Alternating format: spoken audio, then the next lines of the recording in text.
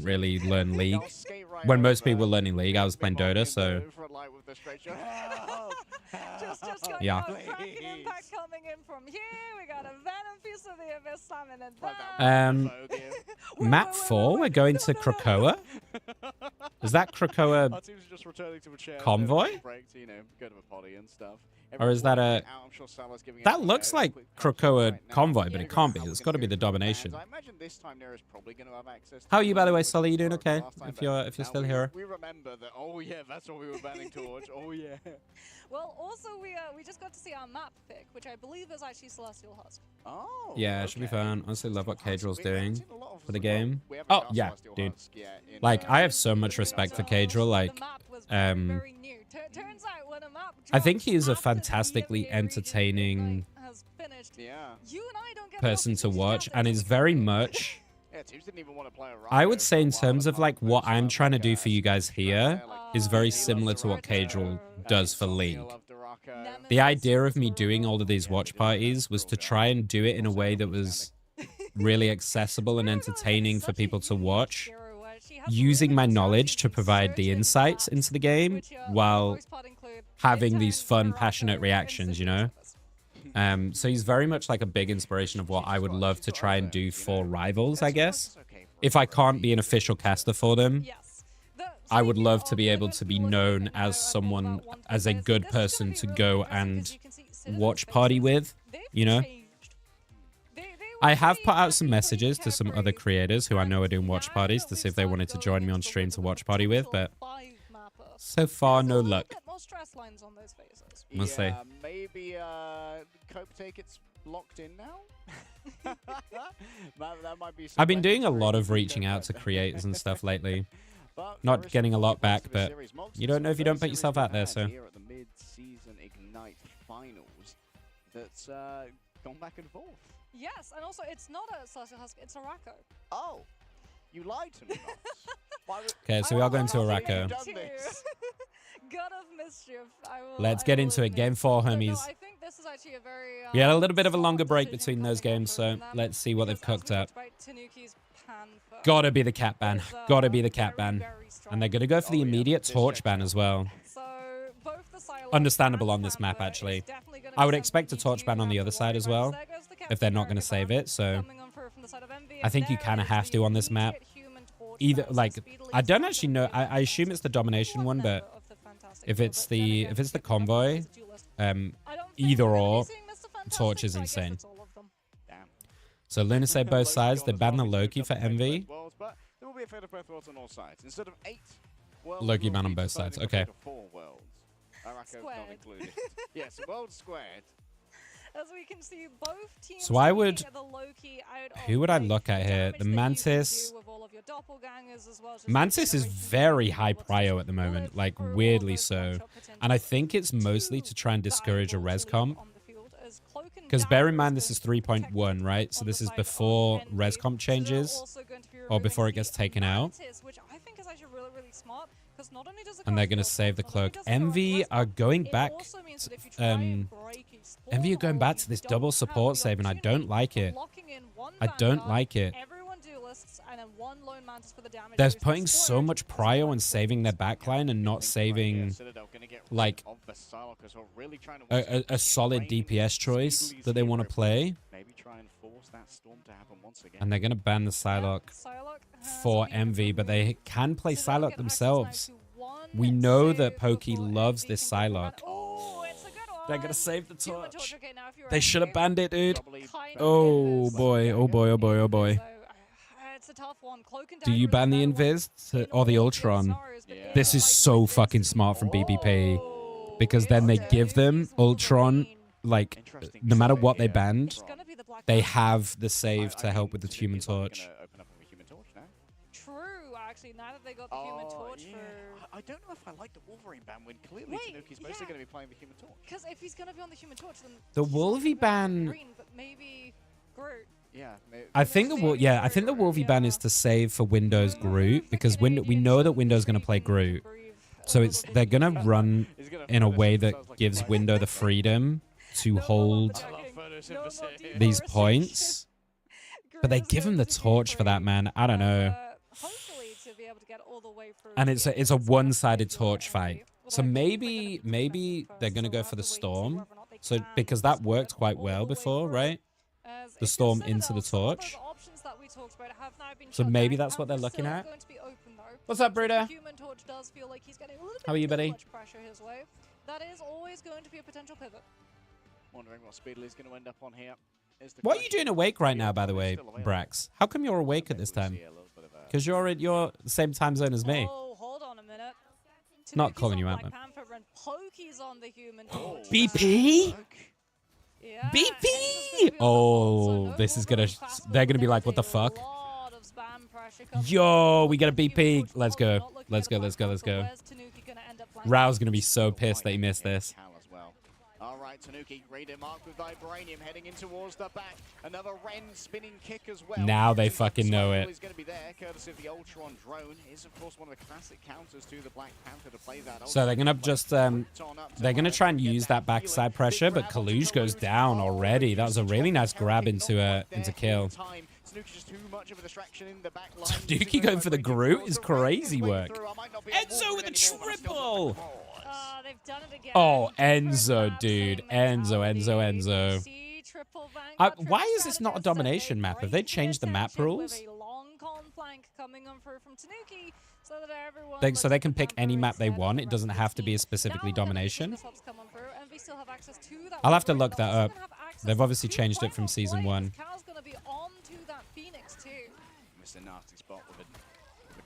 Window's just like quite happy to sit in this fire, to be honest. Trying to get the kidnap. Spee's gone to the Wolverine to try and help deal with Polly or Enzo on this Groot, I suppose. There's the supernova over the top. Spee gets the kill though. Groot ult in the backside gets 2. Tanuki just Spee just dives in on them to finish it off as well. That's nice from Window. That's a good defensive hold. And then they stagger Tanuki as well on this BP. I wonder if he's going to swap, feeling like he's not getting enough value on this. But he does have ult, so maybe he wants to use the ult first.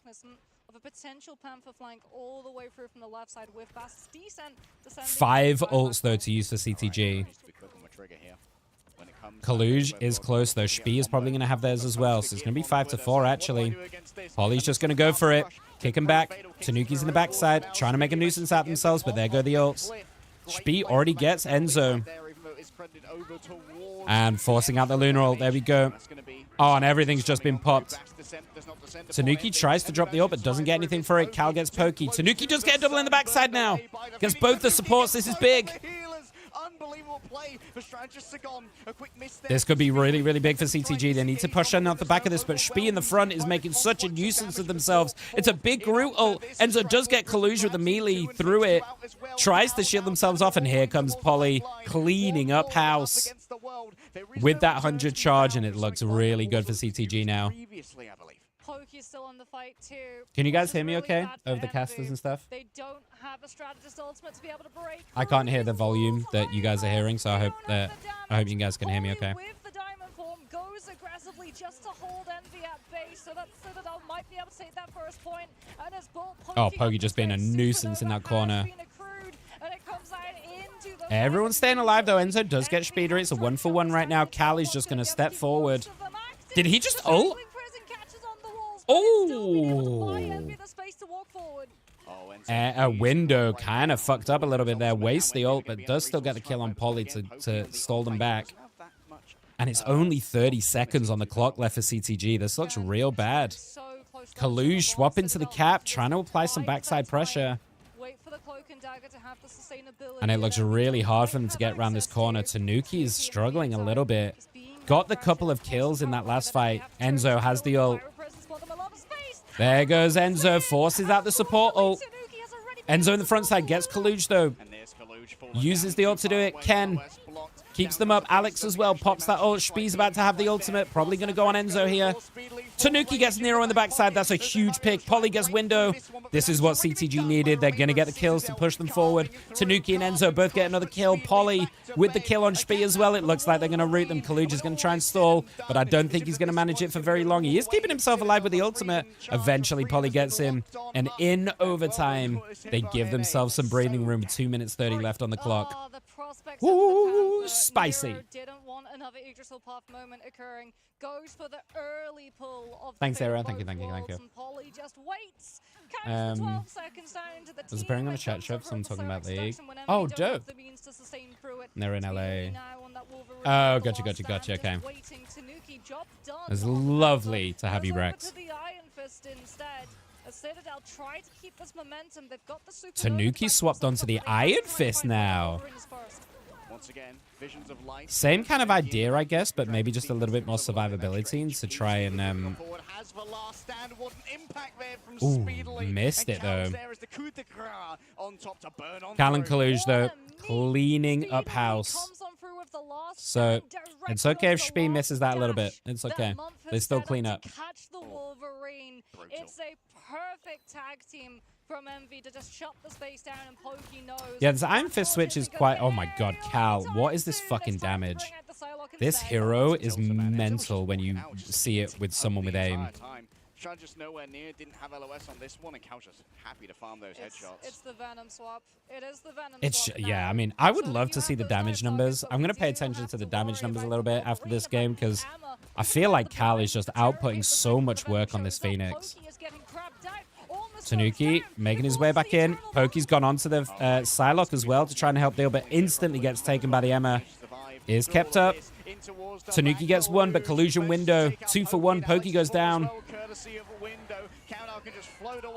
Tanuki is bullying this backline, but gets taken out. There's the peel that they needed. Oh, the Saga. They're going to stagger the Venom. It's Citadel's best. Cal, player. dude, They're able to is hold on putting to in the so objective. much They do work. lose Nero. Pokey's going to try and get in his face, and Cal gets overextended a little bit. Alex gets the finish. That could be the opening that they need. Pokey's going to play this cover. Oh no, might be yet another fumble here from Envy. Might live to regret it, but for now we've got a couple of resources. Cal got a little bit overheated there. Got a little bit excited, and it might cost them. This controller... Oh, what a stun from Cal, though. The Venom could not get the E down. Speedery gets Polly. Cal gets Tanuki with a punch somehow around that wall. I have no idea how he managed that. And that's going to be OT. Pokey is not going to keep them. And that is a really nice hold from Envy. Oh my goodness. This could go all the way. This could go all the way. I told you, man. Don't count them out. With the freeze. And then it's lights out for Enzo. That was really tough for Enzo. Immediate freeze, Terror Cape, gone. No chance to get that E cooldown off. 2 seconds. Yeah, bro, Venom is unbelievably survivable, but man, if you time those stuns right, thought maybe it might have been a fumble Eesh. from Envy, but seems like They recovered. yeah, they I don't like the yellow lighting. Maybe I should change the yellow color for raids. I don't like the yellow lights.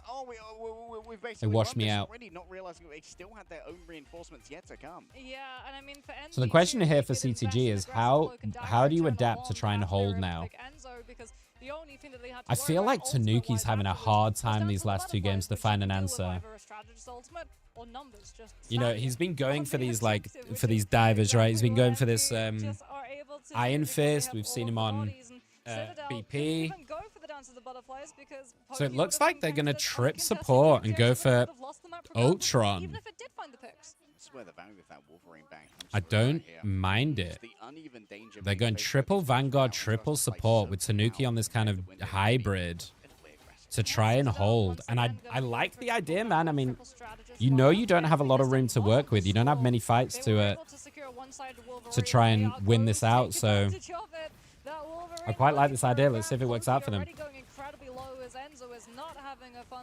Dude, these Groot walls, Yeah, doing their best to like back on both CTG, sides, not are being gonna be able to such seize a pain in the control arse on that top Phoenix side. right there.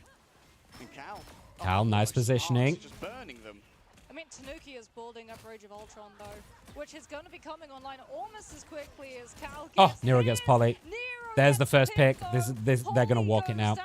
Tanuki's in Citadel's trouble. down. Vanguard now have to swap in the Window Strange. does get Enzo as well. Swapping the Strange, come back as quickly as possible up Polly's here going to on Strange. the Kaluge gets the pick. Sure Can to- they hold? If they're gonna fall, Tanuki is still alive. He does have the ult as well if he wants to play with it, but he's a bit worried because there's not any backup right now, so he might just try and go down, and yeah, he does. He makes sure he gets himself killed, and they're going to let them have this first corner. And man, they don't even go for a portal to try and throw bodies onto it's tough, man. Like, there is a lot of problems on this team right now to try and deal with. Oh, Spee was so ready. Dude, the angle. Spee was so ready for this. They're all sat in this corner. The Ultron ult is massive to keep everyone up, though. Tanuki just goes crazy on the Ultron. Gets the triple to keep everyone up. Spee dives off. Nero dives off, and holy shit, Tanuki. Insta switches. Goes back through the portal to insta swap onto the torch. And holy Hannah, did he make that ult work for him. Woof. My goodness. Hi, Sully. Oh, we're going to be here for a long time. This is the first best of 5 out of 4. We have 4 BO5s today. So we have a lot of rivals to get through. You've only got this for the next 4 days, though. Nice group wall to try and block off the emeralds. Oh, what an eye of Agamotto in the backside. Can they get the burn, though? The Lunar ult is still going off, so it keeps them up. Enzo with the ult, keeping them there, but no kills. And on the other side, Window and Nero. Window is... Dude, this group from Window is a problem. It's a fucking problem. They're going to have to make some super big swaps here. Pokey going onto the Ultron. They're going to go for this aerial strat. I guess to try and avoid this Wolverine problem, but I don't know. Cal on this Phoenix is just going to pick him out the air, I think. Ken is pretty close to the cloak ult. So is Month on the other side. Like Cal and Speedily right now, just posting up aggressively means that Tanuki is having a hard time these last 2 games. Just free movement here for the Flora Colossus. And Window with this Groot ult could absolutely roll this fight. Just going to try and get a quick crunch here, get in the way of that Flora Colossus while the remainder of the team try and get control of the high ground. Speedily noted. Enzo's already used his time in form to remember. Enzo looking for an early grab, gets it, but instantly the cloak ult comes out. Pokey with Tanuki on this backside, trying to poke out. Cal just walks up and nails him, though. This is what I talked about. Cal just fucking walks, like floats up and nails him in the face. And now it's a walkover. They don't have a TP either. I don't know how they get back in here. I don't think they can get back in time. I think this is just a straight MV win. I think we're going all the way to 5. MV are looking so solid now. They've really cleaned it up. They do have a TP, actually. So it looks like they're... Can they touch? I don't think they're going to touch in time. They're not. Oh, the Groot ult to stall them out. But they are in time. They're there. Is it enough, though? Can they survive? Cal gets Pokey. That's already one down. And look at this backside. Kalu's just making the supports. MetLife's miserable. And oh my God, we're going all the way to 5. I told you reverse sweeps could happen.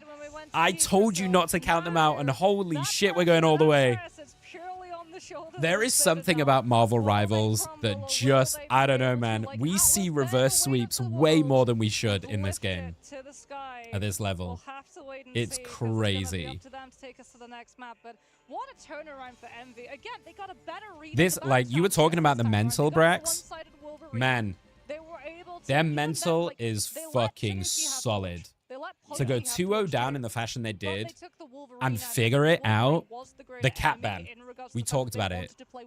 The second they banned that cap off Poly, they've been able to walk it, and they've been able to take those 2 games. And Cal on this Phoenix is a problem. Window on this Groot is a problem. So how do they fix it? Can you even ban the Phoenix? Like, can you waste the ban on the Phoenix is the problem. Because then Cal might just decide to play Hela. It's, you know. I would love to see the damage numbers from Cal in that game. I feel like he just did so much AoE damage. Next map, if they ban the cap again, I think you have to ban Groot if you're CTG.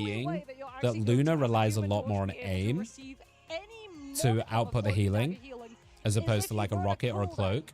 But if you have good aim and you hit that healing, you can output absurd amounts of healing. Way more than anyone else possibly can.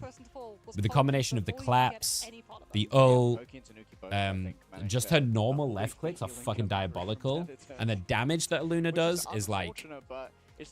The fact that she hasn't been nerfed in 3.5, and in fact has been given possibly one of the most broken team-ups known to man, is quick heads up. We got a ridiculous. This is why I don't understand their fucking balancing philosophy. Like, I don't understand what they're doing. Replays and highlights from Morocco, and I'm sure it's going to be filled with Cal and Speedily. Speedily on that Wolverine. Very problematic. Isn't it Speedery? Like, it's an R, right? Isn't it Speedery? Am I being dumb here? Advantage too of the amount of time that Citadel had to take. If they're having to clear out the Wolverine, It's Speedery. Like, look at the way it's fucking spelled. That's time that Tanuki Am I being dumb here? To set up and play, because you're actually having to take those lane fights. You don't have a Psylocke to be able Maybe to it's clear just them me. for the Hi, most part. Kay. It's up to your Ryan How are you? to clear those lanes out and give the intel to your team on where that Wolverine is going to be playing. Very impressive so far. Like I said earlier, that maybe it's not worth banning Cal's Phoenix. I might be reconsidering. Maybe it is. Oh, Noko's watch party again as well. Maybe it is worth, because, How is that guy still Bro's awake? doing work. Bro's doing so much work. Yeah, that Phoenix was very problematic. I mean, if you're Citadel, I'm trying to think, how would you... And Flat says, yeah, okay. With I figured they might be. Other than potential hit scan. Because That's the fun thing, Mox. Crazy work. Maybe it's Psylocke. How are you, Kay? but You doing all right? She's not really like up in the air as much as you would see. Right, let's see what changes they decide to make for this Game 5. Be-all, end-all map for this BO5. So, what happens here, guys, is if the winner of this will go up to the upper bracket semis, the loser goes down to the lower bracket. So this is a big... These first series are big series to win. If you win this, you get in a really good spot to kind of go a lot further in the competition. So this is a huge game for both teams. This series, Rad could put up a fight, but I expect Sentinels to kind of walk this one a little bit. Sentinels, if they're looking on form, look really good. This one, I don't know OUG, but I know 100T have been looking amazing, so this could surprise us. I don't know. And then Reject apparently have not lost the series yet, ever, in this competition. But I don't know either of these teams either, so I will be learning along with you guys on this one too. But unfortunately, the same cannot really be said for Polly. And it's definitely looking rough, because not only now his Envy's... If you can hit your shots, Luna is by far the strongest spot in the game. Yeah. I would argue that maybe Loki is not too far off with the amount that you can output as Loki, but yeah, because it's not yeah, I think Luna is. I think you're right. Luna is the best. Come up with a different strategy entirely. It is now Shattered, how you doing? No matter whether you're the attack, What's up, Ohio? Mogged. Are you saying I'm mogging or he is? Yeah. Both Or teams that's get a just your ban signature. and a ban before any But team welcome gets in. a save. So that Yeah, I'm doing well, thank you, Kay. I did manage to sleep for quite a bit of the day. But I'll probably be pretty shattered towards the end of these series. Because I woke up maybe like 9 o'clock in the evening. And this started at 3 a.m. for me. So it's now 5 a.m. So I've been awake like 8 hours already, and then obviously however long these series go on for. It depends on how the series go, I suppose. But yeah, I'm feeling good for now. We in it. I love watching these games as well, so hopefully that keeps us going. They have done a much better job, I will say, today of not having too much downtime. For those of you who were watching yesterday with me, man, it was like fucking 30 minutes between the fucking games of like the casters just yapping away. So I'm glad they fixed that a little bit. Considering that it is once again Citadel's map pick, this chaotic game mode is very good for Psylocke with Swept. Oh, this is a spicy map pick for Game 5. Very good for Captain America, although feel like we're not gonna There's no way they're getting capped. There's no fucking way that Polly's getting capped. Unfortunately, ban. You can do it all day over there. Full Game 5s. If it's full Game 5s in all series, this is going to be like a 16-hour stream. All right, here we go, guys. Game 5. Our first best of 5. Fuck yeah, dude. Our first 5 mapper. Damn. If you guys don't realize, by the way, Enzo is a controller player. I did mention it a bit earlier. But like, put some respect on that guy's name. He's one of very few controller players at this level that absolutely roll with it. He's so impressive. No, I would not be very happy about that one. I don't think a lot of people would. But yeah, you can see the faces on these players, there's sweat on those. I assume you brows. play Rivals Ohio? There's a lot on the line. Not only is it to continue. If you the do, let me know who you enjoy playing. There's also region pride on the line. Oh, Because yeah. ever since Marvel Rivals has dropped, well, I say ever since. No, ever since the dawn of esports. Yes. There has been a region rivalry between EMEA and I mean, this is NA, the EU-NA, back and so forth between this every is a single this is game a title. And Marvel Rivals yeah, is no extra different. spice Probably to NA this versus EMEA and, like, rivalry. What region is the better Pong? Let's see what they got in the tank. You know what? It would not surprise me. It absolutely would not surprise me. But this is where we get to see the matchup between these two teams. They're very, very similar in certain aspects in terms of the meta that we had developing before, but it definitely feels like... So I NA think and EMEA in have terms of since draft for this, I'm just branched trying to think out of this and found their map own specifically separate and if they're identities. like, One of the things that we were a little bit if there are worried any about specific Citadel picks for this back when map they that they were need to there. think But Paradigm about. at the I think beginning of last Psylocke is season probably going to be a bit more is this prior team because that's there's a little lot bit of like too flanking one-dimensional in options terms of reliance on the for this Captain one. America, on the Psylocke, There's a on lot the of like dive. areas that you can get in and out of. Yeah. I think the Phoenix is also going to be really strong because I mean, particularly on the there are first point definitely of this, some there's a worlds lot that of you high can ground experience areas that you can just there are like extra fly up dimensions to here, as but Phoenix and just sit on and it's like crouched around that pound the Captain fuck out of America. everybody. Different styles can be enabled just by Um, action that it brings to the table. I And think also, Enzo obviously, on a Hulk could be really nice here. Yeah, I the think shot Hulk could do some callers work. too. much more difficult to do that when you cannot augment your position very quickly to manufacture the engage you want. Well, it looks like Salah is giving Yeah. the team We're on, a by the big way, if you old guys don't know, we're on pencil, Krakoa coming domination. up with a for this very one. specific strategy on how they're going to be opening up this variant of Krakoa. What's it going All right, to let's be? get into they, it. They know it's coming. We know it's coming. We don't need the time stone to be able to look forward in about 20 seconds or so and predict Steve Rogers popping up on the wrong side of We that know Cap's ban been banned. portrait for If this Citadel isn't a Cap Field. ban, it's a throw. And there he goes. There we go, and the Torch on the other side as well. To be expected as well. Torch could be really, really strong on this, on Krakoa in general. He's a difficult beast to So deal with. again, not really Even more surprised. so Probably on into a Human Luna Torch, save on where both he sides, I would needs to imagine. deal with his Wolverine Alex, we know, Psylocke. likes the Luna as well. Well, it's going to be the same Either Luna ban Loki, but... format.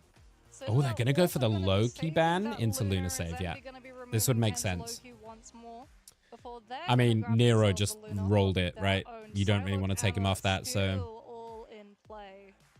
This is where it gets a little Okay, interesting. next So up, the it's gonna be Loki Neuroman here. to No come one through as wants, well. You don't want to give them Warfare, both. Lords going at once. I can barely cast one mod. But I think that should be the end of the Yeah, support we're not gonna prio. I be think they hearing need a to look 24 elsewhere. second pause fight as absolutely nothing The is double gonna be Mantis beneficial bans, to okay. 150 heals So per second. honestly, not very different right now. Citadel know that it's a domination It's map, know that very... they do like to run So triple what is strategy. this Why fucking not support only prio? I taking don't the like it. Mantis out so that I both don't the like res it. comp and the Ultron becomes that much weaker, and Envy knowing that it's oh, there we go. I wondered if we were Oh, gonna get a yeah. development of a Okay. potential Phoenix So they save decide to go for coming up Cal's the Phoenix, Citadel not do the Groot. indeed ban And they're going Chief to save the Wolverine in case to deal with the Groot. I like this. I think the Groot ban could have definitely worked for sure.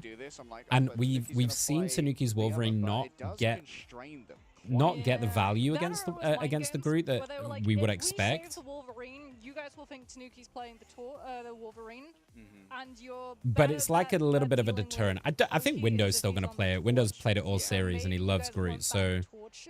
We'll be it able to does get make Torch. the Groot have to think a It would lot be, more when there is a wishful Wolverine in thinking, play, as though. It's something that Envy just But cannot taking out allow Cal's to happen. Phoenix And I think is it's smart actually too, 'cause like you kind said, of it now actually secures smart. them one-sided Phoenix.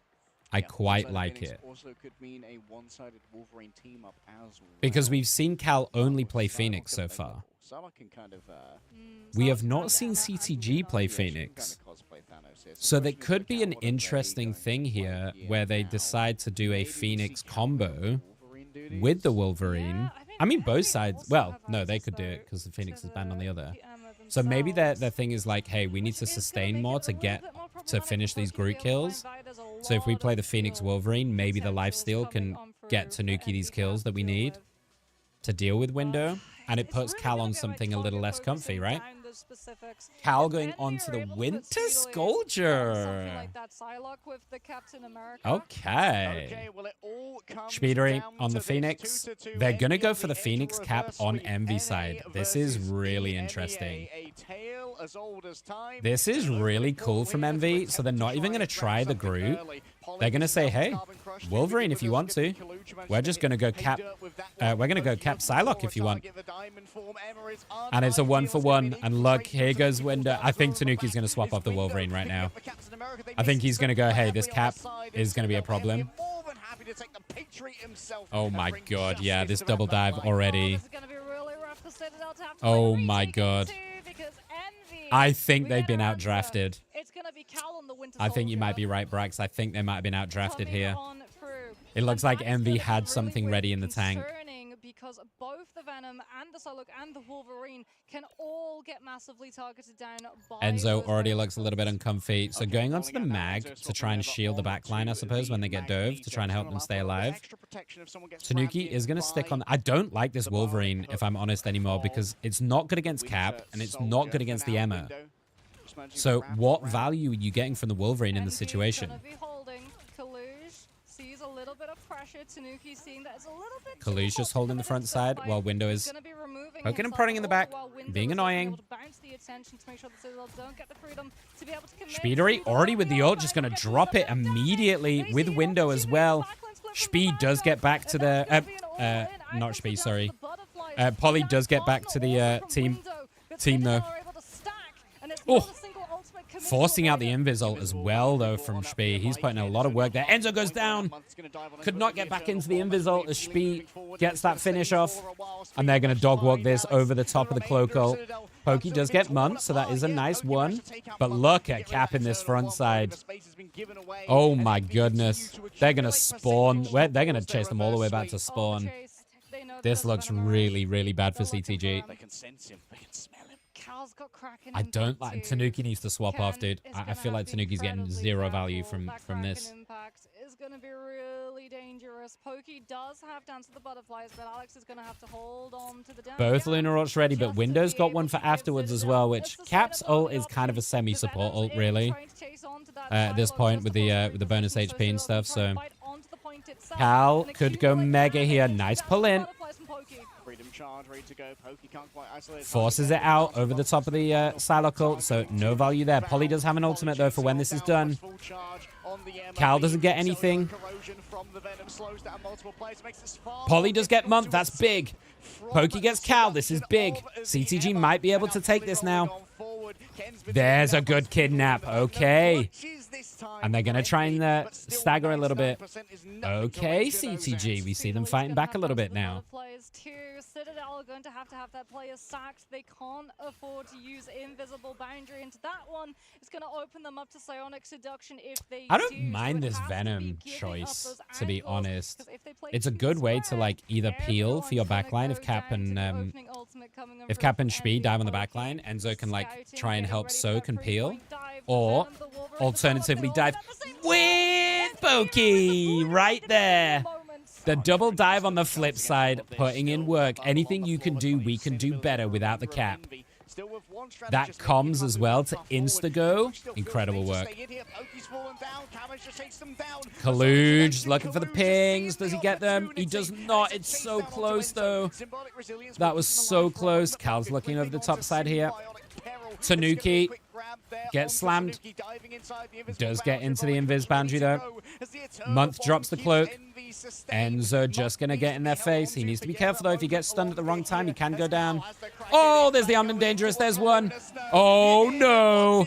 Oh, no. Here goes Cal. Oh, no. 1-1-1. I don't think that's going to be all she wrote. Can Ken get themselves back in with the Strange? I don't think they've got the time. They needed TP. Oh, but Enzo touches. Can Enzo stall it out? He's going to go down. Oh, they get it. The TP's in time. And they've got the Lunar ult as well. This is not over. They can actually do this. That is fucking squeaky bum time. The Psylocke ult over the top. Spee does have one on the other side, though. They don't get anything from that. Tanuki does get Month. It is one kill, but here goes the other one. Can they get any kills? And no, Ken kills Cal. They might be able to save this. There's no fucking way they've done this. Get the fuck out of here. Enzo, you goddamn hero. Kaluj is going to die as well. It's 73%, and they're going to take it. There's no fucking way. Now they're going to have to TP in the other way from Envy. This is so winnable for CTG. There is no fucking shot they get that. Holy Christ. There's another fight still on the What's field. up, Canadian? How you doing? The fate of both worlds, but do they get the opportunity? Everybody strap in. The final fight of the game. Already we can see the No full TP. They're going to have to walk this in. It's 90%. And Kaluj is just going to take it. Here you go. Look at Enzo's positioning. Cal's clocked him already. Cal's seen it, but he's going straight in for the Luna. Forces out the ultimate. Enzo survives. Cal's got the ult. Watch out for this again. The invis boundary is down. Kaluj pops the ult. It doesn't really get much, but Tanuki kidnaps Window. Can he get the kill? It doesn't look like he can. There goes the invis boundary. It's down. Here goes Cal. Watch out for him. There's a good kidnap. Can he get the kill? Nero does get Ken. That's a big kill. Now the Cloakle is down. Spies are over the top. Cal goes over the top as well, and Cal gets one. I think that's going to be it. Can they stall? Alex, with this Lunaral, is stalling on site, but I don't think it's going to be enough. There's too many down. Ken's going to go onto the Jeff to try and get back in, but Cal is just going again, and again. There's no fucking way. Can Ken touch it? I don't think they can. It's OT. And Cal on this Winter Soldier holds it down for them. I don't think they can touch. And oh my god, Envy take it. But holy shit, did CTG give him a fight? Oh my god. We now move to round point. Can Envy find the back-to-back? What? Citadel be able to pull it There's no back? fucking They shot. That was banned mental. Phoenix. They thought that they had What? Red. They forced him onto the Dude, the Winter fact that Soldier. CTG Now they're even going to got have to in find a there way to fall this with that season. TP Otherwise, was it's gonna be insanity. down to the lower bracket for EMEA's first team. Flashback to season 1. Mark. How you doing, Flashback Canadian? to You okay? It's season lovely 1, to see you again. I where it hope you're felt doing well. Every single matchup was decided by This who is had why the Rivals best Esports soldier. is Callous roars of the game, incredibly the game, spicy, the game, dude. I thought were the echoing The way whistles that these shooting games in the go fire. and the pressure of these like overtimes Envy did is such a good mental. job too of reading. 3% Alex was when that first Kraken impact rang on through, away from Fate of Both Worlds. They Yeah, it was perfectly so caught the fucking Luna, close. who was rotating It was away to so not get close. caught before the ultimate was up in time. What an ultra coming on through from Envy. Yeah, whoever that ult tracker is, But nailed they it. are on the edge Fucking of nailed their it. Sweep, unperturbed, unbothered by the danger. If Envy win this point, it is a full reverse sweep win for Envy in the first series of this tournament, or this main stage. What better fucking way to kick off today than a fucking reverse sweep vibe? Oh, Tanuki misses though. Maybe a touch of nerves hitting. Oh, That's a he tried to huge ult as investment well. for two ultimates here, but still Nero managed to survive. Tanuki's feeling a little... Exactly the right Tanuki's timing from Window. not having a Right good there series through now. his window to see Enzo maybe a and Polly frag. do help clean up Okay, though. we're going in with Windows the low. TOM. It is a 1-for-1. Okay, nerves going both ways, I suppose. However, it's something players I mean, are can you putting blame on them? some This is a fights. huge This series, one, and this is a realised huge that game. that's been Spee shared is about so how low. missing Does goals. manage to get out though. Oh, but what a force. Cal goes down. Citadel And burns first Channel point to Bomb. CTG. Oh, that's a big force. They don't have Fate of Both Worlds. If Envy reset now and don't commit damage to Citadel so they don't heal, they don't get Fate of Both Worlds to stop Kraken impact. Envy are about Polly's to nearly walk got the into ult, fight but without no one else is holding a close. single Alex time. on 50. All right, already a little bit of poke coming through from Enzo in towards And the Window back. Window is softening up the poking targets again. now. How to move in there after. Need to know And there we where go. that Winter Kaluj pops Soldier that is. ult, Polly forces becomes the a bit diamond also form see out. what back And diamond over the other form side, back now back both back ults going back. off. Polly's gonna No use Emma the pings. Sonic Kaluj seduction. just Remember, runs can't out. stop Cal from Tanuki gets using speed. That's a their big ults kill to though. help in the LOS of it. But for now, Cal's All the safe, percentage is surviving. going the way of Everyone's CTG roots during on all of the this, so heel this here, is but all Ravage great going for down them. the Watch cave out for as Cal. well. Here he goes. Oh my goodness. Trades, welcome in. Thank you so much for the raid. This is really, really tense, so please bear with me. Welcome in, y'all. It's so lovely to have you. Bear with us. Bear with us. Welcome in, y'all. It's so lovely to have you. This is a game 5, incredibly tense game, so please let me just cast this, and I'll be right with you guys, okay? And enjoy this this very tense end game. But I super appreciate it. All right, here we go. 59%, 21% on the other side. Enzo with an ult, Pokey with an ult, Alex with an ult. Enzo kind of misses that leap, though. reliable value. Did we right just Pokey become best friends? with the kill. Enzo does get Cal. Polly gets Month. This is huge for CTG. Pokey gets Nero. This is huge. The percentage is going in the favor of Envy right now, so they do need to get these kills quickly. Can the Cap stall? Enzo gets Kaluj. Cap needs to stall for as long as he can. Build up that percentage. Tanuki finishes off. Pokey gets Window. And I think, oh, they are going to TP in and try and contest, but it's already gone. And that's a wasted TP. This is actually really bad for Envy, and they just got to cancel it. What's up, Curse? How are you doing? Thank you for the follow as well. Trades, this is insane. I don't know if you've been watching these. I don't know what you were doing on your stream. We'll catch up with you guys in a second. But holy shit is this series delivering. So it might come down to this last fight. If they lose this, CTG are going to take it to a 3rd point. If not, Envy have reverse swept this entire series. Here goes Tanuki. Tries to get onto the mag. The Venomal in the backside. Does not get the kills. And Cal switch to the... Enzo does get a double. How's he get that double? How's he get a double punch? I thought he was dead for sure in the back there. He's not going to survive, though. He's very low and doesn't have the E. So actually, Envy do take the fight. Cal with the switch onto the Punisher. Kind of smart. I quite like it, knowing he's getting dove. Here goes the TP. They're going to insta contest. Here we go. Nero with the ult, Speedery with the ult as well. Ken, Polly, both with ults. They don't have to take this TP, and it looks like they're not. They've got the percentage to play with. It's 60%. Polly. Alex is going to have their Fate Both Worlds as well.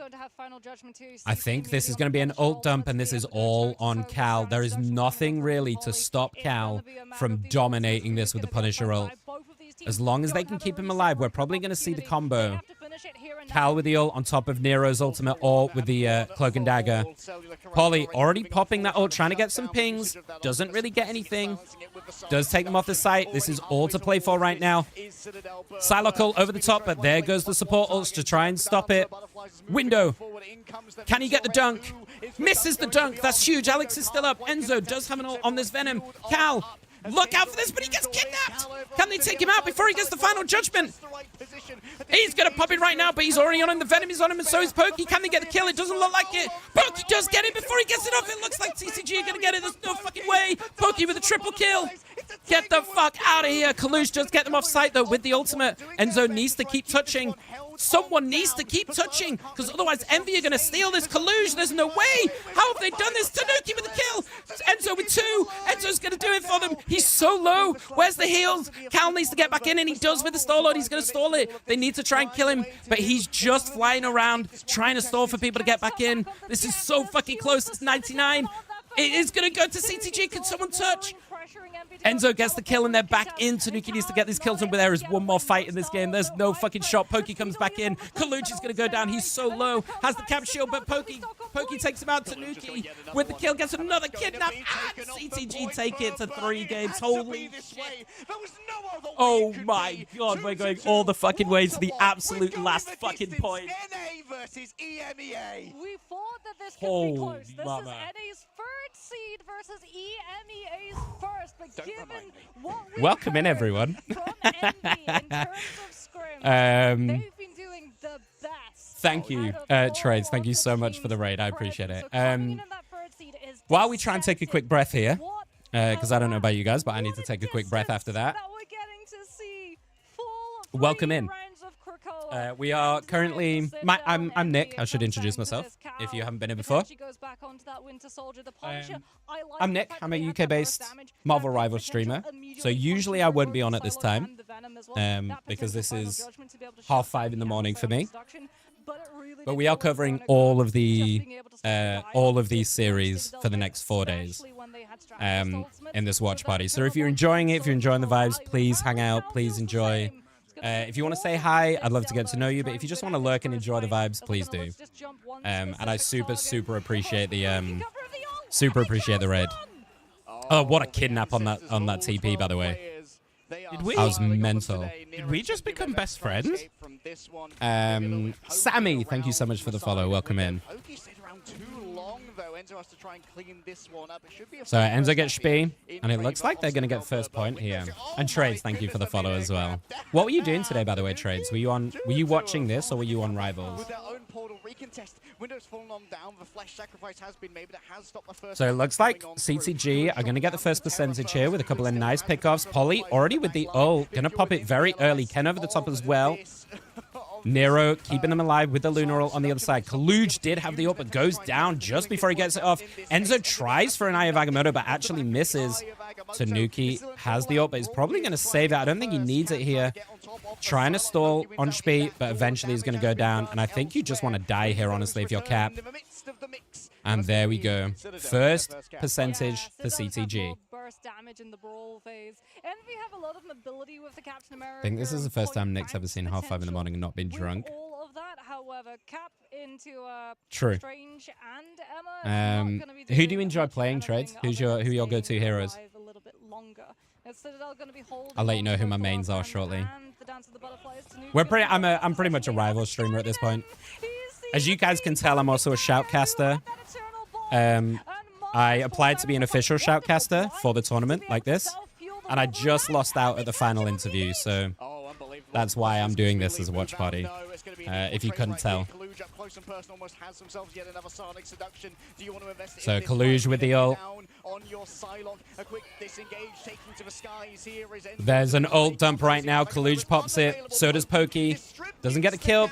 It's a 1-for-1 though. Window does get Alex. Cal gets Ken. Both supports are out. I think you just have to back out of your CTG now. You've got no supports left. And Kaluj standing tall, but Tanuki gets 2. Oh, but it's kind of a dodgy timing. He's used the ult and he gets 2 kills, and that's great, but it doesn't translate into anything. He might have been better to save it because everyone else had already died. And if we take a little stock here of the ult percentages, Spee's got one. Windows not too far away. Nero, 85%. Ken's going to have theirs on the other side for CTG. Polly's got another emerald. But Alex, nowhere near. So, one support ult each way.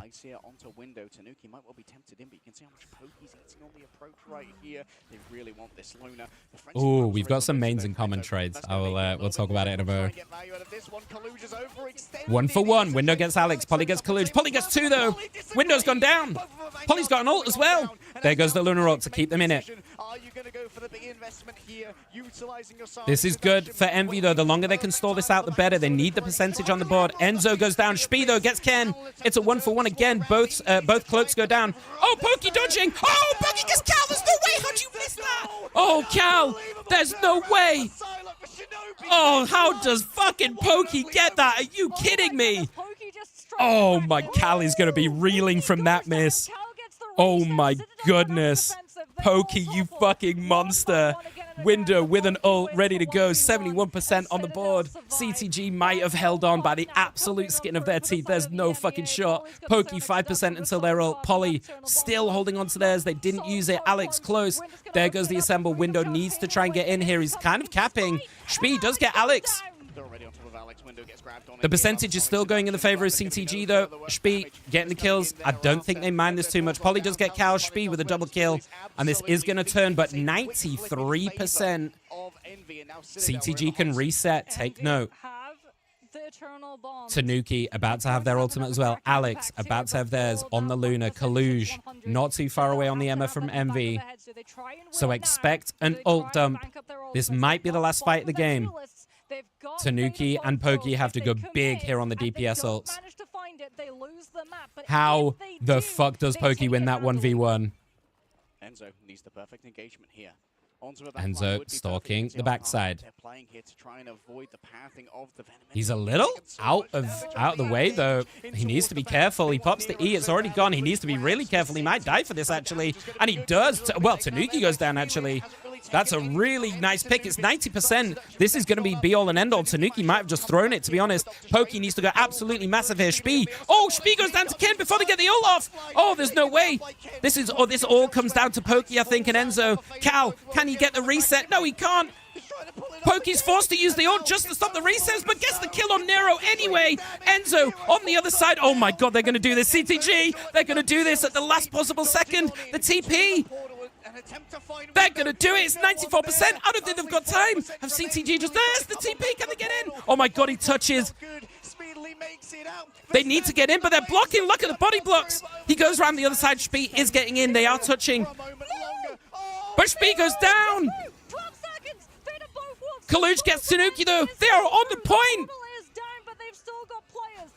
How have they done this? Window's got the kill on Pulley. Cal gets Alex. How the fuck they get through that TP? Window gets Ken. Gets the kidnap on Enzo. Oh my God, Envy have done it. They've done the full fucking reverse sweep.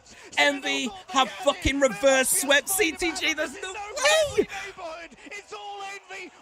Are you kidding me? Oh my goodness, the stage turns blue. Oh my God. Unbelievable scenes here. What a first match. I need to watch that again. How did they even get through that TP? I thought the body blocks would be enough. Versus Envy, and well, behind the scenes, we all thought that Oh Envy was the my strongest God. team. They were pushed to their limits, but they seem to have that clutch gene in them. Unreal. Oh my Can you goodness. imagine That Harry you're Styles playing match- this game? The nerves you must feel when you lose that fight. At like 99, 95%, you lose that fight. And the timing to get in on that point, I would be shaking like a shitting dog through that. Oh my God. That pick against the Kraken Impact. Cal just gonna unleash righteous fury on the entire team. Yeah. So he's That solo, is so that he's a intangible, tough so that loss for Lucky can't CTG. continue to chase that pick. And They he were just 2-0 up in the goes first back two to the games, pick and you're like, okay, and they got surely full now reverse swept just it's gonna now. be Citadel's game. They've got the better players, all of the numbers And are now, coming on just to through. show you They what got happens now, everybody onto before point, we and then sit one and I strange get to know you guys a little bit. and then one strange portal, and then Nero. Envy the hero go to the of upper the bracket, hour with Citadel the go Fate of down, both and now they've got to worlds. run a lower And bracket truly, run, it was the Fate of both worlds to which we'll end start to the see tomorrow. entirety of the series, because it buys So we're them getting time, these 4 12 best of 5s seconds to today. build freedom charge. The next one's going to be a And banger they've as well, decided Sentinels they've Rad. got the better sustain, Um, they've got more players on the So point, Envy, and man, they just so clutch. one by one, the players from Citadel off the The board. fact that they managed to like keep their mental and go through that I mean, I was already a insane. fan of Envy, but, Yes. they're Right. earning more and more fans because like I flexed a good bit. Luna, Invis, Bucky, Namor, Mag, Emma. So my mains for you guys. I started with Thor. Thor's my boy. Thor's my go-to. I'm very excited for the Thor buffs coming in 3.5. In these stages.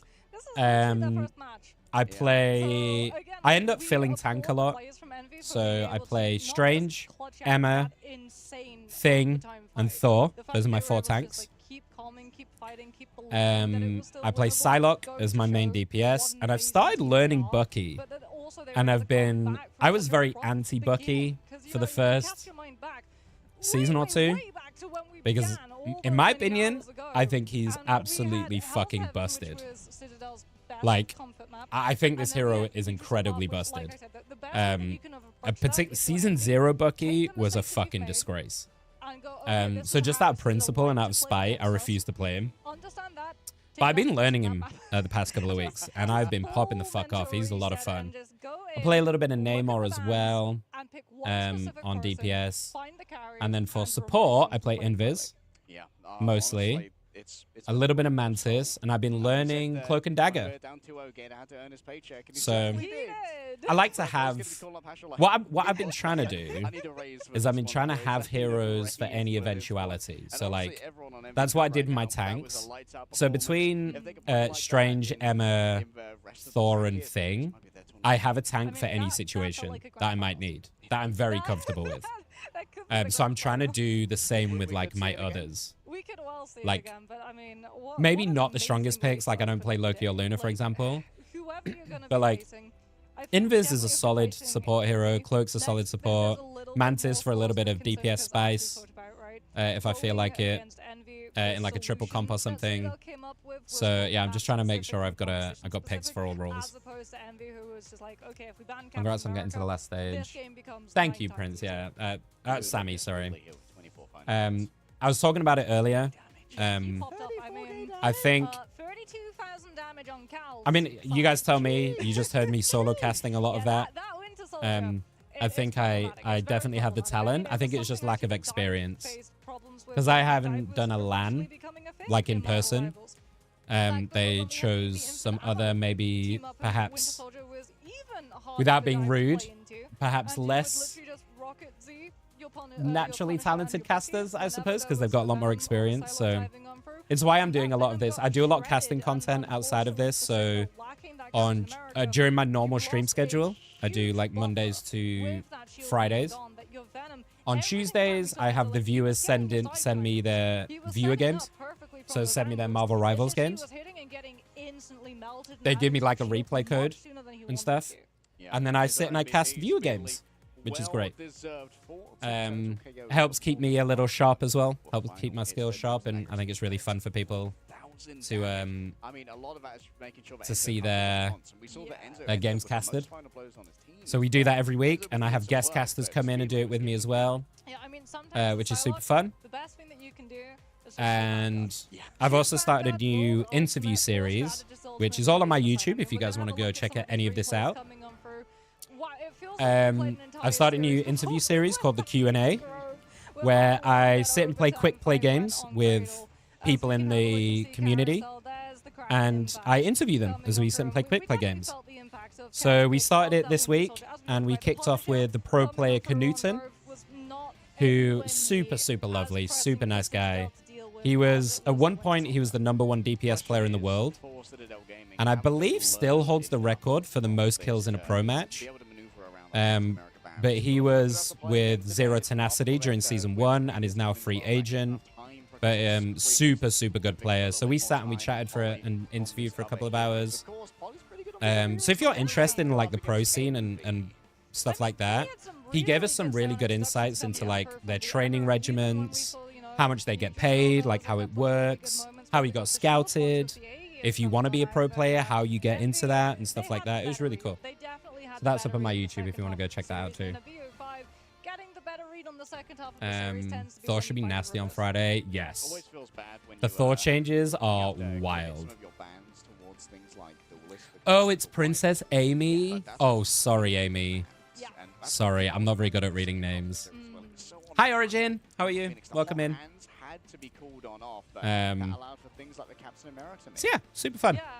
We're doing a lot of fun content stuff. I feel like if you're Citadel and you know that you're gonna go that much into so normally, I don't know where you guys are from. Where are you from, Trades? Let me make sure I go follow you right now, by the way, while I've got a bit of time to do it. Also doesn't have the same amount of CC that you have to I don't know where you guys are based. Normally, I stream UK time, so I do like 3 o'clock in the afternoon to about 9 o'clock during the week, depending on the day. I'm good, thank you, Origin. I'm good. We just had a fucking mental series, so yeah, I'm doing really well. You're in NA. Okay, so it's like, depending on where you are in NA, it's probably what, like between 9 or midnight right now for you? You've got your Psylocke and you've got your Captain America. You can commit a Kraken impact. Of course. And suddenly the threshold. Looking forward to coming and checking it out. It's a lot lower, and you get a resell for the back of it. Yeah, and CC immunity. Usually, I will say usually there are a lot more people in here, but obviously it is like 5 in the morning. So most of my usual community are not here right now until a bit later on. Because obviously we're at a weird time zone currently. You get 2 charges of it too. And I mean, something that we have to talk about when it comes to Winter Soldier as well is I missed it. I just learned there were drops. Yes, I've got the drops on. And I don't want to say for sure, but I might be having some exclusive drops along with the other guys that are watch partying, like Flats and stuff. I think we've been given some exclusive drops, but I can't confirm yet. We're waiting for confirmation.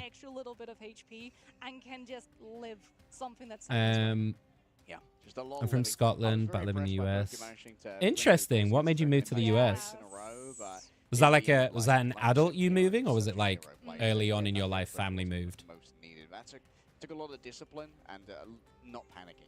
Yeah, I mean, also making Man, that was such an intense series. Holy shit. I'm gonna make a note of this for my editor actually, because he's gonna need that. He's gonna need that series. Find the win. It did look at certain points, especially when we got to see, you know, the first parts of Cradle, that it was going to be Citadel walking away with it. They had the better ultimate economy coming into that fight. If they just had another defensive ultimate, then I think they would have been able to match up to the Luna Dance of Fate of Both Worlds as well. As that living legend, Freedom Charge. Well, second guy, sorry. They were out of those resources. Who was it? Envy CTG. Full body block. The Luna was able to make it past, and from there it was just done. Yeah, and there was a lot of survivability that Nero earned there by changing their positioning instead of being near that portal. They played up on the high ground, realizing where Enzo was usually part. I met my husband online. I've been here. Oh, dope. Do you meet him through a game? And that's got some knock-on circumstances where like you're getting more damage out of It's intense for sure. I've been looking for about an hour. You've been looking in my stream for about an hour? It's more time. Oh, I thought you came in with a raid. Time is a resource that's very, very. Oh, thank you so much. I'm glad you're enjoying it. More so on domination because time equals point percentage. So if you ask yourself, like, so I think they're just going to be yapping for a little bit until we get into the next series. So the next series we've got is going to be Sentinels Rad. So Rad had to play through the play-ins yesterday. I managed to 2-0 sweep Nova Esports twice, but lost to Envy.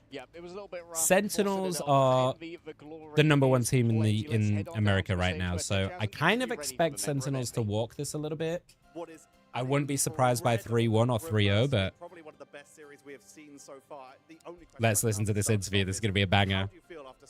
I'm glad you're enjoying it, though, Amy. Thank you. I'm absolutely amped. That was probably the most enjoyable match I've played so far in Marvel Rivals. That's Cal, by the way. Probably for them too, especially on stage of land. I'm absolutely amped. Played insane that series.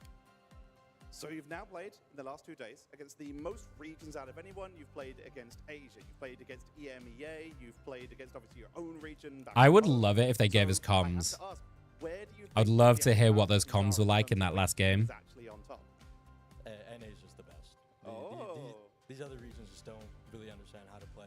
I think that's the best team out of the other regions. Big talk. We're third in ours, like everybody said, like they've said, and we beat them. So he's smack talking. Can you guys hear him very well, or do you need me to turn it up? Against Sentinels or Rad? Obviously, Sentinels from your own region, Rad also from EMEA. Do you have a preference as to which one of those you'd like to play against, and if so, why? He's fucking calling him out. Sentinels, because word on the street is that they're better than us, and I think today we showed that they aren't. So I'm really excited to get a rematch from the Ignite qualifiers. Which leads me to that. If Sentinels is going to be your opponent, that's a lot of big talk, Cal. Up a little bit.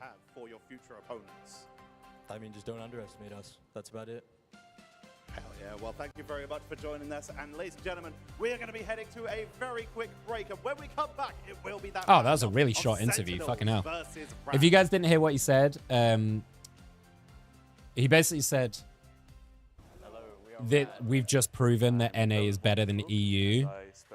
And because we're third in our region and we just beat the #1 team in EU. So that must mean that we're the NA is better. That is a ballsy fucking call.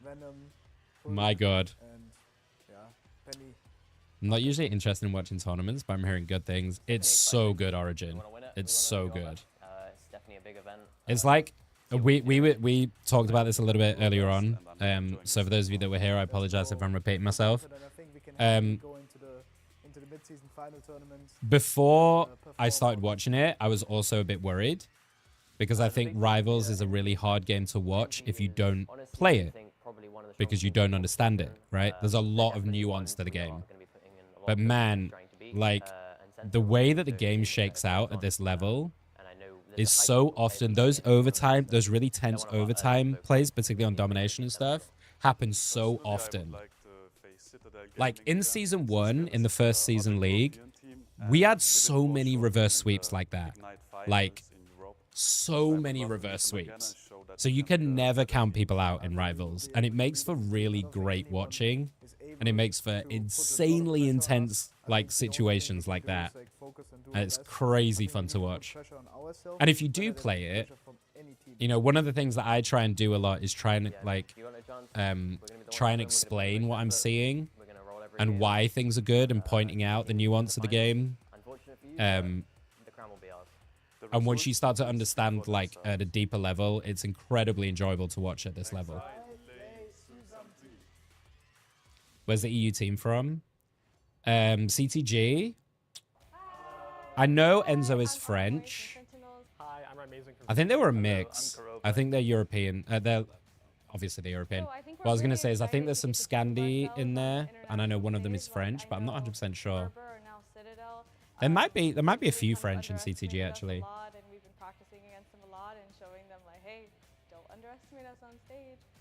Not them beating the number one EU.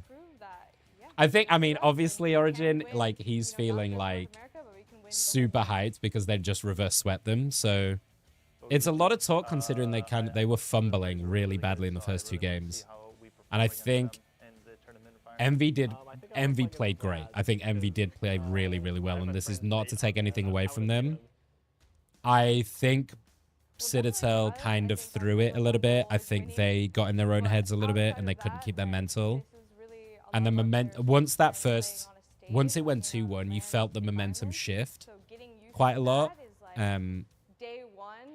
So I think it was their game to lose a little bit, you know. But it came down to the absolute wire. Like, that's a lot of smack talk considering it came down to like 5 seconds of gameplay, whether you won or lost that series.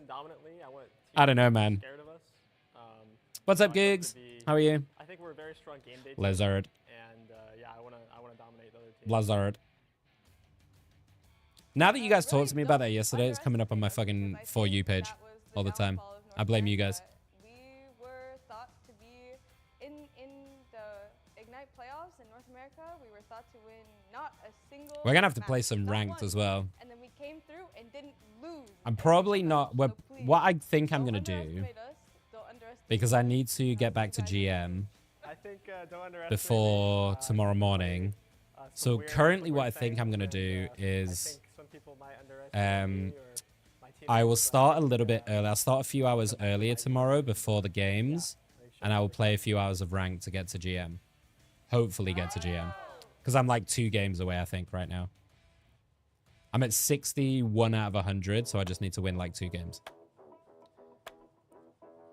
I haven't played a huge amount of ranked like I normally would. The season after, like 3.5, with my Thor boy getting buffed. Yo, we're going to be pushing for Celestial, I can tell you that much. The Thor buff's going crazy. Very Rivals community talking mess in a game that they struggled. Yeah. Hey, listen, I'm all here for a bit of shit talk. I'll be real. I'm all here for a bit of shit talk. As long as it's done in like good humor and not like super malicious. I think it adds a fun element to the game, you know? I'm a big believer, and I talked to Knuten about this when we did our Q&A. I'm a big believer that I think in esports particularly, even more so than traditional sports, people follow players, not organizations. So there are some orgs like Sentinels that just are a household name now, so people will follow naturally because it's Sentinels. But it changes from game to game. So Sentinels might be really great in one game and then terrible in another. So you tend to follow players and personalities. And I think that's so important. Like Faker is the great example, right? Faker is League of Legends because people love to watch him play because he's so good. But he's also just the personality that people love to watch. So it's that kind of idea. So I love people showing off their fun personalities and stuff. Do they have Asian teams? They do, Amy, they do. I'm gonna get some sleep. Trades, thank you so much. I appreciate it. When are you next streaming? I'll try and catch your stream. If it's, I don't know what times you stream for me, but I'll definitely come and try and check it out. And I super appreciate the raid. Thank you. Yeah, so this basically what's this mid-season finals right now, Amy, is the top teams from every region. Kind of like, I don't know if you watch League of Legends esports, but it's basically the same thing as MSI in League of Legends. So they take the top teams from each of the 5 regions. So Europe, or it's called EMA in Marvel Rivals. NA, or it's called AMER, AMER in Rivals, because they want to be different. I don't fucking know why. Oceania, which is like Australia, they only get 1 spot because they're a much smaller region. China, and then Asia. So Asia is separate to China. China is its own region. 6 mines. So there were 1 10 heartbeat, teams. A single objective. Yesterday we had the play-in, so 2 teams got eliminated day 1. And then the main stage, we've got these 8 teams that you see here on the left-hand side. Are the ones remaining. So we're here to prove them right. the winning team takes home $160,000. The total prize pool is $500,000 for this. Kind of crazy, but fun. I'm also gonna very quickly run a couple of minutes ads, guys. I hope you don't mind. I've not been running ads this whole time, and it's not to make money or anything, but it means that none of you will get pre-roll ads during the game. So I'm going to run a quick 3 minutes of ads. If you want to, hop over to my YouTube. I'm also live on YouTube right now. So you can hop over to the YouTube stream, and you won't miss anything. It's exactly the same timing.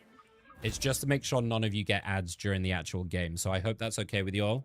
I'm just preempting it. And trying to make sure for the next hour, we're pretty safe. While we got a bit of downtime. All right.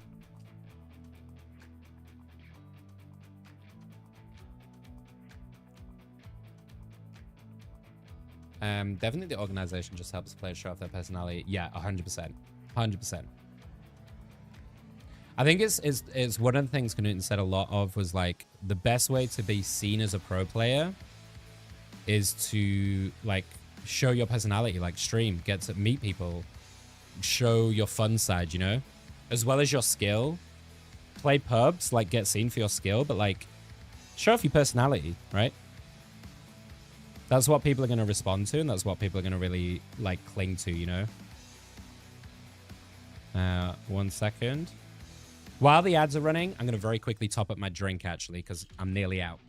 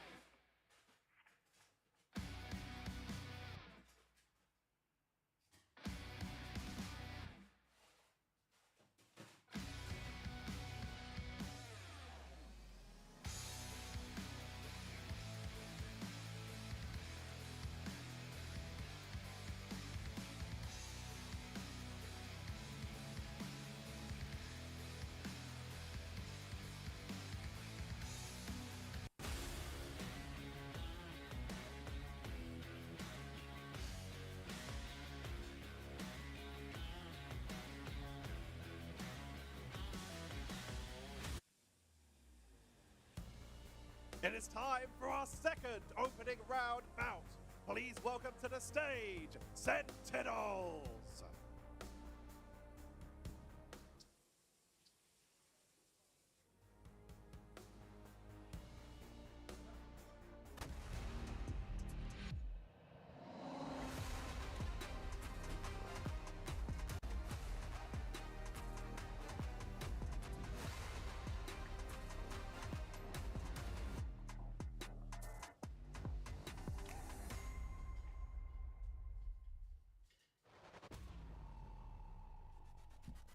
Just quickly peeing. I won't be a sec.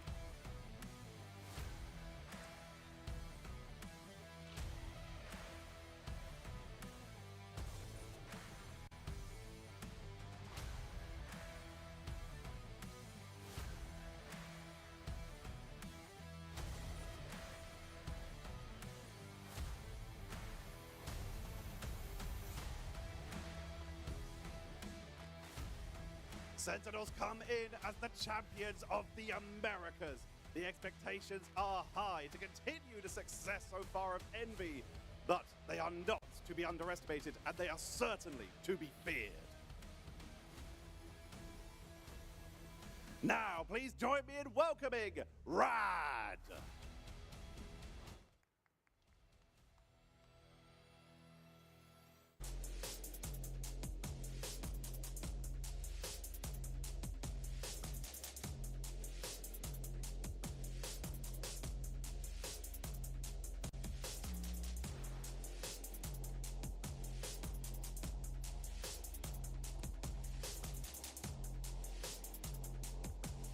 Okay. We are refreshed. My ice machine is making me some more ice. We are ready for Series 2. Channel looks awesome. As in the venue, Amy? Or you mean like the players and stuff?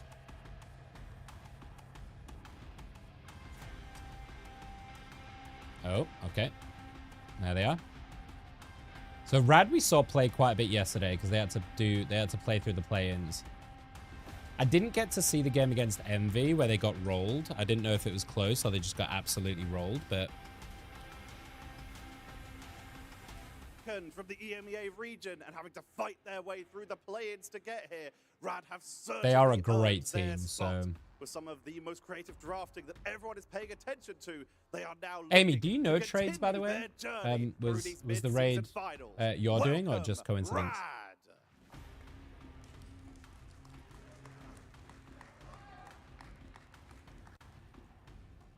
This matchup is going to be electric.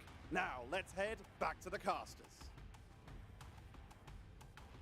Thank you so much, Tetra. We're ready to get stuck into NA versus EMEA round number 2. Oh yeah, we've got another NA EMEA. Let's get it. But in the battle of the black and the red, this could be even closer. Yes, and I mean, we could be seeing a very Oh, I similar see. Okay. I thought you came in with the red. Oh, I thought you were with 100 Thieves, you might have influenced that. That's dope. Thieves went after Crimzo's Yes. hero pool. So it could again be the name of the game, removing Vanguards from play, which I mean, Yeah, I'll have the drops on for the whole time. Well rehearsed. And as I said, I'm waiting to hear back. We could see a full roll just get swept away. Because of the what I was talking to you about the casting. We'll give you 4 and Penny Parker, enjoy. Before, I think because they couldn't give me the actual job, they did allow me to like watch party the first one with like exclusive drops and stuff. So I think maybe they felt a bit bad. I don't know. But they did, yeah. I got permission to like watch party and stuff, which is really nice. One-sided speed bubbles is incredibly good, and also it's Jeff. Yeah. Not the other channel commenting is annoying. Right? Which what the main channel? A lot of things that can just stop it like that.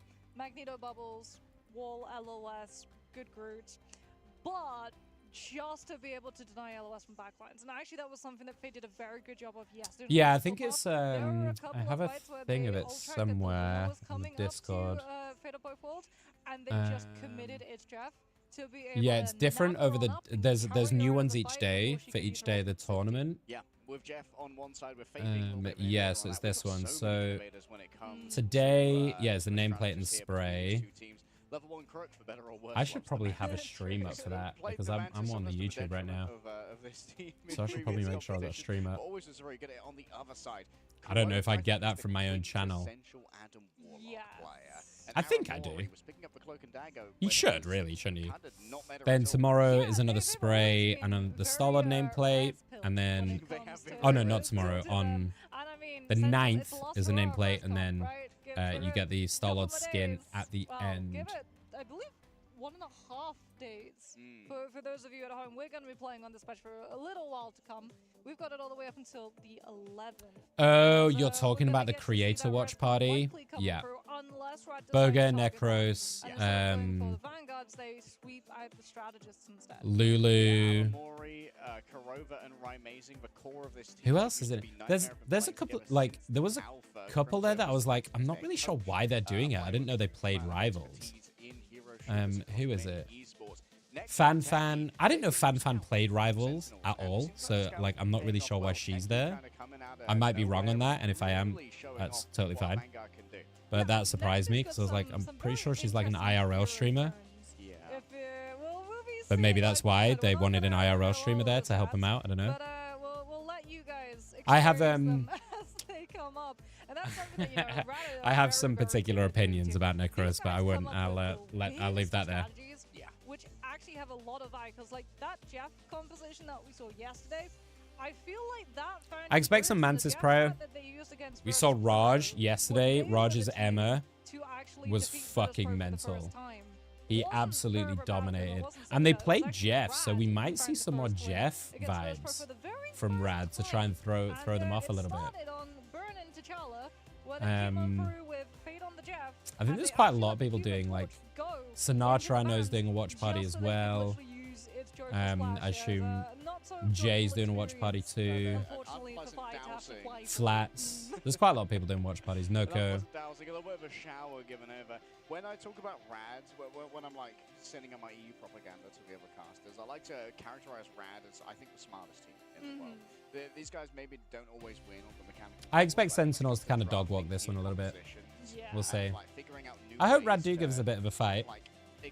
But I do like watching Sentinels play. They are very, very good. I think Rad generally lead the way.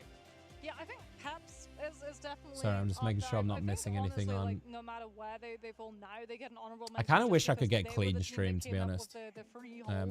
So I could just cast it myself, but here we are. Countless times off with a strange TP. That was a Pep strategy. Peps unfortunately did not make it all the way through here. However, that strategy has spread out to every single region to the point that we now actually get to see the strange band come. I like Boga though. A huge part of Yggdrasil most of the time. We saw it earlier, so you can see just how impactful. Like, even though it's these like niche picks, he's someone who I think he's someone that looks like he genuinely enjoys the game, which I think is quite rare in Marvel Rivals community, and I think something we need more of, people who just actually enjoy playing it.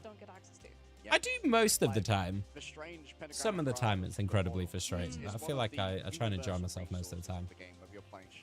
Depends how sweaty I'm feeling, I suppose. Any person can swap to Strange when they fall and come back. So there's always the option for a quick re-engage led by the first. Right, hopefully we don't have any like tech delays or anything like that. Available, then well, I guess you gotta go Captain America, buddy, and get jogging. Spider-Man! It's Spider-Man time. Yeah, but no, that I get very angry when people throw and don't switch. Who do you like to play, Amy? Really big, especially on domination. Who your go-tos? Where you can just get one-sided portal recontest and come on through and have all of your reinforcements, even if the other team started coming on through with those original picks and opened up the fight amazingly well, but it just sank their entire ultimate economy to be able to find those openings. And speaking about openings, we're going to be seeing our opening map. It's going to be Hell's Heaven. So, Deja Vu. Starting on Hell's Heaven. Yeah, we've been here before. Huh. I'm not the biggest fan of this map. I never seem to win on this map, and I don't know why. And domination in general, I don't do very well on. I don't think they're definitely weaker than my convoy, but Hell's Heaven particularly, I just don't know what it is. I just never feel like I win on this. Because I mean, there's 3 sub-maps in Hell's Heaven. Yeah, I wonder if Rad go towards the res comp. We know that they like res comp on Hell's Heaven particularly, so that would be a bit of a stinker. And of course they do I wonder if Sen have a plan into it. I imagine they do. They must expect it, or they're going to ban it out. They all play an excellent Star-Lord. Melio, more of a classic hit scam than a tracking hit scam. Yes. But still can get a lot of value out of that hero. Now, I haven't seen Sen for a few weeks. Let's see how they're feeling. Shenanigans coming on through from Rad, since we got to see some of the compositions that they ran yesterday, as opposed to Sentinels. I play Cloak Rocket, excuse me. Underneath the radar, as they were I play Cloak Rocket in Viz, and I'm learning Loki. Okay. They did not I've just started learning Cloak. That early on in the tournament. So I have the slight opinion that I think Cloak and Dagger is secretly fucking busted. When you look at the hero objectively, I think they're fucking busted, but they're quite fun to play. I've been enjoying learning them actually. Sentinels were actually Rad's warm-up scrim. Yes, they were the warm-up scrim. They were both the warm-up scrim. I don't particularly enjoy support. It's definitely the least enjoyable role for me.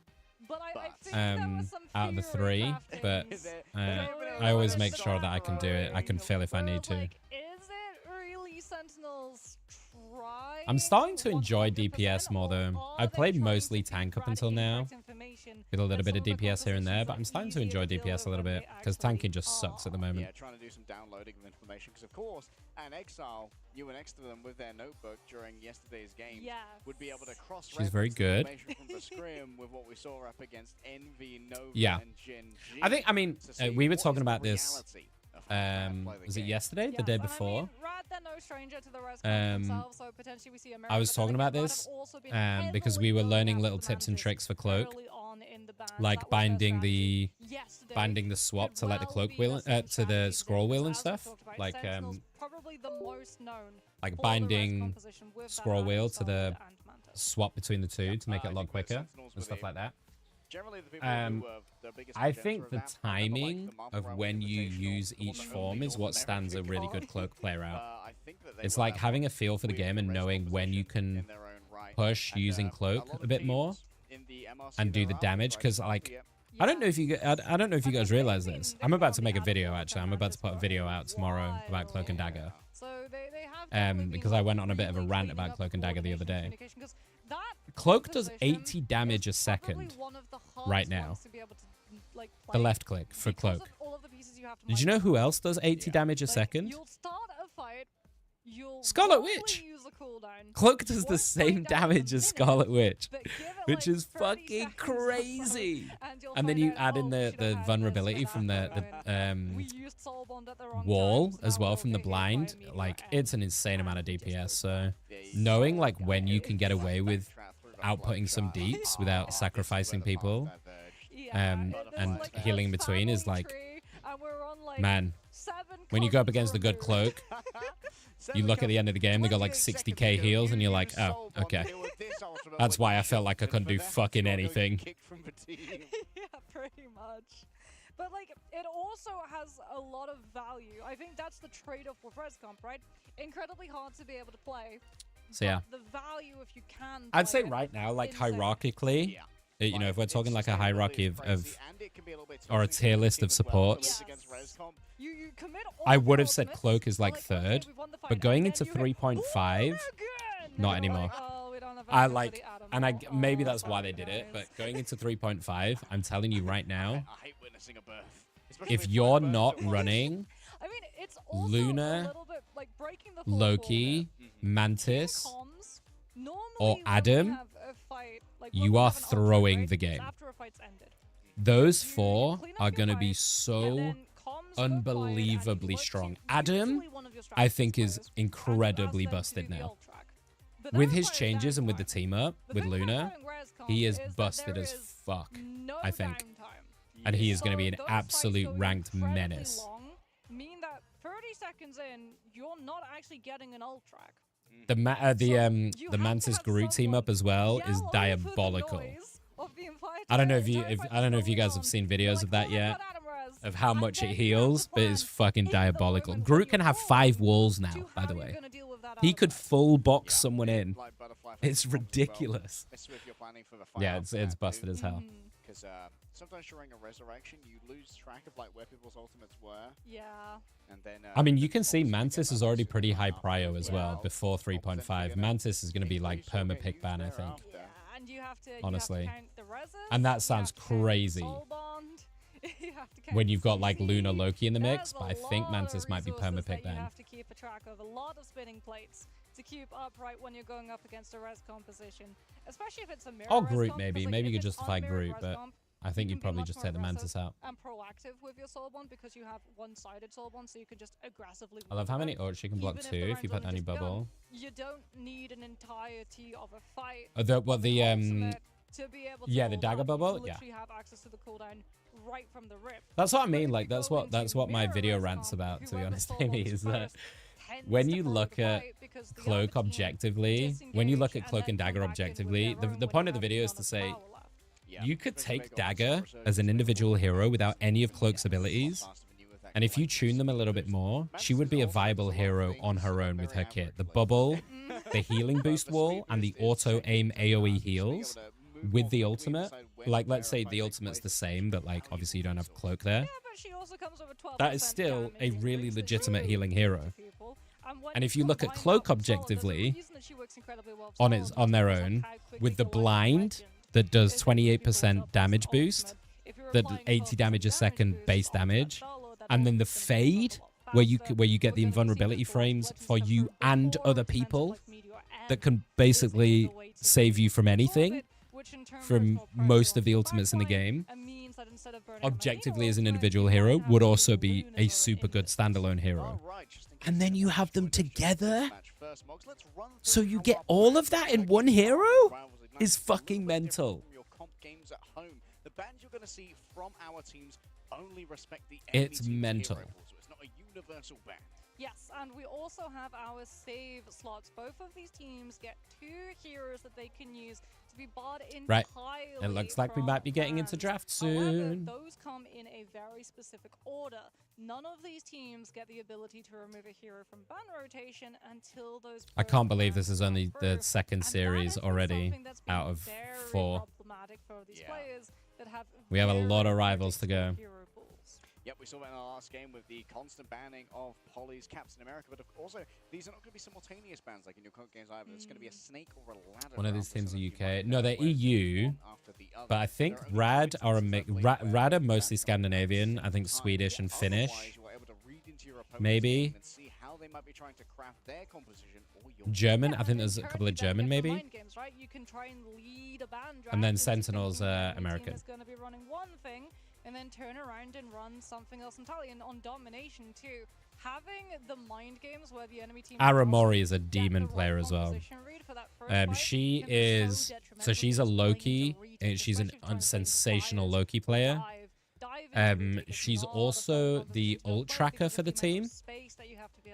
And it was really, she made a video a few weeks ago, which was super interesting to listen to.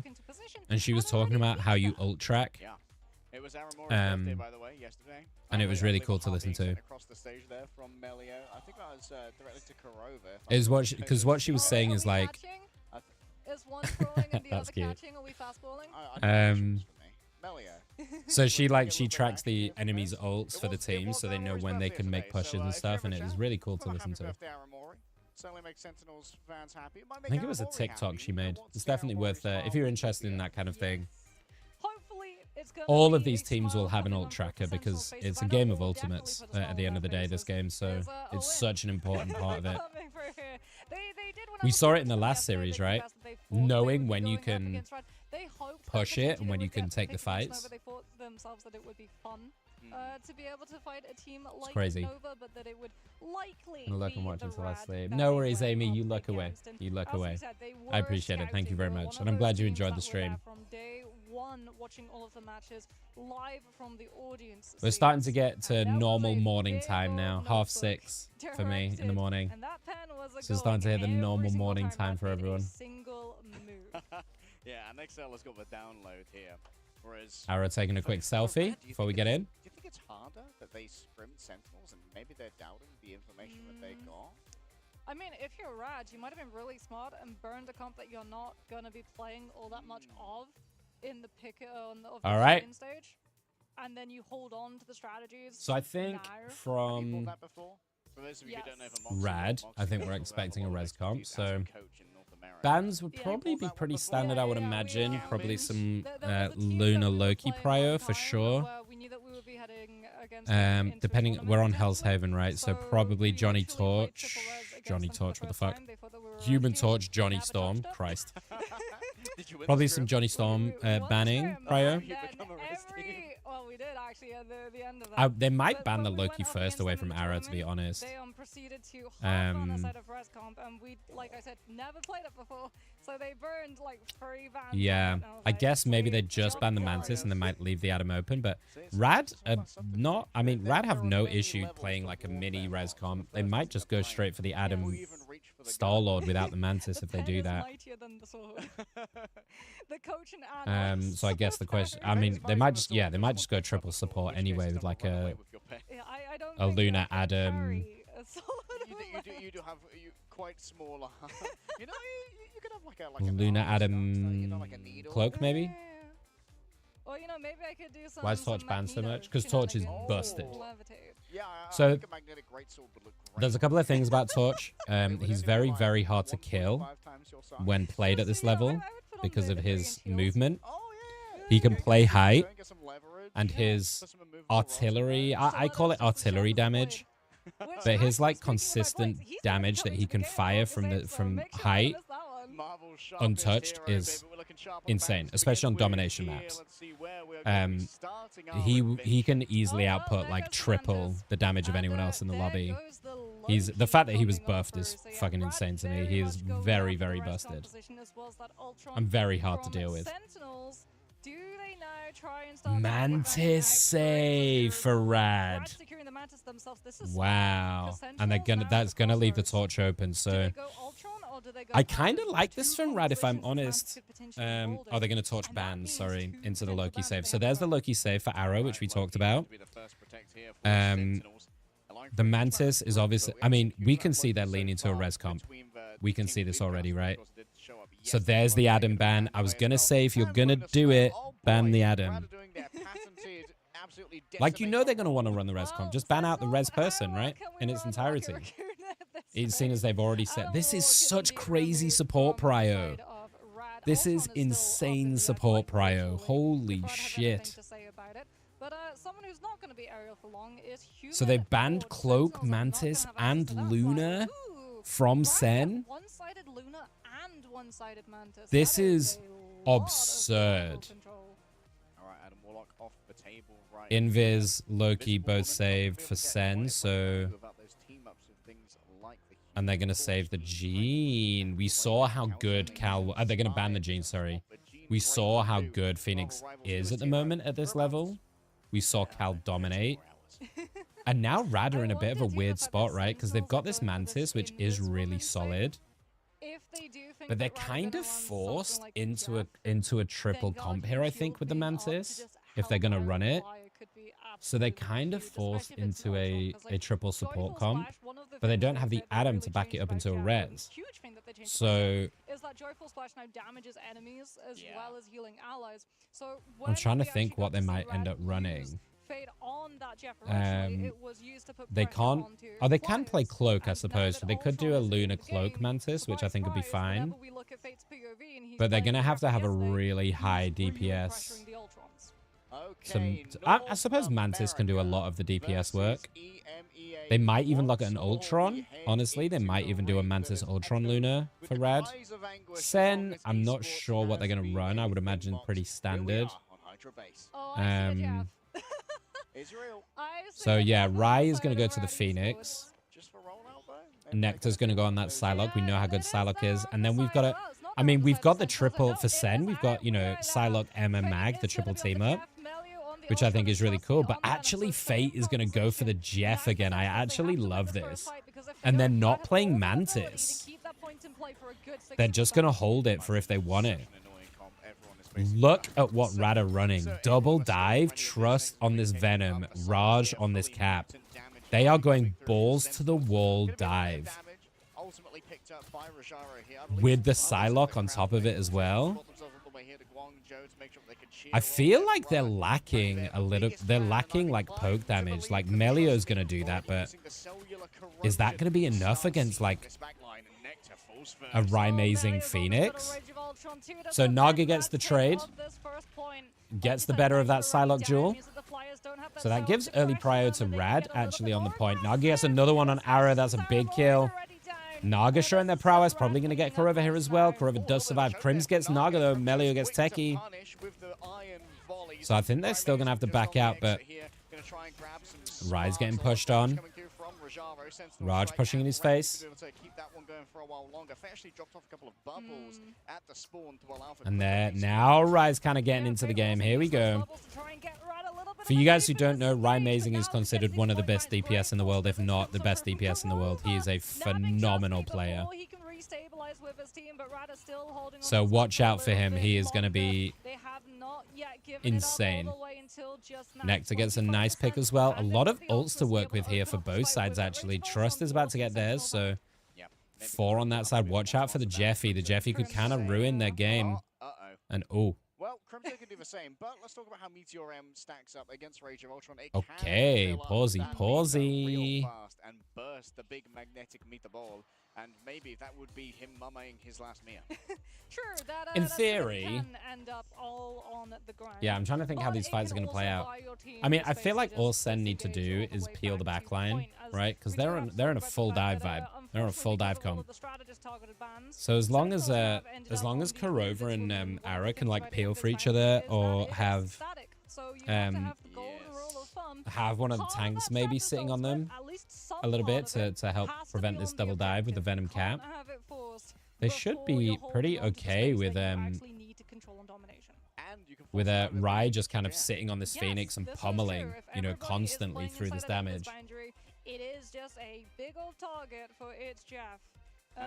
It used to be Namor, actually. Honor Proteus used to be the go-to counter, and then obviously as well. So I don't know what this pause is.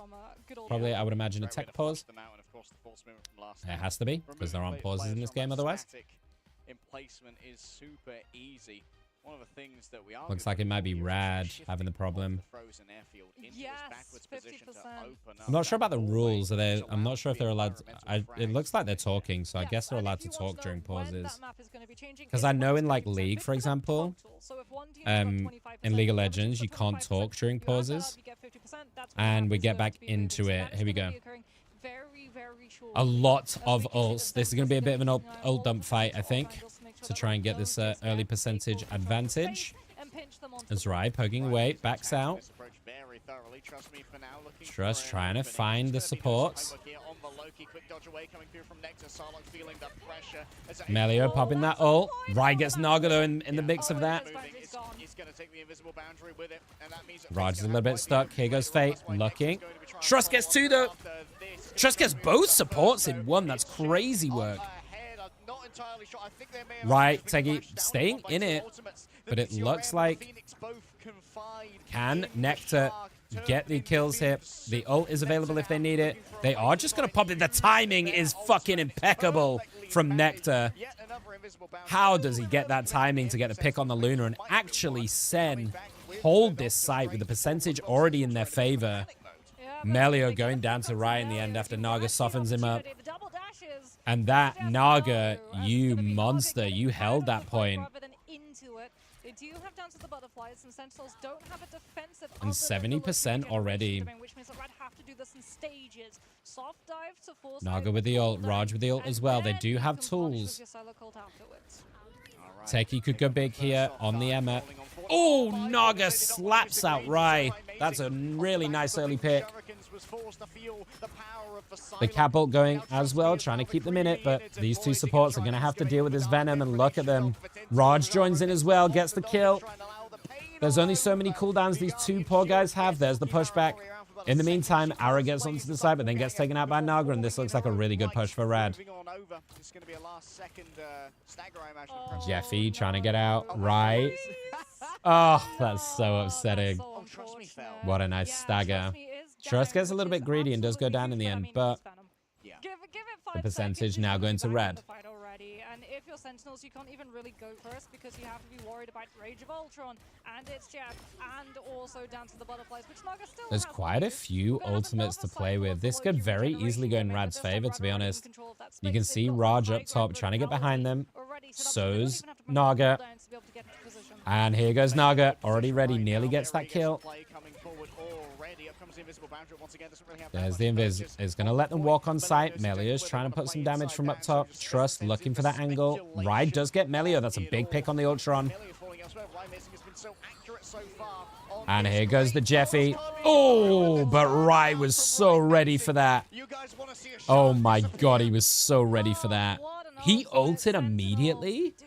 I thought he got swallowed, but he must not have done, and they don't even get the TP in time.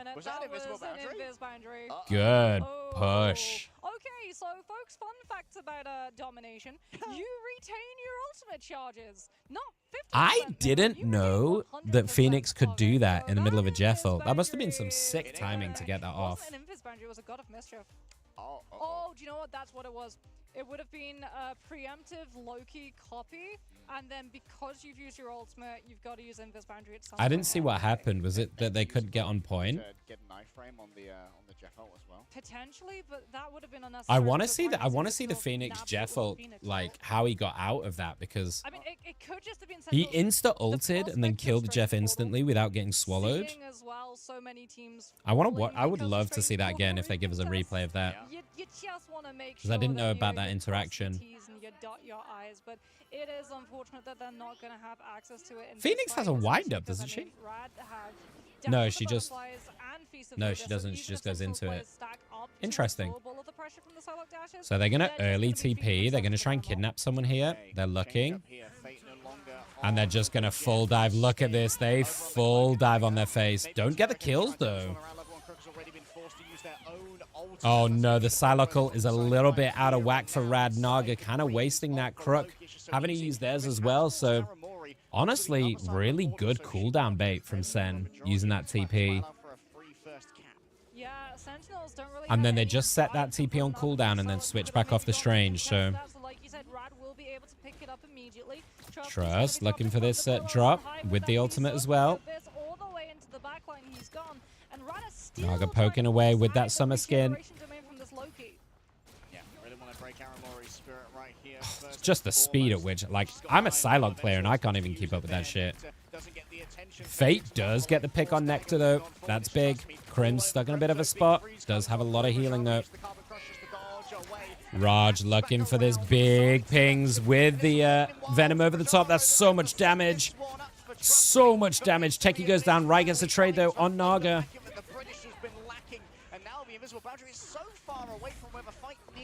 This is all good for Rad. Look at this percentage, though, and ults are dropping. Crims with the double. That's huge. That's what they needed. Melio does get Rai, so it's a 2-for-1, but that gives point, probably. I mean, they're stalling it beautifully on the Venom. Honestly, Trust did a great job just to give him that extra bit of percentage. But Crims with the important double dunk on that mag. Necessary. But look at the ult economy. Nectar, right. Both DPS ults online. Techie as well. And there we go. Just dropping it. And that's where the ult economy timer comes in. Ara's probably said to him, hey, do it right now. Nectar gets it. Crims gets another one because look, Fate has only just got the ult and they managed to get the 2 picks before that goes out. Ride goes up, making sure he can't get taken out. He's probably not going to get this off, to be honest. Oh, he does.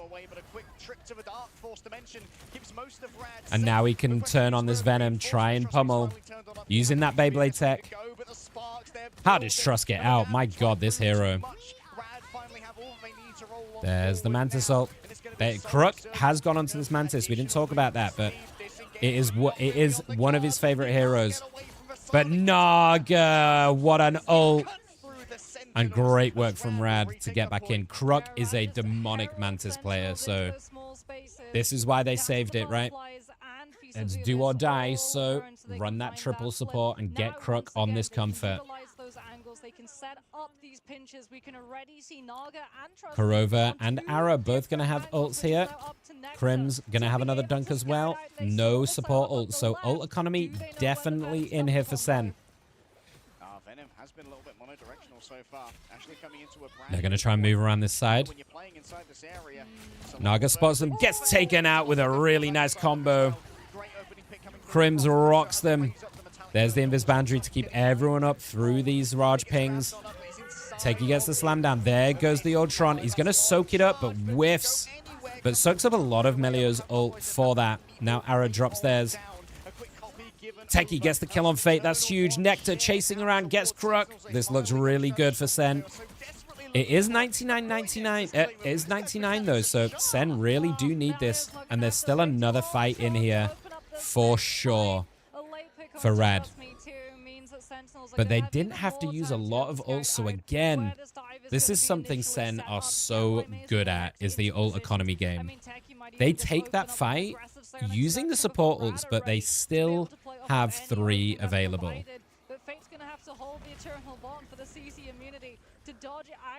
So this is all on Fate's timing. If Fate messes up this timing on the support ult, they're just going to drop it, and there we go. Trying to save for Nectar's ult. Cancels it immediately, but now, if they can wait this out, Techie drops theirs as well. Rai still has theirs. He's going to go now. Waiting out that cloak ult. Nice from the Venom. Raj gets 2, though. That's big. Rai gets another one on the flip side, but it's 3. Ara gets Naga. There are trades all over the place. Who is going to win this out? Melio gets Rai. Venom is making an absolute fucking nuisance of themselves in this backline on the supports. Nectar needs to get some work done here. He's going to touch. I don't think he can survive, though. He does, but look at this.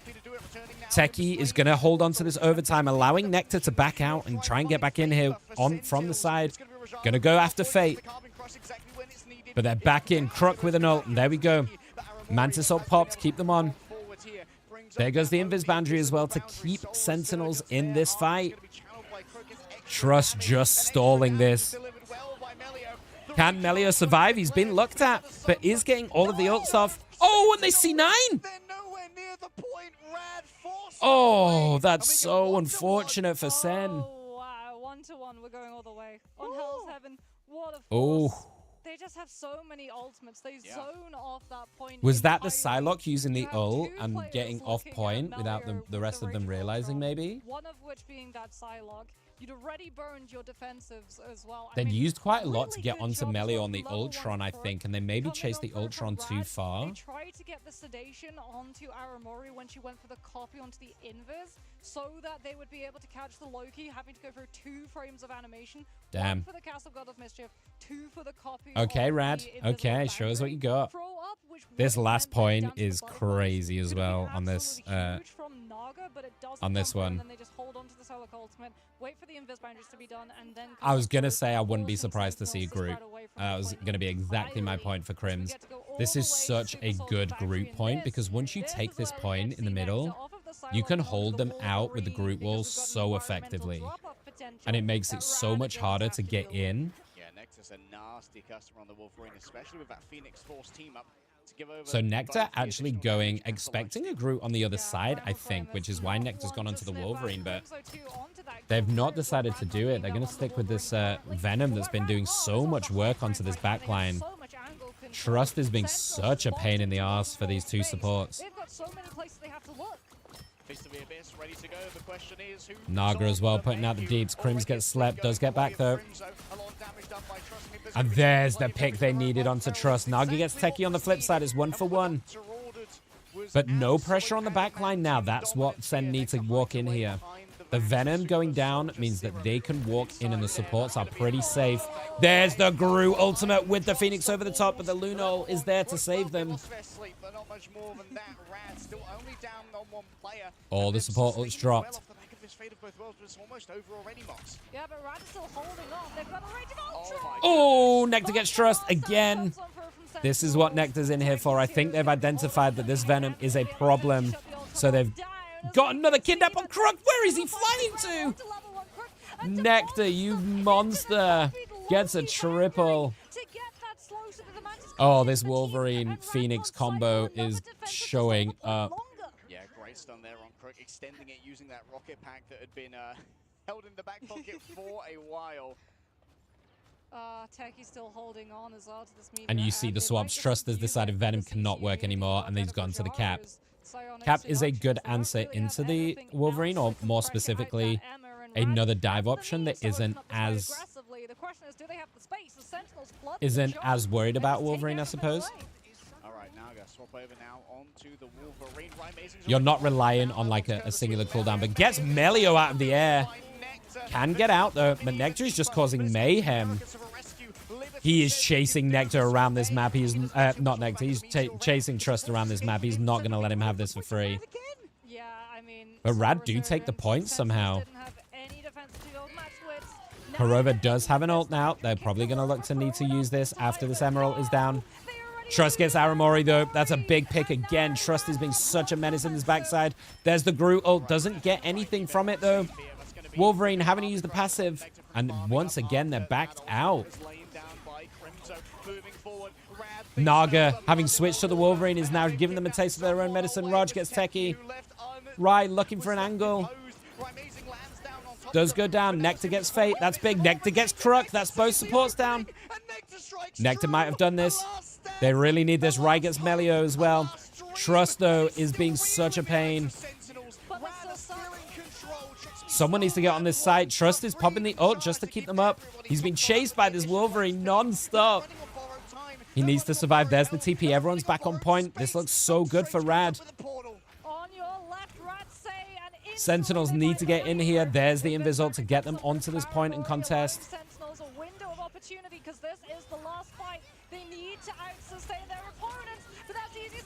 Here goes the ults. Oh, they're just corralled in this backside. Oh my god, the pings from Raj are massive! But it's off the point, and Rad have the better sustain. There's no help for Kurova. Crimson Oh, as well. Rad. One's there to touch. They can't get around What the a pillar great in time. comeback. And Rad steal it out from under My Sentinels. God. Again and again, they prioritize What's up, the Selenite? objective, and Sentinels can't keep Sentinels their feet on are it. playing. And again, Yeah, the yeah, pressure yeah. of the But invis. actually, they just Every lost game single time that 1. invisible boundary comes out, if Rad have I was anything pretty to say about surprised. it, Sentinels, it's I thought were the going to kind of objective. walk this For a as little bit, much but of the Rad offense really as showed up in that possibly first game. can be. They love just pushing into the space that Sentinels should I feel like that map, particularly that last point, particularly, is so tough. Like when you get held out, it's so tough to get back in it. So tough. That AoE is reaching everybody. Likewise, they've got the How you doing Luna there, Selenite? stuff You okay? with the idol Welcome aura. in. So one person's receiving all of that healing, as long as you're seeing a Vanguard and just chunking everyone. I think a lot of that came down to Trust, honestly. I think Trust played out of their mind on that one. Another 5 mapper?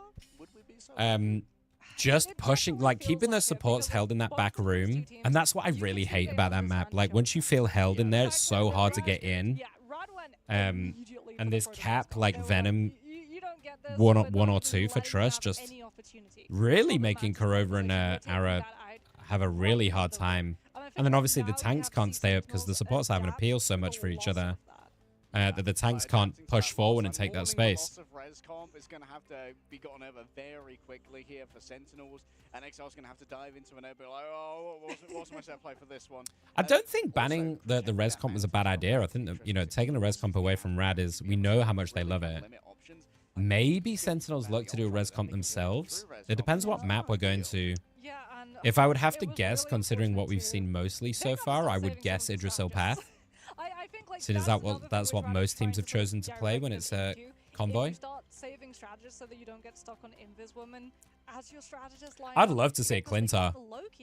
We've not really seen any Clintar yet.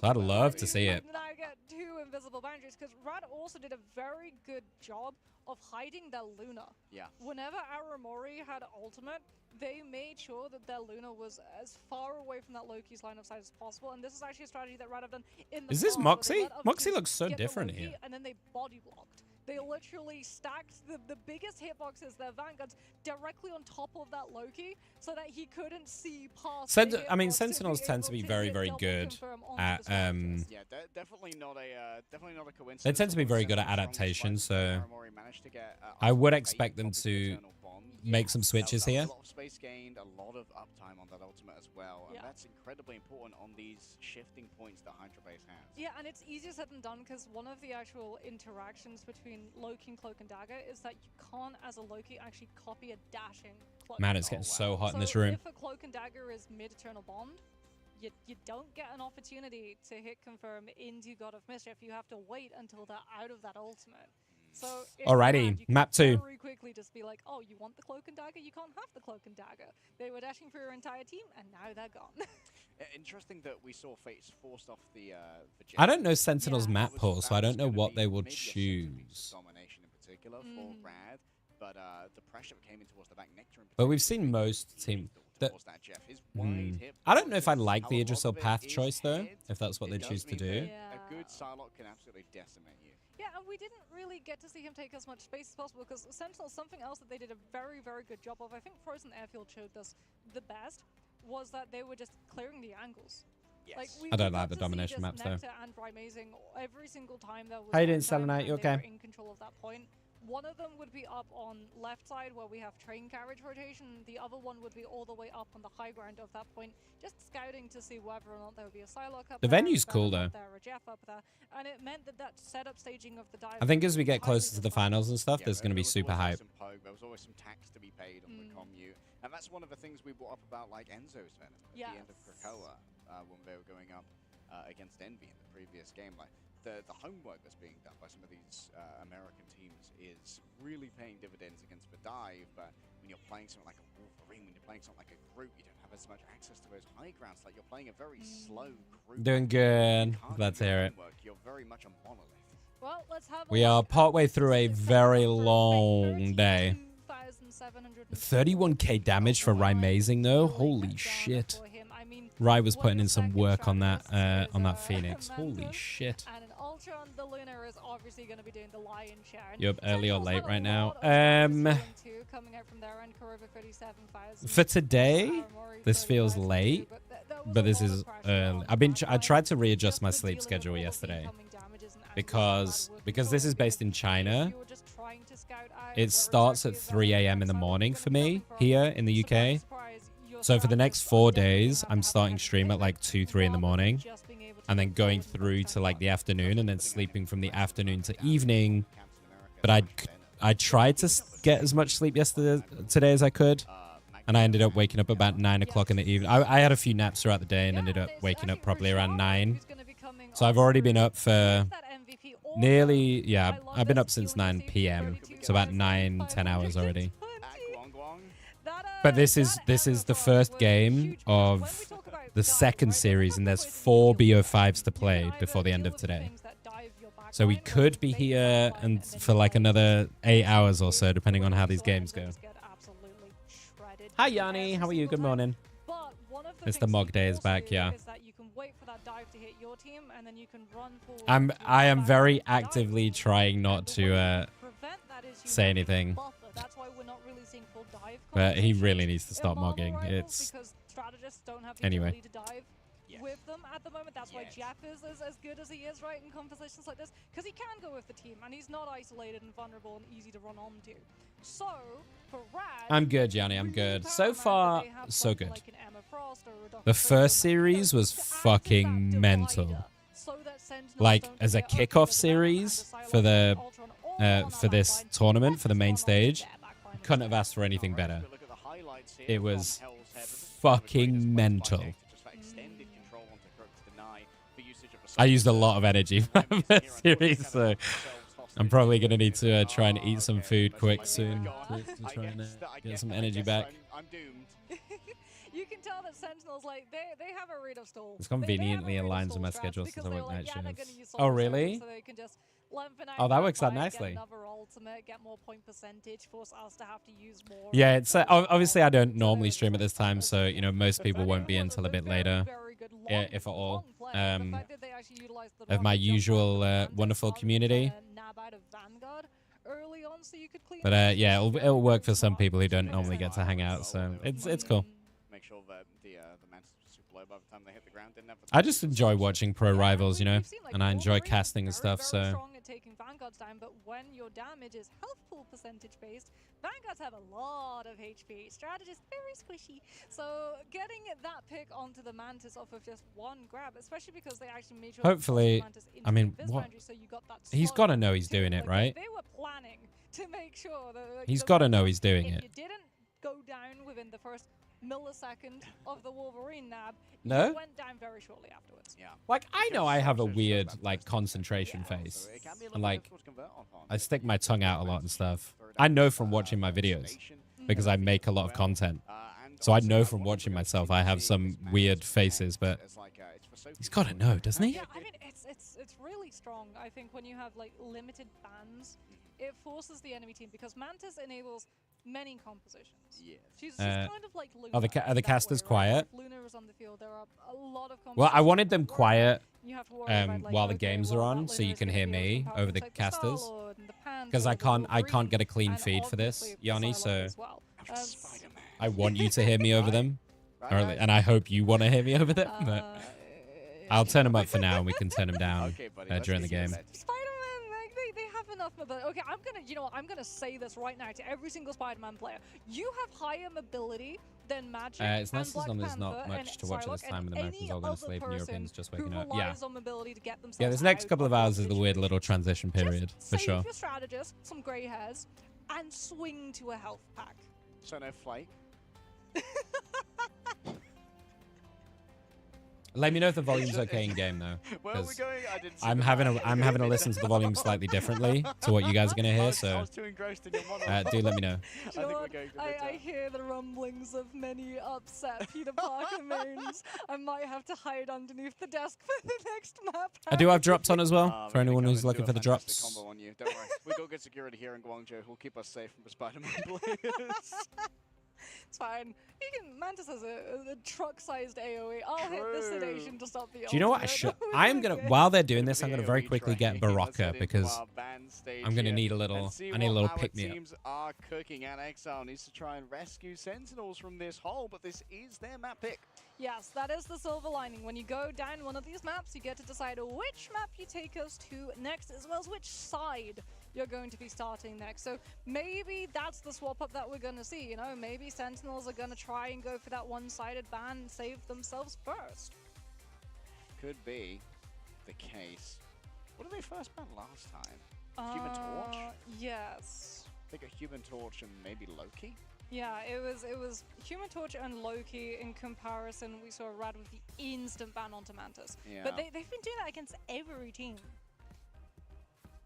Certainly, maybe there's been a little bit of cross-pollination of ideas here in Guangzhou, because they have been screaming the Asian teams, and Asia loves them. Hi, Sam. True, but there's 2 drops today. I can show you guys quickly. Yes. Because I had this up earlier.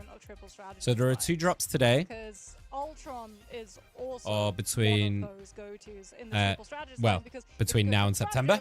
There's another 2 drops starting on Saturday, and then Sunday's drops you get the Star-Lord skin, which I don't. Does that that Star-Lord skin look kind of boring, doesn't it? She does. She does. Doesn't it just look pretty meh?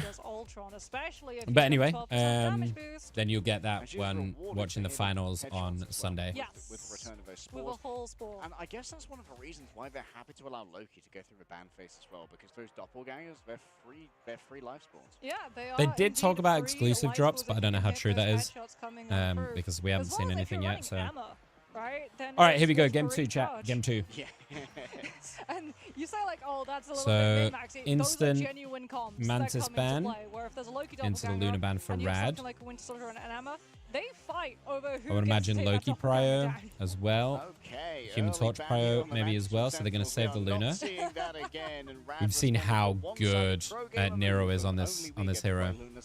Yeah, and it is going to be a Torch as well. Yeah, this is on LAN. Yeah. This is the first ever Marvel Rivals LAN. That's why it's so exciting. That we got to see. However, Rad do have one-sided Luna. They're also going to make sure that Sentinels so there's the Human Torch ban. Loki save for Ara to be expected. Yeah, Support priors coming out like still. Sentinels doing the thing that Rad did. Yep. Invis. We target strategists, and like we see the strategy, we target strategists. This dude, the strategist prio between these 2 teams is kind of mind-boggling, honestly. I don't really understand it. There's the Emma Frost ban away from Techie. As well as for that 12-second window. Snowflake. So they don't want to give them the triple team up with the mag, and then they're going to save Jean. Interesting. I think we're going to see a lot of Jean Grey. It looks like Jean Grey is the new go-to. You know, Season 1 we saw Punny a lot, very high prio on Punny, as kind of the hit scan go-to, a lot of prio on Human Torch. It looks like Jean Grey's the one for here. Copy target. They do have regeneration domain, which is one of the best cooldowns in the game. However, there's not like a massive audience in there right now, from what I can tell for today so far. Cell Night, but hopefully towards the as we kind of grow into the week, and particularly for the finals, it should be a super fucking crazy atmosphere.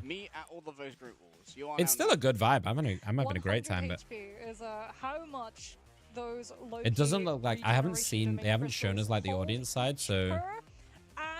It doesn't look like a massive stadium. You know, if I could hit those, they'd go down so fast. I don't know the venue. They haven't shown us it. Guy Mox.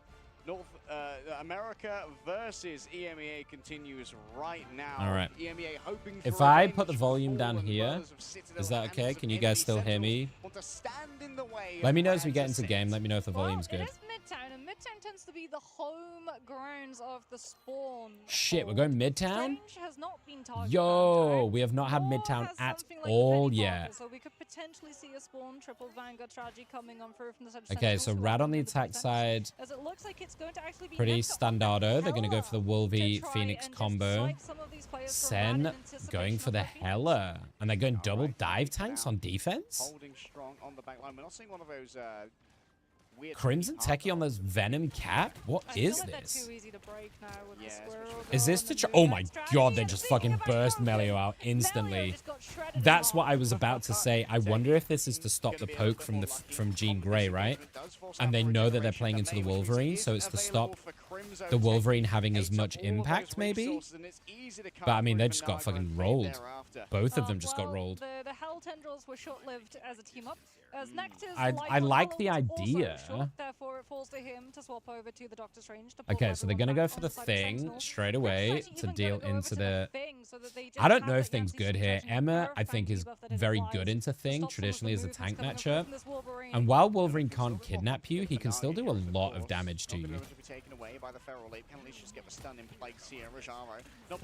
Because you're just a big, meaty target, but... Let's see how it shakes out. They are running this triple tank, so I don't mind it in this triple tank setup. Naga takes out Nectar already, so there goes the Strange. Because I don't think you're going to take out this Wolverine with a team up, are you? Like, ever. Oof, this looks real bad for Sen, I'll be honest. This looks real bad for Sen. They're getting kind of rolled. This is very much an attacking-sided map, though, I will say that. I think quite often it can be really misleading because it's much easier to push on this attack. Oh, I don't think you want to contest this. I think you need to back out, let them have it. And this is what I mean, Crims, like, he can stand in it, but... Oh, Raj gets a dunk on Kurova, though. There's the clubbering time. It's a good amount of stun, but it's not going to get any value. Oh, yeah, everyone's just throwing fucking everything at the kitchen sink, but Rad, roll it, dude. They need to come up with something sent. They are in big-time struggle town. 10-0 for Naga on this fucking Wolverine. And now they can pressure Sentinels into potentially losing a player. Nectar goes incredibly close. You know, Melio going down really low. And apparently Melio's heat was all so Nectar deciding to go onto this Human Torch instead. They're going to try and utilize this with the Invis, I think, to get out of the way of the Wolverine. But I mean, Wolverine can still kidnap you. You know, you have to be very careful about your positioning. We know Crims likes this thing, so this is why we're seeing it for sure. But they're, I mean, they're not holding them back. Nectar gets a good kill on Fate. That's needed. Take out one of the healers. Raj gets techie though. Nothing Nectar. better than waking up to you, mate. LUL. Thank you very much for subscribing. Wait, what the fuck is that? Hi, Major. Really, really appreciate it. Okay, bye. Thank you, buddy. How you doing? Fate got picked. Even through the invis boundary coming out from level 1, Crook Sentinels are Okay, so they do push them back, which is big. I actually need to turn my alerts off. Close to Sentinels respawn. They have the numbers advantage with the regroup. And they're going to have the supernova too to be able to keep up with thank you, Major. How are you, buddy? You doing all right? Is that 30 months? Is crazy, dude. What are you up to today? I am. How are you? Get used to it. I'm going to be here for the next 4 days. So 5 ults for Sen. This now looks really good on the defense. 5 though for Rad. Oh, Kobe! Techie finds him.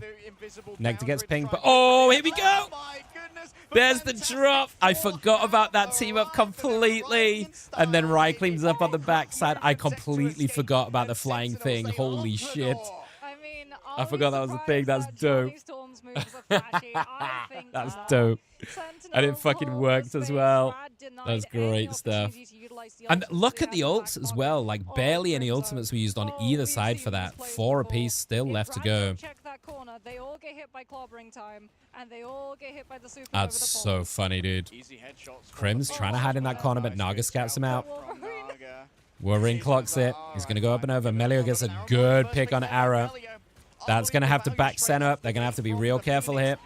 And now they're just going to roll it. The Invis to try and stall until Ara can get back. But big from Raj. Big from Naga. That's a huge double kill. Nice combo between the two of them. And that's going to get them the second point. They did burn a lot of time, though. So fair play, fair play. But they are going to get second point. 2:50 on the clock. Naga goes back to change. It's the swap from the Wolverines. Fantastic. Apparently don't need the dangerous duo. Interessant. That was a last stand into Meteor M follow-up.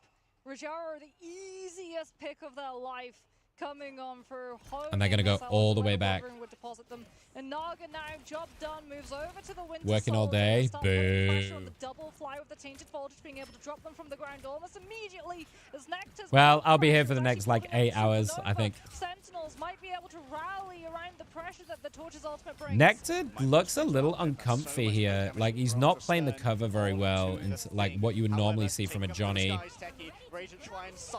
Oh!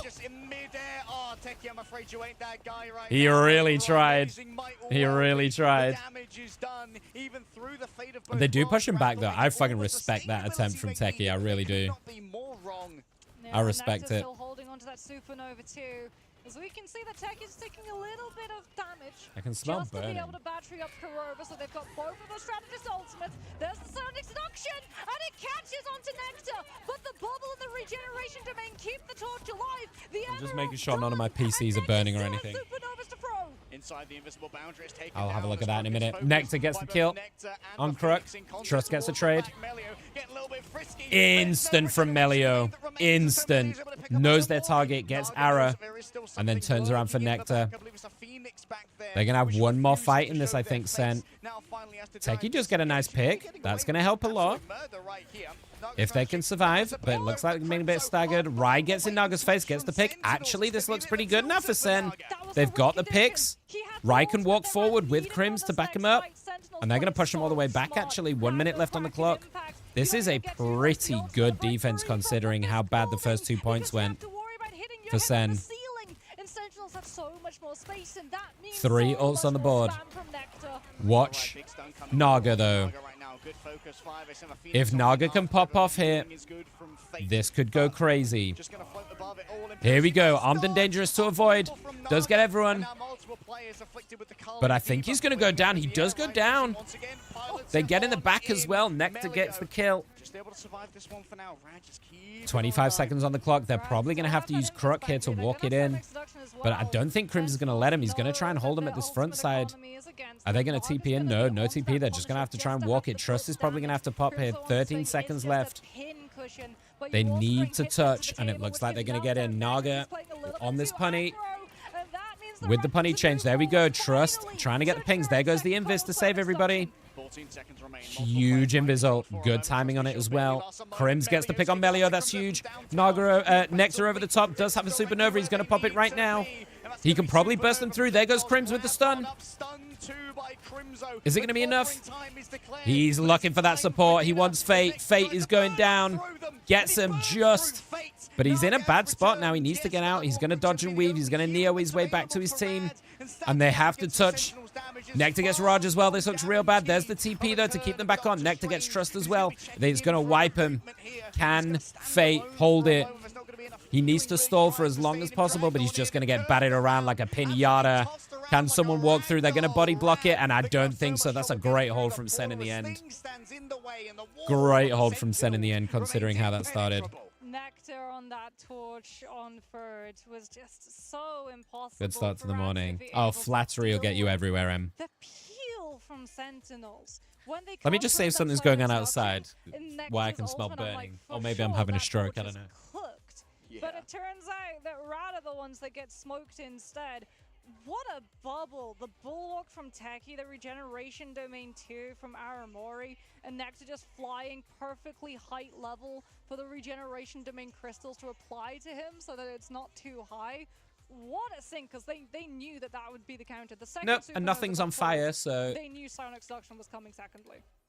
Yeah, great fight read there. At least I can't see anything on fire, so I think Sentinels.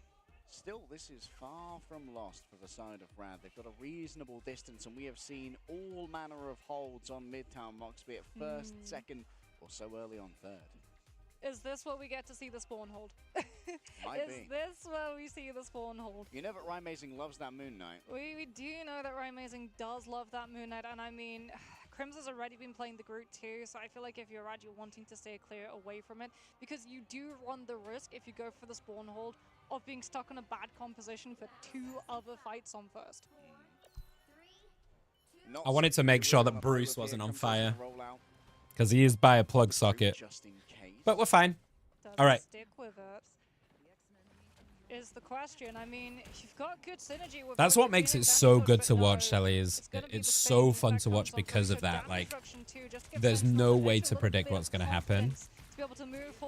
And it makes it so intense. Can you guys, is the volume good for you guys? Are you all right? Can you hear me over the casters? But you can hear the game okay? So availability might be an issue, but you can also say that it's going to charge up those strategist ultimates before you even know it. Melio, a little bit of a fumble there, unable to convert on. Let me know if the volume, if I need to adjust the volume at all. So he gave the damage reduction, then swaps off to the Groot to try and find wall isolation. So, Sen, go onto this Groot to try and help hold. Sentinels having 2 flyers, which means that they have multiple lane controls on both the left and right. And Early pick from Nectar. Kind of starting to pop off on this Johnny Storm. That's worrying for Rad. If Nectar's feeling themselves on this hero, you're going to have a very sad time. And look at this. They're playing with each other. Oh, but Melio styles it. Oh, Melio styles him. Gets the kill. Okay, as long as volume's okay. And you know what? Fate's going to get a better bargain. Right, Amazing falls too.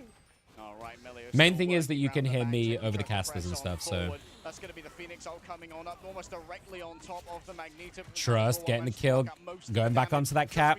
We know Trust loves these dive tanks. And honestly, a good hold. 4 ults on the board as well. Rad have a lot to play with here. This might be a little bit tough for Sentinels to get in. They need a good pick. And Trust is just being a nuisance, honestly. Constantly making them look behind them.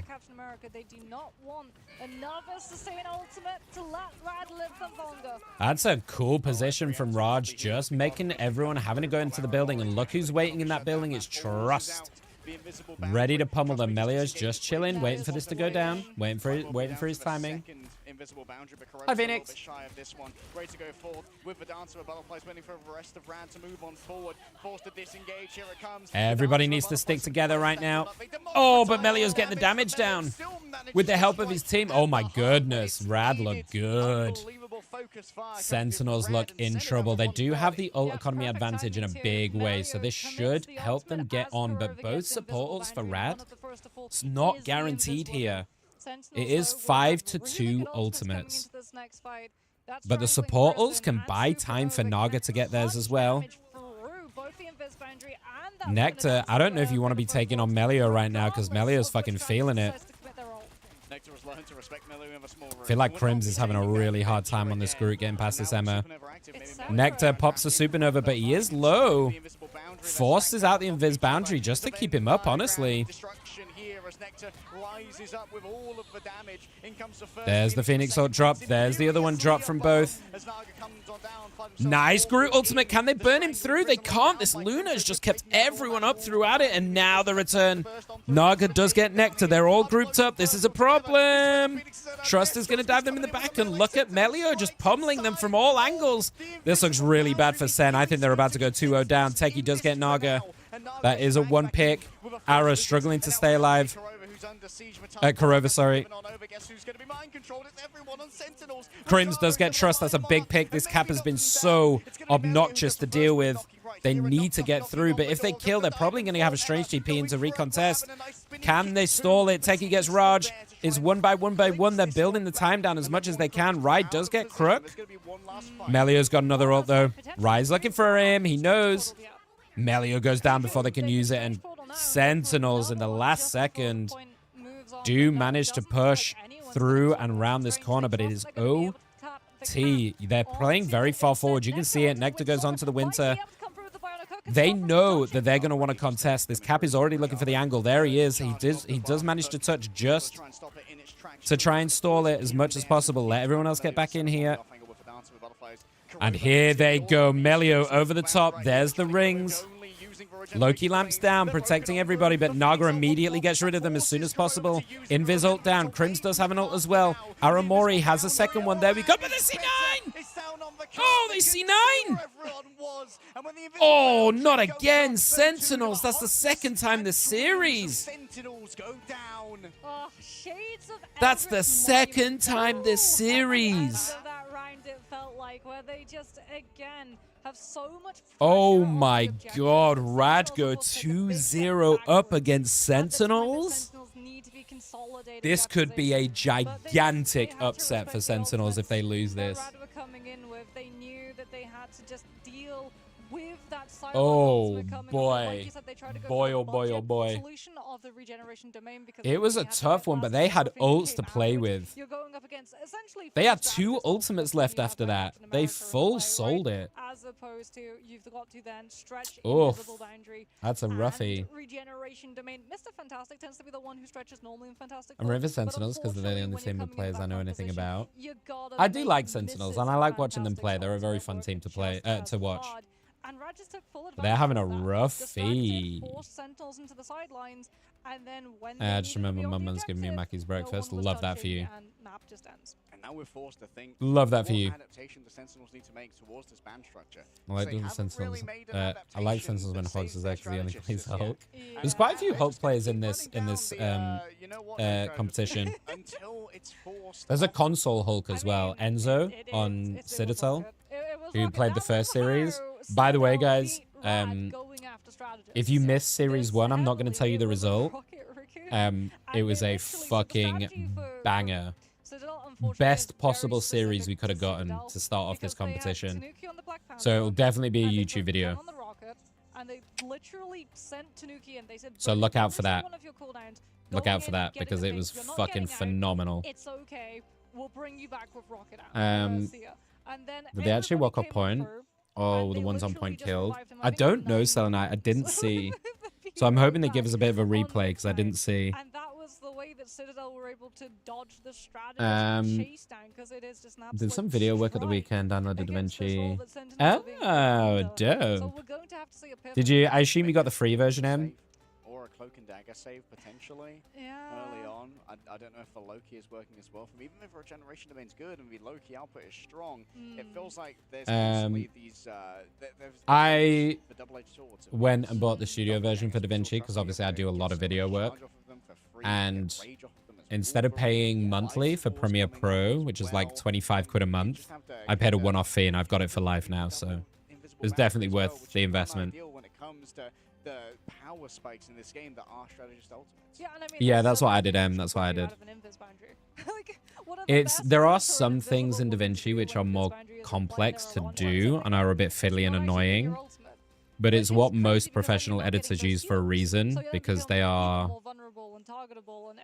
some incredible features in DaVinci that you just don't get elsewhere. I actually just downloaded a really fun new subtitles plugin for DaVinci, which makes subtitling so easy for me now and makes it so much quicker for me to make videos. Jeff Supremacy. We did see some Jeff yesterday. We saw some great Jeff yesterday, actually. I won't look on Wikipedia. It's definitely worth not spoiling it for yourself, Phoenix, and watching it because it is a hell of a series. I think, like, no joke, it might be one of the best series we've watched, period. Yeah, Phoenix right click and you all set up all of those players to hit at the same time. It's definitely up there as one of the best series we've seen so far in Marvel Rivals Ignite. Attention into all of these different pockets of fights that no one from Sentinels Hi, really Picasso. felt like they Good morning. were able to fight off of each other. Subscription's gone up to 66 a month. What the fuck? What's DaVinci?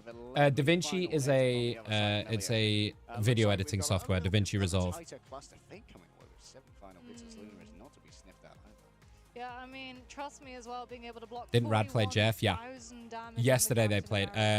So that Rad can was it Fate? Yeah, Fate played it yesterday. It's on one of my clips. I made I put a clip on my socials just before I went live with some highlights from yesterday. If you want to quickly go and watch that, there was a big Jeff play on there as well from Fate, which was fun. Hopefully it's not a full repeat. True. Yeah, your boy's been hard at work. Your boy's been Spain hard is at gonna work. be picking up that MVP on the Lunar Snow with 45,323 total healing done on that map of mid-10. Crucially as well, Jeff in Pro Series, yeah. And it looked good, Selenite. It looked good. Found some Adobe alternative one-off fee programs, so all sorted now. Oh, for the other ones? Yeah. Yeah, DaVinci, I bought the studio version. I got it on discount, so I think it was like £195 when I bought it. But it's a like I said, it's a lifetime license, so all of the updates since then you will get for free. So it was just way more worth it. I knew I was going to be using it for many, many years, doing content, obviously, and editing content. So it was way more worth it to me to make that investment as a one-off payment and then not have to pay monthly fees. Yeah, very smart game. Like they stopped mewing. He can't. He can't. Like esports pedigree on this team, and then there's Fate who kind of put it together, and it's kind of a brain man. I've been saying this all morning, and I'm really actively trying not to comment on the casters. As a caster myself, I'm really trying not to comment on them. Leg Day is one of the casters I actually think is a good caster. As an individual, like the way he casts is good for the most part. But he needs to sort out the mewing. I don't know why he does it. It's... Yeah. Yeah, showing exactly why Humatorch is usually Rajaro is my favorite player at this tourney so far. Well, Rad, they have their strategy Rajaro went fucking mental yesterday. His Emma play yesterday was also the other clips I put up. Because, like, he got some insane slams. Like choking strangers as they're Agamottoing to save the games. Emeralding entire teams. Like, he's a demon of a player. Are you early or late? Everyone else then loses another as in body to be able to absorb the right damage, now? And you're just going to lose players again early? and again, even before we have something. So I didn't do all of the series yesterday. I did 2 series from the play-ins yesterday. And then went to bed about 7 or 8 o'clock because I was too tired. And then slept for a bunch of the day. Woke up in around 1 o'clock-ish in the afternoon. So I slept for about 5 or 6 hours. Went to sleep. Sorry, did a bunch of like adulting stuff, calling hospitals and stuff, chasing up on some things that I need to do. Then tried to go back to sleep and had a few naps throughout the day and tried to sleep as much as I could. And then fully got up at like 9 p.m. So I've been awake since 9 p.m. So about 10.5 hours now. And this is the second series of 4. So we've got 2 full best of 5s after this series to watch before I can go to bed. But hopefully after today, it will get me into a much better cycle. So then I can like sleep properly and wake up closer to the time, you know. Although, because the season changes tomorrow, and I realized I've not hit GM yet. I'm 2 games away from GM this season. And I forgot. So to get the GM rewards, we might end up doing an hour or 2 of ranked games before we sit and watch. So I might stream even earlier and do some ranked gaming. Or I might just do some ranked gaming offline. We'll see. I haven't decided yet. Yeah, this one definitely has a lot of options. We've seen I gotta get my butt moving for work. Oh, good, Em. Oh, good. Thank you. Just want to watch that clip you mentioned. Never thought I'd see Jeff played in pro. Yes, it was so cool. You know what? It's not my decision. It was cool. He made it look good as well. I think the Jeff is very map specific for sure, but on Idrisil, it looked good. Because I think on Idrisil Path particularly, there's quite a few close by places in the first 2 points, at least, where you can throw people off pretty easily. So, yeah, it was cool to see. Especially because Jeff's been getting so much hate in general from people about being a shit fucking strategist. So it was cool to see. Still no Thor though. The research was done yesterday. Everyone wants me to watch K-pop. I need to watch K-pop Demon Hunters. I've still got to watch it, and I just haven't had the time to sit and watch it. Because like, because I'm in the middle of a bit of a rebranding at the moment. Well, not rebranding, redesign at the moment. And keeping up with content. When I finish streaming stuff, I'm often sat here working till like 2, 3 in the morning. And then I don't, by the time I'm finished and I'm ready to like try and go to sleep, I don't want to sit and watch a film that I want to watch. I just want something in the background running while I try and sleep. You know what I mean?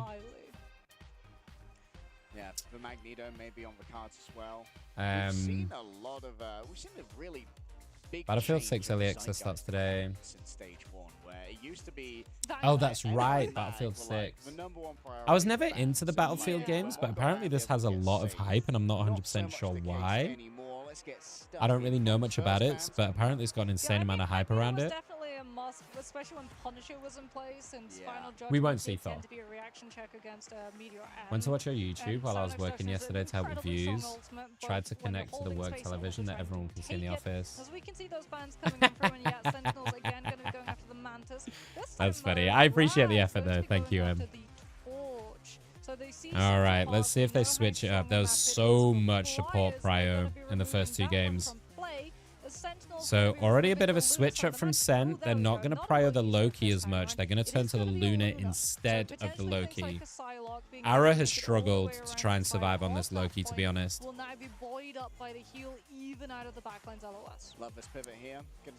I think it is a good choice from Sen to pivot away. Mag ban, taking that away from Techie. And they're actually going to ban Raj's Emma. I like this. Raj has been dominant on Emma.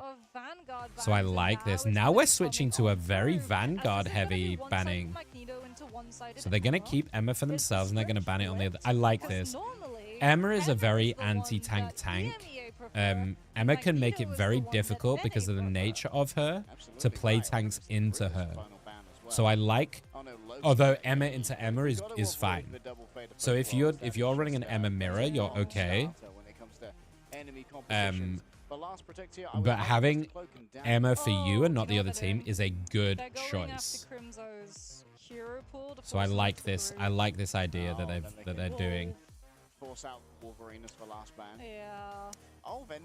They're gonna save the mag. Here's the thing though, they've not touched Mantis. So like Sen could run a Mantis here. They could res comp it super easy. But I think you take out the torch. Yep, I was gonna say you take out the torch. But they could res comp this. I mean, both teams could technically res comp, but Rad would have to do it without the Mantis. On the Groot, we'll have to wait and see whether or not that's going to pay off dividends. As it definitely feels like Rad. I don't know what this side is they're doing to each other, but it's pretty funny. Is it just money? When it came to trying to deal with Sentinels. Fate throwing melee off the map with the enemies was funny as fuck. Yeah. Yeah, it's really funny. That's enough to win, but I was wondering why did they ban Mantis? Mantis is very good at this level because she basically becomes, for the DPS players who want to run this triple support is incredibly strong still. So it opens up res comps. It opens up against flyers, so if they want to run a flyer comp in any way, Mantis is incredible for that. The damage boosting is insane. And we see them go, I thought they might. We see Rai go for this Mantis, and this is what I mean. When you have a goated player, Mantis does an insane amount of damage, but can also provide sustain. So they're going full res comp here with it, and I kind of like it. Let's see how it works out for them. Korova is also a demon on this Adam as well, so don't count them out. Korova has crazy aim. He's normally the Luna player, so... Oh! Jesus Christ. So I think they're just going to use this early and try and get in, but I think it's already gone, isn't it? Like, they're just sitting in this back hall. This is dangerous against the Groot. This is so dangerous against the Groot sitting in that backside, and Crims does get one, Nectar gets one, so they do get a couple of picks. Maybe the overwhelming numbers can work here, but I don't know, man. You guys are stuck. Yeah, and Trust is just going to roll you over in that backside, so... we're halfway already. Rad to a get the capture. first point really pretty fucking easily. I don't know if they're going to have time to contest. They're going to try. There we go. They are in it, but a little bit of a whiffy on the Groot ult, but does still get Crims. Melio gets 2 as well. And oh my god, this looks bad. Sentinels look like completely unable to deal with Rad. They just do not have an answer here. Yeah, they've got so many ults. There's no one-shots on the side of Sentinels too. Kurova is going to be close to I'm going to take a shower and have a breakfast. Much love, Picasso, no worries. That's a heart, Nick. What's a heart, sorry? What did I say? Wait, what? What did I do? Which then turned, puts Nectar into reach of the Wolverine, and it deposits them right next to Trust Me on that Groot. I don't have much faith in Sentinels. Yeah, they're... I don't know. They're in a bit of struggle time right now, honestly. Ooh, big clobbering, but the push away.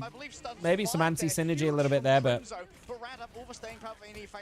Kurova does have res, but goes down instantly. Fate, oh my god. Fate just fucking quadded it. Oh my god. Nah, they're getting fucking steamrolled. Yeah, they get off res comp right now. They're getting absolutely steamrolled. It's not going to be able to work. Mason's going to be swapping now onto the Phoenix Nectar, the Psylocke. You've got to try and put all of your hopes on holding this off of a really what do you do here? Per second, and Rad have the Eternal Bomb to shut Invisible back. They are going to contest. Crims does get in. There it is, but Naga oh, gets them through the invis boundary as well. It means the Sentinels get 0 heals per second. All right, invisible boundary's already over here. I think they've kind of fucked up a little bit here in like... I think they've underestimated this Phoenix Wolverine combo quite a lot. And Sentinels look like they're having a really hard time managing it because Naga is running this lobby ragged with this Wolverine. They finally do show some signs of life though. Nectar gets a nice few and they actually hold. That is a great defense, but they had to ult. They had to dump a lot of ults for that. And look at what Fate's on. Look at what Fate's running, you guys. Here he goes. Back onto the Jeff. Oh, never mind. I got baited. Never mind, I got baited. I got you baited. So they're going to go for a map flip to force Techie into having to utilize Psionic Ignore me. Seduction, which Rad can just live through with the God of Mischief coming out immediately. All right, Techie's got an ult. There he goes. Insta pops. Oh my god, just got rolled immediately. On Fate in the back as well. Look at this shit. Nice freeze. Keeps them alive. Trust gets around the front though. They're just going to run it in. They're just going to walk it in. 4 minutes on the clock. They're not even close. Nectar does get one. Like, Nectar is putting in some work here, but he's going to get run the fuck down. Oh, he gets Naga as well, actually. Okay, Nectar. Okay, it does go down eventually. Forces a lot of, takes a little bit of time off, though, by doing that. Not just the Loki's copied Eternal Bond, but the actual Cloak and Dagger's Terror Cape, too. So that Sonic Seduction is up for a matter of seconds. No ults for Sen on the defense here, though. Trust about to have theirs. Naga about to have theirs. Raj about to have theirs. Melio. Faye. They're about to have 5 ults here. Ara does have this. That's big. They needed a support ult. Kurova still needs to build. Crims not too far away. Melio looking for the drop. Kicks off. Nice from Techie. Kicks off Trust. That's massive. Naga gets a double though. Nectar stays alive. Oh my god, it's done. It's done. Guys, Sentinels are cooked. They're in lower bracket. It's done. Call it. Call it. It's done. This would be the reverse sweep of a fucking lifetime if Sentinels pull this off. Question is, Rad have absolutely got their number. And Trust switching to the cap, actually. Nectar switching to the Wolvie, trying to get the pick. Does miss, but actually ends up in the face of the other Wolverine. He's about to go down. Manages to stay up, though. Big from Crims. Big stun from Crims. Techie gets the pick with Ryan as well on the backside. Fate jumps off. Crims gets crooked. They actually hold. They actually hold. Well played from Crims. Holy shit. What a stun. And they're going to try and hold this ramp again. It can be very difficult to get up this ramp. And Naga going onto the Winter Soldier. Yeah, they're gonna try and they're gonna try and keep these tanks honest here. Crims not gonna be bothered, but oh, Techie, you got a bit greedy, son. You got a little bit greedy. And Melio's just going to poke and prod. They have the Phoenix ult again. Feels like they never don't have this. That was not the sentence. Oh, goes down, though. Gets really greedy. It's a 1-for-1. Ara's forced to use the ult. Cloak is going to keep everybody up. The hook. Ooh, so close. If he hooks her out, then she dies for sure. Crim's in the front side. There goes the first one. Can he get the reset? No! Rai with the double kill. Rai might have just saved their ass with that one.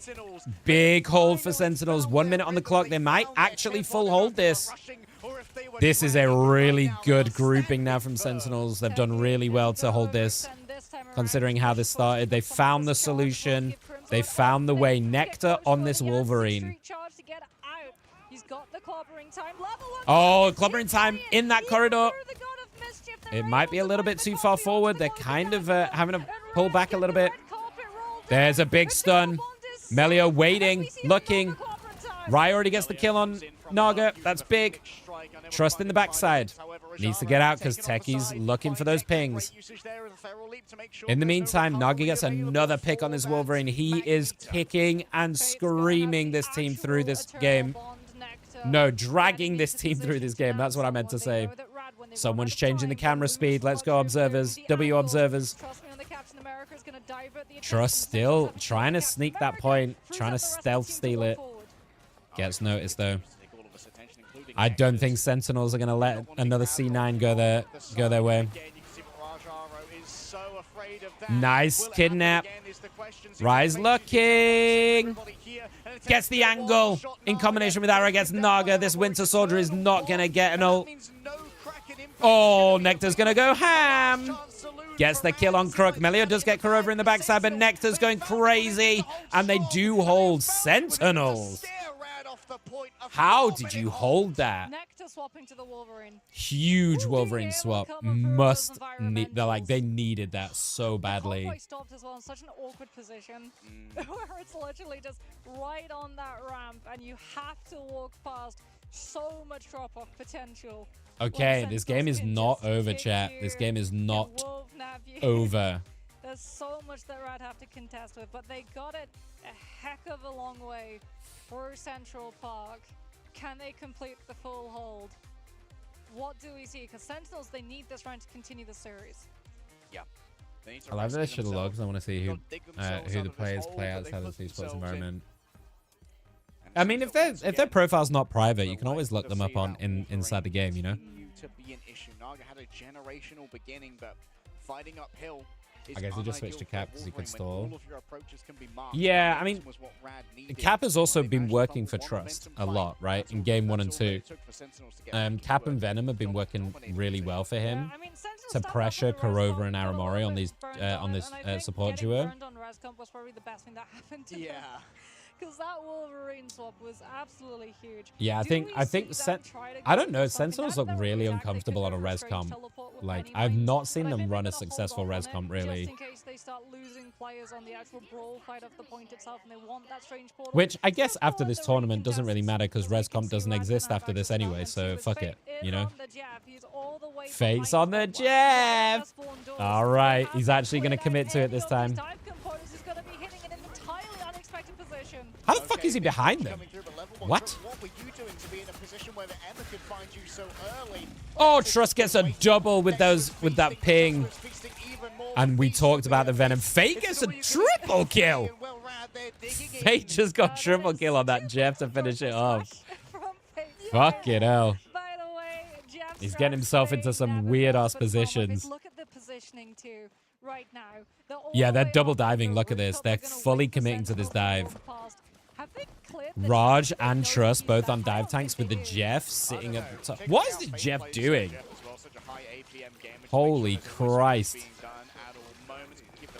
card healed up over here. The Phoenix is in deep trouble. Needs to be saved. Like, how do you play this? Like, you have to just... As the tanks, how do you play this? Because you're like, you need to try and peel for your supports, but you're getting attacked from absolutely everywhere, dude. Like, everywhere. Aramori gets Fate. Okay, the Jeff has gone down. The Jeff got a little bit greedy, so this is their chance. They're going to have to push in off this, I think.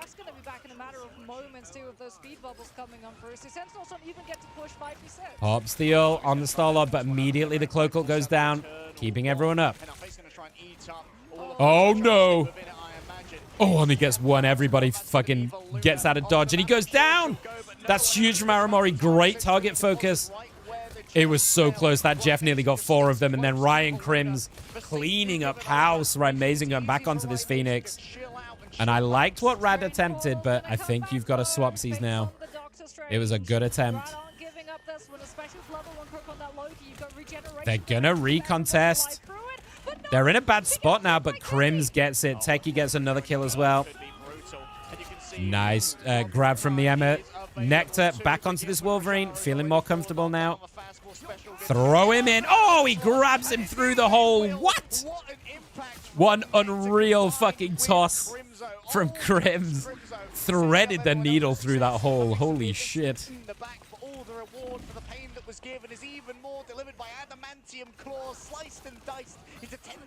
And they are burning the time, though. Like, all of this is so good for them, for Rad. They're burning the time down really nicely. I do think they're going to end up winning this, unless of a miracle, but there goes Crook. Teggy and Crims holding this down nicely on site, but the time's going, man. And there we go. They finally get the win. 3 minutes 28 on the clock. Do we see any changes for Rada that are going to stick to it? Fate is staying on this Jeff. They're committing to the bit. They're committing to this dive, which I think Crims is so happy with this, honestly. I think Crims is fine with just sitting on this thing and peeling for his supports as they get dove on. And there we go. Ara getting the better of Fate again as Nectar trying to get this Loki. There goes Crook.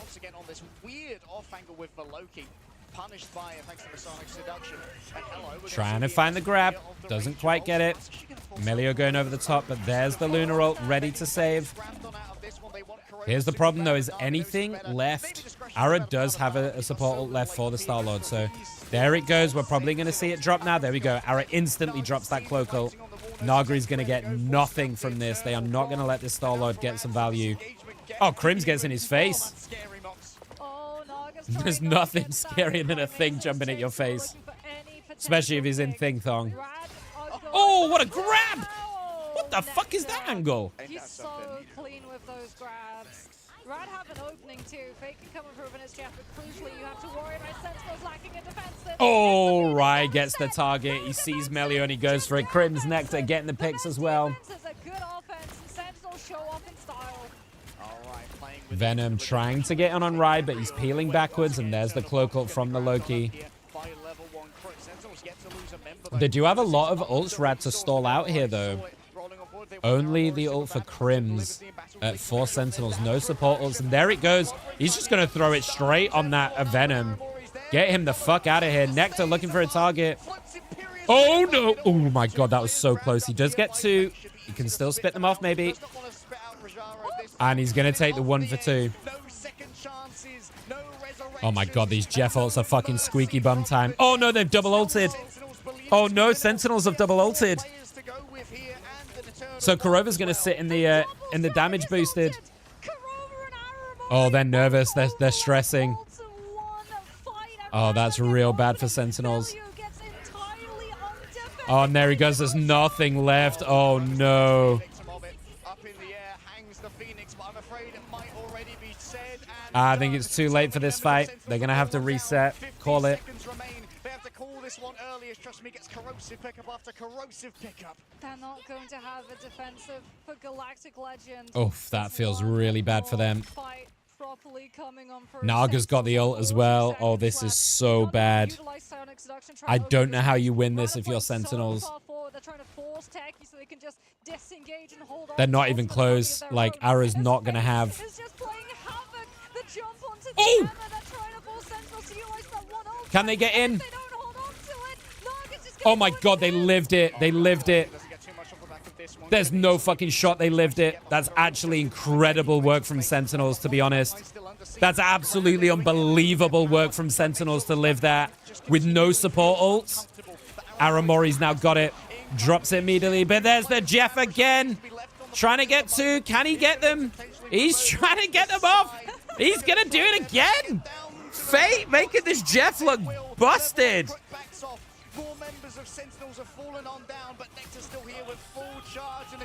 The Cap is going to stall this out. There's the stun from Crims, but I think they're not going to get any kills off the back of it. He needs to stay alive. Oh, no. Oh, Melio with a triple. There's the TP. Can right touch. They're going to block him. Oh, it's a 3-0. Sentinels just got 3-0'd. Sentinels just got 3-0'd. Now we get to see clutch it's Jeff Ultimates coming the night from Fate. Yo, Fate on this Jeff looks crazy. Wow, dude, rad. Rad with a 3-0. Wow, Sentinels look fucking rocked, dude. They look absolutely fucking rocked. They can have the ultimate advantage. And I mean, things fell apart. Sentinels, there was a little bit of miscommunication. It feels when we saw some really like uncharacteristic mistakes as well from Sentinels. At the same time, it really did feel like the writing was on the wall. That Rad knew we might lose. I'll explain what happens in a sec, Selenite. Don't worry. Have the better of that one, where we'll be able to win it instead. When the bright light shine in your face, Mox, mistakes are bound to happen despite playing together for so long on this Sentinels team. Only Crimzo really has that long-term LAN experience. Everyone else is fairly new to LAN itself, despite their yeah, I mean, they're just like Rad. I think it might also be that Rad have played quite a few series already, and like it's not a very forgiving tournament this. So like Rad had to play the play-ins. I'll show you here. So Rad had to play the play-ins. So yesterday they played 3 series already. So they were kind of warmed up, you know, they were used to the stage. This Sentinels had to raw dog it. This is their first one. And they're going to have to step it up. So now Citadel Gaming, which is the first seed from EU, the old Berber Patapim, now play Sentinels for an elimination best of 5. The number 1 seed from EU or America is going out tomorrow,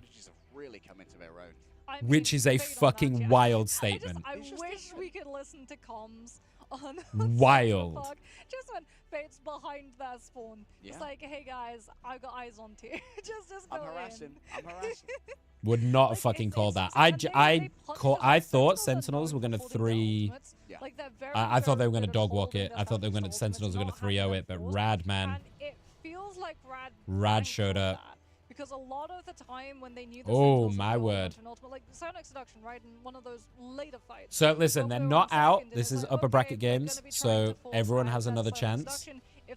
But I mean, they're playing Citadel. Citadel are no fucking joke, man. They see that Techie's not going to rise to it, and they're like, if you're not Citadel played well we're going to ult, we'll use Galactic to start with. We'll get a pick, then you're I don't want to tell you the. I don't want to.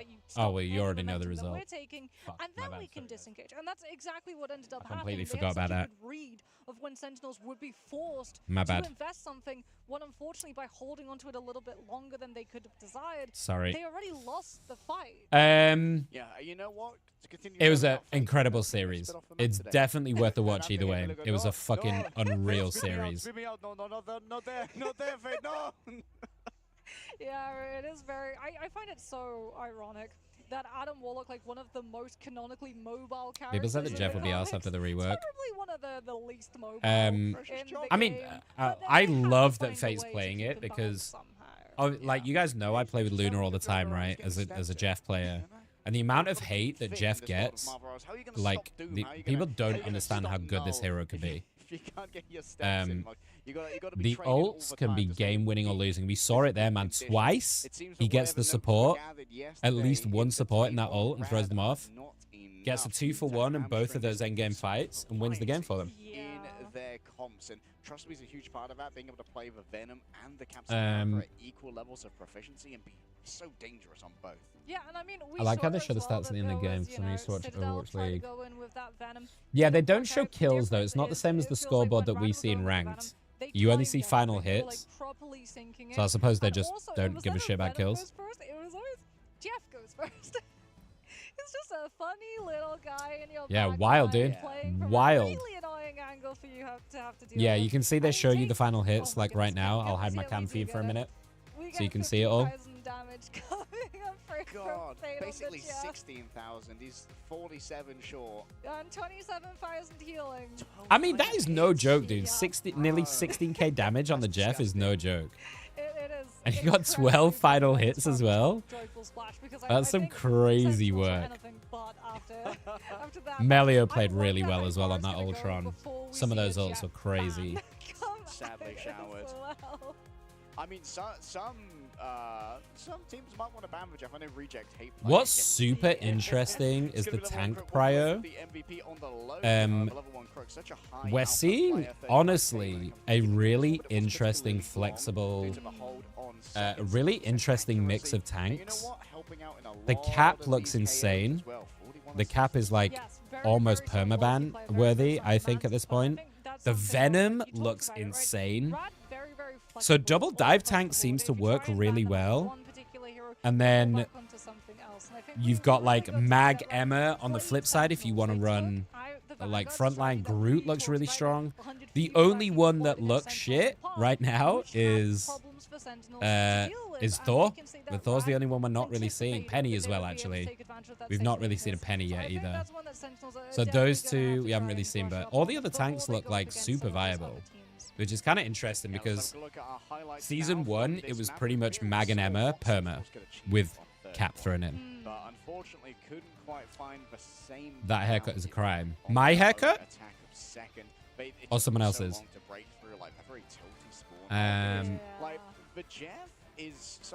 Jeff is a gamble. If he doesn't get enough of the team, he dies immediately. True, it could definitely be a gamble, but I think he also he can provide a lot of like healing and like healing and damage. They had a really good read of first fight, right? Sentinels where, like, and yeah, you see these two like final Jeff ults, like they really changed the fight. But they do the correct thing where they see that there's a Jeff and a Venom. The Venom though, man, like holy shit. Trust on these dive tanks looks like a monster.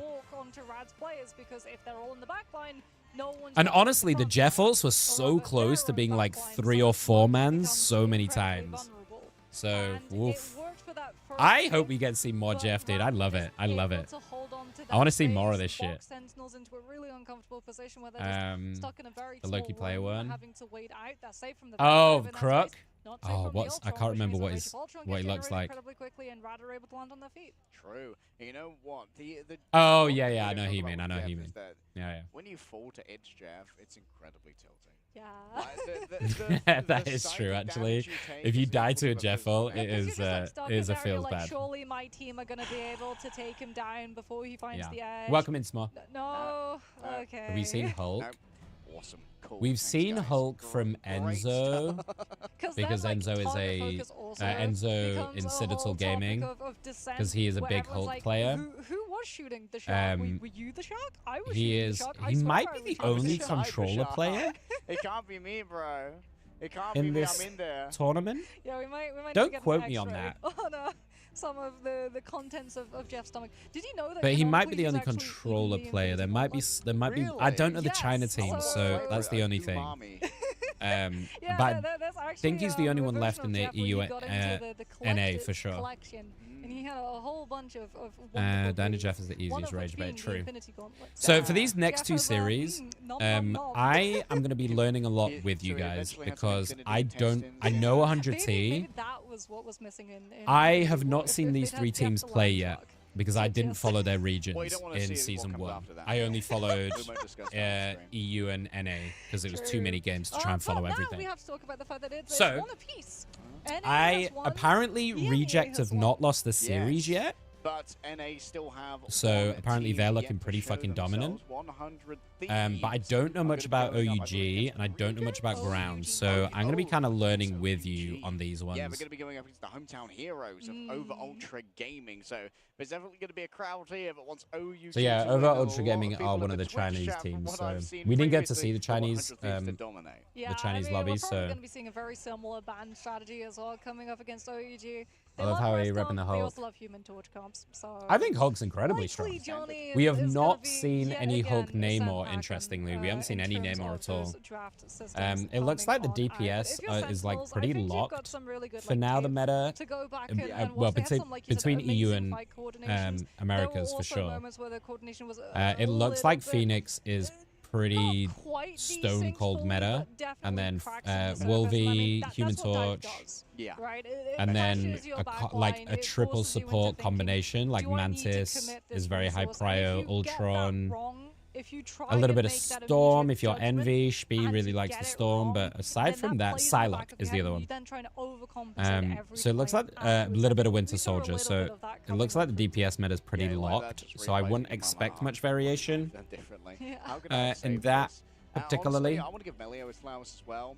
Moving over onto the Ultron occasionally, like I think that Melio got a lot out of VP, yeah, VP came really third. proving himself to be quite lethal. There was only 2 spots there. And the Phoenix too. He EMEA. took to the Phoenix like a duck to water, fittingly enough. Disappointed by Corrovas. I think, honestly, I think that the support duo really struggled small. I love watching Sentinels. I think they're great. They're really enjoyable to watch. They looked really out of sorts today, and I don't know why. I don't know them well enough to be able to pin down and say what the problem was, because obviously I wasn't in their comms or anything, but if I was to guess, I mean, the supports really struggled. I think they weren't particularly ready for this crazy dive tank comps.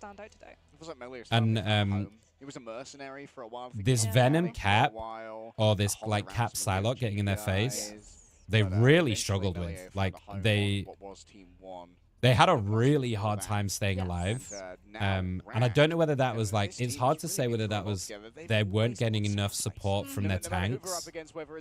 I feel like Crims maybe should have like sat on the supports a bit more when he was playing Thing. Because like,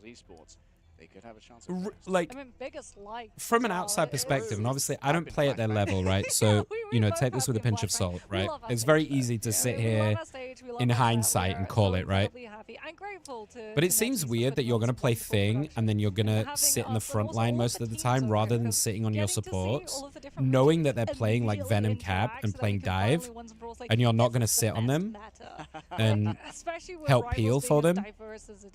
Like, particularly like Midtown, for example, right? Midtown, they were getting rolled by this Psylocke, just melee on this Psylocke, constantly sat in their back line. Let's hear from them. Incredible match where you just secured your place in the semi-finals by taking out the America's champions. How are you feeling? I'm feeling happy, and it was a 3-0, but I think it should have been cleaner by us. Nevertheless, I'm just stoked. What do you mean cleaner? You 3-0'd them. But we had to go through the play-ins, right? Everything was tough for us, but we made it this far, so we want to make it further, of course. And you said it's been tough. You've had one of the toughest paths to actually get here. You came in not only through the play-in stage, but you also went through the lower bracket of that and then went up against a region's champion. How are you feeling about this pathway to get here? How tough has it been for you? Well, I think Envy might be the best team in the tournament currently, and Nova Envy looked really good in my opinion. So we had a tough time, but I think it helped us get experience on stage, which is super valuable, especially going up against American champions like Sentinels. This was their first time, so maybe they had nerves, maybe the weather wasn't right in the environment. That's what I said. But it's really good that we went through all this. So we've seen a lot of teams focusing on strategists in particular against you, and that's really a feature of this advanced pick and ban system. How are you feeling about it? How much do you feel it has affected your games? Yeah, the support prior was crazy. The Jeff is really a card we can always whip out on any team. We did it in the last map because it was very good pick, right? Venom Jeff into a Loki Luna is just very nice to play. And that forces them to ban Mantis most of the time, and then we have much more leeway for our tanks. We can go any tank we want basically, and that's a really great advantage to have. So finally, as I'm sure you're aware, your next opponent is a rematch. We just called out Envy as maybe one of the best teams at the tournament. You're facing them again in the semi-finals. Do you have any words for them, and do you have any shout-outs for anyone else? Yeah, it's an Envy rematch. We didn't talk about this side of it. For Envy. It's going to be a dogfight. We both know it. It's going to be a close one, and the better one may come out on top. And whoever loses will meet in the final again, so it's all good. And shout out to Moxie and Tread. All right, thank you very much, Level 1 Crook. Good luck in your next Bless matchup. him. And we're going to head back to the casters. He looked like he was super nervous to do that, so, but came out confidently, so. Yo, fair play to the guy. Fair play. Shout out to Moxie. Thanks, Rad. Yeah, Leg just got fucked, by the way. Leg Day just got fucked on that one. What are they saying that to me for? I mean, I talk to the players. I love Kurova's Adam. You gotta do the laps before. Yeah, usually amazing small, but like they look like they really struggled on Rescom. They did it for like half a map and then were like, nah, fuck it. What a time it was, and they said how much they like playing that against Loki Luna. Which it's kind of cool though to hear him say the same thing that I did. I think Rad actually weirdly have a great advantage in the fact that they played a few series on this stage yesterday, and I think Sentinels were maybe a little nervy.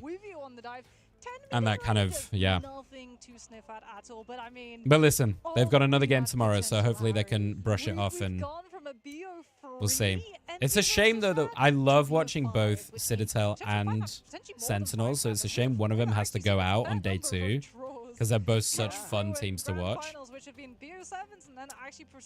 No BP, no Squirrel Girl. We've seen one BP. We saw Tanuki running BP on Araco for one of the halves, for their attack half. It was okay. Rad beat Citadel in the upper bracket and Citadel beat VP in lower finals. Yeah. He basically said the Sentinels are so free, they should have done better than 3. I know, right? That was so crazy to say. It'd be like, we could have done a lot better. What do you mean? You just 3-0'd Sentinels, motherfucker. What do you mean? Just take the fucking victory. What are you talking about? You just completely defied the odds of what everyone thought was going to happen. Going into that, no one, not a single fucking person would have said Rad would have 3-0'd that shit. Not a single person. We know that NV are like pseudo Jeff believers. They were early adopters of things like the Jeff Nado, so there's definitely going to be a lot of this is the time he swapped off Rescomp in match. Yeah. I think, like, I don't know, maybe part of it is like when you run a Rescom, you get a little overconfident because you're like, oh, fuck it, I can take these risks because, hey, I can res. But I think it's also a cooldown. Like, you've got to think about, hey, if you're going to burn that, you've got to get the value for burning that because that's like, like a 180 cooldown? No, 120 cooldown maybe? 110, I think, since they changed it. So, like, you got to be careful about burning that shit. So maybe it was a little overconfidence in that, I don't know. I also think they, like, the drafts felt really weird. There was so much support prio. It was wild to me. And that's, I think that's like, if we're looking back at that series and we're analyzing it, I think Sentinels will probably feel the same because they put so much prio on the support picks. Not only saving them, but banning them from the other side. And then for the supports to struggle so much against the dive tanks, maybe they should have put a bit more prio on the dive tanks and let them play some different supports, but, you know. If you do want to play the Jeff strategies again, maybe Winter Soldier. Yeah, actually I don't know. better ban Force the Phoenix, so that you can come. Or you and like have ban the better cap dive at least, you targets, know. As opposed to having Although I storyline suppose you could just do the force the Venom. Bionic Hook and crack an impact, which can outlast your strategist all Yeah, I don't know. It's tough, innit? It's tough when you've only got 4 bans in the current meta. I think it's tough to find the right ones. Because there are a lot of power picks that you can use.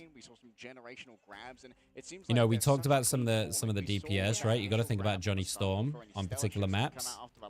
That's probably the highest prio DPS ban. Then Mantis apparently is very. I'm not really sure why Mantis is so high prio, like over other things, but everyone is banning Mantis. She's perma banned, I think, or she's perma pick ban so far, I think, between these 2 series. And even in playoffs, play-ins. So if you don't look at supports, then you look at tanks, right? You got to then look at Cap. Maybe Emma. We saw them ban Emma and attempt that to take that away from Raj, but then they just went double dive. So yeah, Rad. I mean, Rad have quite a depth of strategy, so they're looking pretty good. So next series, 3rd out of 4. Not that one. OUG 100T. Well, we have a special interview over on the stage. Let's throw it on over, I believe, to Cozy. Oh, we got another one. Hello, everybody. How are you doing today? I'm Cozy, and I'm joined by my friend and streamer, Guru. How you doing today? Oh, Guru. Really good. Life is really good. Good, man. Well, it's good to have you here. Good to have you on the stage. And I've got to open up and ask, because this is history. First, land for Marvel Rivals. You're looking at all these teams. You've seen a lot of them play. And I want to kick things off by asking you, if you could jump into any of these teams, who would you pick, and what hero would you lock in? Ooh, I would like to hop in the Terra backpack on 100 Thieves. That'd be nice. Yeah, I'd be on nice. Wolf. Yeah, just the carry role for the duelist. Of course. 100 Thieves, duelist. You heard it from Guru himself here. And with that, talking about heroes, let me ask you, you watch a lot of Rivals, I know, when you're streaming. So what hero, from your perspective, is the most entertaining to watch? Honestly, I've been enjoying watching Torch, and I just always like watching different Wolverine playstyles. Okay. So probably those 2. What is it about Torch that you like watching? What do you mean different Wolverine like playstyles? It's fucking find someone and fucking like kidnap. What do you mean?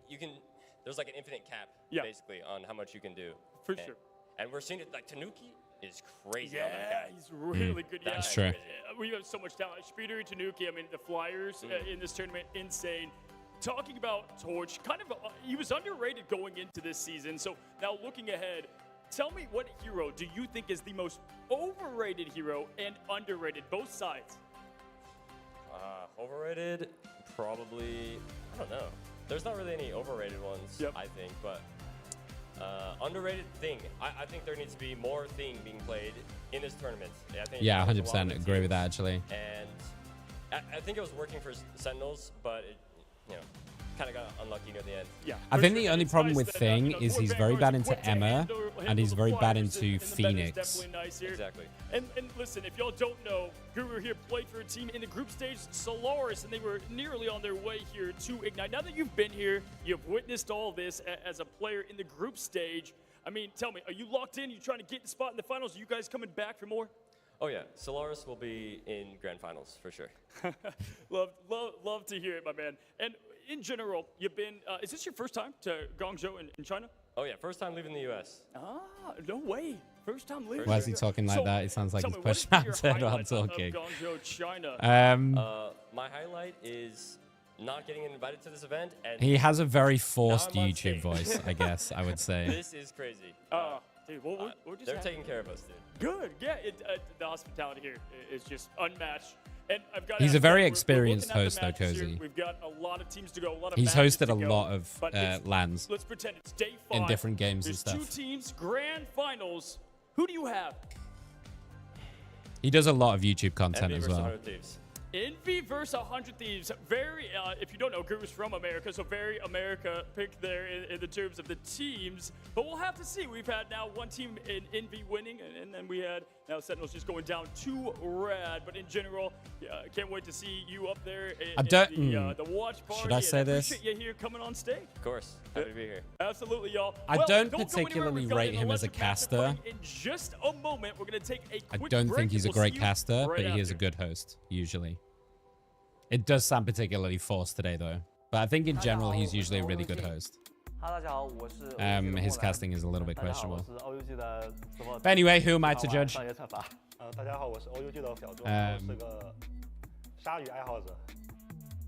Wolverine's growing victims dragging them behind a Wendy's. David Beckham. Should we do a quick play? I feel like doing a little quick play in between this. Hi Layla, how are you?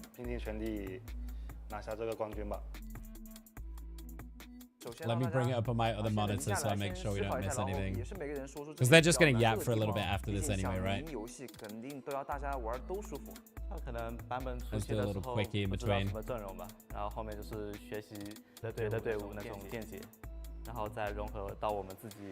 just going to make sure we don't miss anything. How you doing, Lely? You okay? This is not even a quick play with fuck. That's why I'm doing a quick play, not comp, because I can always bow out if I need to. You know, what's the worst that's going to happen in a quick play?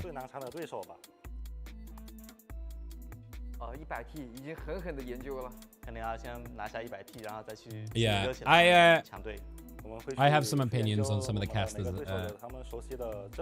at this event, which I'm trying very hard to keep to myself. Pretty unsuccessfully so far, to be honest, but I'm trying my hardest. Wait, have I still got the volume on for this? Is that why you guys can still hear it? Yeah, okay. Good work, Nick. Good work. All right, let's quickly jump into it. A little quickie. I do have to try and get to GM though. Where are we at? 61 out of 100 for GM. Fuck. We'll try and do that tonight before. I've got to like 9 a.m. tomorrow, I think. So I've got like a day from now to do it. I mean, goes Nick, how you doing? I'm doing great. I love that for you. Pick your hero. Waking up and eating Taco Bell. Love that judging. for you. Yeah, I'm doing all right. I'm starting to feel a little bit tired, but we're doing okay. We've got 2 more series left. 2 more series to go. Should we do some cloakies? We are hope. Show them how to support. I'm gonna get fucking railed.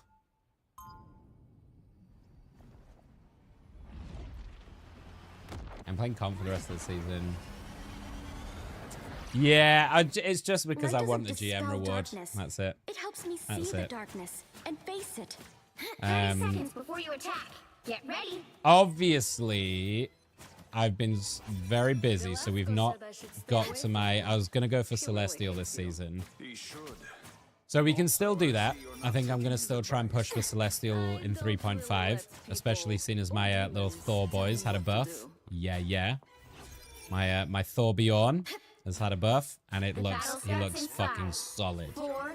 He looks like he's going to be fun as hell. I think Thor is going to make a comeback. I'm predicting it now. I think Thor's making a comeback. What's up, Whoop? Yeah, it is 8 a.m. for me. I've already been live for 5 hours.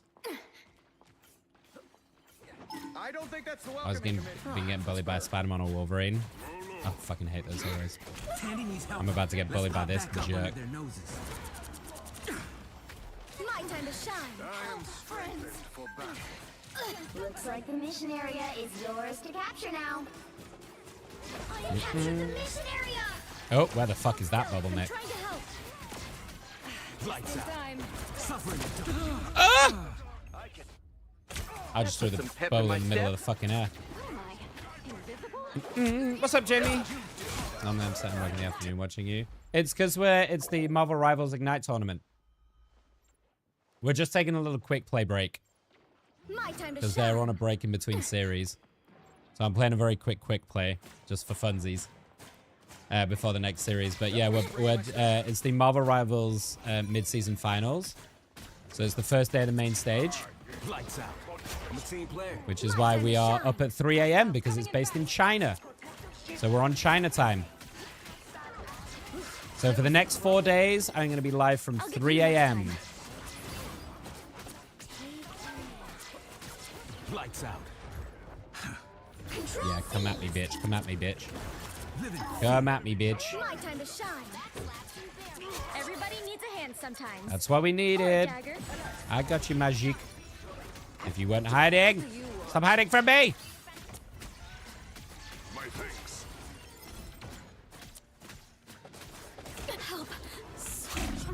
Wait, he can hit me through that? My time to shine. Okay, may have panicked a little bit there. That's okay. Much of this could be destroyed. May have panicked a little. Used some cooldowns I shouldn't have. It's okay, I don't play a lot of cloak. I was in trouble. This BP against the Magic. On your back, on your back. Lights out. My time to shine. I have an ultimate ready. Watch I'll get this. you next time. Where are you going? Where are you going, BP? You can't see shit right now. Oh. Okay, she popped hers first. That's lucky because I was about to pop mine, to be honest. Nothing! Disappear! Lights out. You've captured more than half of the mission area. Keep going. You know that shit's coming. Yeah. No, you don't, Jeff. No, you don't, Jeff. No, you don't, Jeff. No, you don't, Jeff. No, you don't, Jeff. No, you don't, Jeff. My time to shine. Systems restart. Get fucked, son. Oh, shit. I'm out. Okay. Fuck is that mode? I'm tired. Leave me alone. I'm tired. I've been up since 9 o'clock, okay? I've already been awake for 11 hours. Leave me alone. Control lost. My time to shine. Their team's capture. I'm gonna drive 2 hours to pick up my brother. What are you getting up to? The finals better not be at fucking 3 a.m. It will be. Oh no, it might be a bit later because it'll be 1B07. Lights out. My time to shine. It won't be too far off though. I can't imagine it'll be because you got to think. So China is 8 hours ahead. So for them right now, it's like, well, it's like 4 in the afternoon. So you got to think about their time as well, right? Welcome to the Dark Force dimension. They've almost got it. So let's say they start grand finals. What the fuck are you doing, son? Tremble before fire. Seriously? So if it's a best of 7, that's probably going to be like 3 to 4 hours. So they might start it around now, like 8 in the morning for us. Likely that kind of time. My time to shine. Yeah. Okay. Guys, we did it. Oh, fuck. There's another point. Shit. Sorry, there's still 2 minutes, guys. Don't worry. We still got it. We're good. Sorry. That was really fucking loud. I forgot that was turned up. Same with me. You're up, little ones. Sorry, everyone. My bad. I'm doing really well right now. We're doing really well. 30 seconds before you attack. Get ready. I got CD to Lord earlier this week. Nice. Yeah, I've been enjoying playing Cloak and Dagger. I'm not very good at them yet. I need to... Like, I know principally what I need to do, but it's like muscle memory. But they will. So, like... They always do. Just because we're young, with Invis, female. I've played a lot of Invis, so I know my limits. I know, you know, who I can duel, who I can't, you know, how to play around particular heroes, stuff like that. I don't really know that as Cloak yet. All you need to do is capture the mission area. Got it? Oh, we're going up here? Okay. Okay. City around a vibranium star. Have you ever seen anything like it? I spy some bad guys. Hold still. I'm trying to help. That topped me off. Why are we stuck in this corridor, guys?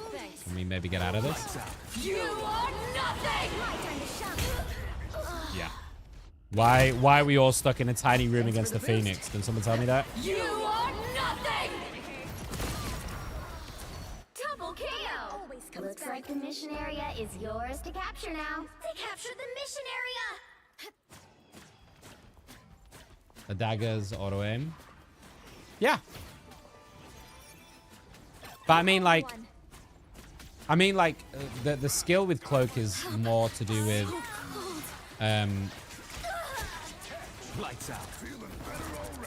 the skill is more to do with, like, knowing when you need to be in what form and when you need to be aggressive, when you need to ult, stuff like that. You know what I mean?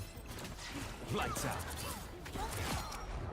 Like so. Time to shine. Our enemies are here. Control C. Everybody needs a hand sometimes. Didn't even need to ult for that. No need to hold back here.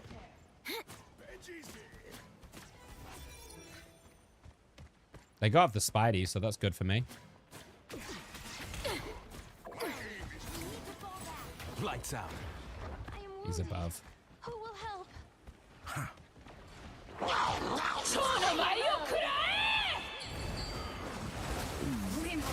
I swore that Jeff was going to come for me. Us against the world. Uh-oh. We double ulted. Uh-oh. I got what you need.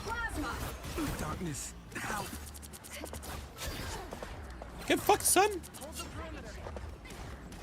Just hold left click. Easy. My time to shine. Easy. Don't even need to do anything. Lights out. Oh, I've not been using the scroll wheel. Fuck. Captured more than half of the mission I need to use area. the scroll wheel. Keep I need to remember to do that. We changed it. My time to shine. That tops me I'm trying to protect myself from a BP. I see him. You owe me one. Assemble! Here he goes.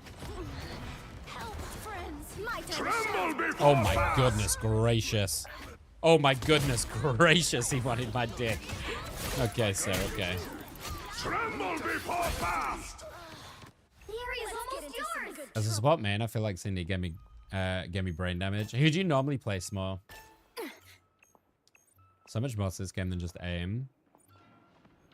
Yeah, we talked about this the other day. Someone was talking about, like, someone was complaining about, like, auto-aim heroes, like Scarlet and stuff. And I was like, the thing is, like, you need easy to play here, like easy aim heroes in this game. Because people complain about it, right? Get fucked, you little shit.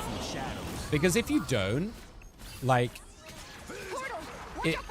it then becomes like a fucking Valorant or CSGO game. Do you know what I mean? Because then all you're doing is you're just saying, hey, the only people that are going to be useful in this game is if you've got good aim. Hey, you might as well play a fucking aim game then. Do you know what I mean? If you're going to have heroes that melee or heroes that do a number of different attacks, which is exactly what Hero Shooter is, Overwatch is a little bit different in a lot of ways because it is focused a lot more on guns, I would say. Or like most heroes have a gun of some kind for aiming. But this is very much a mixed bag, and I think that's a good thing. Because it means it's much, like, it means it's way more accessible for everybody. And it's not just if you aim, you win. If you can't aim, get fucked. So if people complain, like, don't get me wrong, I think Squirrel Girl is a fucking joke of a hero. But that's not because it's the aim isn't good. It's because the damage that that hero does, while also not having an aim, is fucking outrageous. Do you know what I mean? Helping from the shadows. My time to shine. Extermination! A little bit helps. A boom of light. That's why you're a Could not keep her up. Lights out. Oh boy, just got rolled. Good medicine. The sniper falls. Double kill. I was going to cloak when I hear the enemy Jeff answer. Oh, yeah. Did you wet the bed? What? Shim, what kind of fucking question is that? Friends, gather around. Oh, are you asking why I'm awake? And you think the only reason I would be awake right now is because I wet the bed? That's your thought process? Is that where you'll go with that? Yes, one down. Okay, that was a way longer game than I planned, chat. I'm sorry. That was a way fucking longer game than I planned. No, I've not wet the bed.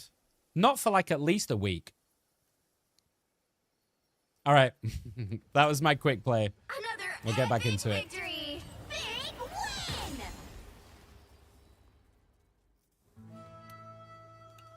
I did okay, guys.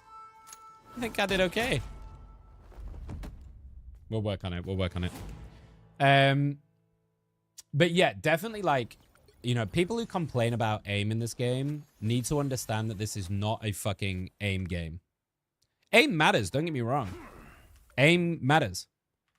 But if you only have aim heroes, you're going to appeal to a very subset of people, and the game is not going to be enjoyable for most. So she spent 80 hours hand making this. So it's not, you can't get this anywhere. Obviously, it was just Tanuki's mother made it. Sure. And was awesome enough to just let it be shown on the broadcast. She has so much cool stuff like Jeff Bags turn them down a little whatever. bit. Hopefully, she doesn't get like requests to go make stuff now. But refocusing back on this series. What's up, Rug? It's going to be an incredibly exciting matchup between the home favorite in OUG versus 100 Thieves. So this is going to be crazy, man. The thing is, I say that all the time. I say it all the fucking time. Never lost a tournament. That you heard me say it once. Let me you get rewarded for doing nothing on Squirrel Girl.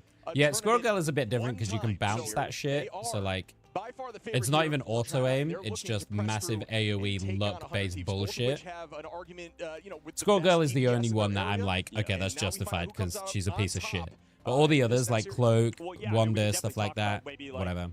I don't mind that stuff at all. But you talked about it. I mean, yeah, OUG just didn't lose at all in the graveyard. Yeah, we're doing we're watching the Marvel Rivals Ignite tournament, which is China-based. So starts at 3 a.m. my time. But, I mean, in the midseason. But regardless, I think OUG definitely was a heavy favorite to come out of the China qualifiers. To come Can't aim for shit. I'm too old and slow for it now. China matches, and you can see probably why in their matches coming up in a second. But this is the first time I know a lot of us English-speaking. I'm 37.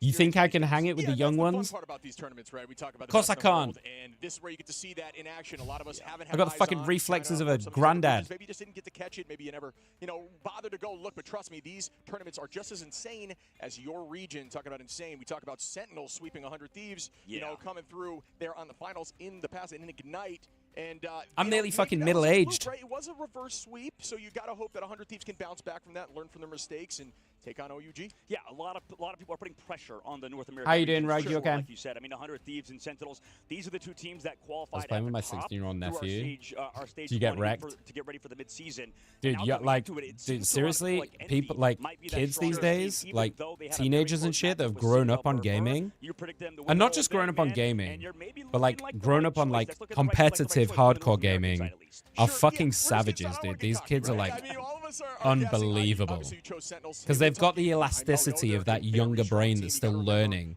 and they've got the quick reactions and youth. They just didn't look like themselves in the first two maps and started bouncing back there on 3. Yeah, absolutely. And we'll have to see today how 100 Thieves does versus the Chinese team that is seen as the best Chinese team. Like you talked about it cannot be understated. About to have a long weekend, Mr. 10:35. Nice. Well, happy birthday to your other half. What are you guys getting up to? If you guys are from the European, didn't even come around a corner and I was dead. Yeah, that sounds about right. Not qualifying for the Ignite. In Rivals, we have like 5 heroes that use guns. That would be a different story.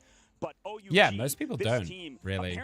I think that's kind of one of the things I like about it, though. North American team. So don't get me wrong, aim is probably one of my better qualities in gaming. My game sense is usually the thing that's fucking terrible. Best in the world, so let's put that to the test. You have but I've just played so much Rivals that actually, and I've spent so much time casting and like watching pro Rivals that actually I understand the game at a pretty fundamental level.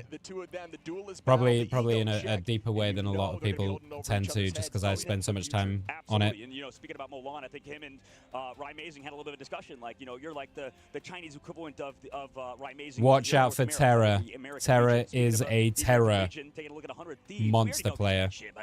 Delana, TTK, Terra, Vinny, Harvey, Millennia. I mean, we've known these guys forever. I've been out by a tape, yeah. Millennia is starting today. For the explanation of some seaside if the weather is good. Cute. I love that. Good food. What's the weather like today? Hey Google. What's the weather like today? Being able to flex, I believe Millennia in the past has been playing as a duelist. Oh, not great. Now as a strategist, ton of flexibility, but is that super comfort? How much time have they put in that role? Okay. All that is up to question. Maybe a nice cafe by the seaside instead. We don't know what's been going on behind the scenes and how they've been playing. Obviously, that is the decision they made. That's why I like Overwatch. Make sure someone is in front of you. What happens throughout the series? You know, Wow, Shim. So what you're telling me is, if you're playing, that would be huge. everyone has to sacrifice themselves for you. Talked about how good of a team they are to constantly be in the top. Yeah, Terra's a monster in this game. It's gonna do outdoor mini golf. I mean, I think that can still totally work. Just maybe pretty much year together as a unit. Maybe take a Kagul with you, you know? Millennia instead of SJP is crazy. I mean, that should not be understated how much of a change that is considering I'd laugh if Google's out of window, you lazy I shit. agree more with you. To be fair, my window's right there. This team is like a friend group now, right? So making a change So I like could that, literally walk 3 steps and look out the window, but that feels like effort, which I don't want to do right now. You got to be cohesive, you got to be confident, and you got to understand each other. You play, you know, you essentially get in the mind Kind of of thought your about teammates. it. You understand what Strategically they're doing plays before they even have to myself. tell you, and that helps out with Yeah. which, you know, I know this team I is think you'll more find committed if there you with try Terra's to do that in constant Marvel making you all Rivals, pitch people in. will hate you pretty So quickly. I don't know how it's going to shake out. I'd like to see how it happens. You know, we talk about Cal Right. stepping in from the bench, saying, I want the ball. I don't know getting in there, anything showing about up. AUG, so I'm ready to be surprised. I'm ready to learn with you all. At the LAN environment that we're here in Guangzhou. I mean, we were in the same hotel as these guys. Obviously, they're practicing there as I'm well. also getting hungry, And I think. in those I haven't situations, eaten we're for just about like, 6 what are we gonna hours. do? Study for these games. Right? We're going to get ready for the matches for the mid-season. And, you know, we're going to watch scrims, going to the practice rooms, all the casters, and everybody's kind of watching. I have some on the chicken, backside. but I don't know if I want tried it. to go ask, listen, I've been teammates with Gator, now the head coach of Envy. And I asked him, I was like, yo, can I watch you guys scrim versus 100 Thieves? The answer I got was... Real question. Get the hell How in. many double-breasted jackets do you think Dogman brought to this event? That is a very tense matchup. Even in practice, these guys have a very... This is the second one I've seen, and it's day 2. How many do we think? To just win the practice, win the scrims. You would think in a practice room, it's not all about My guess winning, is it's about like improving, 6. right? And sometimes Small, thank you for the your ego follow. takes Welcome over, in. I guess, and 100 Officially. Just want to constantly win, make sure they're back in the game. Yeah, you want to keep things under wraps sometimes. We're starting on Krakoa. Like that. Okay, starting on Krakoa. Yeah, Millennia. It's just there's so much complexity to this whole ordeal. But I want to circle back to a conversation we were having about Mulan. You said essentially the Rymazing of this region. Right. It's 4 days. Iron Man, Panther. I know that those heroes 4 days. in and of themselves crowd favorites, right? So definitely potential there. I know No. Torch is on the, definitely playable. Yeah. And you Today- had a conversation with me. Speaking of Torch, Yeah, 4 days. Just segue right through. Okay. What do you think that?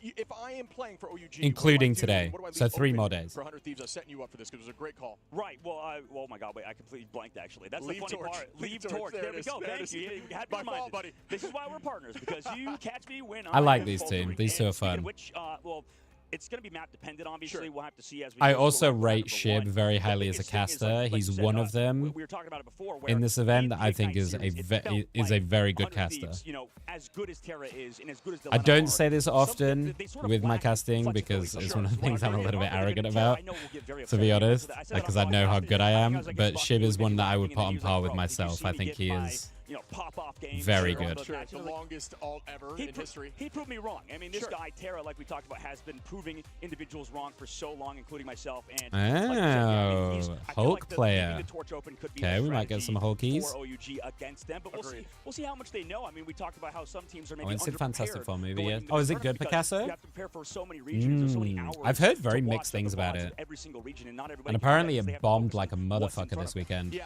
I just to piggyback back off of what you're saying, typically 100 Thieves, just for those who maybe do not Ganbei. know, or in a different They're the region, tank player, they okay. typically never run that Venom force. They feel Strange. confident they have Delena on some sort of hit scan, and they have Terra on Bucky or some sort of off pick that he feels comfortable on. He's got a lot in the belt, but we have not seen Torch from them. I don't know Have this not team, seen so I'm seeing them Worth for the It, first and time that right now. enables you to start getting crazy in the ban phase, which is a massive part of this game, just to make sure the audience Molan. understands that. But OUG, if they get that Torch through, Adam Loki, is okay. scary. And so you By the gotta way, make can we sure talk that, about how that fucking in and of itself, terrifying having that you force them to make 3.5 that Adam's happen gonna be? is an advantage. Exactly, and that's why I think I genuinely might be perma-banning Adam next season. or Mulan. Yeah, it is Mulan. Yep. He is definitely that guy who has the flexibility, and that's what we're learning. I feel like when we talked in other hero shooter games about flexibility of players, Zero looks fucking terrifying. Players, yeah. I personally, as a player myself in those games, I kind of memed on it. Like I was like, okay, this is kind of like holy some shit nonsense by the casters. Because, listen, I love the fact that Adam got buffs. He's needed some buffs for a while, and I love that for him. But did they have to give him a res that reses people at 100% HP plus and then some? And give him the cooldown as well on his heals? I think one of those two would have been fine. And give him the most insane team up known to man. All at the same time? This guy's gonna be a fucking monster. But what I will say, I do think the cooldown buffs are kind of nice because it does mean that you can justify Adam in a dual comp now way better. Because even if it's not Luna, even if you run like Cloak Adam, the fact that you can heal way more consistently and makes him honestly really good anti-dive. Arguably one of the best anti-dive supports now. Because if you hit your right-click shots as you're getting dove, you can perma-heal through any damage. Because each full right-click hold is 5 hits, is a full 1.5 seconds cooldown reduction. So you could hold that dive for so fucking long. Ganbei is essentially, he's a really, really strong Venom, and one thing that is kind of interesting that we can mention here, he was a Naraka. And if they're not getting healed, obviously, if they're not getting pocketed, and you're in a 1v1 against the diver, you're going to win that every time as Adam. That is a gamer. If I every have time. ever seen one, and that is something you want to take into Rivals, picking up the game. Is there a Wolverine player? I don't know on the other team because I don't know them. This is the first time I'm seeing them.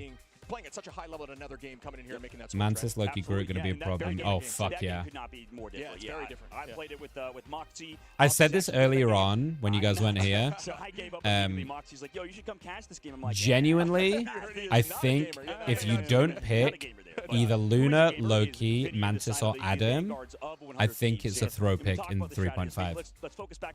If you don't pick 2 of those 4 in a comp, you can do triples for sure. But if you don't pick 2 of those 4, and the other team does, you're thrown. You're throwing.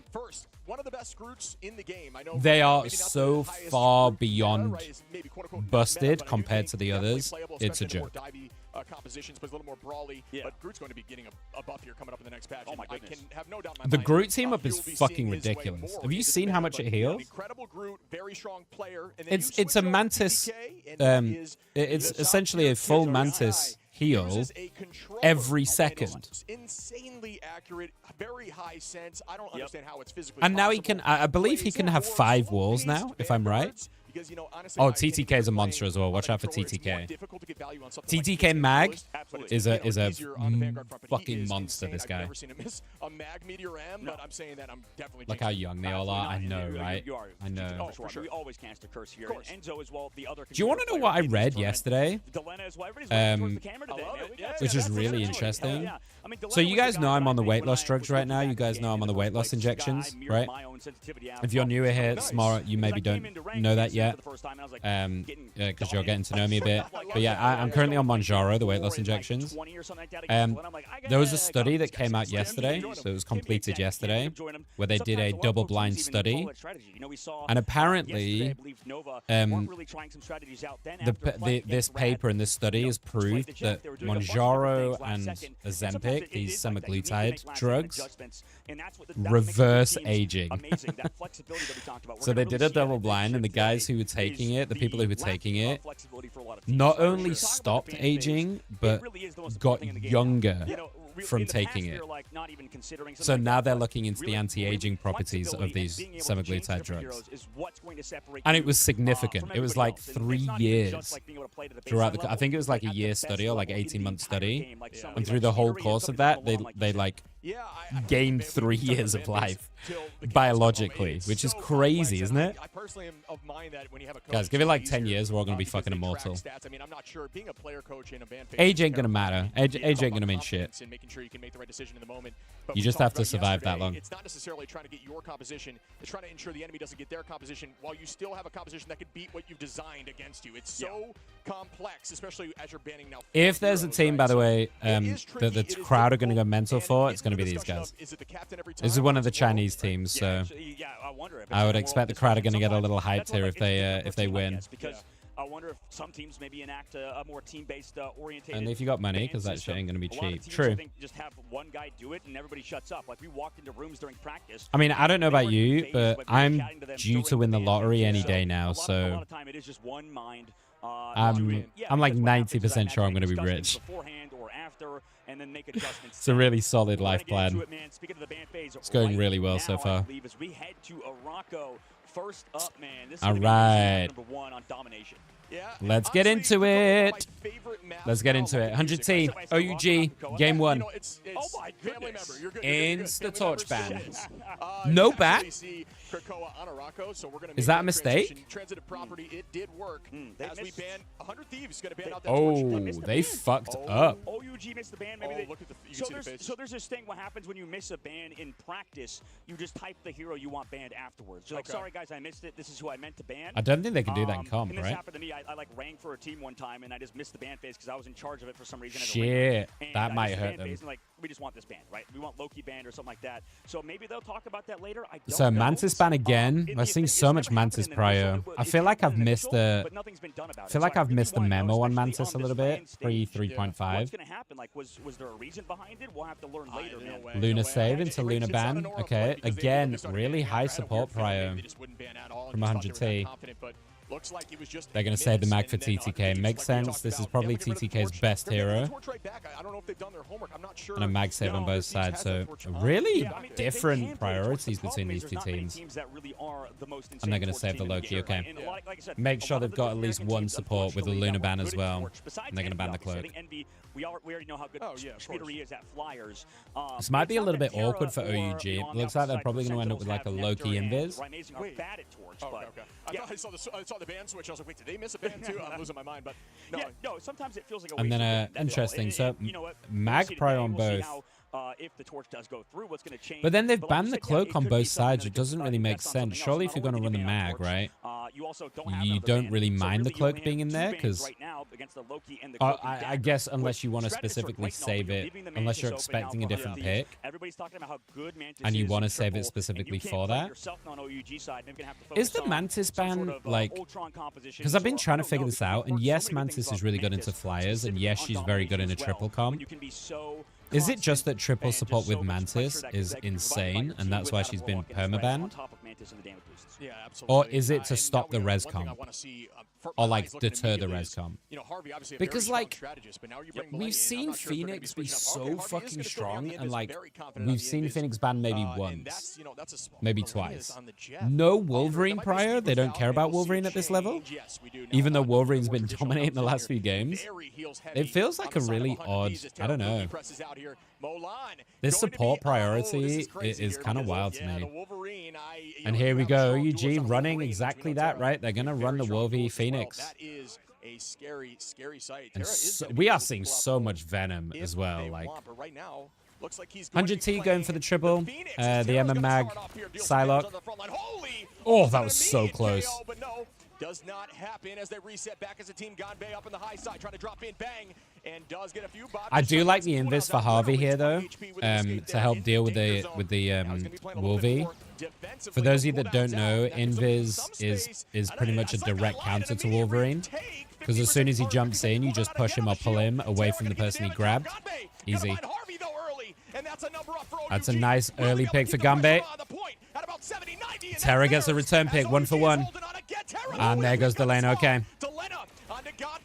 And now the numbers back in their favor. It's all about stalling now for OUG. Can they hold on and get enough percentage to make it a one? Early ultimate. Holy shit. Double ult. That was so nicely done from Terra, actually. So they used Terra to get rid of the Loki lamps so that Delina can get that last pick off on the Loki. That was really nicely done. That was really nicely done. Good combo. But there are 3 ults on the side of OUG, so this should be a good chase here from OUG. They have a lot to work with. There we go. The invis goes down. Loki copying already. Loki's ready for the second. Oh, there's the dunk from Hetlock. Love that. Taro pushing them off. TTK getting the pings. Actually gets Molan in between that. The invis ult just ran out, and here goes TTK looking for a dunk. Just does the damage enough, and TTK wiping the rest of them. I'm surprised there's Vinny on the mag, actually. Maybe Vinny just doesn't feel as comfortable on the Emma. But we've seen TTK in Season 1 dominate. And I mean fucking dominate on this mag. So I expected it to go there, but I haven't seen them for a few weeks, so what do I know? Molan with that Psylocke ult. So we'll see what happens. No greens as well as they don't have the Loki on the opposite side. No strategist ultimate to counter it though, and that Gombe just look like these Venoms are looking really oppressive. Just poking on that backside. Molan sitting behind the mag. Letting the mags do the work, letting the mags set the damage. There we go. Big commitment from Molan initiating with it. Doesn't get much off the back of it though. Tara does have the ult if they want it. Tara just stepping in. Oh my god, steps in and immediately pops the ult over the top. Delina and Terra are comboing so fucking well, these ultimates. Holy shit, the combination between these two is insane. And it's actually so smart, dude, because you know, basically, for any of you guys that don't play Psylocke, I play a lot of Psylocke. She's one of my DPS mains. One of the worst matchups to play into is a Loki, because you waste that ult, all they have to do is pop that lamp and you're done. But this is such a nice combination to do it with, because you use the Phoenix to burn the lamps and do the damage so that then the Psylocke can just get the finishing blows. And they think they're safe because they're sat in the lamps, so they don't pop any support ults. And then they suddenly get surprised by, oh shit, my lamps are gone. Oh shit, the damage is there. Oh fuck, we just got railed. It's a really cool strat. I like it a lot. I like it a lot. Coordination, it is invaluable. Oh, absolutely. Terra is that guy who can flex at the whenever easy first take for 100T. Wasn't even close, actually. I mean, can't play torch, obviously. Wasn't even close. Gombe switching off that Venom, going to the cap, the other dive tank that we're going to see a lot of, I think, in this tourney. And also 100 Thieves as a cohesive unit are looking beautiful. And it's interesting because usually, you know, we talk, like I said, I talked to Trust Me. He thinks that triple strat is triple. I mean, it's pretty mirror match, honestly, right now. The biggest difference has here been the Loki and the Luna, and then TTK holding on this Emma, which I think is really good into the cap for the most part, honestly. Plays it a ton to a high level is a team like Envy and even sometimes Sentinels. Yeah. But 100 Thieves have that's never been their forte. Are they tree breaking?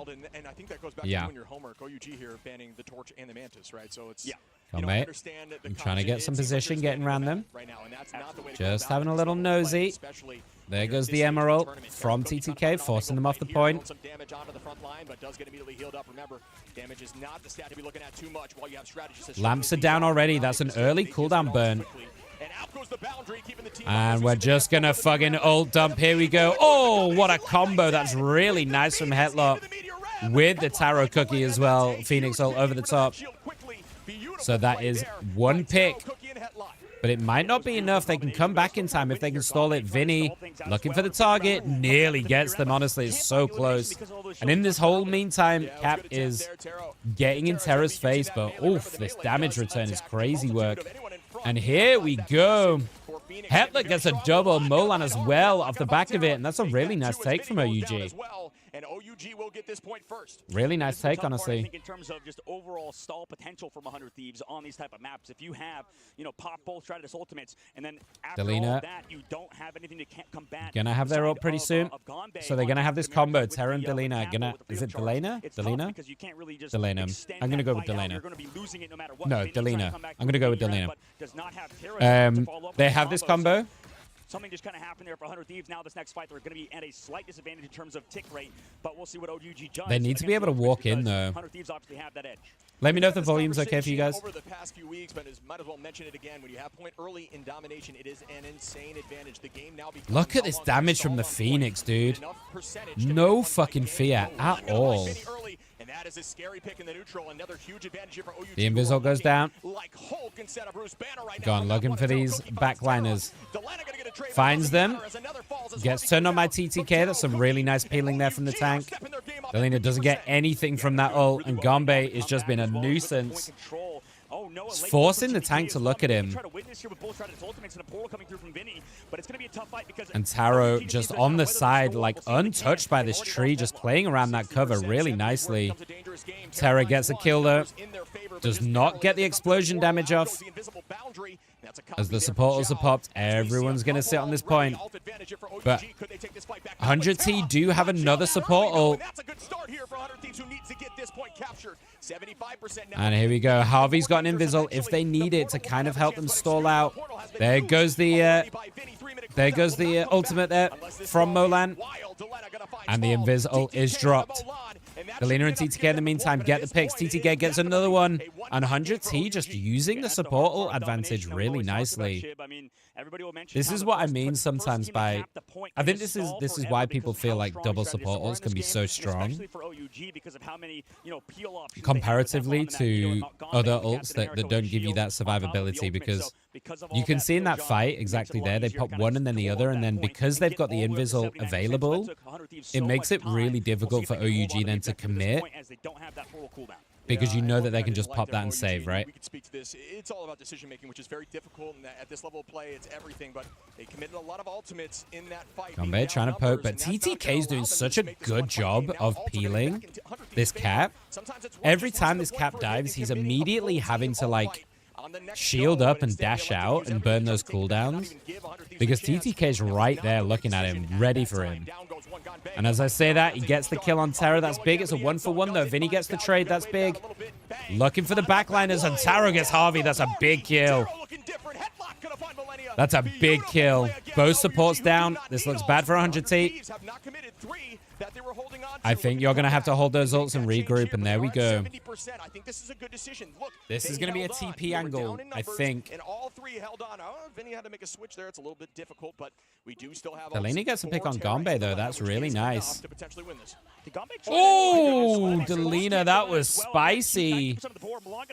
I understand what you were doing. You were going to lose the 1v1, so he pops the ult to try and get the damage down, but gets taken out. That's really unfortunate. That might hurt them as it's OT. Molan has their ult as well. Hetlock got theirs. Zhao has theirs as well, and here we go. Forces out the Lunar ult. The dance floor out to keep the team healthy from Millennia. Harvey now has invisible bounty. Terra gonna pop theirs.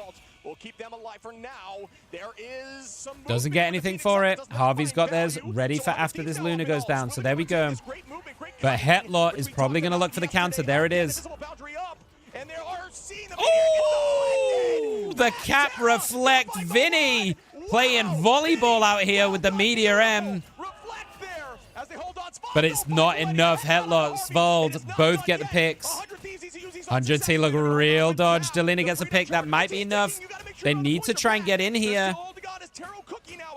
They're still managing to stall it out. Can they stall it in enough time? TTK holding on for dear life on this point, playing his shield as best he can, but he goes down and OUG!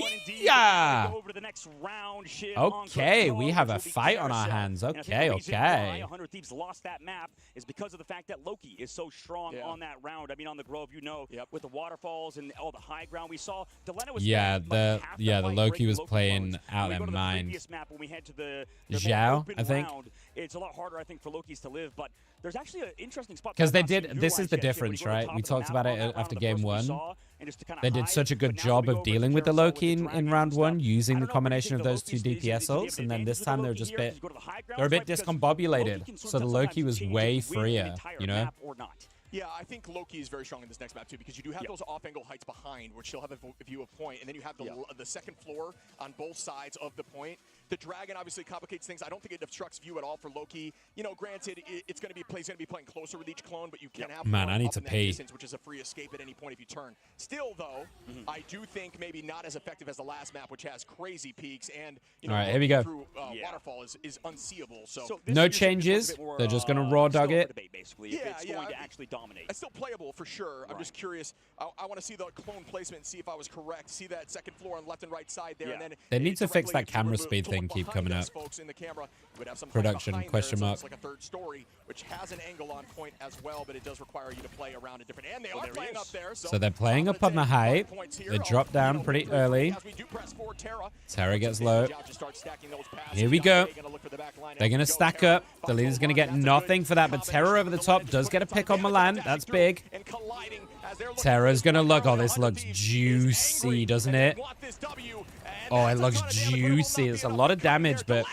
Oh, Delena follows up and gets the kill, actually. That's really nice play from Delena. Follows up off the back of the Phoenix ult to burst down... Oh my, no, Deleno, you went too far, man. Oh, but he is overcooking. That's the second time Delena's done that.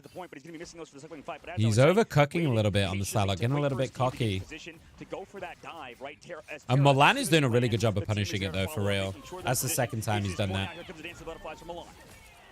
They need to stack up, but this damage. Headlock gets a double. Gombe, Sval both get a kill as well. Being down a number allows them to play hyper aggro. And I do think that's part of the mental game, right? Did get picked off near spawn. Oof, this looks bad for 100 team. 4 ultimates on the side of OUG. Gombe really low, does survive. Harvey, not too far away. Melania, not too far away. Vinny nearly got their meteor as well, so they might have enough to fight here. Look at Zhao being sneaky. Early ult. Try to go for that copy onto Luna Snow. If they don't have a Luna on their team, to give themselves the best ultimate basically in the game. Playing the time. In terms of the fate of the worlds, we'll see how this upcoming fight lasts. There he goes. He's going to be forced to pop it. Yeah, Luna Q is insane. Milan gets TTK though off the back of that. Phoenix. Headlock gets Melania as well. Oh, this looks so bad for 100T. Oh, they're playing so well though. Melina goes down as well. This is a get the fuck out angle and reset. Delena again, man, just got picked off in that previous fight towards the end. So man, it's tough. Even though OUG used a lot of ultimates, losing Delena yet again. But they've still got support ults. Volt's still got an invis ult here. Harvey's got theirs as well, so it is a 1-for-1. The meteor for Vinny is going to be big. Vinny needs to hit this meteor on the invis when she goes for this ult. Yeah, I think Gombe pops the ult. Terra gets a pick on Milan. That's big. This is going to be the go time. Cap ult is there. Nice stun into the wall. Vinny goes for it. It's a bit early in my opinion. He's looking for that invis. Nearly gets them. Oh, finishes them off with a really nice left click. Yeah, left click. Holy Hannah, how the fuck did he get that? That was fucking ballsy from Vinny, though, for real. Doing it without the ult? Ballsy. Because Sval's still got it, so I feel like you almost want to have them use it. Like, let them use it and burn it, you know? Hi, Lena. Hi, Mariam. Good morning, guys. How you doing? North America versus China. For the chance to continue on in the upper bracket. It's not out. There are 3 ults here, though. Delena does have theirs. Milan goes, gets Melania, though. That's a big pick. Gets taken out by Terra. That's a good trade. Sval just popped the ult. So is Harvey. TTK, this could be big. Oh, TTK's a roller player. What is it with tanks being roller players, dude? Oh, Terra! Hi, Law. I forgot to turn off walk-ons. How are you? Welcome in. Not get too aggressive. Remember, essentially looking for the TP angle. That was big from Terra, though. That was a big ult. You've never called me Slugger as well.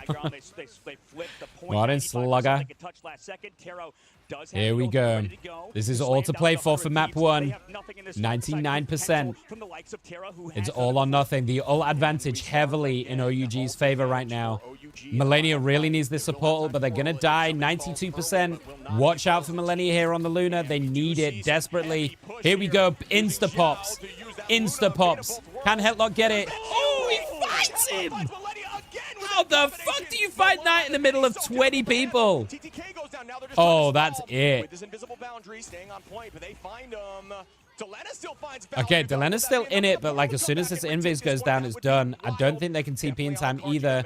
Maybe they can stall it out. Delenia needs to get on here. There we go. Harvey's in it. Harvey is in it. Oh, and they get the TP because of it. Holy shit, Harvey might have just solo won this game for them. There goes the assemble on the other side. Keeping them in it. Wow, Delenia just solo us Loki clones. Having a bit of a mare of a game right now. Molan gets the pick on Delenia. This looks really bad for 100T. I don't know if they're going to be able to do this. Someone needs to get on. TTK is holding as much as they can, but Gombe and Taro Cookie on this backside are absolutely storming their backline. And it looks so good now. And OUG take game 1. 100T. Struggle Town. And this is the Chinese home team, so the crowd are going to be on their side. Molan skill checking on the Psylocke combo. Woof. Okay. We got ourselves a series, homies. Some people are maybe wondering why you would do that. It definitely works for stall. I think it's a smart idea to do something along those lines. Can't believe you're still going. Yeah. So we've been going since 3 a.m. Just looked absolutely dominant on the high ground. So we've been going for about 6 hours. If you're not finding direct value on Loki in those situations. And this is the third series. This is the third best of 5. You saw that Delena having to commit both the dashes on the high ground to try to take him out. After this, there's one more best of 5 to do. And then I'll be fine. And also after that situation, unfortunately, Psylocke, her cooldowns are but I am a little tired. Kind of out of the fight. He almost the games have been good. The first series was epic. And I mean like up there is one of the best series we've watched, period. It was fucking banana. Believe me, it's going to be a YouTube video. That shit was fucking bananas. Second one was not a great series necessarily, but was a bit of a wild outcome. And then we're in this one. They missed the ban. They then like figured out the broadcast quality. I think it's been a lot better in general, though. Like it's been way better than these players have a hero ocean. It's almost impossible to ban the season 1 that we watched. But it's still like is a bit messy in the really insane team fights. But it's way less like consistently pixelated. It's pixelated only in the crazy moments. But the rest of it is it bounces back a lot quicker. Even with the torch out of the lobby, even if they did play torch, maybe I wonder. I think it's just something to do with the Twitch bit, right? I mean, I'm watching YouTube right now, so like maybe I can. Is there a way for me to up it? Oh, I can up it. Oh, there we go. Who knew? There you go. It's not because they have. Let's see if it's a little better now in 1440. But we were talking about how Terra is one of those guys that plays. Yeah, like Harvey on the invis, sneaking in that side and holding until the TP. We've seen some insane TP holds, like some insane overtime. But this guy, I think his heroes right now in the patch are still pretty. The meta is like really weird though. Like, don't know if they can maybe pull out something like the triple. The meta feels really odd. Yeah, I think so far in the first few series. Some of the like hero priorities feel really odd. Yeah. I'm not sure, man. I don't know what the correct decision is for them. They definitely got to see a change of composition. It does seem better. It just kind of a little in the big team fights. Yeah. I think in general it's a lot better though. Yeah. How you doing this morning? You doing all right? And then you still lost. How are you, Lena? Yeah, it's ridiculous. The fact that How are you, Mariam? has that flexibility. You okay? I had the pleasure of watching one of their scrims, and in that practice, I saw Terra and Mulan constantly change heroes. it was not just Milan on Psylocke like we saw today. Milan fantastic on Psylocke, but it was also Taro Cookie. So in terms of like, what we're seeing a lot of, there's a really high priority on Mantis. I'm not really sure why. Phoenix is pretty much perma-pick or perma-ban. Phoenix looks pretty fucking dominant. I mean, look at this shit, guys. 32k damage on Terra. Like, the damage output from this hero is fucking absurd. Like, wild, dude. Wild. This hero just outputs so much. But it was difficult to see that in that game, right? Especially on these domination maps. Like, because everyone tends to be more grouped. Naturally for domination, wild.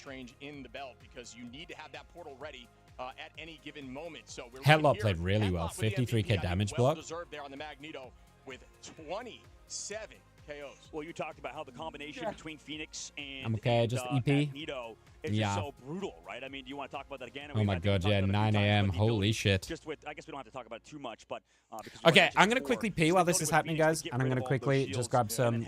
I cooked some chicken earlier, so I'm gonna quickly grab it because I feel like I need some food. I'm flagging. I'll be back in a sec. About coordination, right? And being able to play different compositions, being able to flex over, and I guess in OUG's case, not even caring about the fan phase. So just that ability to maybe not even really care what your opponent is doing and sort of force your own will upon them is definitely special, and that is an incredible performance from OUG. I think I'm impressed with how they did.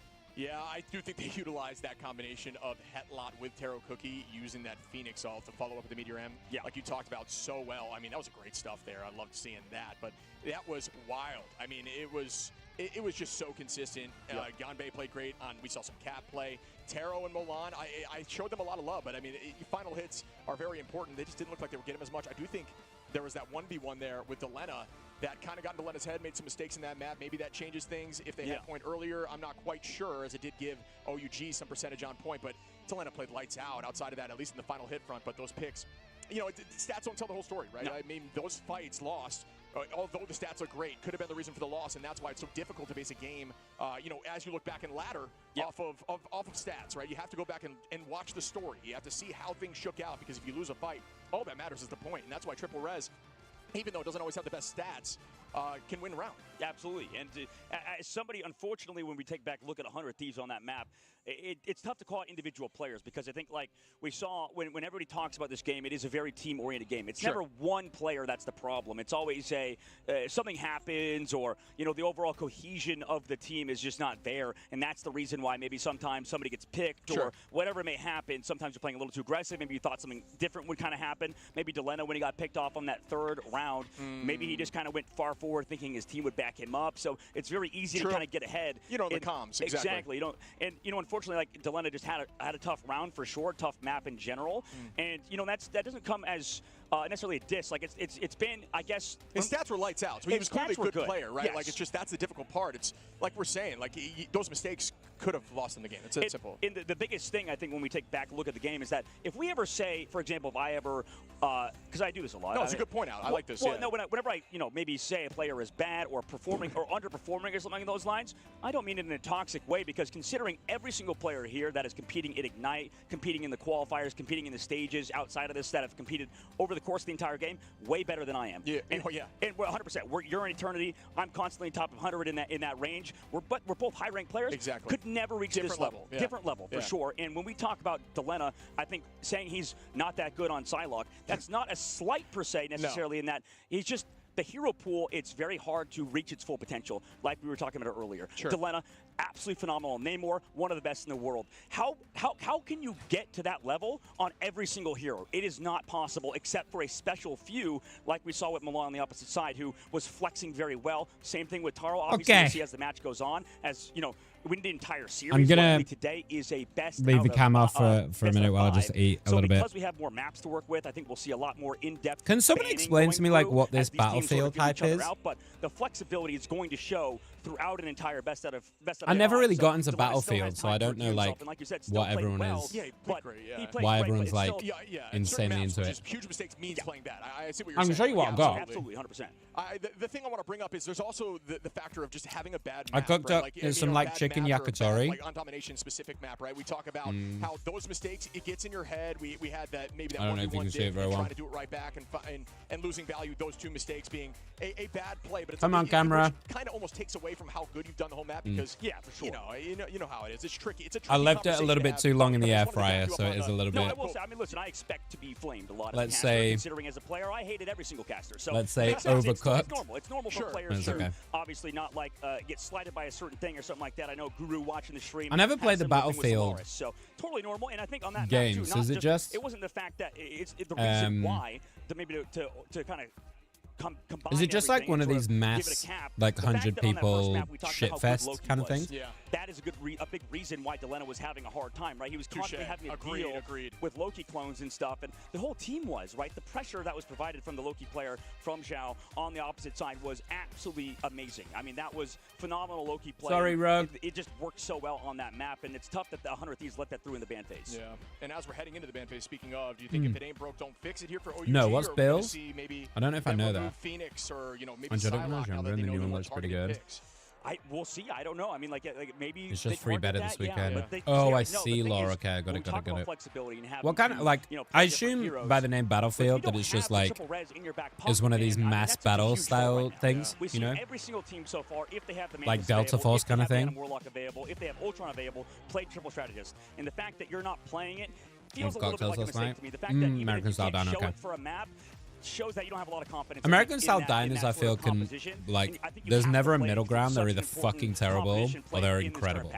Yeah, I couldn't agree more. But we do see a change here, and they're gonna ban out the Loki again, ban out that Magneto, and lock in the Mag. They want to have that combination. It looks like we're gonna see the Torch ban, Luna Snow lock on the side of 100 Thieves. So that means Vinny's not gonna be on that Magneto, or rather on.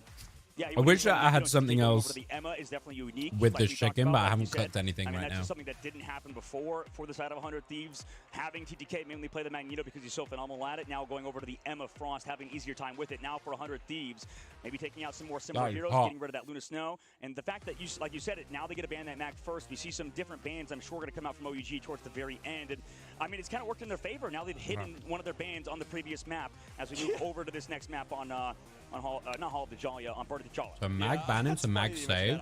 It is like almost a free another ban, and when you're already playing so aggressively and so confidently. What is this fucking support prior, dude? So good, right? Yeah. Oh yeah, it's crazy. They're getting rid of Emma as well. That is a heavy frontline target.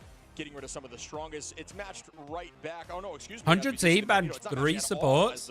Bands do switch here, but they leave them Loki, so it doesn't really make sense. We might actually see the Groot. We may see. What map are we on? Curious if they're going to do Venom, Strange. The Cloak and Dagger Protect is. Oh, we're on Burning T'Challa. Oh, interesting. Getting rid of the Luna Snow, getting rid of the Cloak and Dagger, but the fact we haven't seen this map yet today. Prioritizing their backline a little bit is definitely crucial for their successes. They think on this upcoming map is because Cloak and Dagger can be pretty insane on this map. I mean, it's just sort of that is true. Front to back compositions, and that's I do think Cloak and Dagger is particularly good for this map because as we start up the ult you can walk in very easily I do believe is going to be onto the first point, and it's got quite a few thin corridors that you can just you can like cloak walk into. So like I get it. Off-angle plays like crazy. We do know some high ground strength here for hit scan, so there's a lot on the table. So I'm curious what these compositions are going to look like as the entirety of the team. Again, they're going to allow Zhao to play that Loki. That is something that you and I don't think is probably this It's big games. It's just caught on a large scale. I mean, oh, okay. Gotcha. Yeah, exactly. This is tough for 100 Thieves, I think, in terms of the ban phase, as we've talked about. With I would try it this weekend, Law, but obviously I'm going to be here the whole time. Loki maybe has a lot of good maps, a lot of bad maps. I would imagine it's not a small download either. How Loki does, but like you said, it's a very long-range map, and he can definitely succeed here. As we start off the fight, high angle left side goes Taro. We see everybody all over the place here on defense as the portal play comes out for TTK. You know what? We had a discussion about how this strategy was very much a strategy. Sorry, guys. I'm probably not going to be casting this game. It back is almost like a shock factor. Just while I quickly eat. But as I say that, Ganbei going to find Millennia early, and that's a good start as Sval takes out Harvey. Sval going to take out Taro. Holy shit.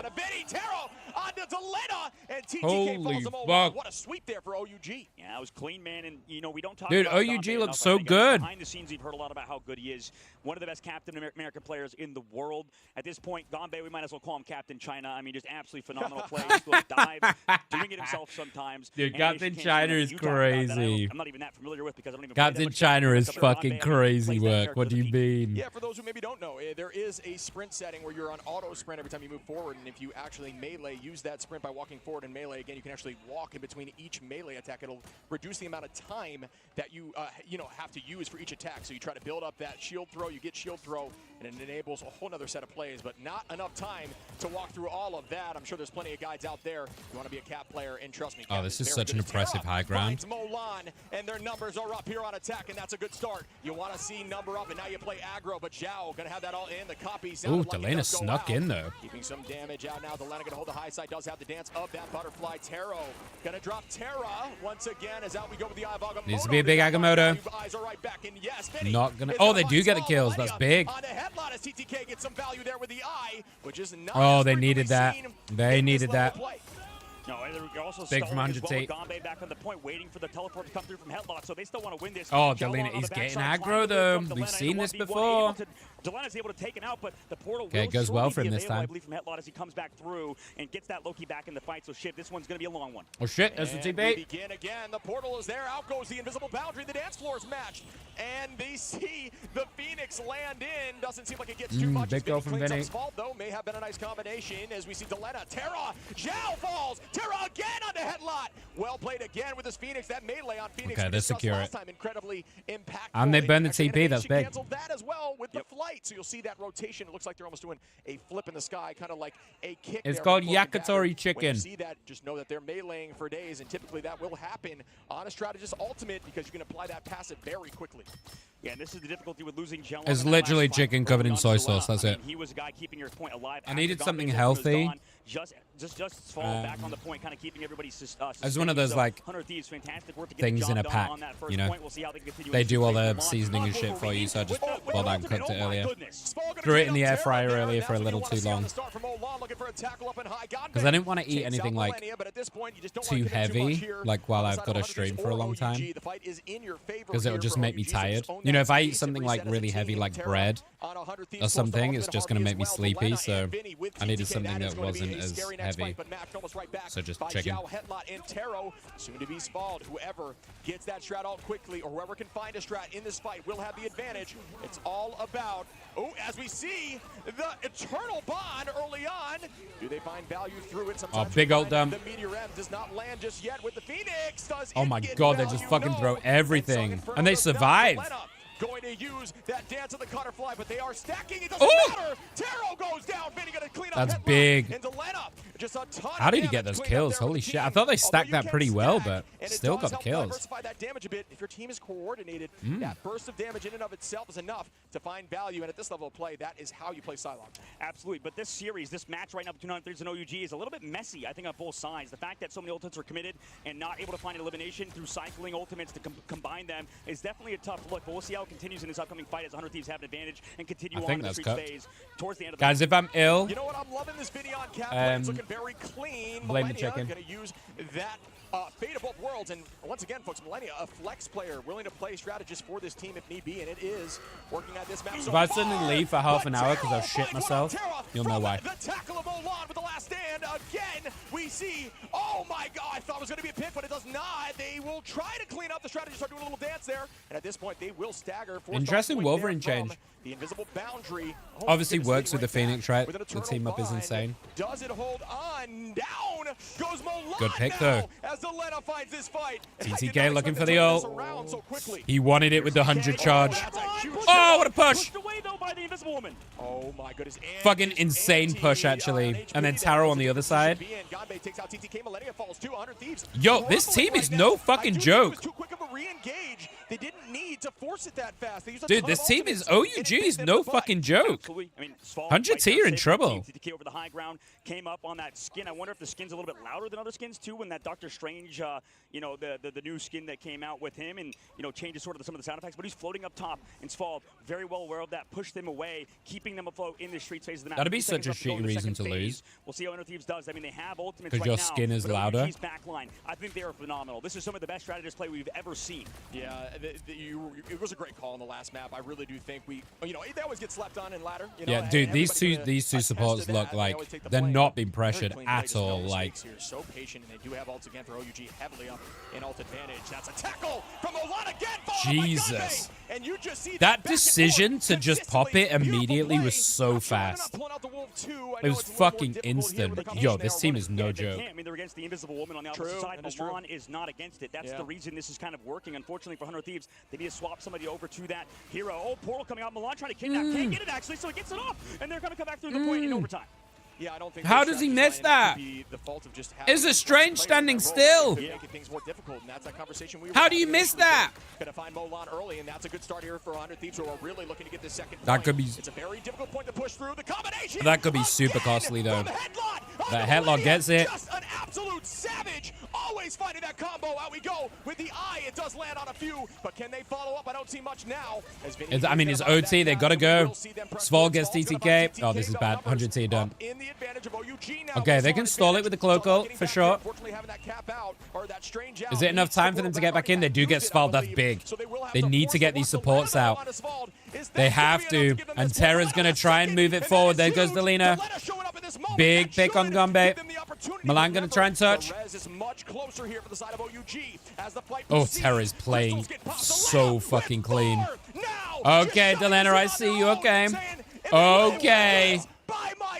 How does he spin and get that kill? That's exactly what Delena needed to do, Shib. I mean, that was phenomenal. Oh, they needed that big time. How the fuck did they get that? And with 1 minute and 17 seconds left to go right now, 100 Thieves, they have to continue this pressure, this phenomenal push from them. An OUG on their side, right? I mean, you would think because they have the Invisible Woman and stuff, they would have the peel, but in this case, Fall going down early to Delena, finding those openings earlier on, and that's exactly what you want to see as we are entering an incredibly intense last fight of the game here. 1 minute left to go in the third phase. Delena and Terra both got also.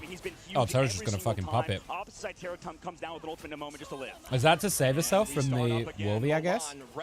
With this last stand, Delena gets Gombe. Unstoppable right now, finding value, but you know that last stand can shift the tides of everything in this map. Where is Zhao? What is Zhao doing? Up we go with the Wolverine. Fucking Loki's just sneaking past everyone. Passive though, and that requires him to play a totally different game. Remember, when you have Milan's looking, trying to find the angle. For a moment with some additional HP, giving you the chance to pop off. All right, there we go. Right now, and have to wait for the perfect moment. Out we go with the Eternal Bond, and we are going to see Q's pop for days here for OUG. Maybe a bit early. They could have forced them off the point, but Headlock gets the kill again. Melania is having such a hard time against this mag. I mean, do you ban this mag? Because fucking hell. Going to try to keep the team healthy. TTK with the eye. Will it land? It does not. It does get a few, but Crystals get out. Incredible patience on that cooldown there from Zhao. They're all super grouped, though. Loki. Milan is just... Is anyone going to touch him? This fucking Wolverine is just in their face. There we go. They get the Lunar ult. Terra's about to get theirs. They're going to pop it immediately. Delena looking in this backline with the ult as well straight away. The Loki is keeping everybody up. Doesn't get... Oh, gets taken out as well. It's 1-for-1. What a trade fest here as they just want to get to point 3. They need to stay on point, though. It's OT. And they are playing very smart at this point. I believe Cap or Strange, excuse me. It's just so measured, dude. Headlock gets another pick on Terra. Got a little bit aggro. But this is a defender's advantage. They can get back here a lot quicker. Taro just getting in their face. That's going to be it. Good hold in the end. It's absolutely over as soon as Delena gets picked towards the very end. I mean, he was going aggressive with it into the butterflies. And I feel like Delena is popping off, but I feel like he's like, dude, he's overheating so often on this Psylocke, isn't he? But you always end up in the center, like you talked about on Psylocke, and whenever you're outside of your ultimate, you are most vulnerable because good push though. Second, you can't move. You can't. Considering how that started, that's a good push. OUG played it perfectly. They came back. They appealed for him. Also, Gonbe on this front line. You talked about him earlier on Captain America. We mentioned how good he has been. This man is just not going down.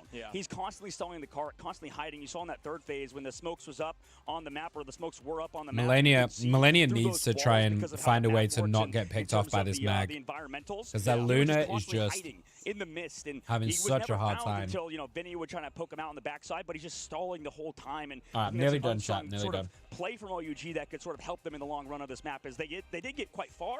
But no full cap, I think, is definitely huge for OUG. Yeah, it's absolutely doable now. That's what you want, right? When you're going through these maps, you just want a chance, and they can shut this down right now, get 2 on the board, and put them in the danger zone, make it a 1-map game, and try to 3-0 them, which would be a huge sign of an incredible team if you do it against 100 Thieves, right? A very well-known and very well-liked team by the fan base. So well played again by the side of OUG on the defense, but 100 Thieves really stepping up on point 2, which is a very defensible part of the map.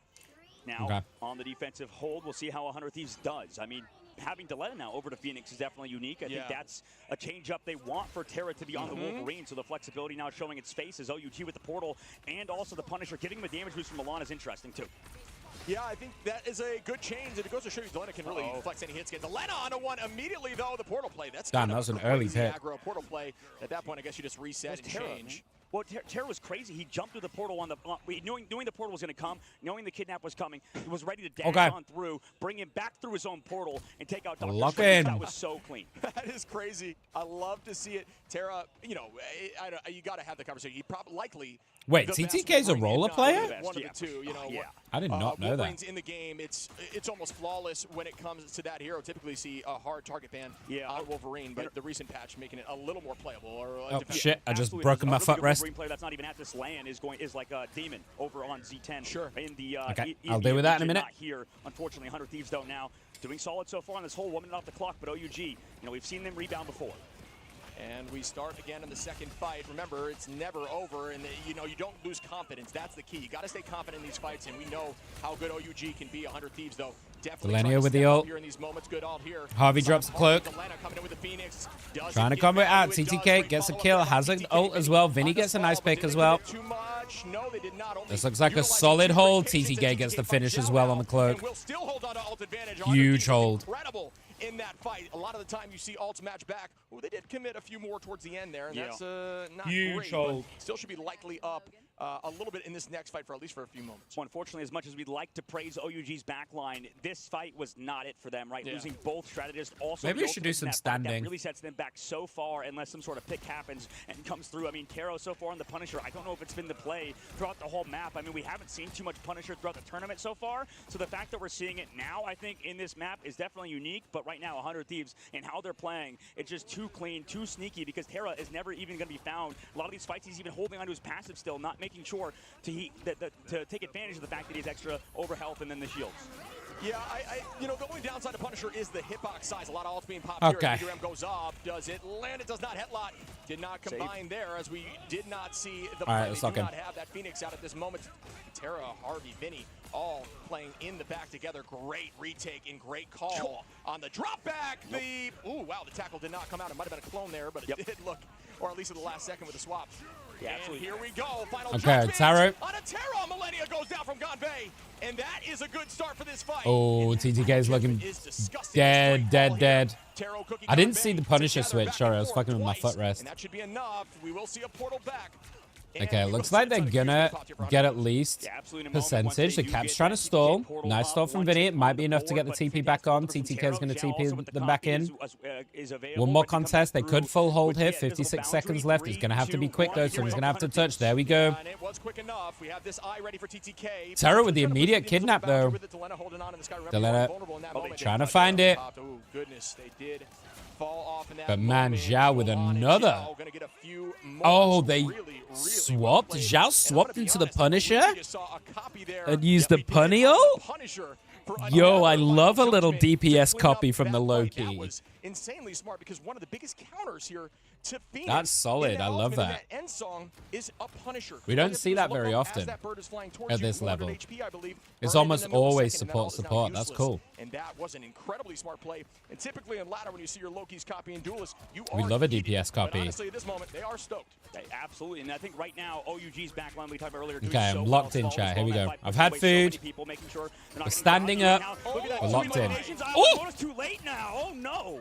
What was that? Dude, Milan, the speed. This Psylocke player. gotta try to get, you know, the Loki out of the field, I think, on this map, unless you are not comfortable. So Jesus, this team is no joke. OUG is looking lights out, 100 Thieves. We'll have a couple Hetlot as well on this mag is just non-stop getting these picks. They're not respecting Svalde on this Invisible Woman, right? Constantly, you see Terra going in for dives and stuff, being pushed away. Same thing with Vinny. I think this backline staying alive is huge. OUG, though, Hetlot, we saw him before with the media. I feel like TTK is having a really hard time like getting some good ults off against this Invis. Hit a big Terra cave. Can Delena come back down with a huge ultimate? We'll see how they do in this upcoming fight as they have both Stratus ultimates in Terra, also with another ultimate too. Yeah, I think you're right. I think you need to match the Invis. We had that discussion in the last map. If you're gonna run this is 100 Thieves map pick because they lost the first map. So it's the loser always chooses. So this is 100 Thieves map pick. That is a game-changing cooldown with the Wolverine in the map. Make sure you're holding on to it. Okay, this is just a fucking mega ult dump.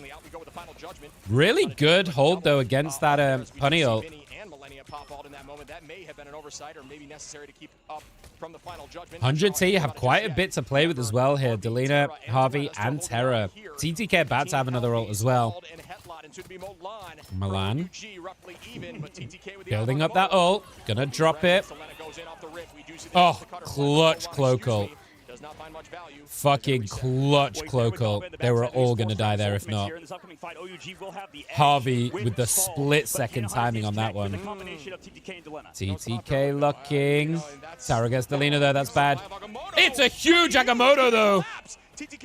He does only get one, but holy Hannah, that was a massive Agamotto. That should have been so much more. They're still holding. This is so good though from 100T. There's a world where they full hold this. It's 30 seconds left on the clock. They're backing out. Zhao's about to have their ult on the Loki. There's the TP back in. Vinny being pulled and pushed, but there's the pull. It's the cooldown is used. Delena forcing Milan off that high ground. They do have an ult just in case they're about to get railed.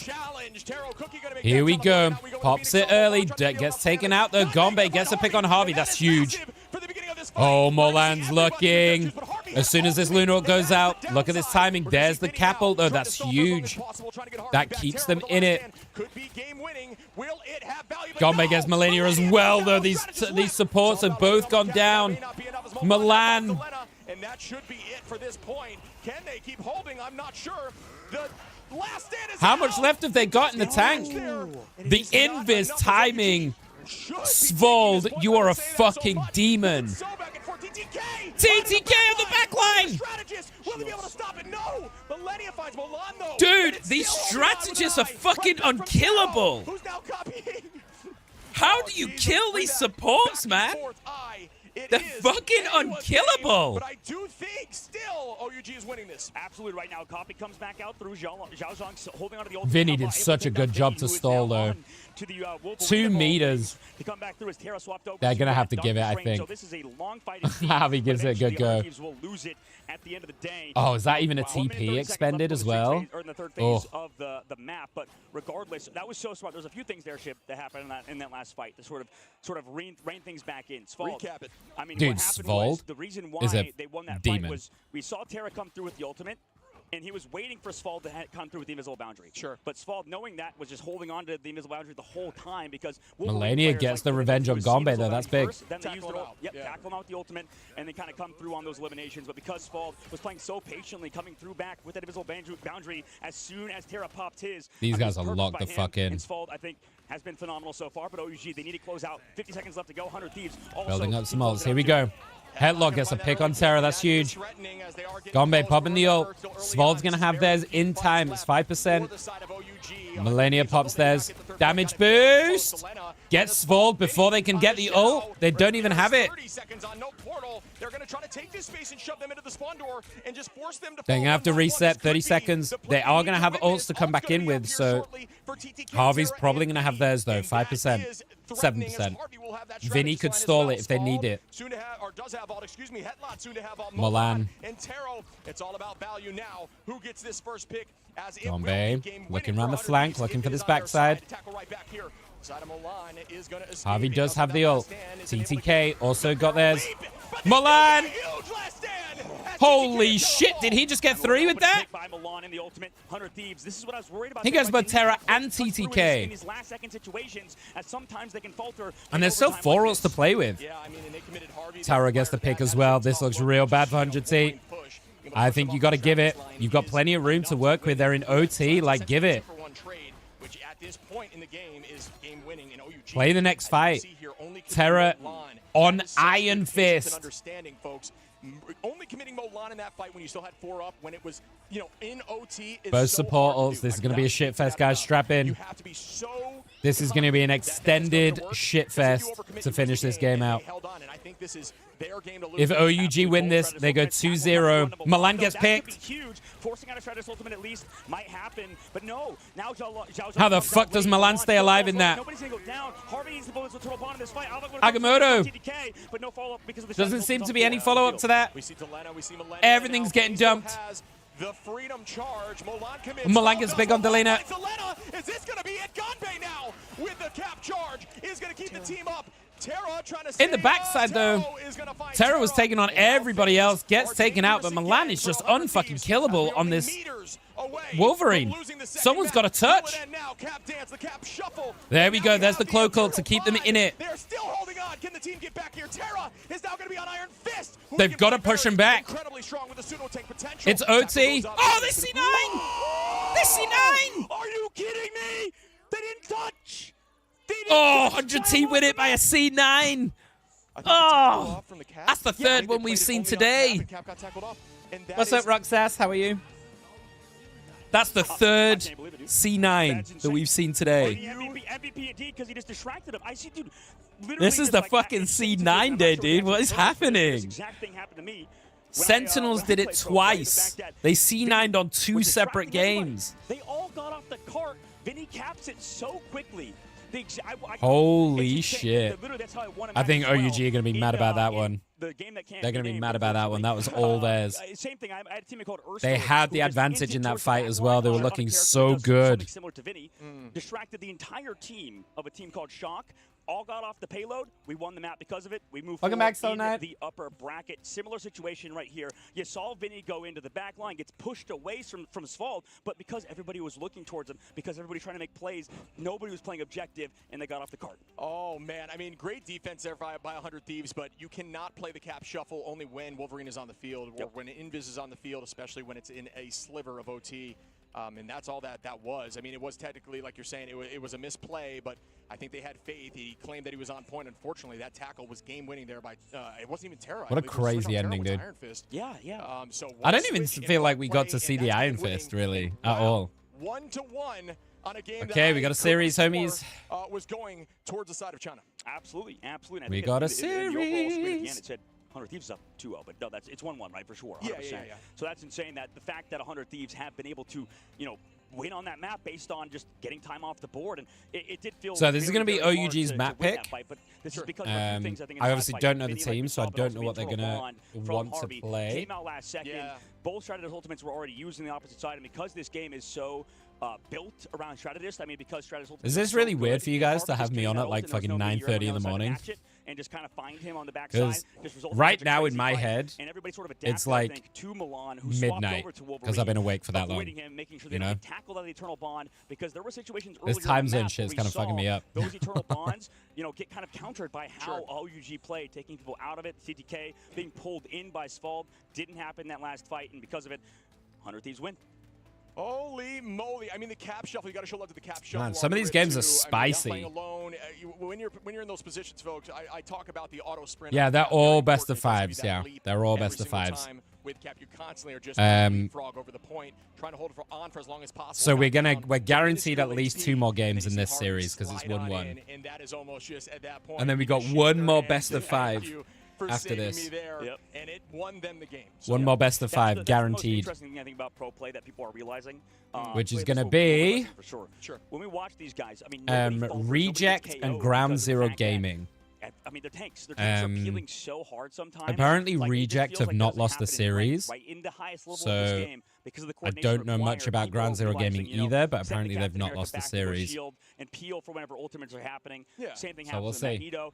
I mean, 100 Thieves, I think the reason they won that overall map was just it's excellent super weird, but I love usage, to work on understanding, looking who kind of comes first you. and what rotations, right? Earlier in the fight, it's been quite odd for me because obviously, once the shield is gone, and then they use a bubble, then they kind of have obviously most of you who would be in my stream normally and would hang out with me while I'm playing Rivals and stuff at normal times are not there. So, you know, it's obviously been super quiet for most of the day, and I've just been yapping away. Doing my thing, watching the games and yapping away. It's that stuff that it just kind of goes out the window in ladder, despite what rank you're at. Overcommitment all the time, and these folks are not overcommitting ever, and that is how you win these games. You talk about mistakes on the strategist line, strategists being incredibly important. I wonder what map they're going to pick. Make mistakes, which is true, right? There is ultimates that will, you know, burn a strategist using ult. Yeah. But it's also very important for things like the frontline vanguards with those bubbles, for example, or Cap using his shield effectively and then regaining it through those cooldowns, coming back and cycling again, and that minuscule level of play. I do like his jacket though. I might ask him when he's back from China, because I hang out in his stream a little bit, Dogman. That's the sort of stuff that we expect. I think, sometimes, so I might ask him where he got that jacket from. It's quite nice. Maybe not on LAN, right? Yeah. That's the craziest factor of this whole experience, is the fact that we are. You guys know I'm a sucker for a jacket. In this upper bracket match, at least like this is what I was talking to when I was watching the Citadel games. And I was you watching know with I'm a sucker for a the jacket. Parents of Tanuki, they were stressed, man. I'm telling you, in that Citadel match versus Envy, we were stressed in the back. Dude, look at some of these stats, man. Dancing around because of the fact that was a look at some of these stats. And 3 rounds as well on the last one. They were getting so where are the healers? 65k healing. Because of the fact that it's still what? Early on, right? Yeah. It's the upper bracket. In this entire tournament. Oh, 77k healing from Harvey? Fuck off. Look at this guy. 77k healing from Harvey over here. Yo, this guy put in some fucking work. And sort of make your way back through as Vinny is our MVP for good enough reason. Playing Captain America was 63k damage block on Cap. But he was phenomenal. But when we talk about the advantage okay, of son. In the upper Okay, brackets, that's about right. like it's not enough, right? Because the fact that if you lose in the upper brackets, that's a second chance. Okay, right? so you get an entire another series to play, and it gives you sort of a second life. For somebody that makes it all the way from the upper bracket to that when I first joined, I was yes, impressed you were still giving it your all, but there is no mechanical advantage that you get, right? Oh yeah, I mean, if you it's get like all the way to the grand finals through the upper bracket. How do I put this the right way? It's the same thing except for getting seeding as doing it as the lower seed and going down to the lower. There's two parts to it. One is like before I got a community and before you guys would like hang out all the time, you know, I spent the first like year of streaming to no one really, streaming to like 3 people. So I kind of got used to talking to myself, and I haven't had to do it for a while. I've been very lucky that usually I have a bunch of you here to chat to and bounce off and stuff, so I haven't had to do it for a while, but I was fully expecting it. I fully knew what I was doing when I got into this watch party because of the timing, so I knew that there wouldn't really be many people here, and also I wanted to do this regardless whether anyone was here or not, because I really enjoy watching pro rivals. You know, we talked about casting a lot, and that, you know, I love casting. It's one of the things I want to do alongside streaming and stuff. I really enjoy it, so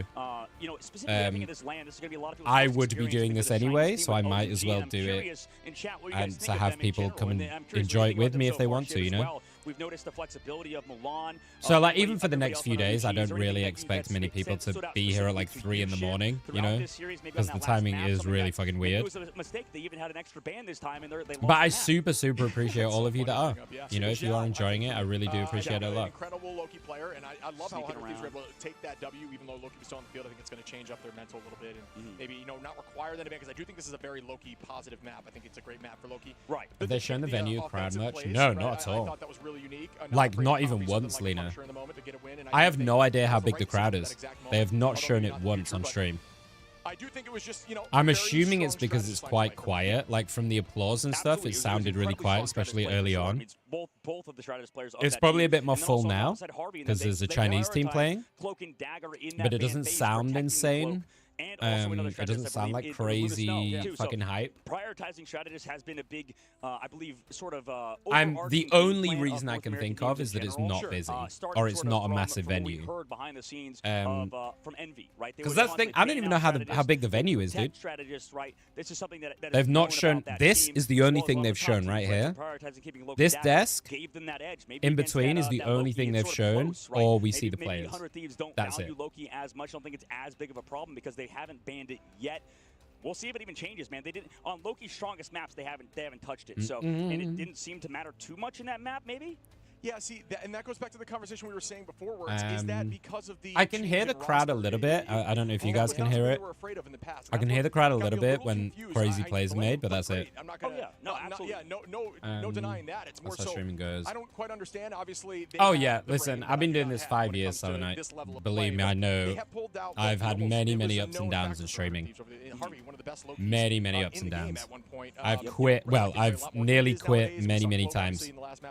Has taken a more frontward seat with that one very recently. I nearly gave up very recently. Everything too. Yeah. And remember, folks, they're seeing a lot more damage. But I decided to give it one last really big push. Because then I could, you know, then I could at least I let go, I suppose, a little bit and know that I gave it everything I had. To 12 and then 25. But I mean, I don't know about you guys. I hope you guys have been enjoying the streams lately. I feel like the streams have been going really well. I've been putting in a lot of work, a lot of effort. Being priority banned for a lot of people. A lot of content as well. That's what turns like triple strategist compositions to talk about that as well. Those triple strategist compositions. I've been working super fucking hard on trying to make it the best I can. So I hope you guys have been enjoying it at least. As well in that suit and tie. Another former teammate of mine. Nick's yapping all the time anyway. Little washed-up gamers become coaches. Shit.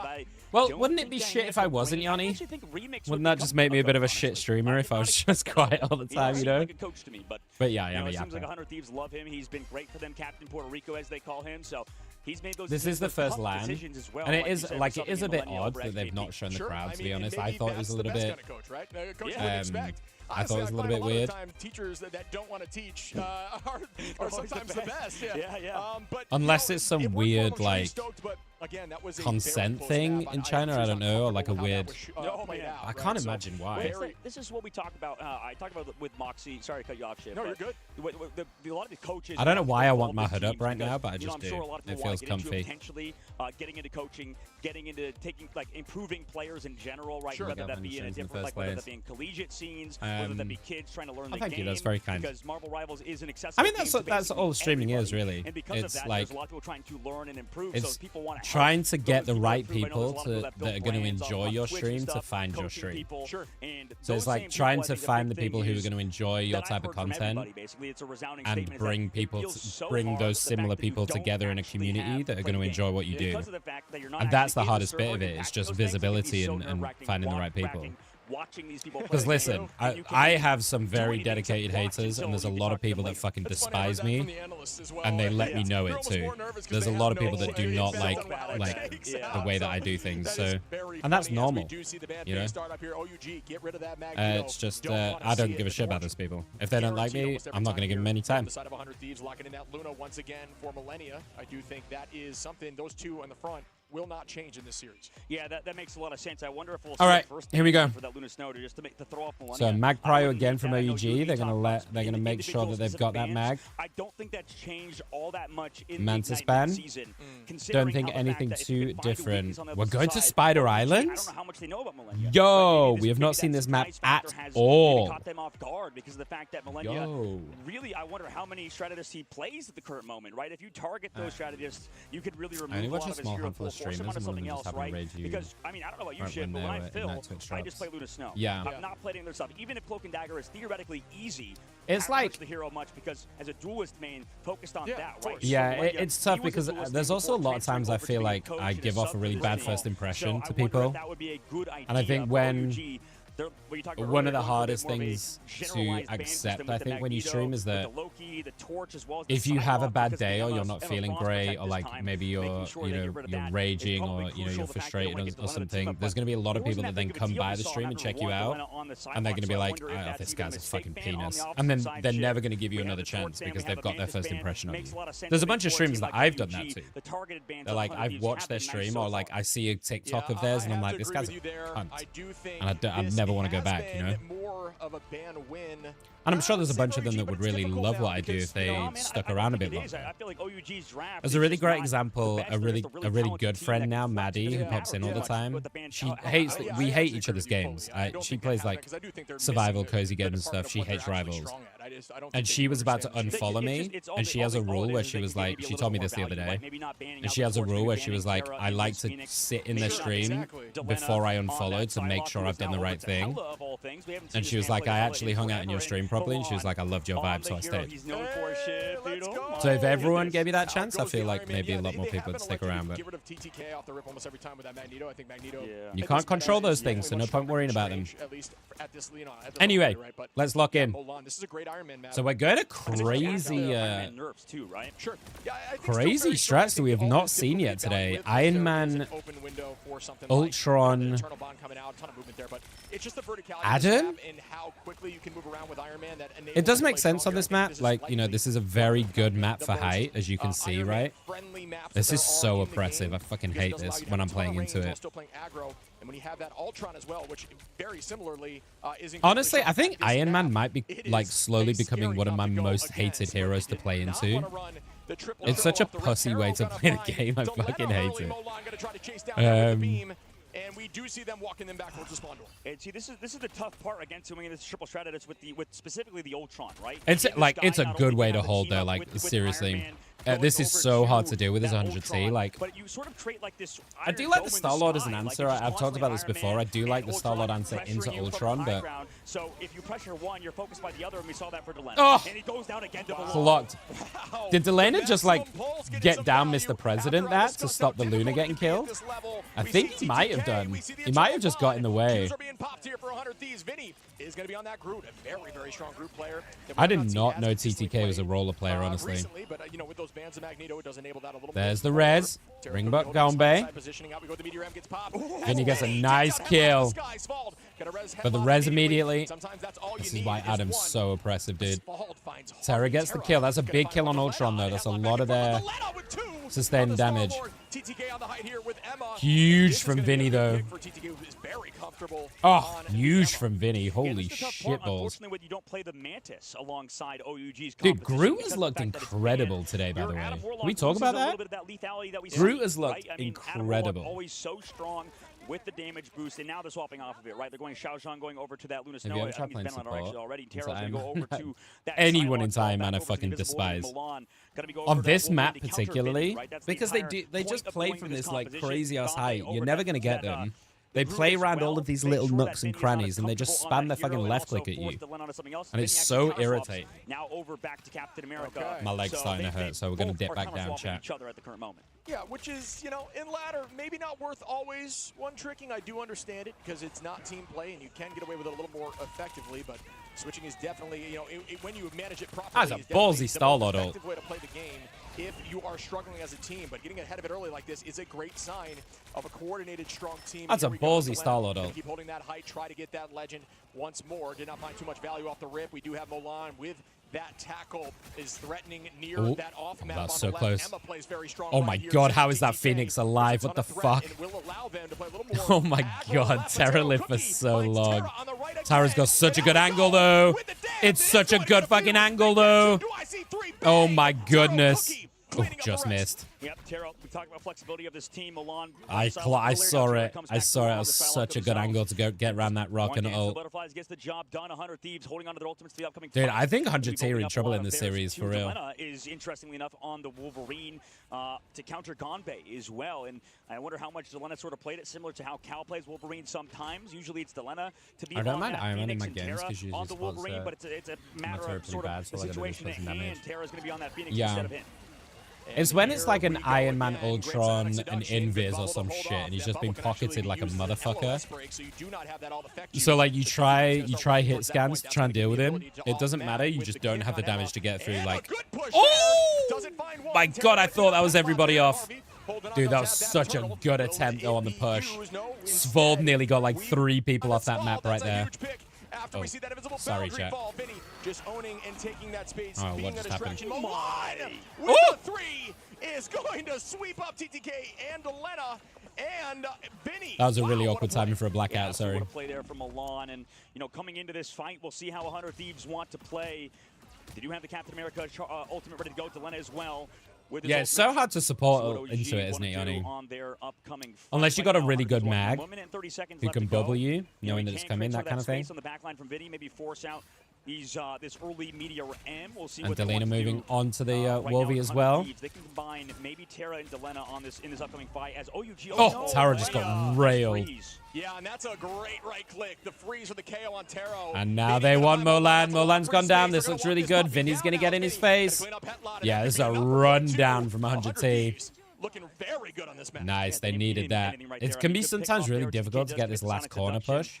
But with those ultimates, super solid. Third phase of this map, and that's scary for OUG considering on the previous map they didn't get here until about a minute left on the clock. So I don't know about this Venom over the Cap. Maybe you have a little bit more time. Because Cap was not banned, right? Let me have a look. Oh, Cap was banned, right? That's why. So when the tensions get high, we'll see how both that makes sense. Prepare for this upcoming fight.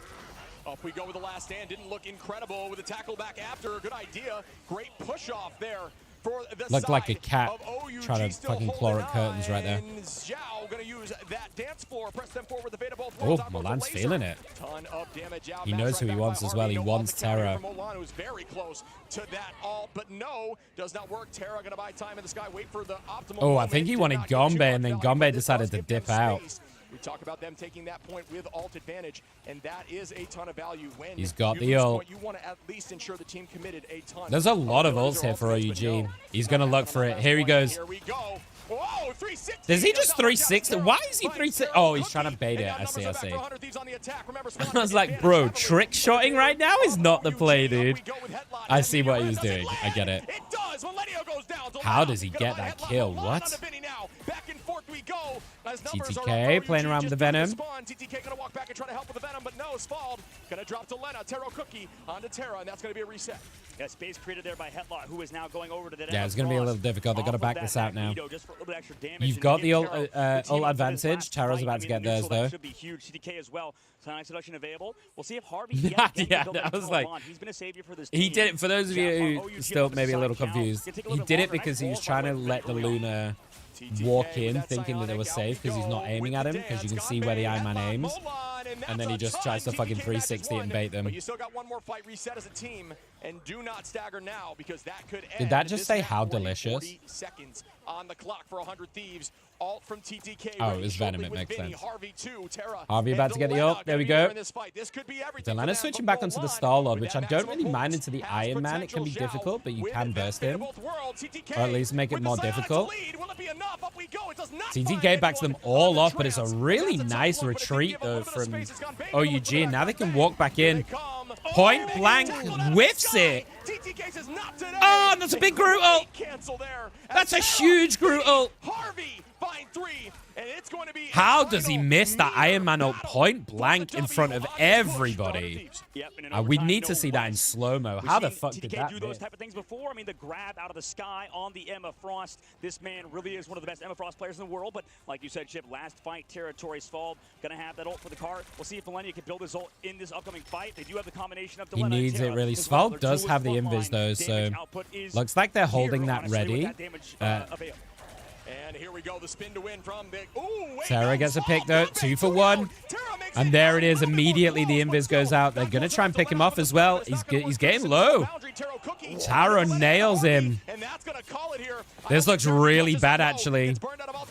They need to stall. TTK has to try and stall this as much as possible, but... Oh, with the Emerald, no fucking shot. Oh, wait, they get in?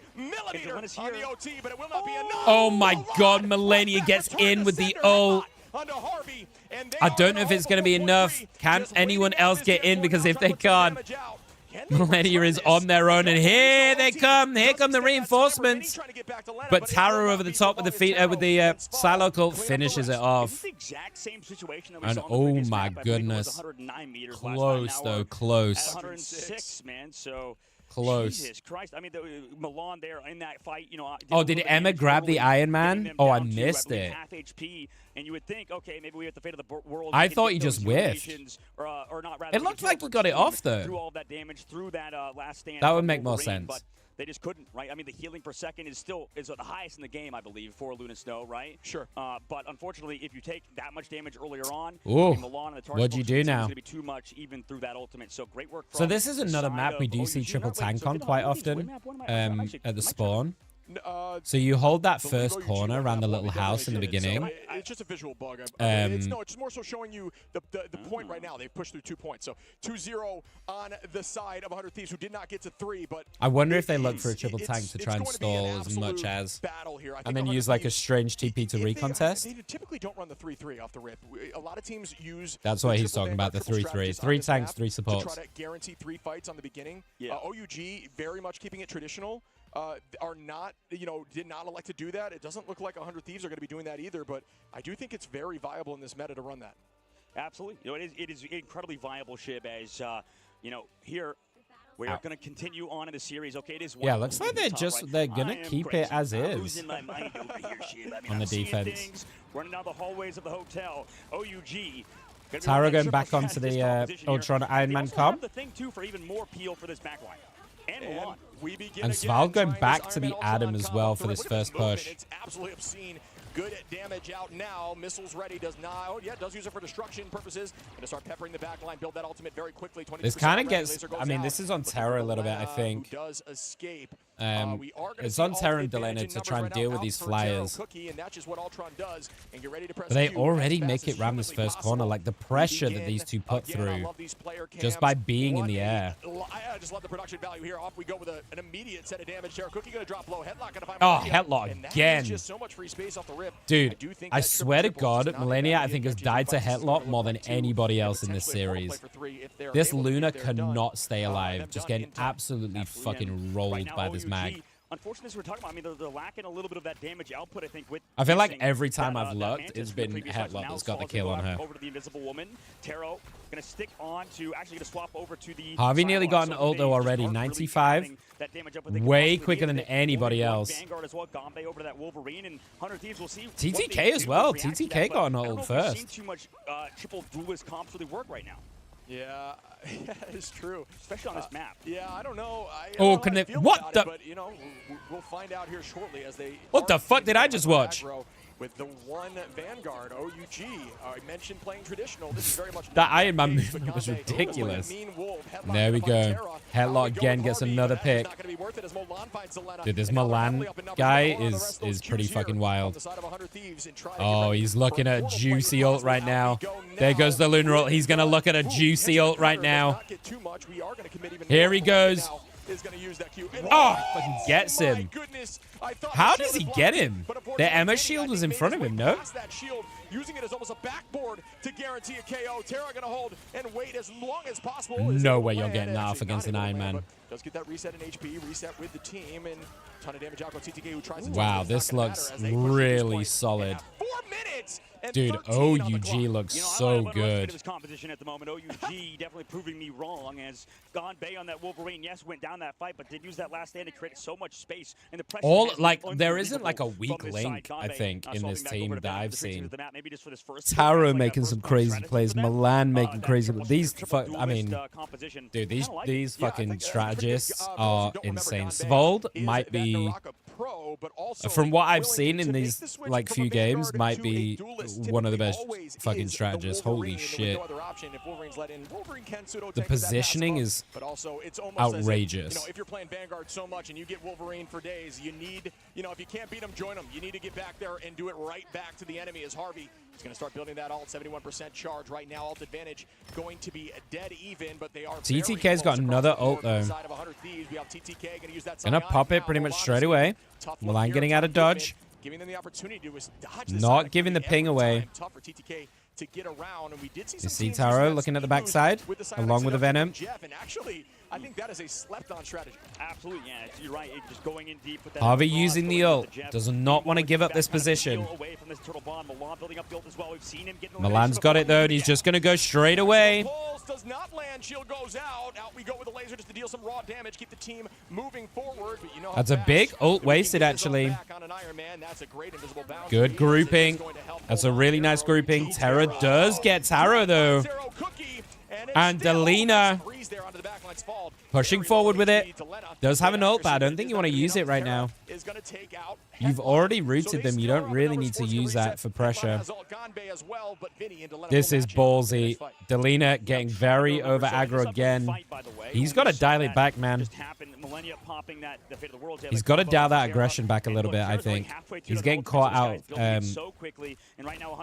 He's getting caught out quite a bit, like post winning a fight and just pushing a bit too hard in front of his team. We've seen it a few times now already. And here we go again. Delena does have that Galactic Legend waiting, but you want to use it before the strategists do have their ultimate. Ult tracking is a very important piece. We'll get okay, big pops. We go with a mean piece of the Abyss, but it does not find the Magneto.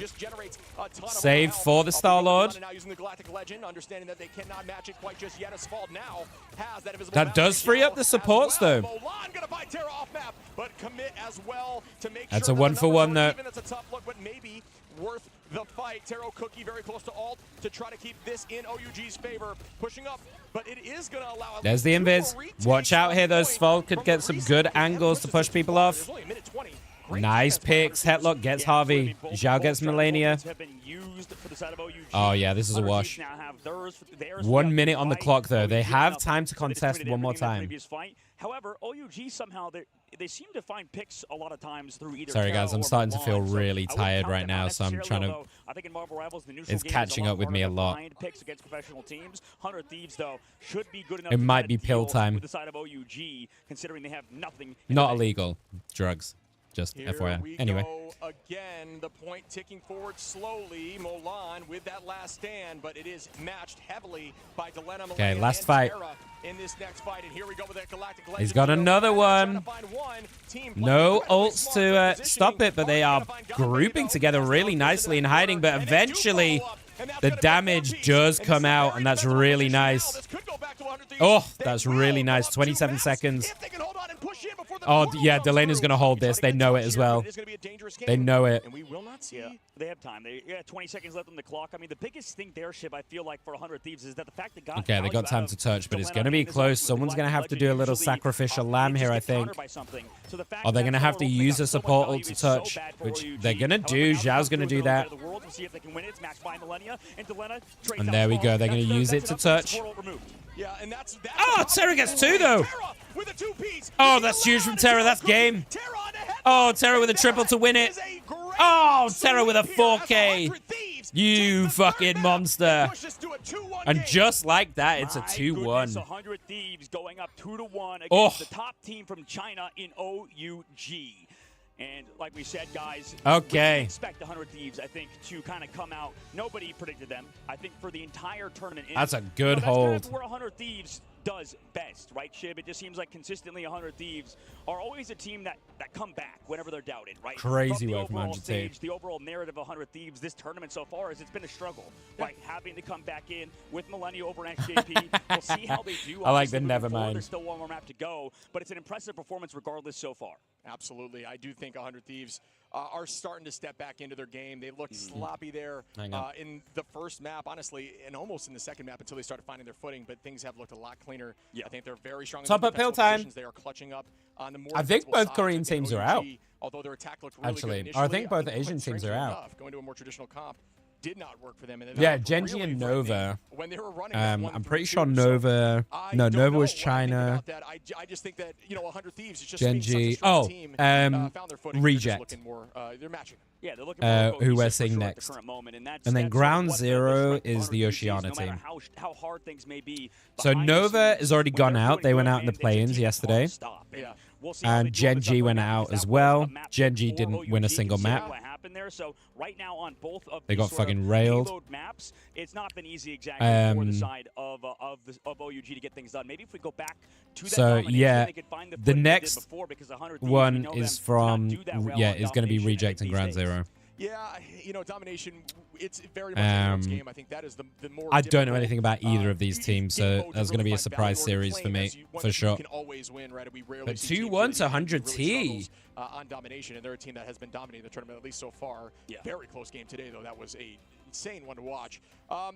You know, it's a very much a first fight game and then stall. If you have a composition that's great at stalling, you hold that point, you try to get it to 70, 80%, and then when you win one, it's cool to see Spider Islands, though. So right, it's just, you know, it's more of a we have not snowball seen that map yet today, so that was cool. Game mode, so I do think they're showing up now. Yeah, absolutely. And we'll see what map OUG wants to pick coming up. Yeah. So, like we said, it is not just a 3-0. It is 2-1 at the current moment. And for 100 Thieves, Reject is #1 in Korea, yeah. Good, right? And apparently have not lost the series yet. Perfect. I think getting rid of Milan on tour. Apparently they're undefeated, but perfect. Getting rid of Mantis to get rid of the lethality of something like an Ultron or that Adam Warlock has been massive. So right now, I mean, this is always the strength of 100 Thieves. I feel like is their. It's hard to say whether that's because they're incredible or whether like the scene in general is not as strong.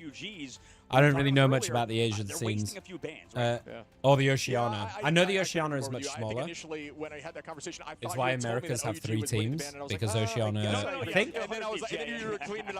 I think Oceania only had 4 teams playing in the season, just running traditional bans. They're rather than like 8 or 10. So they only get 1 slot for this, which makes sense if it's a much smaller region, right? Sure. From the backside, as a viewer, as a fan, as a caster, even for us, you know, it's so hard to keep up with every single region, right? And especially when we go to this tournament, everybody's practicing in their hotel rooms, playing against each other for nearly 6 to 8 hours. What are the odds of another 100T Sen Grand Finals? So there's a lot on these players' minds, I bet, in general. Sure. And that's the hard if 100T win this, fully prepare for every if 100T win and they carry on in the upper bracket, so they win the upper bracket semis as well against either Envy or Rad, which is a tough ask. Then they go to the upper bracket, and so because Sen is in the lower bracket already, it's definitely possible because 100T can do an upper bracket run, Sen can do a lower bracket run. Sen have a mountain to climb though, because CTG, CTG, the #1, they won the EMEA region. Very close, but they won the EMEA region. Sentinels was the #1 Americas team, so one of the #1 seeds is going home tomorrow. So like, no one thought that was going to happen. And on that, that's what makes, you know, bans towards a character that maybe but it's 100% possible. Sure. Feels so much worse. And as we look back at the stats for OUG and 100 Thieves, I mean, Ship, I think that we saw Terra pop off on Phoenix, as he does on these type of heroes, man. I'll let you have a look at these for a sec. The whole team is phenomenal for sure, and maybe we talk about Terra too much, but this guy Vinny, really holy. I mean, just constantly we talk about how good he is on 63k healing from Zhao. He gets damage, he gets final hits. Holy fuck balls. Who can not necessarily carry your Terror with 36k damage. TDK with 34 though. Yo, TDK had a fucking game. All the resources from the side of Vinny and TDK whenever they can, and that's an easy MVP for sure, considering he did so much in terms of just straight up damage on Phoenix. 60% accuracy, that much damage is crazy. Hi, Mello. Terror playing the Phoenix on the opposite side. That was it's 10 a.m. for me. I think in terms of Terror. And I went live at around 3 a.m. You know, I mean, that's wild, right? I think so I'm a little bit fucking tired. I'm not gonna lie. I'm a little bit fucking tired. Very threatening. I think initially, if I'm honest, I'm kind of hoping for 100T to take this 3-1 so we can get into the last series because your boy is flagging a bit right now. Flight, she has an iframe, she has movement with that, and then she has a reset of HP bar and also movement with that. Is my stream frozen, or is this just frozen on him? Similar to the Psylocke ultimate. Yeah. But just a ton to the kit of Phoenix and utilized at an insane level there by Terra. Can someone tell me why there's a little ghost in the corner? What's this? Can you see this behind my cam? Anyway, nobody even sees that on the outside. OUG, I think on that map, had their moments, right? Like you said, on first point, it was crazy. They did so well on that Wolverine. I love the 360 attempt, dude. I love the 360 like attempt. It is a bit of a cheesy sort of strategy. I don't know if a lot of teams want to play it throughout an entire map. I think in a lot of these second phases of maps, we see people kind of falter and get stopped, and it feels really bad, I think, on Wolverine and stuff if you don't have a lot of cover. And I think a lot of streets phase, a lot of second phases of maps, especially on Spider Islands, there's nowhere really I wonder, to like, hide, I understand why the Iron Man goes for this, like, second phase of the map, right? We saw close range ult, because then there's a lot less chance to get blocked by, like, an Emma shield, particularly, so it's kind of cool. Is the fact that, you know, he just I don't know if that's like a... I don't play a lot of Iron Man, so I don't know if that's like a standard tech that you do. Because I feel like in my games, they always do it from like crazy heights, you know? On that Wolverine, and I think also they rely heavily on the Phoenix presence. And right now, I think for Taro, he's just not able to match the opposite side for Taro. Yeah, I just woke up and was like, huh? Yeah, we're going to be doing this for the next 4 days, Mello. But I'm hoping that it's going to be a lot easier after today. Today was difficult. Today's difficult because, like, my sleep's a bit fucked. I'm still on, like, old sleep time.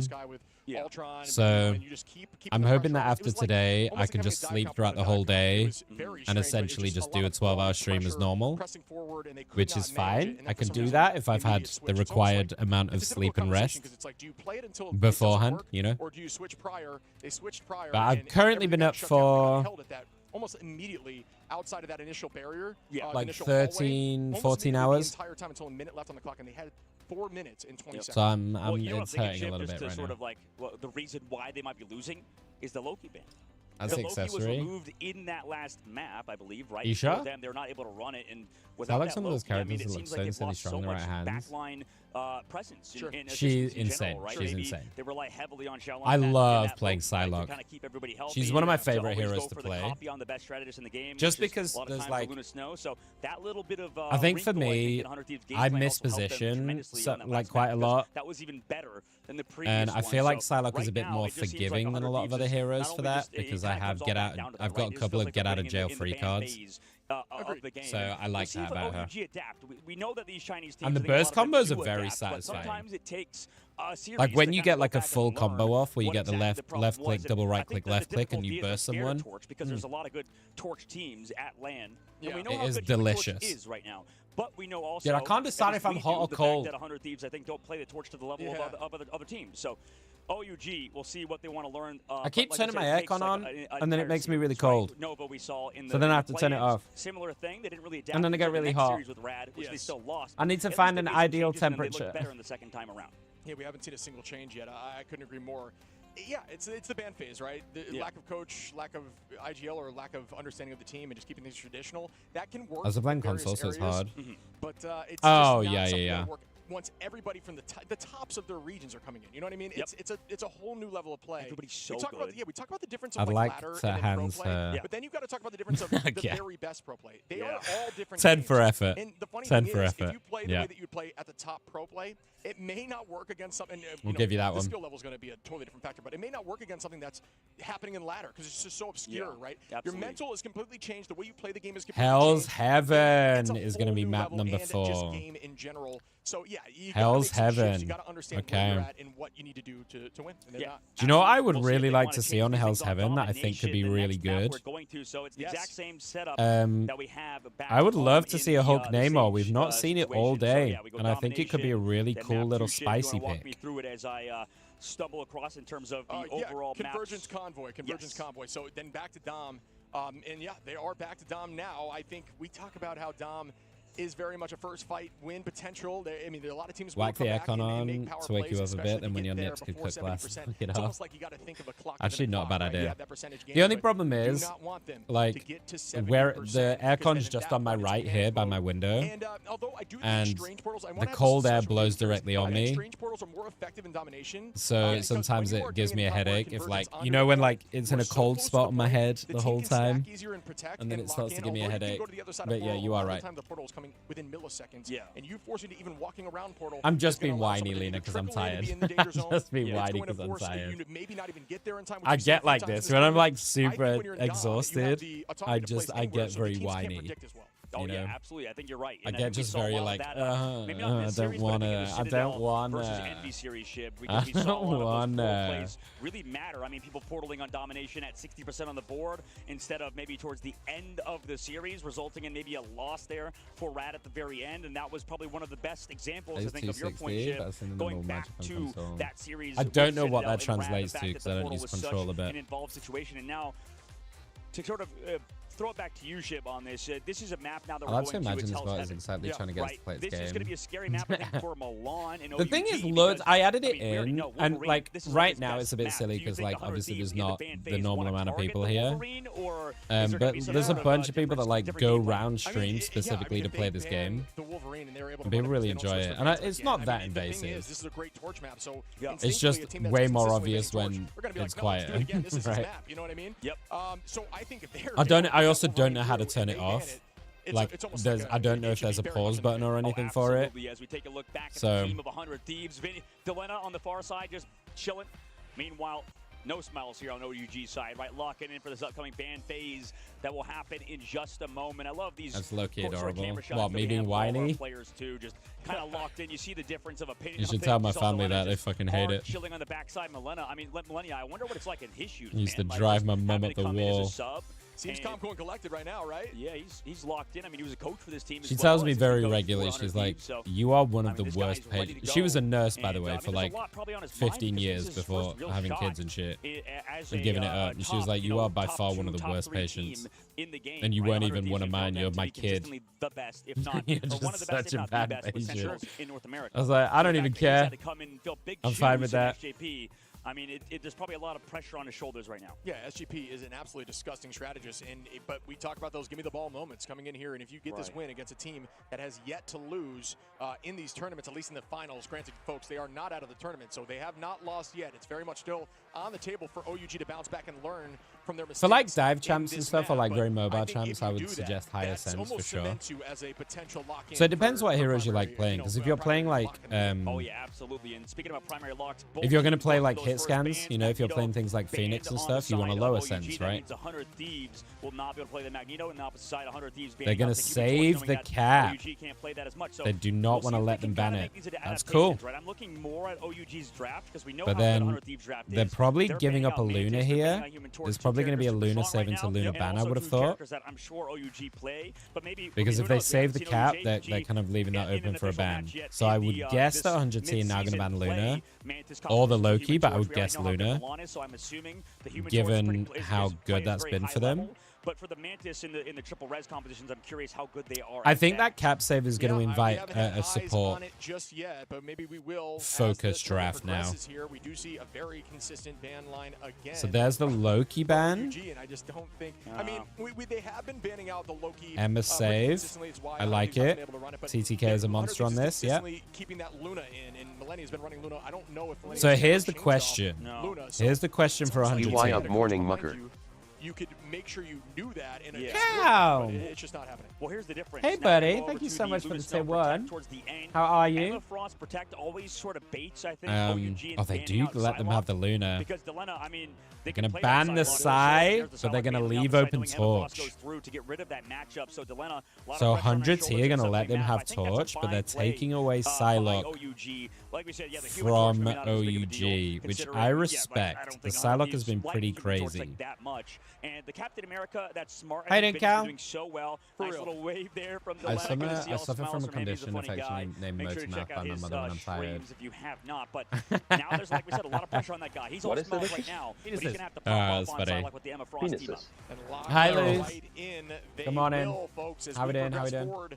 To the start of potentially the final map That's here. Funny. If 100 Thieves can push through and get the job done. Remember, folks, these stages. Yeah, I just get very whiny when I'm tired. Of 5. Like so now. First to 3.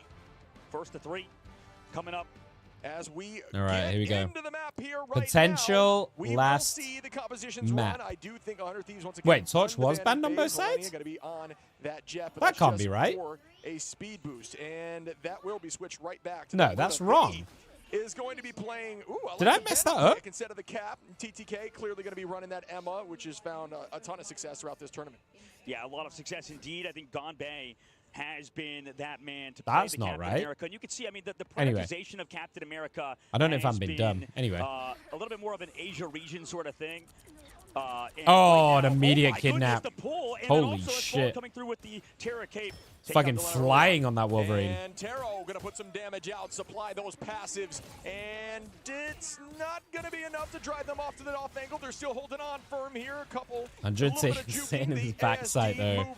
They're completely taken off sight.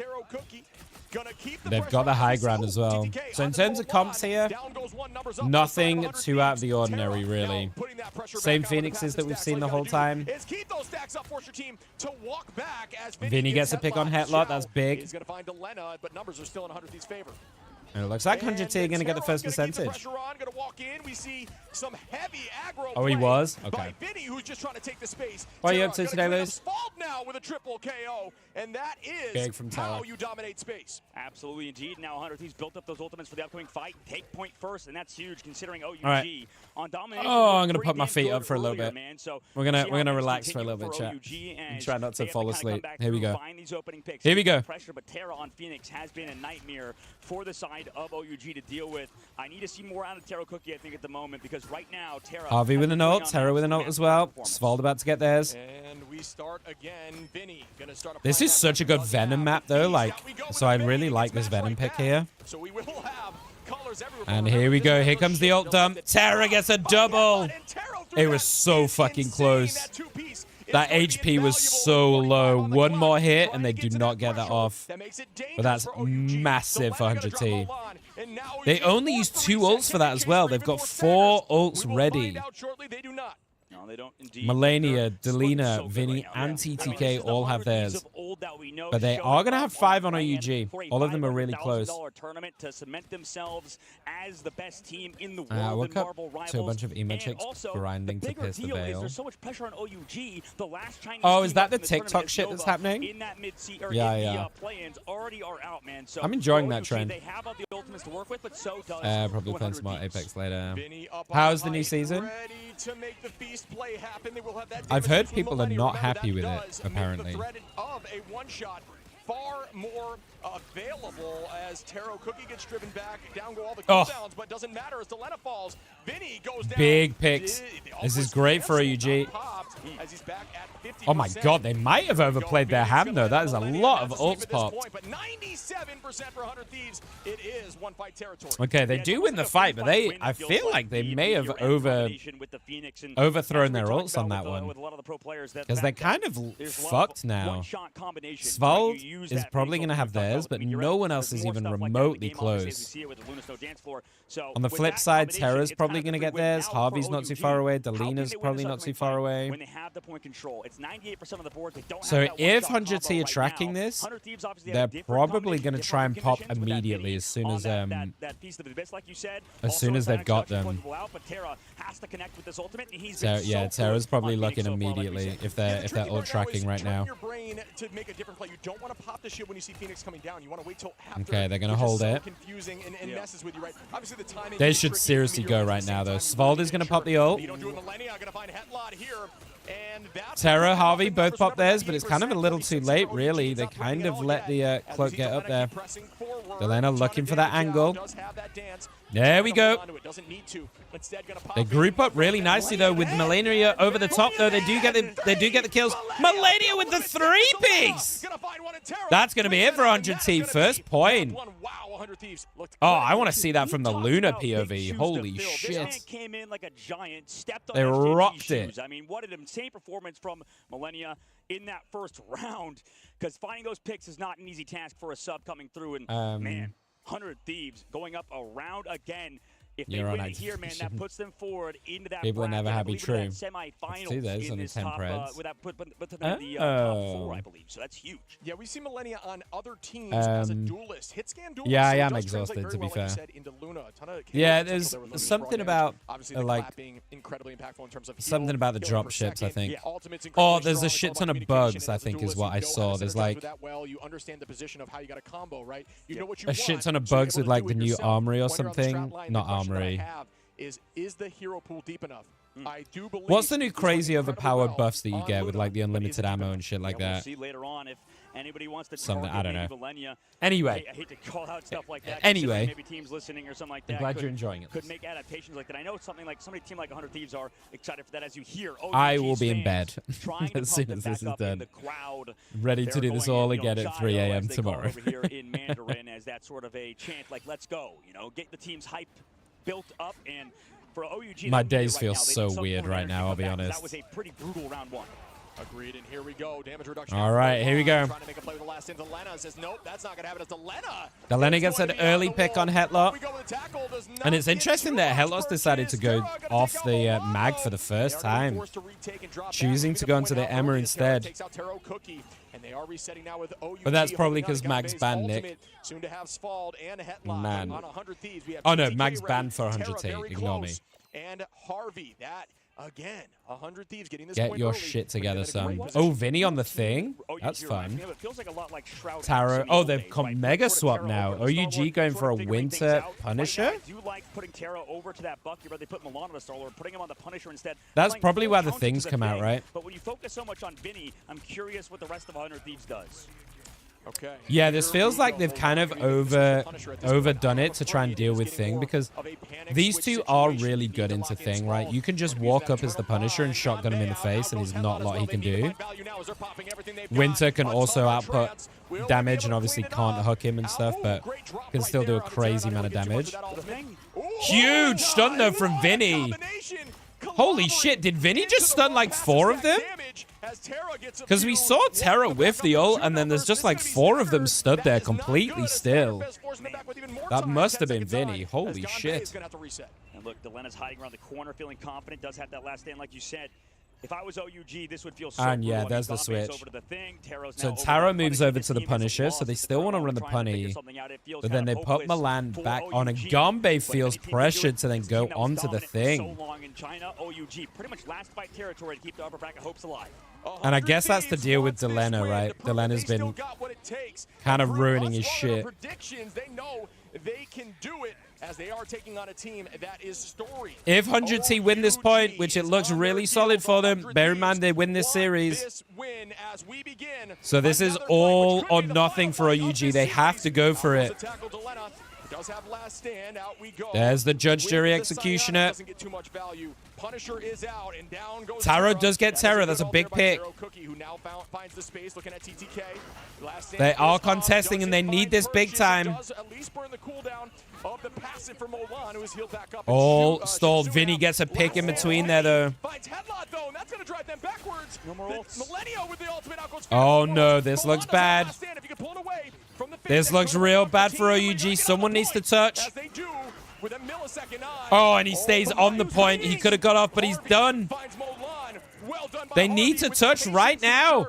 And no one touches, so 100T, take it. Oh, shit. That one wasn't even close, dude. 100T rocked them. Then in that last map we talked to, I know when we listened to 100 Thieves. Oh, they looked lost on Hell's Heaven, didn't they? Envy. There's a constant thing said by Marshall, a.k.a. Terra. It's, why are we using Lunasoul so early? These they guys fixed a bunch of the bugs. Okay, gotcha. Their timing has to be perfect, right? And that's what it is in this game. That's what we talk about Marvel Rivals being a very macro-centric game. If you use your Lunasoul ultimate even a second early, sure, you're like, it doesn't matter in the moment, but man, Strategist ultimates are so important, and Millennia to come in and sort of understand that as a coach. Whoa, 100T. Like, okay, I'm going to wait to the very last second. Take out China's number as one. My team can disengage and live. That gives my team opportunity to maybe counter something like Milan. We got a spicy first day. Use the dance floor. Long fight, overextended, right? That was kind of how what happens in those sort of fights. After that, Milan sets up his last I think it's a good change for the long-term health of the game, but people will have to adjust. Yeah. It's Harvey on the opposite side, knowing where always the Milan way to counter with Eternal Bond. Yeah, it's better than them not doing anything, though. I do like the fact that they're spicing it up and they're trying things. If it doesn't work, they can always revert it, right? They can always go back. But I like that they're trying shit. As well. The strat line looking great. I do agree with you. You got to say Millennia. Well, you talked about these I always players forget how tournament bans work. Yeah, me next too. Level, especially a lot of top players and top teams. 100 Thieves. Sure, we've heard. All right. Scrims and stuff. But right now on stage, one series left, homies. It's all that matters. It's all that matters. One you know, series just left. so into the future. Sure. Right? These guys It's taken us 7 hours in a ranked game or something, you'd be like, okay, to get to here. Is dropping low. I need to ult. Sometimes you don't because of how strong the kits of heroes are. You can do this, Nick. You can do this. You know, with that shift, also keeping everybody alive. This goes on 5. I'm gonna be mad. Need to use their ultimate that early, so they're always trying to sort of wait as long as possible. I never usually hope for this, but your boy's hoping for a 3-0 right now.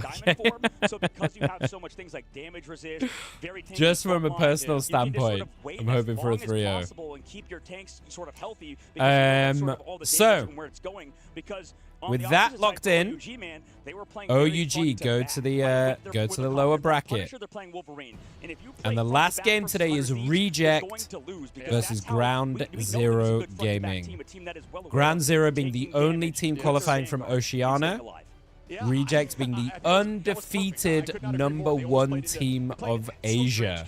The one time that they changed their composition into something more the #1 team undefeated. So this could be a straight 3-0. I'm just saying. I don't know how good they are because I haven't watched them myself, but apparently they're pretty fucking good. So kept it that way for the rest of the maps, and the bans changed. We saw the mistakes need to be. We need to see a change in OUG in this next map. If they consistently rock with these same bans in the next match, I do not believe that they will. Next match makes sense. I don't know what he's talking about. Like that. It cannot be the I thought you said next map. I was like, homie, you know it's 3-1, right? It's done. It's sort of a We're on to the next. generalization, of course, because Nova is a completely different team. These guys adapt, right? Yeah, so the thing is, Johnny, my money is on Reject from what I've been told about these two teams and from what I know about these two teams, for sure. And Reject could definitely 3-0 this, for sure. And it's difficult to know because obviously Reject are undefeated in quite a competitive region, which speaks to their skill. But because Oceania only had one spot, but it's also a much smaller region, it's hard to know comparative. They might be the best in their region by far, but it's hard to know when they stack up against other regions, right? So this is going to be interesting to see. Like that. There's so many different outlying factors. For OUG, I wouldn't be surprised if we see them again come back stronger. Yeah, I think that Marvel Rivals is a game about adapting and learning. I think that the constant patch changes. I think even things like recently we've been seeing the damage boost compositions coming out. We've been seeing the combination of Phoenix far more consistently now. And we had what we're gonna do is it's like you almost have to shift your brain into how you normally because play the game. I'm not gonna be able to sit here while they're just yapping for like 20 minutes while we wait for the next series. So what I'm gonna do is this. I'm gonna run a quick ad. We're gonna run an ad for a few minutes while we are in a bit of downtime. You can flop over to my flop is not the right word. You can hop over to my YouTube if you're not subbed. It's exactly the same, so you're not going to miss anything. So hop on over to the YouTube if you want to while I run these ads. If you don't want to get ad walled, I'm going to run 3 minutes because then we'll have a good hour of no ads then. All right. And we're going to play. Let's do another quick play to keep my mind active rather than just sit there and listen to them yak. So I hope you guys don't mind it. I'm just going to do another quick play just to try and stay alert a little bit. The overarching North American side is gone, right? At the current moment, down in that lower brackets where 100 teams set themselves up. Rivalry is still, sort of on the opposite side. And I will keep this up on my other monitor so we don't get caught out.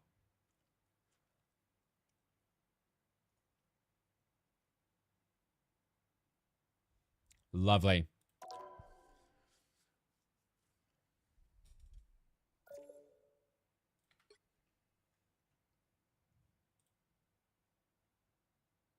I wonder who Oceania teams scrim against.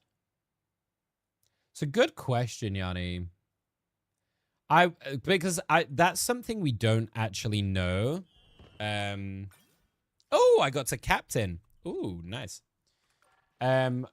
We don't know how long they've been in China, these teams. So I would imagine if they went a little early, maybe some of the teams went like a week early to like scrim some of the other teams and stuff. But I don't know if that's allowed or anything like that. I don't know how it works.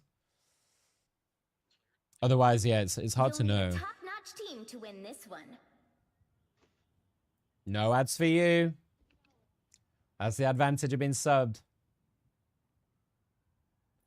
OC definitely has some gamers in their region, but not a lot. So the talent usually moves to more competitive regions. Yeah. I think it's also like, you know, I would imagine it also feels like from a, from like a competitive standpoint, if you're wanting to have the most competitive games you can and like be the best, you want to play against the best.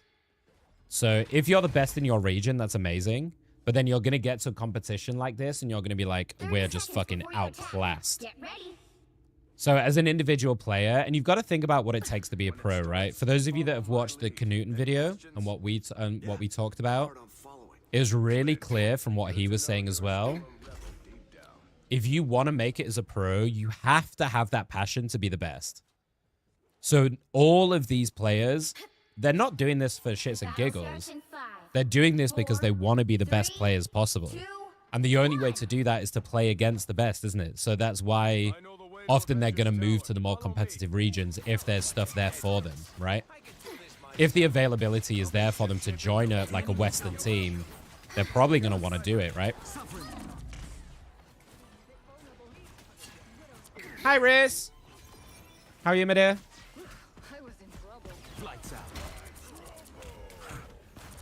Oh, I couldn't move. Back up under their noses.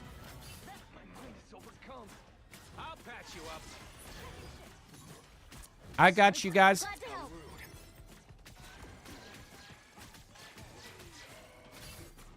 I do not have you over there, though, Magique. Just what the doctor ordered. You're halfway there. Keep going. Suffer in the darkness. Oh, nearly. Time to shine. I'll be ship-shaping. I'm a little far up. I don't like it. Is that a widow? Well, that's upsetting. I really wish this Hawkeye would stop getting punched in the face. That would be lovely. Let me help you out, Hawkeye, so you stop getting punched in the fucking face, shall I? Almost there. Don't turn back now. Listen. Can I just tell you guys something? Everybody needs a hand sometimes. This game is very different when you're tired like this. I feel like I'm playing in slow-mo right now.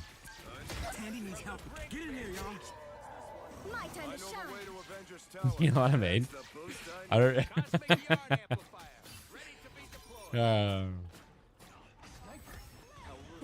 OC has some crazy cheating problems. Does it really? Oh, shit. I did not know that, actually. They haven't even... They're just yapping at the moment. Are they even taking a break? I just assumed they were going to take a break. That's why I played a quick play. Maybe not. Oh my god, I've not been using the scroll wheel. Fuck, I forgot about the scroll wheel. Okay, thank you, Lena. I will try and remember to use the scroll wheel. Fuck, I forgot about that. I talked about it earlier as well. Fuck my life. Oh, that's not what I wanted to do. Nick, come on, dude. Get your fucking shit together. Get your fucking shit together. Almost there. Don't turn back now. Guys, I got this. Don't worry. No, I didn't sleep great, to be honest, Riz. I did not sleep great. I am ready to put on a show. Yeah, I don't really want to pop the ult right now. I'm going to let Rocket do it, and then I can just rock it in a second. Should have faded. Get in here, y'all. Us against the world.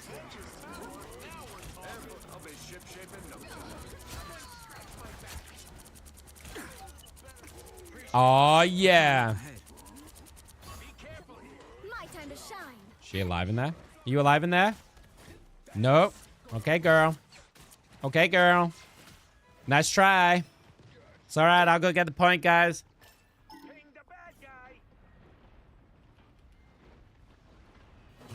That's a nice red spot. Yeah, it's just timing risk is all.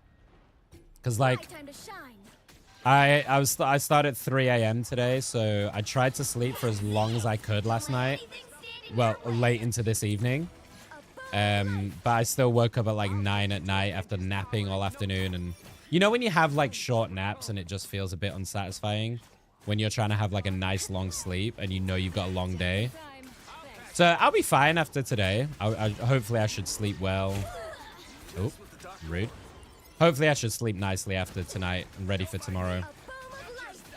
And then essentially I've become fully nocturnal for 3 days. Lights out. Take my thing.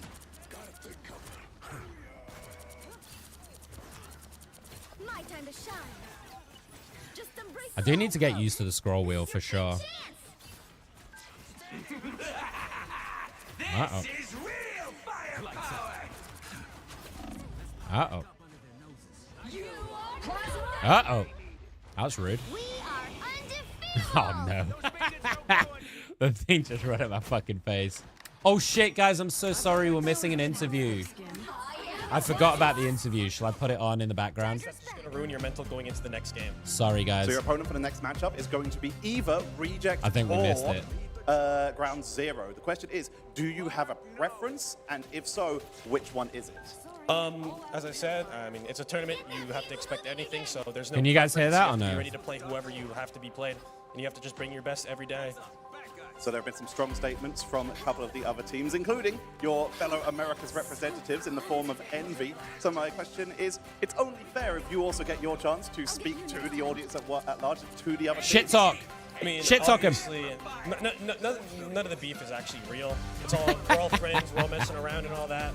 And it brings the exposure. No one wants like an event that is no trash talk between people. And it brings a really good exposure to the game. So, I mean, the Lucha's old, so that's it. Well, you'll be moving on to the semi-finals tomorrow. So once again, Tara, thank you very much for joining me. And we're going to be heading back to the cast. Okay, well. That was a great interview, guys. Jesus, that's loud. Fuck my life. Okay, there we go. Sorry about that, y'all. Sorry about that. What's up, Disco?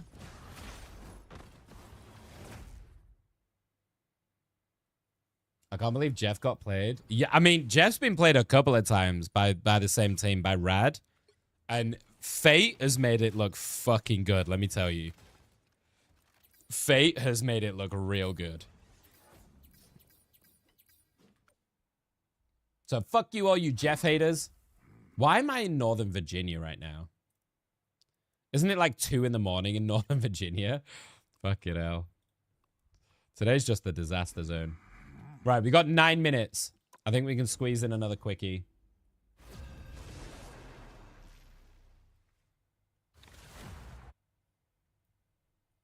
Simply Owlish is having a hoot of a time. Right heroes could make all the difference. So here's the thing, guys, right? Here's the thing. I might start earlier tomorrow. I'm going to see when I wake up. I'm basically going to let myself wake up whenever I wake up and then stream whenever. Because by this time tomorrow, I need to be GM. I have like I have 2 games away. I'm 61 out of 100 in Diamond 1. So I need to be GM. Should we get my thing, Lord? I promise you, somewhere under all this so I might do a couple of hours earlier of just some ranked grinding, trying to get GM, or I might do it offline. I haven't decided yet. So I'm just going to see when I wake up after today and then go from there. So if it's like 1 in the morning and you suddenly see me popping on the live, it's because I'm doing a little rank grinding. What monsters have you slain? Oni, yokai, demons. The worst monsters of all. Also, while we're in a bit of downtime right now, Starts in 5. if you wait, where's my 1. There we go. Stop them from securing the mission area. I posted a bunch of videos over the last couple of days. Please go watch them. Like, comment on them. If you've got a little mobile phone, go do that for me. What the fuck is this? Hello? Some of them have not been pushed out very much, and I would really appreciate your love and support, please and thank you.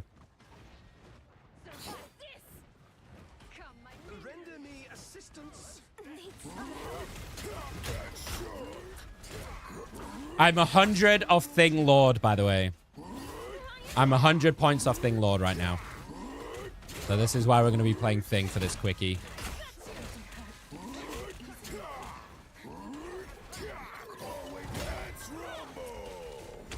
Come back here, you little bitch.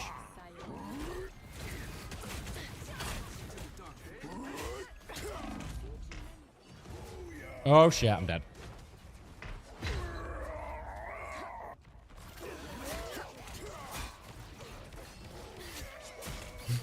Three L's in follow.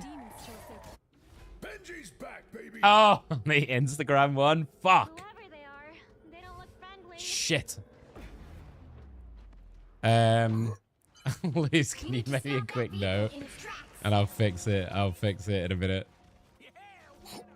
You guys fucking notice everything. You know that? I never get away with fucking anything in this channel. You guys fucking eagle eye see everything. Oh shit. Did I seriously just walk into that?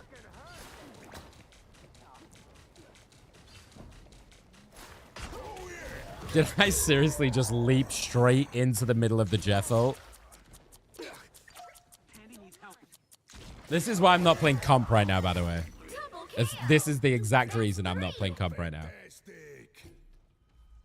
New season tomorrow, Disco, yeah. At about 9 o'clock UK time, so whatever that is for you.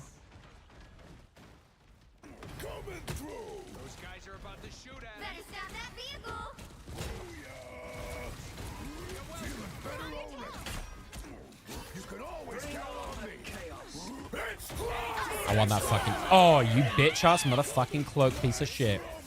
That's right. Hit me, Fiend. Hit me, Psylocke. Okay, kill me, Psylocke. That's cool. My supports fucking ditch me. That's cool. That's cool. To be fair, the series today have been really good. They have been. They have been. The series have been really good today to watch.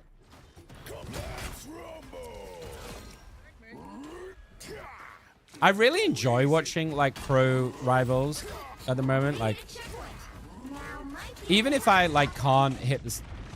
don't have the mechanical skill, like, to be at their level. It's really interesting to see the pros play at the highest level and the nuances of the game. The thing ain't going nowhere. I wish there was a bit more of an atmosphere, I'll be honest. I was hoping for a bit more of, like, a bit more of an audience, a bit more of a fucking vibe for their first LAN, but kind of crazy that there's not. Oh, your boy is going way too fucking far. Maybe that'll come in the, like, later days. Ha! Always glad now. Oh, I'm so good.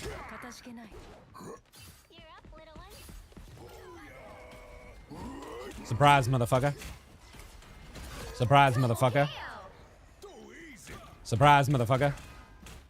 Behind you. Really?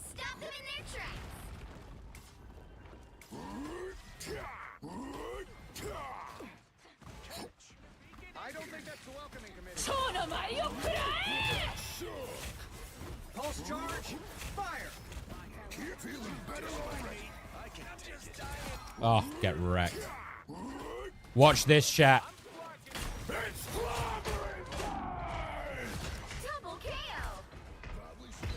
Okay.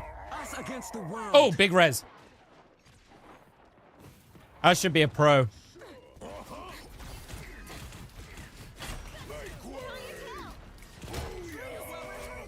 Where you going, Captain? Oh, big penny kill. Like, big penny net.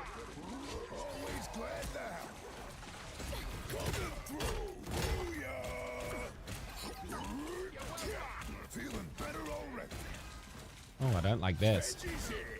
Spider can handle anything.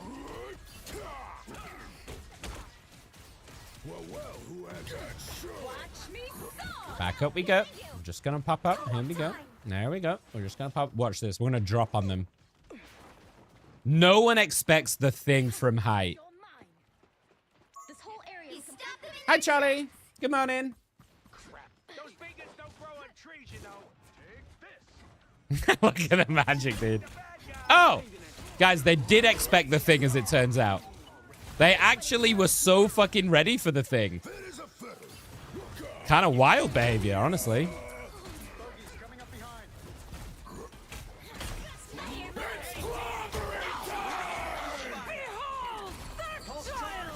Oh my goodness, we are going over. Okay, he just fucking insta flops. Okay. Maximum pulse. Drop you feel likes and sub to your YouTube. Thank you, Riz. Thank you. I appreciate it very much.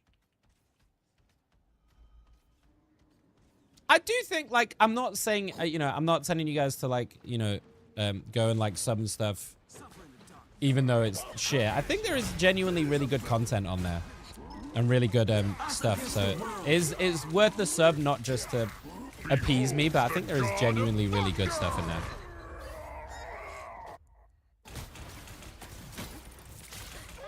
Behold the god of thunder. The Q&A video, I would love to be able to be pushed out more. I think the Q&A video is so good. Well, you can't expect to win them all. How are you, Charlie? I love how you just used every swear word, you know. Yeah, why use one when you can use 20? That's so cute. And look at this, chat. Are you ready? Watch this for timing. Wait, am I Lord Thing yet? Oh, you piece of shit. I don't think I am. You fucking wank titty fuckballs. For 6 minutes. 6 fucking minutes? Like 5,000 damage block? You fucking dick-sucking titty wank. We might have to do a quick play to end the stream after this series. Just to get Lord Thing. Unreal.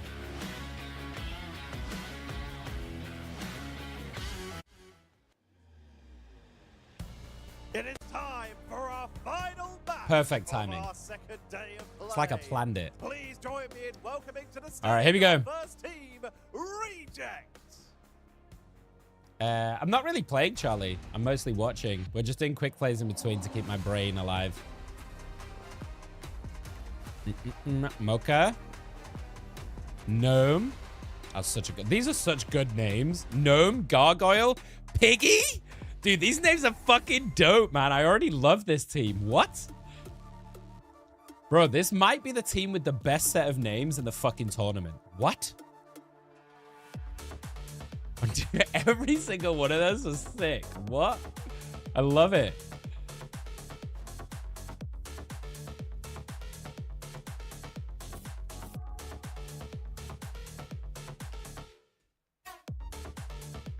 I love the fact we got another female pro as well. I fucking love it. Today, but not in nature. They are the sole surviving members of the Asia representatives. They are also the region's champions. Having shown tenacity and guile, they are here to try and take it all. Please welcome Reject.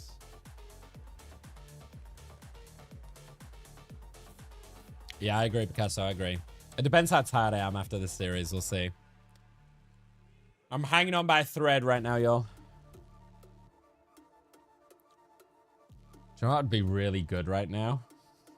Illegal substances. And finally, please welcome to the stage, Ground Zero Gaming.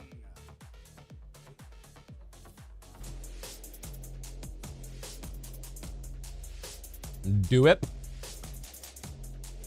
Zinstari. Cool name. FML. I'm going to call him FML. I don't give a shit. I'm calling him FML. Matty as fuck. King Bob. Love that name. Juicy. Spelt like a Southern American white lady naming a kid Juicy. I shouldn't be allowed to stream when I'm this tired, man. When I'm delirious. This is a bad idea.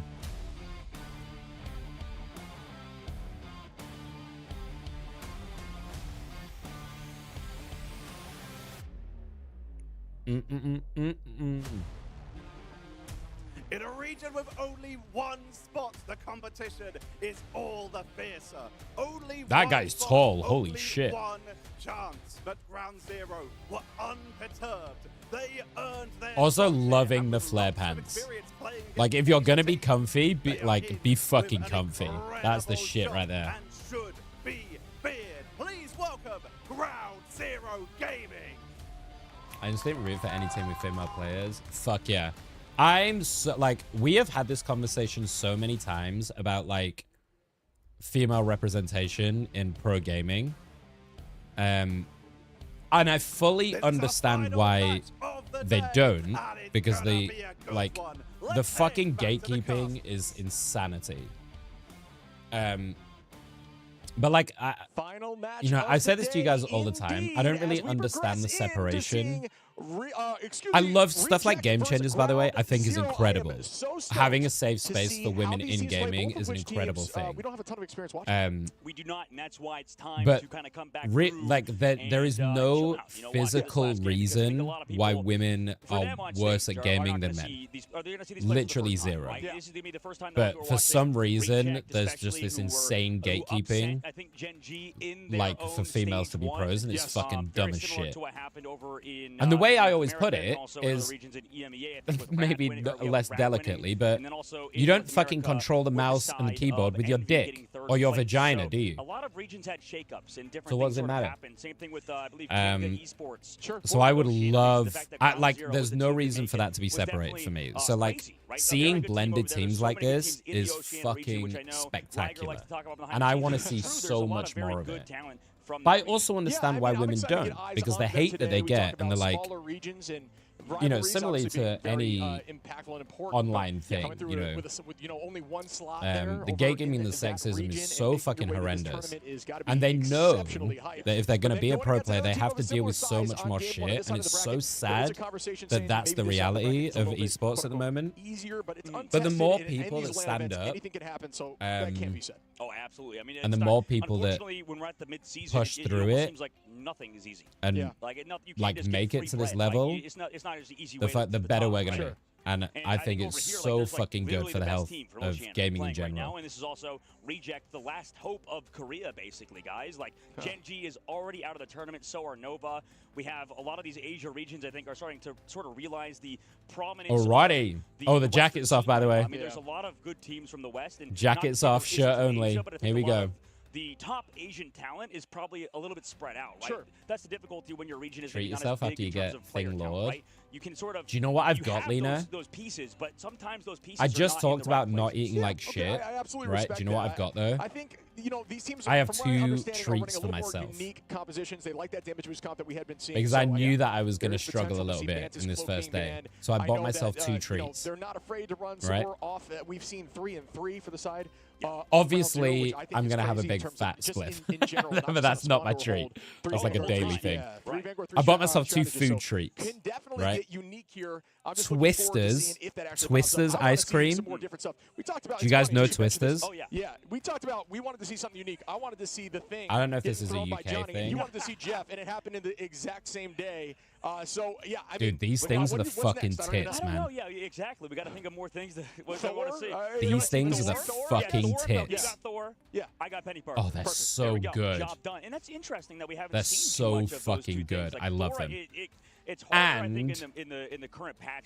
Thor, you said that later on things are going to change. I've bought but myself. Right now, it's been tough. Yeah, for those who maybe don't know, in the upcoming patch, Thor is going to see some love when he uses his bubble. It will actually ground opponents, which is going to be great for anti-dive. I bought myself some. Wait, your ultimate to find value. no, but I think not with those. Penny, it's difficult because that ult Yeah, is I've got not myself great. some of It's these. essentially just a sustained ult that doesn't last long. Well, in that patch you're talking Toffee about coming and on August vanilla 8th ice at cream 9 a.m. cones. So beautiful. Coming up, season 3.5, man, I'm so pumped that we're gonna see Blade. I mean, the 2. fact that it's I'm double sure red a is lot of people are not excited good. for that, because that's the first time But we're gonna see anti-heal in this game when strategists. I deserve it. Yeah, I mean, I don't care. Just from looking at Blade in some of these streams, These- you get I anti-heal love on that toffee. ultimate, which is crazy, and then also when you dash, Like, as a with your flavor, shout out. So a little bit of a like, you can hands apply it down, multiple ways, and toffee that, that's gonna is enable my some more one-shot favorite combos on the flavor in the strategist, world. So it just changes the game completely. Out of Somebody anything. that mains an anti-heal character, I'm excited And for all but the but Blade mains it's to get so all the flame on confused with social media. caramel all the Everybody's time, like, "Damn, this so character's it's so so broken, hard to he's so find good disgusting. toffee Get stuff. rid of it and remove it from the But game." like toffee Every time, sweets, brother, every time. It like feels like toffee every single foot, match somebody has something to toffee complain about, and that anything is my fucking Achilles heel. That's what makes this game so great. I feel like, is the fact that absolutely there's always something to fucking complain about. love But you know, toffee if as a you're- flavor. A lot of people that complain about Oh. things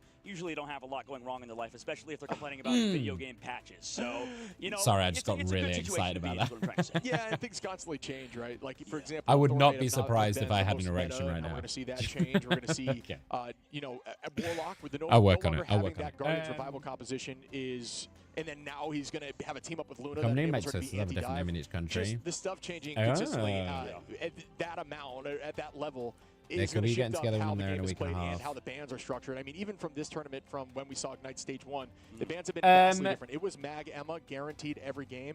Is this the Torch was meetup there thing, sometimes, Charlie? but now we're Or gonna is this see you just Torch coming? coming out maybe in this next match? Wait, Instead what of being the we? target priority, we have something else. What month are we in? Yeah, August. that's going to be something. Is that's this you gonna be- guys I all think this meeting up patch with too Gale has and been, stuff like, here, right? Pretty damn good. You know what I mean? Like, it's been compared to previous patches with Torch, I think, being so Yeah, I think oppressive. the idea was for me to He's meet as up with you strong, don't guys get me for wrong, at least like banning one of the him and days. stuff, but the difference, I think, I'm this not patch doing is any that of the. Torch is not Oh, as OP. that's right. Same Because thing you with guys are Iron talking about Fist, going same thing with out and Psylocke, doing still like pretty strong. But, you know, there's a lot of things karaoke that and shit, which I are didn't a want to little bit do because more, I fucking hate allow for a little karaoke. more versatility, right? Yeah. Maybe that's Is this why the maybe some of festival these stuff? duelists getting nerfed a little bit is bringing Yeah. in those triple strategist compositions that you were talking I'm about. super Maybe down the, to like opportunity meet up to play or triple strategist, triple vanguard if you really want. Yeah. Go for dinner, speaking go of for actually an drinks. interesting comp too that I was talking to. Bit of a, I don't want to get funnier wasted comp, though. suppose, when we I don't talk really about get Legit, drunk maybe we'll bring anymore. up I later. don't enjoy being drunk the anymore Gator comp particularly. is something that I want to maybe bring up when we see Team Envy again. Have you heard about that one? We'll talk about it maybe, but a little bit, yeah. So let's dive in here. I We love see these the guys' team names. comp. We got Gargoyle, Piggy, Mocha, one of the few female strategists leading right alongside Finale. Awesome. Dude, these guys have the best fucking names out of any team. Like straight up. Finale and Gnome, and they are.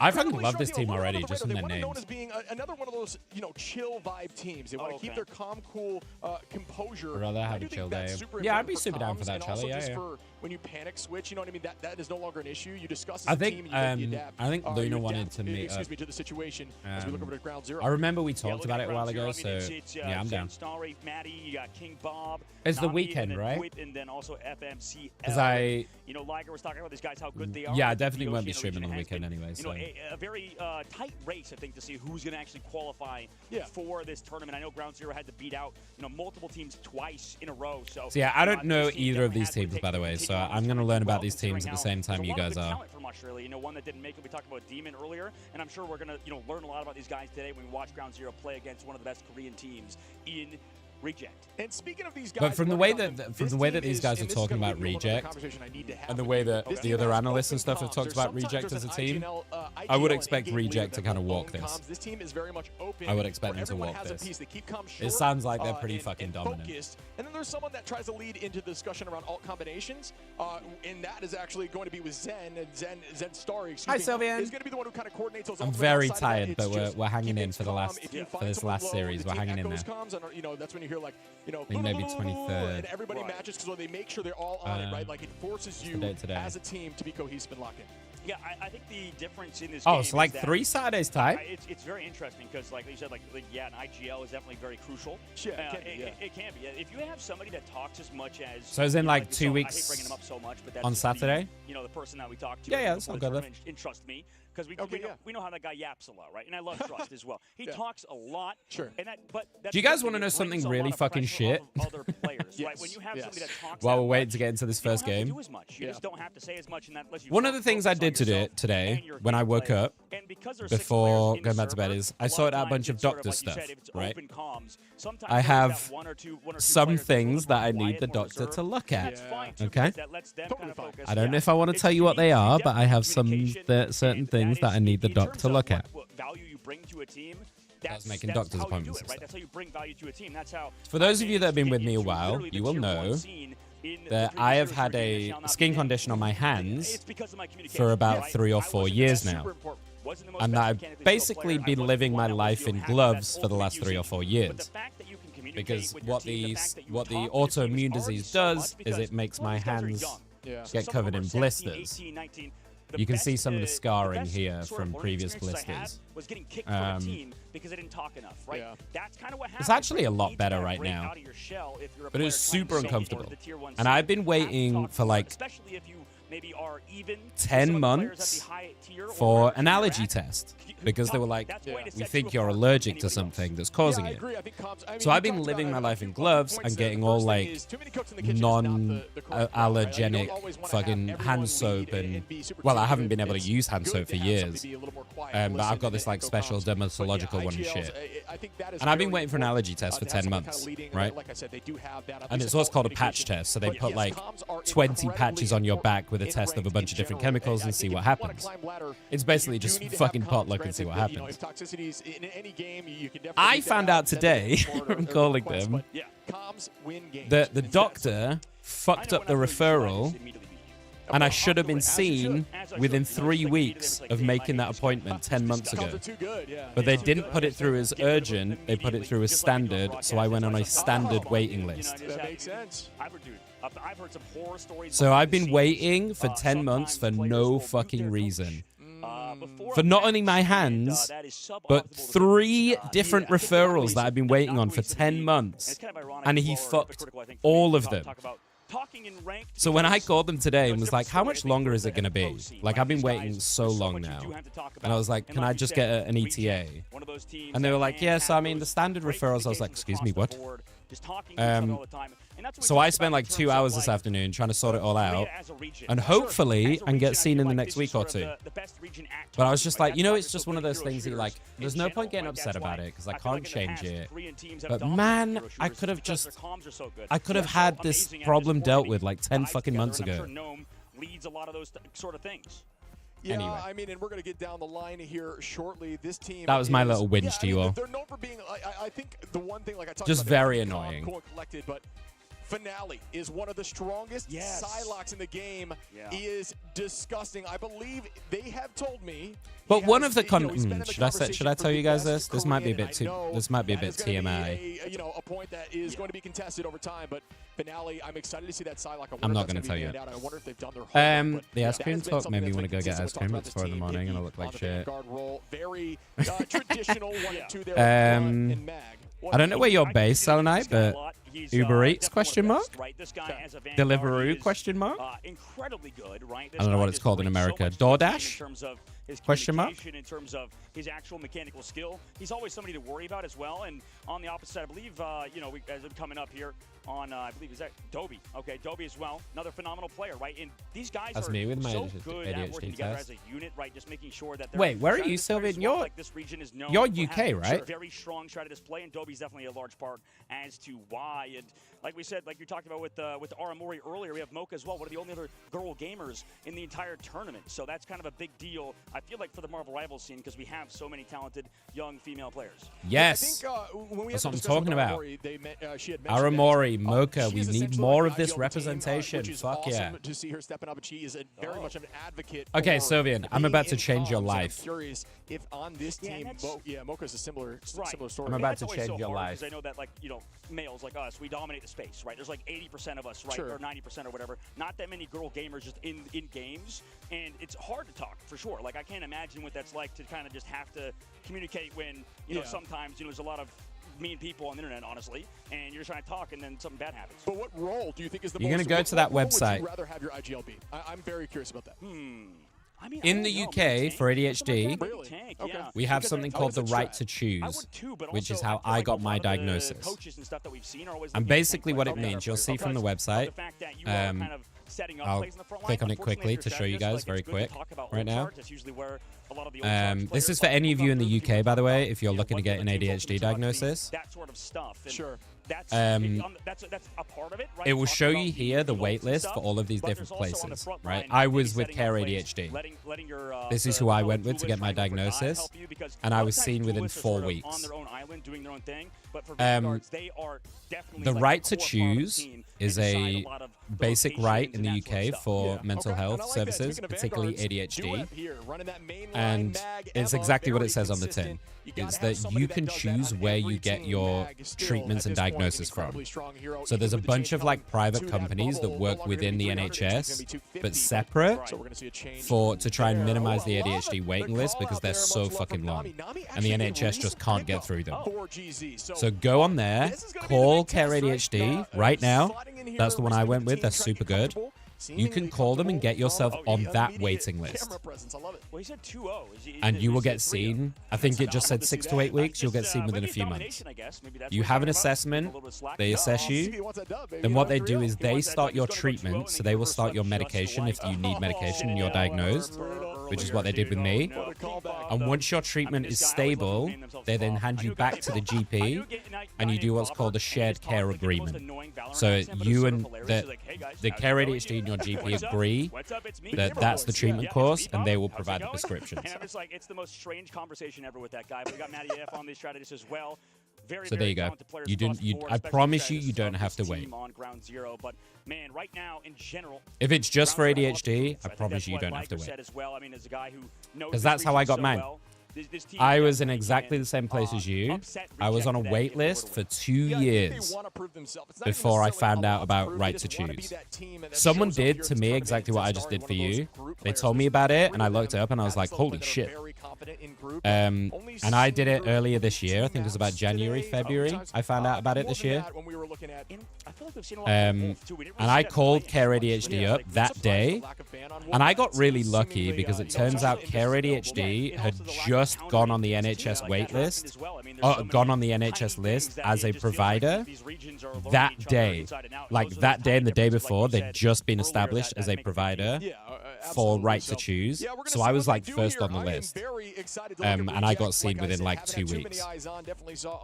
I had my assessment, started my treatment. They sent me the treatment the next week, and I've been on the meds ever since. Mine's just got stable a few weeks ago, so now my GP's provide me with my ADHD meds. So yeah. Only because when people talk about weird compositions and stuff, I'm thinking like really weird. You know, maybe that's where my brain goes. Maybe I'm just a really weird person. My doctor, he said so like I'm thinking like, you know, triple strategist or triple level 4 for what? ADHD? Definitely more weird, I think, these days. That's the most unique. Yeah, it's definitely the most, but we don't see the Gator comp when I was talking about earlier, which is I think it doesn't really work in levels, to be honest, Sylvian, or at least my assessment didn't. Yes, you know it. You know it. Yeah, I didn't even know it was done. I can't show you because it's a lot of private stuff. When Cal was setting up for Envy on stage, there's like they have Gator as their coach. There's like 10 different categories, and they go through like your childhood. So they will ask for any information about your childhood because the ADHD doesn't just develop in adults. You have it as a child, and you will show signs of it. You know. So there's like different criteria. And they will, that's how they assess whether you're inattentive or hyperactive. And it's usually done out of a number. So it's normally, so for me, mine was done out of a score of 100 for inattentive and 100 for hyperactivity. For inattentive ADHD, I was 100 out of 100. So I was as severe as you can possibly be for inattentive ADHD, and I was 60 out of 100 for hyperactive ADHD. So it doesn't matter, it shouldn't matter how severe you are or not, you should be able to be seen regardless. In fact, if you're more severe, you should be able to be seen quicker, to be honest, but that's not how it works. It doesn't really matter, you shouldn't have to wait for a hospital to be seen, that doesn't make any sense. The assessment is done usually by an independent assessor or the hospital. If they're telling you to wait, it's because you're not on right to choose. So if you go through right to choose, they will do the assessment instead, and they will do it much, much quicker. So I promise you, go through that. Go through that pathway for sure. Anyway, super side tangent. I got combined. Mine's technically combined, but I'm way more inattentive. So, RC here. Going with the Emma and Cloak. So, big prio on the Cloak, interestingly, over the other supports. Maybe that was afterwards, after the others were banned. I didn't see. I was too busy chatting away. And then double support prio for GZ for Ground Zero. They get the power picks, though. Luna Loki is a scary fucking support duo. Focus on a hero, right? Focus on a certain role, and that's I like the double tank dive ban though. Going into it, man. From RC, that's super interesting. We've been talking about this all day, right, through these series. I gotta take Ground Zero. We've seen Venom and Cat be so fucking impressive today. So maybe they've identified that they love a dive tank. So it's cool as fuck that they've done that. Let's see how it works out. Yeah, you know what? I'm going to go against you because why not? Put me on reject just for the sake of the battle that we keep So here we go. Cloak, Loki on one side, Luna, Emma, Luna, Cloak on the other. Maybe not. No. Reject playing that Emma Frost is what to start off. Yeah, Emma Mag is a nice combo. Obviously, you got the team up as well with Piggy and Gnome. Yeah, and then Zen going for the Groot instead. Known for playing melee heroes, but when they showed the heroes, both prioring the Wolverine Phoenix. So this is risky from Zen Starry, to be honest. Playing into a Wolverine, this is a risky Groot choice, but let's see how it plays out. See the Groot owning on here as Zen is keeping it up. Finale, one of the strongest duelists potentially in Korea, based on at least what we have. I'll see. There's the kidnap. Oh, it's so fucking far as well. There's no hope. No fucking hope. He just went for a fucking. He went for a flying lesson. Holy shit. Oh, just triggers it. I was close though. It's like 14 HP. There's the Lunar ult, and there's Dobby with the Cloak ult on the other side. Mocha's still got theirs for afters. Oh, tackle on both sides. Who gets the better of it? FML just dips. And Finale is like quite happily sitting on this site, and a nice dunk from Gnome. Gets around that terrain. Zen with the Strange coming in, getting that kill. Look at this observing. Stella. Piggy with a good pick. Using that ultimate. The last tick of it manages to get that kill on the Wolvie. And RC take the first point. It was that was a long ass fight though. They held that for quite a while. Having to walk in with their ults against Reject, who can always either decide to kite or kind of push on towards their strategist. So right now in the sort of front to back play style, which is what's happening, because a lot of the dive vanguards. All I will say, Sylvian, is trust me, call them, call KRDHD, and they will be able to inform you. If you tell them what you've been told and stuff, they'll be able to give you the perfect advice. Trust me, they were phenomenal for me. They were so good. But it's always worth a call. Don't. Hospitals, I've just proved to you, hospitals lie to you all the time. Trust. Left turn, deciding to just juke the Meteor M was genius. Instead of heading in to that predictable pattern, taking that left turn and just duet with a nice kill on Dobby. But it does not matter as they get walked the last thing I will say about this, because we're going to move on, Sylvian, but the last thing I'll say about this is sometimes hospitals and stuff are incentivized to do certain things. So, for example, diabetes tests, so they might be not like lying to you outright, but might be saying it more than it is because they get kickbacks and stuff from certain schemes. So just be aware of that, but definitely call them, I promise you. It'll be worth. Anyway, multiple people in my family have ADHD, and I feel like I might have some form of it too. Oh, yeah, in the States, yeah. Big last stand. How does he get out of that, though? He only gets one? is going to go down, though. Numbers still in their advantage. Huge potential there. No, fuck American healthcare. To try to even these odds a little bit. Anyway. And that is going to be still held here by Ground Zero. 60% on the side of Reject. Oh my god, we'll talk about it in a minute. There's a crazy video I saw, but Zen is putting in some work though on the Strange. Holy fuck. Hold up. Zen's got no support though. Oh, Duep is going fucking crazy. Can they hold it? Oh! 1v1! Get some heals. I thought it was going to be. Oh! That's so close, dude. I was so close. They almost did it, man. It's so hard. This is great for GZ, though. This percentage is all going in their favor. Yeah, but they were so close. Yeah, the rocket jump. Yeah, it's fucking dumb as shit, isn't it? So right now, Reject closing. Maddie about to have an ult. This is big. GZ are going to need this to hold. No support ult for RC. Dobby's going to need it. So he's going to need to keep going. But what a nice little mini kidnapper. Gets taken out immediately. Yo, Duep on this mag is fucking styling. He's absolutely styling on this hero. Holy shit. Oh, they're pushing them all the way back, though. It's going to be so hard for Strange to get a portal off. No one's going to touch. It's done. Wow, GZ. This tank duo, dude. Yeah, no kidding. GZ can play.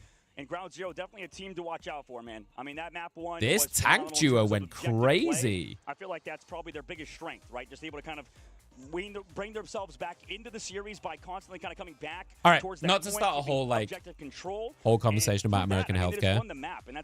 Did you guys see the video of the Texan is it senator or like Texan? What do you call him? Not lawmaker, representative, like a Republican representative. He was doing like a town hall meeting kind of thing, and people were like yelling at him and shit, whatever, because everyone's pissed. And he said out loud, he was like, he said to the crowd, if you don't work, you don't deserve healthcare. Excuse me? Yeah, I guess who needs Invisible Woman if everybody I saw it and I was fucking blown. I was like, that is unreal to say out loud. What? Right. Anyway, let's lock in. No politics. Let's lock in. Oh! A gargoyle now, and that's a nice shot. Nami on the Mocha, and that is a ton of value as they will walk forward to point. Dude, look at this fucking, like, look at this game sense from Duet. Like, oh my god, FML fucking nails that. Does have the last stand, likely not going to use it as Ground Zero gets the Okay, point. guys, okay. GZ might be fucking good. Literally the worst thing GZ might be fucking good. Okay.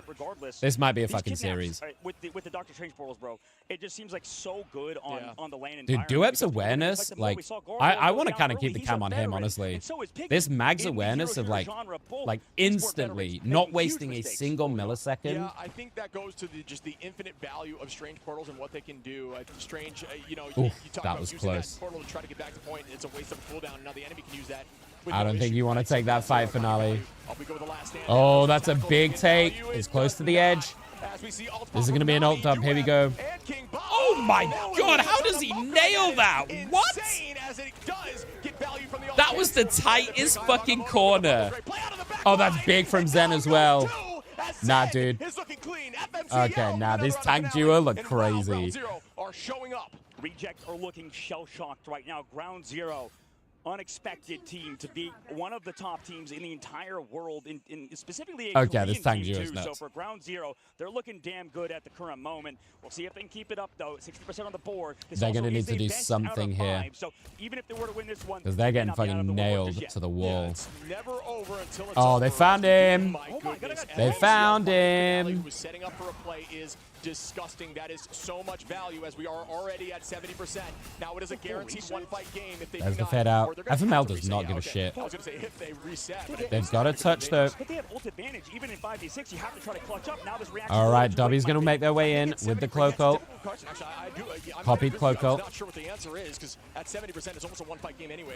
Does the 30 matter? But honestly, no supports after this, though. A huge last hit. Does it land? No. Oh, he misses, though. He kind of whiffs it, but still gets the kills off the back of it. Finale tries to do the same. Oh, he gets kidnapped out of it, though, from FML. He's just going from player to player to player. Nah, it's done. It's fucking done. This was a absolute stomp. Yeah, this wasn't even close, guys. And they get it done. Nap 1, ground 0. This wasn't even fucking close. Holy shit. They look so dominant. Well, dude, so we know, at least in terms of the Australian region, respect. Cracked, right? Over in EMEA, he's been playing over there for some teams. FMCL was looking like that too. What is with these Wolverine players coming from Australia? I don't know. Do you have to ban Wolvie? Like, is Logan built? Is Logan Australian? Is that what it is? Game. That's my opinion. Do you ban the mag? He's terrifying. I feel like you might have to ban the mag, honestly, because Duep looked fucking ridiculous. And that's wow, what a segue. Beautiful. Man, RC looked completely lost. So well played. I just got rolled. I have to guarantee, or I just assume, side tangent, the Doctor Strange recall so skin strong. is The amount of finals, especially the last 3 minutes of the game. 4 or 5 just in the last 10 seconds. Which one? Which Strange has got recolor? And patience on that ultimate. Absolutely. And on which one? The zombie one? I think their fundamentals are looking really damn good. Yeah. You know, they look. Or on the like flowy one. Time, not overextending in terms of ultimate use. Sometimes they do. Are we getting any? Are we getting any new recolors in 3.5? You were talking about earlier. I don't remember. In terms of maybe compositions, it's not that crazy to run this sort of like. I don't remember them saying anything about it. The Phoenix, but the biggest thing is their aggressiveness, their ability to find those picks in the on the flanks. Sure. Something about Reject right now is just not clicking. Like yeah, Rejects are struggling. Sure, you could blame Reject, but I think you have to give credit to Ground Zero, who are constantly on those flanks, able to make those opening moves. Yeah, it's so difficult in these early stages of the tournament to identify if it's a problem or if it's just an outplay, right? If somebody's just doing something really right. I do think that Reject as a whole on did they? Did just not play together at all. They made some huge mistakes early on in alt fumbling, and then from then on it was just a downward slope. And they just collapsed on them. Huge ultimates nearly every time from Ground Zero. Yeah. Let's have a look. Lights out. It's that simple. Oh, yeah, absolutely. While we're in this very quick downtime. Ground Zero. Going up a map, dude, like, I mean, everybody thought that they were a good team. Don't get me wrong. To win in Australia is no easy feat. You might be right, Sure, honestly. You might be fully right. Feat, but, you know, that's crazy to win a map right now against the #1 seed from Korea. We'll see if they can keep it up, man. I mean, it's the best out of 5, but if they put themselves at least in this upper bracket for the next round, that's top 5th through 6th, right? So that would be huge, at least in terms of the bank for these guys. And he got a back to FMCL finale was on the other team on Wolverine, and he was getting dominated. Yeah, he was getting dominated. He found he was trying to off angle set up, and every time he off angle set up, man, that was such a stomp of a game. Holy. 2 fights and domination is enough percentage to lose you the game. Well, we were walking down out of our caster booth, and we saw the 100 Doc Thieves guys, Strange and Millennia there sitting in the VIP area. Yeah. And I was like, you mean this one? Guys like not doing well in scrims and then just dominating in games. Yeah. Like actually. Oh, like, so not like the speciality recolor. That's literally said. It's always one person. Well, it's not that. It's like you mean these one ones? person's not fully locked. Yeah, that makes sense. Right? Something's going on. Oh, I see. That's what he did say. And you know that's this is quite nice to be fair. It's sort of like it's just nice to have something different from the red. Do any of his other outfits have the actual recolor thing? Some people get better, and some no, people they get don't. way worse. And right now, Reject are looking like that team. Yeah, this is nice though. Barrel. And unless Ground Zero potentially get a few maps lost against them. They're getting. I do think this is Strange's best skin for sure. I'm telling you guys, I seen some dudes like when I competed, literally just running to walls. Yeah. Like some. I don't know though. Do you think it'd get annoying with like the weird audio cues? Going on stage and in like this sort of stage and just kind of just like running into walls because they're scared, right? Because there's a lot. Does anyone play Strange with this skin? I feel like the audio cues might sometimes be just annoying. Some people don't react to it well, and that's why teams, try to figure out everything in a competitive environment. I've used this one for a while though. Even a sports psychologist. I think this was the yeah, that makes sense. I mean, there's so much. That's the battle pass one, right? Pro play than just like being out there and making it happen in the moment. The coaching, the banning, the hero selection. Who do I need good skins for? Person, their synergies as a team, their comms, like. I could sit here and list here for hours and hours. I still need to buy the fucking summer ones. Are they still on offer? A team that can beat a team, but on a stage this in an one's so environment good, you are not dude. used to. So it's like everything comes down to the wire, and that's why when you clutch up and you have that gene or that ability to just perform in that moment, it's everything. Mummy. Well, they do so much prep work. Speaking about prep work, I mean, Ground Zero did that. Yeah, I need to buy this bundle, dude. Well, 2 players, sorry. Gargoyle, Gnome, obviously over 10k damage. Remind me to do that, chat. Really Not right now. Like, this Remind me whole to do team, it Ground Zero, when we're back on in terms of not finale. I mean, he just did watch nothing partying. there. He was just absolutely shut down by Ground Zero. FMCL 2 with 11 finals. You look over at finale with 1. I mean, with the Wolverine double pick. Yeah. Oh my god, dude! Look at these stats. It was a masterclass on Wolf there. And you called it team play. I mean, you saw Duet bubble. 9 final hits on Duet. And then we saw Duet as well hit an insane meteor across the map. yeah. Like, how the fuck do you get Mocha with that? They are actually very, very good. FMCL is going to be your MVP. And it seems like this team is legit. Like Woof. everybody's saying, like that was a fun Liger's watch. been talking about behind. Yeah, it was amazing. Yeah, I think you're right. Right now is the time to make fans. We've said that in the past. You want fans right now. Show up to the stage like that, and you have you will got the get strange fans, skin? And Okay, especially fair. when you're in a region that's smaller in terms of at least the size of this tournament. And once you show up, there's like so many this, skins that I wanted to inspire buy, more but I teams in just your keep region, getting and next thing caught you up with know, other things. You are like the poster child or poster team. For that With Human region, Torch and Punisher, I'm pretty sure those come too. Like 100 Thieves showing up today, even though they Well, we know the punny one is coming, right? Because we've seen the art with the skull speedos. Like, it was such a fun series, right? We saw so many things. Or Hi, Gia. Map 1. Yeah, how are we you? Have a little bit to go for this series, but right now, I mean, Ground Zero just looks so connected. You just saw everything to do running forward with the Luna Snow Ultimate. You saw FMCL constantly hitting huge last stands. Yeah. Finale trying to match him, but regardless, on the other side, Maybe I should learn Wolverine. Team play looked phenomenal. Yeah. Yeah, look at that hype. He's right hyped there. as That's fuck. what I love to see. I want to see more of that. You can just see the raw energy. There's that bubble we were referencing. So smart with the strange. You want to make sure when you're using eye that you get some sort of. Oh, I see the recolor now. I see what you're talking about, Star Knight. I see what you're talking about. It's actually pretty strong as well, but Strange just has not been. Honestly, didn't notice it. You see it far more with the Meteor M, as you can see here. Also, as if he's using default skin on Wolvie, by the way. As if FML is defaulting. There it is again. Look at that. That's disgusting work. Wolvie's got one of the best sets of skins, like, across the board.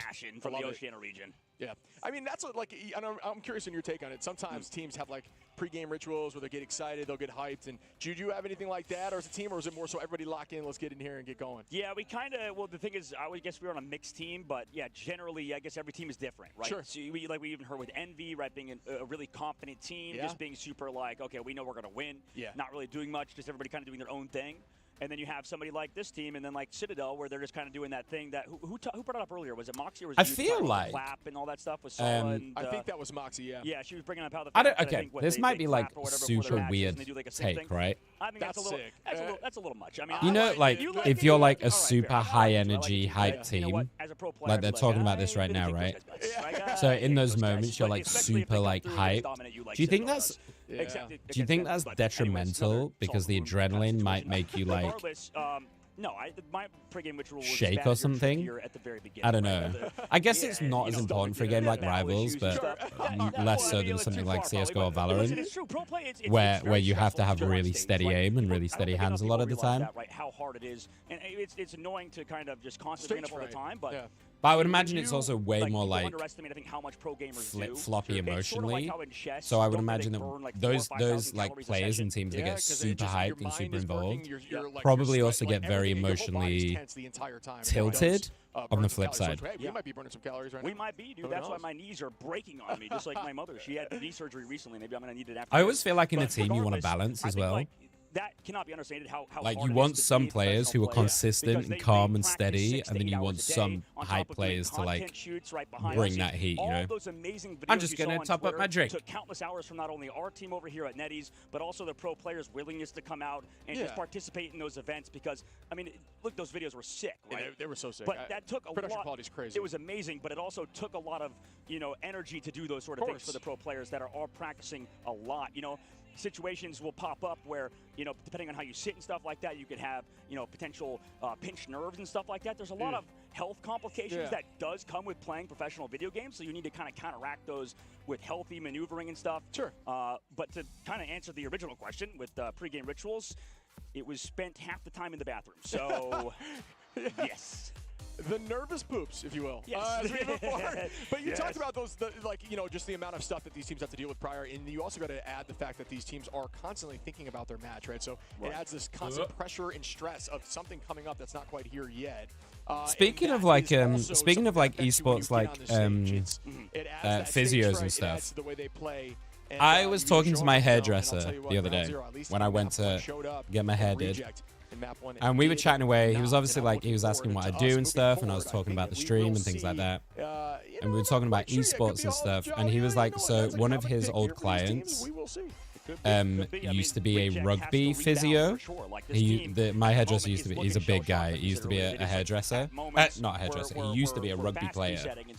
So it was like a physio that he knew, and then he was one of his clients as well later on when he changed.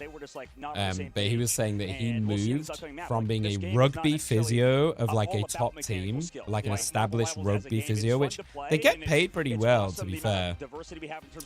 And he then got poached and asked to go to an esports team. And he was like, he was telling me it was like a 6-figure salary and shit. He was like, he was making, everyone was like, that's such a big mistake. Because esports is so much less established.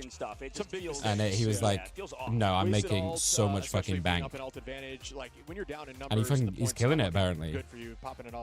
But like, they have, like, proper established esports orgs, they have these kind of things. They have chefs, psychologists. I think Canute was talking a little bit about it the other day in the Q&A as well. They treat it very much like a sport, because it is in a lot of ways. Why we stall for so long is because in pro play, I mean, a lot of the top tier ultimates are Stratus ults. You know, these guys, like, they train for what, like 10 hours a day. It's going to take its toll on your health if you don't look after yourself. So it's just a cool little insight. So we're going on Burn into Charla for map 2. Snow players kind of struggle to build that ultimate because of the changes. You know, Torch ban, Luna save. So I would imagine Loki ban probably. Oh, cat ban, yeah, sorry, cat ban. Sure. Makes sense. Absolutely. As we do look now, do they stick with the double tank, the double dive tank ban? Mantis, Luna, if it ain't broke, don't They're gonna save the ammo. The side of Ground Zero, who have looks like GZ are probably gonna focus like on supports. There we go. There's the Luna ban. The cloak lock in last time. Are you assuming we see that again? And I think that Terror Cloak is far slept on. Yeah, I would definitely do. I think we're also going to see a Loki ban. For Reject, getting rid of they don't want to give him. They don't want to give him the double support with Luna and Loki at the same time. On their side and the cloak protect. I don't mind the cloak protect particularly. They do need a support. It's weird that it's not a Loki protect though. Both these teams are valuing cloak quite highly. Now listen, you guys know how I feel about cloak. I think this hero is kind of busted. But you're gonna choose a cloak over a Loki? That seems kind of wild to me, no? Okay, so a little Hi, bit Luna. Up, and that could result in, I don't know, maybe a little bit of a change. So going strong. This is the last series run, so yeah, as soon as this series is done, I'm going to be dipping the fuck out and go to bed. That's where I do think that teams start showcasing. I appreciate you, Rogue. Thank you. Dom teams, you know I hope you have a wonderful birthday. Or your partner has a wonderful birthday, so you have a nice day together. I think 100 Thieves looked better the second time they played Domination, but regardless, like there's some teams that definitely struggle on Domination, like you said. I'm trying to think if it's like. And we begin here. I kind of get the cloak prio a little bit more on this map, particularly. We talked about this in the last series. I do think cloak is very strong for Burning T'Challa, mainly because there is a lot of pathways that the cloak ult can get you into and get you on. That was the first time we see. I know it might be. I have to double check. No, you're probably right. I think it's because usually you do want attack to kind of build. Is that a Black Panther? Kind of more reactionary defense, which honestly would speak. Dude, are they sticking on that BP? So we'll see. I mean, maybe I'm looking too deep into that. Maybe it ain't that deep, little bro. You know? Oh shit! Portaling out, going for that flank play like you saw last map. Yeah, maybe that is. This might catch them off guard big time. You know what I mean? Like something they're not used to, and that's not kind of. I don't know how. I mean, they obviously have probably done their research, but. On the high side, we got that Venom coming in from Zen. Nami going to be on the Phoenix. We've got that. There it is. From Cloak. As Maddie, King Bob on the Luna, Duep gonna be on He's the looking in the backside. They're already pressured. They're already pressured off point. They're gonna need to get in a contest here. Nice movement there. Slick movement to get up, and oh, Duep's in trouble. That's a nice kidnap. Finale going a little bit crazy. I wonder if they're gonna swap off and try and match this Wolvie. Try to get onto this point with Zen. Yeah, and right now these Phoenix players have been the star of the show. It feels like this whole tournament constantly. This feels like, oh my god. Black Panther. Wow. That was insanely quick. Apparently Loki was there. So difficult there. Good attempt there by the Wolf to drop Zen. They're playing so passive though, RC. Like, why are they playing so far off the point? And they are diving, and they are consistent together, making sure that the team's eyes are all over the place. Right through the portal, right back out, and they will get point one. Already with 4 minutes. I mean, I don't know about you guys. That felt really, that just felt so fucking passive from RC. It just felt like they gave it. Like, there was no real contest. They all got corralled into that back little corridor as a team, and then they just never got back onto site. Like, they're just getting dog walked. This is, again, a situation where Ground Zero is looking dismal. Dobby's gunning that. Oh, my God. Goodness. What is happening? FMCL, chill on him as Gargoyle goes down as well. Make that 3. Nami They're getting fucking rolled. What? Again, FMCL. What is happening? Can we just get FMCL POV, please? Thank you. Like, this is disgusting how much work he's getting done. I mean, you've got to make some switches, surely, right? Man, Ground Zero, Things. an absolute masterclass. Penny. This is one of those situations that you're starting to think, like, is the mental just shattered here for Reject? They've got to shake this off. Why is Gargoyle there? Cannot Why is he there? Stop just dominating. Another Dude, his KO. accuracy is insane. Against a Panther is a dangerous game. You gotta try to stay near your Dobby is, that's the third time Dobby's just got railed, by the way. Like, insta-dead. I don't think I've seen momentum like this in the tournament yet. And they are just hustling through these points. Oh my God. Wow. Are you kidding me? FML is on a fucking, like, generational series. What? Oh my, is it just FMCL's the GOAT, or is just Reject that bad? Like, what the hell is going on at the moment, Shiv? This is just pure amazing gameplay out of the Black Panther, out of Zen Starry. Dude, I am speechless, man. This is the #1 team in Asia, and they're getting fucking deleted. I can't express it enough. This is an absolute walking right now. They have so much 10-0 on this BP again. On the third I don't think FML has died in this series, has he? To watch Ground Zero really trying to make some, teams. Oh, Dobby. And Panther, a strong Panther player is threatening, especially when they have that high sense and can just. But it's not just the Panther, it's a double dive. And okay, this is what we needed. Okay, finale. Okay, good fucking shit. There we go. Let's get into the game here, guys. Come on. Come on. It's not like I want RC to win, but I want a fucking series. You know, they swap over. At the moment, jeez, you're just walking him. But okay, here we go. At least a little bit of signs of life. 3 minutes 50 on the clock. They just got steamrolled to this third phase. We'll see if they can stop them here against Black Panther. It looks like they're marking FMCL well. That's what a lot of good teams do, is mark those Black Panther players. I like the Winter Soldier switch, though. I think the Winter can do so much work. Good pings from Duet. Bananas. What is happening? Dude, Zen. You deal with one problem, and then you just get dog rolled by the other one. Holy shit. This is a mental breaker.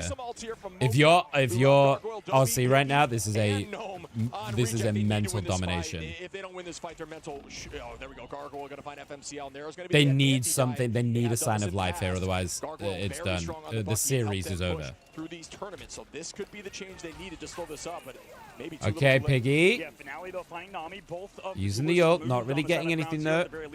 Ground Zero, do they want to commit to does at least push them back a little bit. Another one of the members, Maddie's going to go down. Everybody's going to get reset. Okay, Gargoyle's starting to heat up. Here we go. Oh my goodness gracious. Okay, Gargoyle's starting to heat up. A Winter can take over this game very easily. You get like the most snowballed, right? For sure. The moment you kind of figure them out, you can hard stop them if you have. Dobby needs to stop dying. I absolutely agree with that. I mean, if they this hold this, Loki needs to try and live. If they hold this, this could be the momentum shift. I find you've seen it in ladder. Like you've gone down and just get absolutely wrecked, and then you come right back, push through all, and then you win an OT. Like that is definitely. But I mean, look at the timer, man. The timer's already down to 2 minutes, so all of that very fast push. Oh my goodness.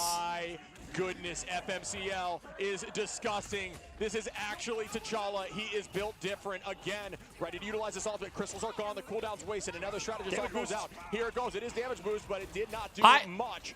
Like, reset here and buy time. dude, the accuracy that this BP is like dashing on. They are going to start seeing the dance. Out Here we go. Here we go. Gargoyle's going to heat up. Is that going to be enough to drive them away? He needs to find. Oh my goodness. The tracking. What? There we go. Give the backline some help and Gargoyle, and he'll get the job done. A minute and 30 seconds left Dude, to go. this BP is like hitting the dash exactly where it needs to end to then like sit and hit them. Man, it's insanely accurate and insanely impressive. Black Panther comps do. They just dominate you. And sometimes you need to make those hard swaps. So he's actually switched off now. He's going to the Psylocke. Needs a bit more consistency, I guess. And it's okay to get rolled like you did in the first 2 rounds if you can hold on third phase. And it does make sense against Gargoyle, who, you know, this winter is kind of heating up now. So think about that, folks. That's a pretty strong. Nice pings from Piggy. This is going to be a huge fight for them. As Not going to be enough, though. Gargoyle does finish off Duet, though. Zen knows it as well. He needs to get onto Gargoyle. If he leaves Gargoyle up, he's going to roll him. FML gets Gnome. That's big. There goes the Invis-ult. FMCL is going to pop it, but he's going to hope that the damage is enough between it all, but it's not. Here goes the Phoenix over the top. Nami goes down, or excuse me, Nami finds Mocha. Mocha goes down. Zen's gonna find Zen. Gargoyle goes down. Is this enough? It might be. It's Nami. He's gonna find Finale. You can try and stall. Gnome's got to stall for as long as they can, but look at the timer. Like, you got to respect the fact that they've got them down low enough. Can someone touch in time? It doesn't look like it. Dobby. Onto the clones. Can they get the reset off clone? Dobby goes. Oh my goodness. Dobby gets KO'd. Finale gets KO'd. This could be enough. But Piggy is on the point, though. He is stalling. Yes. Ground zero should be getting this point 3. If they do not see 9 here. Dude, Zen on this fucking Venom. Okay, we talked up FML. But can we talk about fucking Venom for a minute? Zen looked fucking unstoppable. What? Pushed through towards the end. That was a terrible analogy. But regardless, this is amazing right now from ground zero. It did 4 minutes. With the Invis swap as well to attempt to do with the BP. Yeah. And then he swapped off, right? So they blazed through first phase of the map. They just dominated the second phase. Getting to the third phase of the map, they never showed a little bit against Gargoyle. And I think maybe ground that zero. could enable reject on their attack. I'm sorry I underestimated you guys. Holy shit, you are showing the fuck up. If there's 4 minutes in the bank for the attack, it's going to be hard to hold no matter who you are.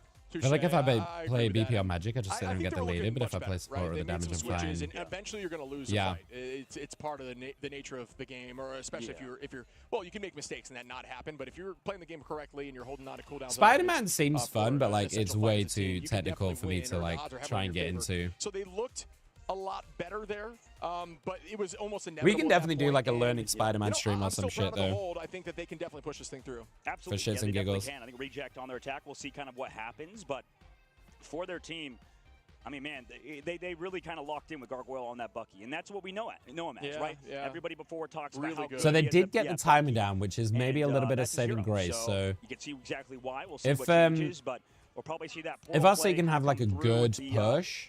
They don't necessarily need to like stomp in the same way, but if they can make it to 3, this will be an even game. So all of that like insane pressure is for naught if they make it. I mentioned this being more so of a niche here we go. Recently, and we're seeing it a lot more here today, but it has kind of Gargoyle switching to that storm. Pushing forward now with the shield. Piggy kind of like it actually. I like the idea, but you know, this Phoenix could be a big problem to try and deal with as that storm. Piggy gonna drop. Push it out, pull it back, and let it regain HP. Just to kind of play that dance with who can get their laser strong first. Gargoyle gets the pick. That's big. And they are doing a full like stacked brawl comp with this composition off teleport. And I do like that's big. They run them down. Gnome as well. Storm trying to survive. And that's really nice for Arcee. That's going to be a first point take. Finale setting up on this punny. Looking out. Oh, that's unfortunate.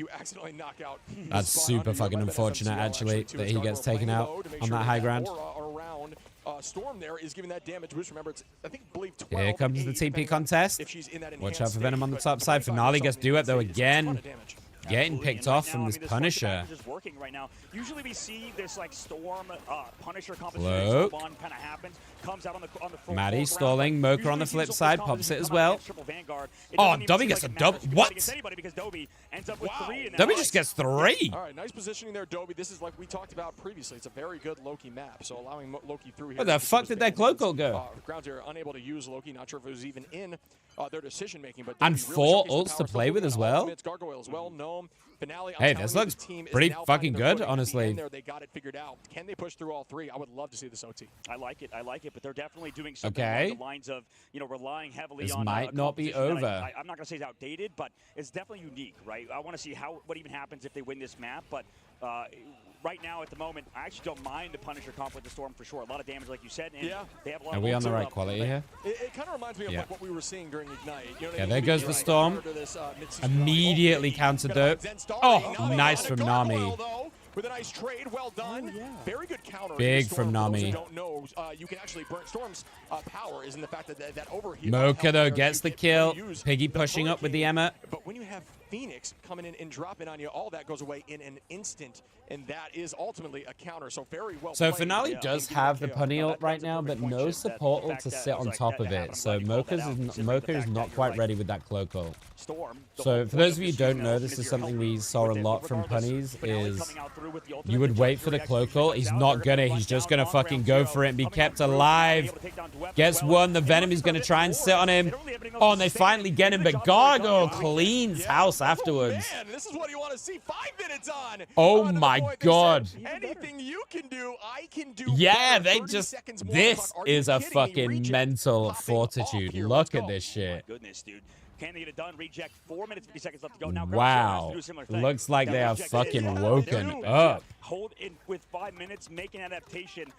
We'll see if they do. So what I was going to say, usually with the punny ult is what we've seen traditionally, is you wait for a cloak ult, and then you drop them simultaneously to guarantee the punny ult goes off without dying. It's pretty consistent here, Ground Zero. That's a good drawback. Change the momentum up a little bit here, right? You want to find that pick. Now you drive them in. They are playing slow and stacked as a unit, so good. Okay, FML back on this Wolvie. Wants to sit on the comfort, try and take out Gnome or Piggy. Ready soon to have FMCL too, but you will have Dobby, Piggy, and Mocha and Gargoyle on reject again in this next fight. So odds are in their favor. If there's the slam. Oh, nice pick. That was how does Gargoyle? What the fuck is that damage? It's a 1-for-1. Gargoyle back now. Numbers are evened out. Tackle goes up last stand. Good fade. Good fade from the cloak. Holy shit. With the Psionic. Down we go again with the damage boost on Mocha. And that's that combination that is very threatening at this level. Absolutely. I mean, just removing down a huge... Oh, this Wrath of the Goddess could be big if they timed it. Oh, and Gargoyle's timed it beautifully.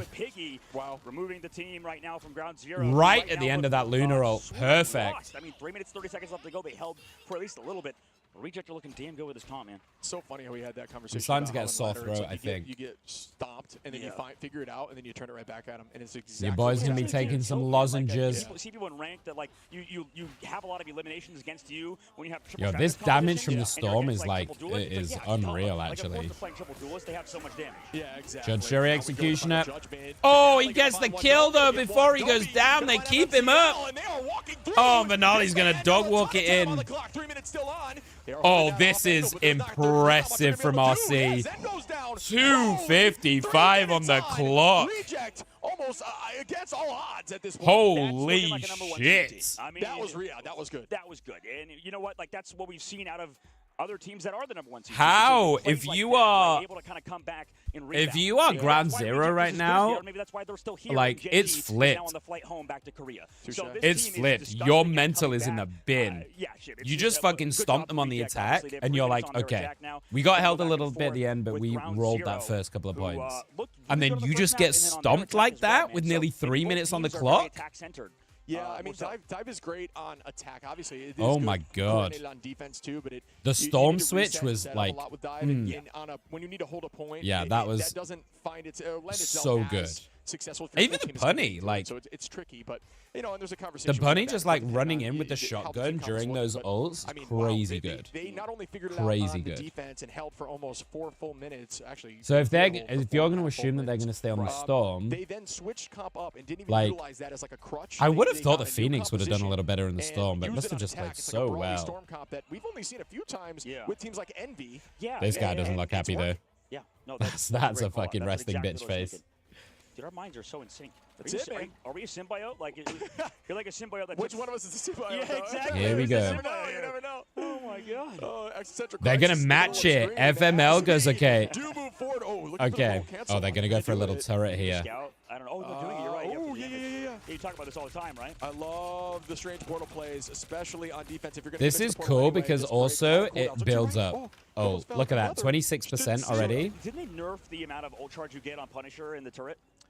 Yes, that was recently changed. It was they did. They nerfed the amount you get. Match, but they immediately caught it pretty quick. I love to see that change. Punisher, I mean, a very strong hero. At this level of play, the only downside is the hitbox size, right? I love your nickname for Punisher. Punny? Yeah, because it's just way easier and way quicker. Does take advantage of that hitbox very well, especially if you I'm a sucker for abbreviations that save me time. Although that ultimate can be very strong. And even abbreviations that don't. I just love a nickname. So it's a tricky conversation, but 14 seconds left. When it feels like it's very interesting. Yes, this is going to be a high ground versus high ground for the most part. Job. Yeah. Like, it's interesting that, Reject is running that old sort of composition like you said. Yeah. Instead of this is just going to be an ult economy. So Maddie's kind of forced to use it, honestly. Snot. Gnome gets Zen. It's a 1-for-1 though. Oh, here goes the punny. Uh-oh. Uh-oh. Oh my god, they just full end it. They push through with 4 minutes on. Oh That's boy. A lot of time in the bank indeed. 55% on the board now, and 3 minutes and 55 seconds is, like you said, like so much. Yeah, they so had to commit to that, Yanni, right? So they had to commit to it. Considering all things, I'm very surprised, I think, that the fact that they were able to stay. They're in struggle time now. That cannot be understated. You have to hold for 4 minutes against massive ults like that. You talked about, I think you mentioned it earlier, Shib. Oh, I don't know. Is this a time for a triple tank vibe? Yeah. Yeah, I mean, we talked about that being a buff, right? Like, that is something that's very... Well, it's a buff that you've got a full hold. You go 3 and 3 here. Yeah. Right? As soon as, as they say, as soon as some sort of... Who's good for the punny? Is Mag banned? That's even worse. It's like, when you try to use a PG term to replace something, it always sounds so much worse. That's funny, I'm assuming Mag is banned if they're not running it, right? Because he's like the best tank into Punisher. And it's not even fucking close. That is crazy how much that came into influence because they were getting absolutely walked. Some teams crumbled. I'm trying to think of a comp that might work into what they're running. Because like the damage is overwhelming with the storm damage boost as well. They adjusted as a team. They found a solution. They switched it up on attack and absolutely. I think they're definitely going to have to do trip support for sure. That's an awesome story to see, and they're going to do this right back at them. Oh yeah. No, they're not. Okay. Back onto Punisher. So difference of opinion originally. Now switching over to that comp that you talked about earlier. Sure. Yeah. Let's scout it now. When you put a team into that having a position, look. I feel like they need to match you. That's where they're on their heels and not a good look. And wow, they were not expecting it as and much. More punny vibes. Quickly, that was a smart play. Yeah. Not allowing them to try to go on that off left angle. So in the old patch, right, because of the fact you built Punisher ult so fast. Does he just go and change now? This one, it doesn't it's fine to give the support or the strategist on the other side. Ultimate charge, like they feel decent with that. Oh, and here's a late TP from Gnome. This is cool. And they did a delayed portal, and I like that a lot. This is cool. Yeah, I like it. They're not going to have expected that for sure. There on the side of Piggy, Gnome, walking forward, 30% to ult from the side of Duep. Forces them off the high ground. And right now, this is such a bad spot now for GZ. Oh yeah, it's over. Bob's down. It's done. It's done. As soon as you force them off that high ground, it's done. It's done. Oh my god. Well done, they do it. Tying it up 1-1, man. Ground zero. Let's go Reject. Number 1, Reject bringing us back down to earth. Man, after the after that first round, I was like, okay, this might just be a straight through a sweep, but man, did they come back in it. It is going to be, but the dive comp was so clean. Woo! It's almost like you go back to that Venom Panther even on a defense. Okay. Running it and see Love what you to can do. see It's it. so hard for them to handle. I mean, the Bucky switch will be huge. Love to So see it. Do you think it was like reject in the ban phase kind of brought it back, right? Because the first time they banned out, didn't they only ban out Vanguard versus Ground Zero? They did. It was 3 Vanguards and Like, in it total. also tells me Time that they're like didn't just generally do a pretty Vanguard dominant bans, team because and like they can worked pull out. that shit out of the So hat. That was a better choice. Yeah, they're learning. We talk about Like the best teams in the this tournament are gonna adaptation need to and the figure understanding things out of what on the they fly, needed because and every to team fucking is at its snap peak. back Every like team that. plays something to the best. I'm So. telling you, you're That's the symbiote, by the impressive. way. The symbiote? You're the symbiote. Look at the. Look, I do look like the symbiote. You look like the symbiote right now. But that's like You know what? Actually, yeah, absolutely, we'd be looking like the symbiote. I like it's calling it's Punisher it's like heaven Frankie. and hell right now. Yeah, it's like, I'm Oh, going yeah, back yeah, there, yeah, you yeah. do. It's like I could be disguised potentially as the angel. Kinda I could Putty do that Storm Spider-Man match dancing it. Yeah. game. You know what I mean? That's what I look like right now, a little bit. Oh yeah, the one where you do it. No, I literally. You have to do it. You have to do it. You can't talk I'm about trying it. to think like of a comp that could work into that. How about that? How about that? I do like that idea. Okay, I might take you up on that. Okay, well, Tank. I mean, the we'll only do like tank a I think, if it was available, that you can run there is a mag. Really, no, what I was saying realistically. is like. Yeah, no, we mentioned it briefly before about the Comp Core Collective. I just don't think any other tank would be able to stand up. Really. The team comms on camera, they were just you could maybe not do. scared. You saw the comms were like this. Emma, I mean, Emma can work for sure. Maybe you could sometimes grab the storm out the sky, but as soon as that punny pops the ult, like so relaxed and focused, and that's what you need to do. And you know what? Exactly. the what mag ladder, is the answer to Punisher ult. You know what? I called this. Unless they do it right back and then they win an OT, and that is exactly you have a that. mag of your own was and you exactly what happened. preempt it and bubble. Honestly, man, that's the sign of a To good stop team. the That's the sign media of a good insta-killing. environment for sure. And Sure. You make a great point. Yeah, it's like I wonder who they're like. If their coach is even talking to them behind the scenes, like a little bit, just making sure. I mean, the guys over there sitting. Yeah, I don't really know tank tank-wise. I mean, they look despite beautiful. I'll tell you who I do professional like as they into are, I Punisher, imagine and it's this might be a made bit them like difficult to left deal with field. situations, right? Just to get But I'll rolled tell you like who I that do for so like, long, especially Thor. not number one going into this one and then not having an answer to Black Panther. And I'll tell you quickly why. Figuring it out, right? And like you said, it's the cool minds that sort of brought the team back. And I think that was a great point, like you said. Yeah, If I'm you get curious in his now, face, do you think we see a change in bans? And if so, he why? can I just mean, pull I'm out the sure shotgun and he might like 1-2 pump you. I guess it didn't seem like the But you ban can phase play was around that now zero, with the but new but hammer regardless, I changes think and you new still, awakening like, I don't know changes how good a reject to like you dip in and torch, out. experiment. Like, I'm thinking But from their more perspective, importantly, right? you can Because burst that theoretically, Ground Zero motherfucker has not so had- fast I mean, they probably scrimmed rejects, before but he imagine can a lot of burst teams that you. were already qualified, And especially especially in those his who you ult, typically play exactly against. that, Yanni. Maybe I feel think like about so many times if you've seen Poppy's ult, if you can hit like the first 3 or 4, or the first set of 3 awakenings, if one other person is looking at him, that is a dead fucking punny. You're not going to be able to ult. If you ult, you're going to die. If he follows you, he's just going to burst you before you get your ult off. But if you awakening and you have a clear line of sight, it often it can often work to output the burst that you need. Practice against a team and you go full force team composition. Because I mean, you know, if you think about the counter to a Punisher is the burst damage, right? You're not going to live through his damage. He's going to out damage you every time in his ultimate. No, yeah, and we're you know what, Shib, as I hate to say it, If you just stand there and take it. Energy drinks in China had a little bit. But if you can burst, like Psylocke, I think is also pretty good as like a DPS matchup. I think Psylocke is a really good answer to Punny. But it's like a good dying. Come to China, it's like a healthy when it comes to ultimate, because you could also just drop an ult, right? Unless he uses the Punisher ult on a like on a cloak ult or something, for example, so he's much harder. You can just drop a Psy ult, you're not going to get taken out by his damage, and you can just burst him. Yeah, and that's why it's always. And it would be so worth a solo ult. You can't always blame the player, right? Sure. That's like. Yeah, it's so difficult. You're right. Yeah, I mean, and I think we fall victim to that sometimes. Of course. Just like I feel like Duep had a really hard game on that Strange as well. Instead of looking at the overall picture. So I wonder if that's the strat. Like, take Duep off that comfort of Mag, because he looked dominant on Mag, right? So take him off that comfort and put him on the Strange instead, and he looked like significantly weaker. Sometimes we'll notice those huge Bucky ultimates. You know, again is a big. Guys, I'm so fucking tired, man. I'm barely hanging on right now. There's more to it than just Bucky gets big ultimate. I am barely hanging on. From Wolverine. There's always sort of these underlying things that are happening. Like, I can feel it. Like, I'm starting to feel like dizzy. Because there's so much going on. Yeah, and that's the power of VOD reviews. It's another one of those terms that, you know, maybe you haven't heard a lot of players at the top level will do it on themselves. It's essentially you go back to the match, folks, and you really look at the full picture in the story. If something wasn't feeling right, maybe something behind the scenes or it was happening that enabled or disabled you to play the way you want to play. So that is what VOD reviews do. You look at the whole picture, you understand really what's going on. This BP performance though, let's talk about that for a second. It was fucking fun to watch. I feel like that was the turning point.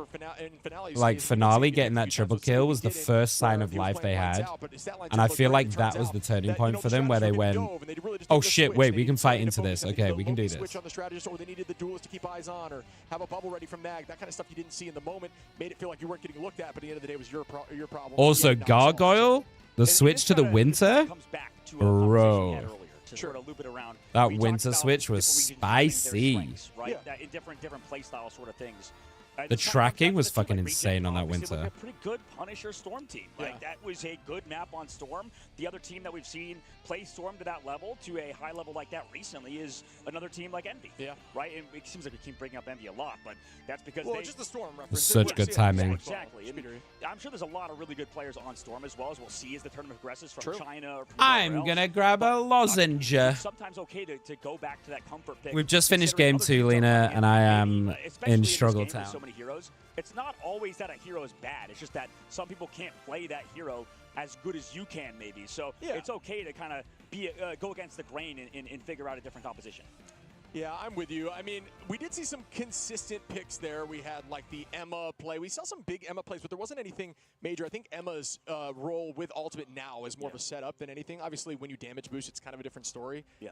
It does all right into things like Invis Ultimate, but it's mainly Lordy. Dunk a Mag. Phoenix now has more value when the supports are walking, or as an active cancel. Maybe I just need some sugar. Prior to alt.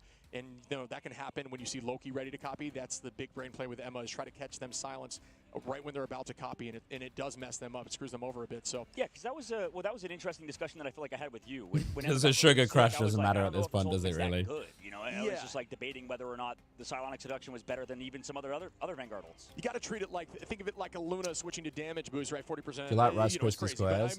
I fucking love them. We talked about it. Set up with the little marshmallow. I fucking love them. If you use it and Loki's forced to pop crystals, I haven't had one in so long. It gets everyone long. Walking in, it gets rid of that cooldown. It has some of these niche effects at the same time that really enable your team to pop off, and it has insane setup potential, like I had mentioned prior. I mean, I think it's more if I'm awake in time as a denial tool and a setup tool than it is just a to go to the shops. I will get some. I think because this game, I mean, I don't know if I'm going to be awake in time, honestly, because it's midday. I've got to have a full sleep now after this. Sort of approach to it. So that's a great point. We still have 2 games at least, so it's going to be at least another hour. Trees, man, what are you talking about? But this is a dive-focused map, and we saw what they can do on dive. That Panther is going to be banned. If you know. Yeah, I forgot. Yeah, it's going to be gross on this map. Yeah, it's so good. There's a ton of escapability on this map.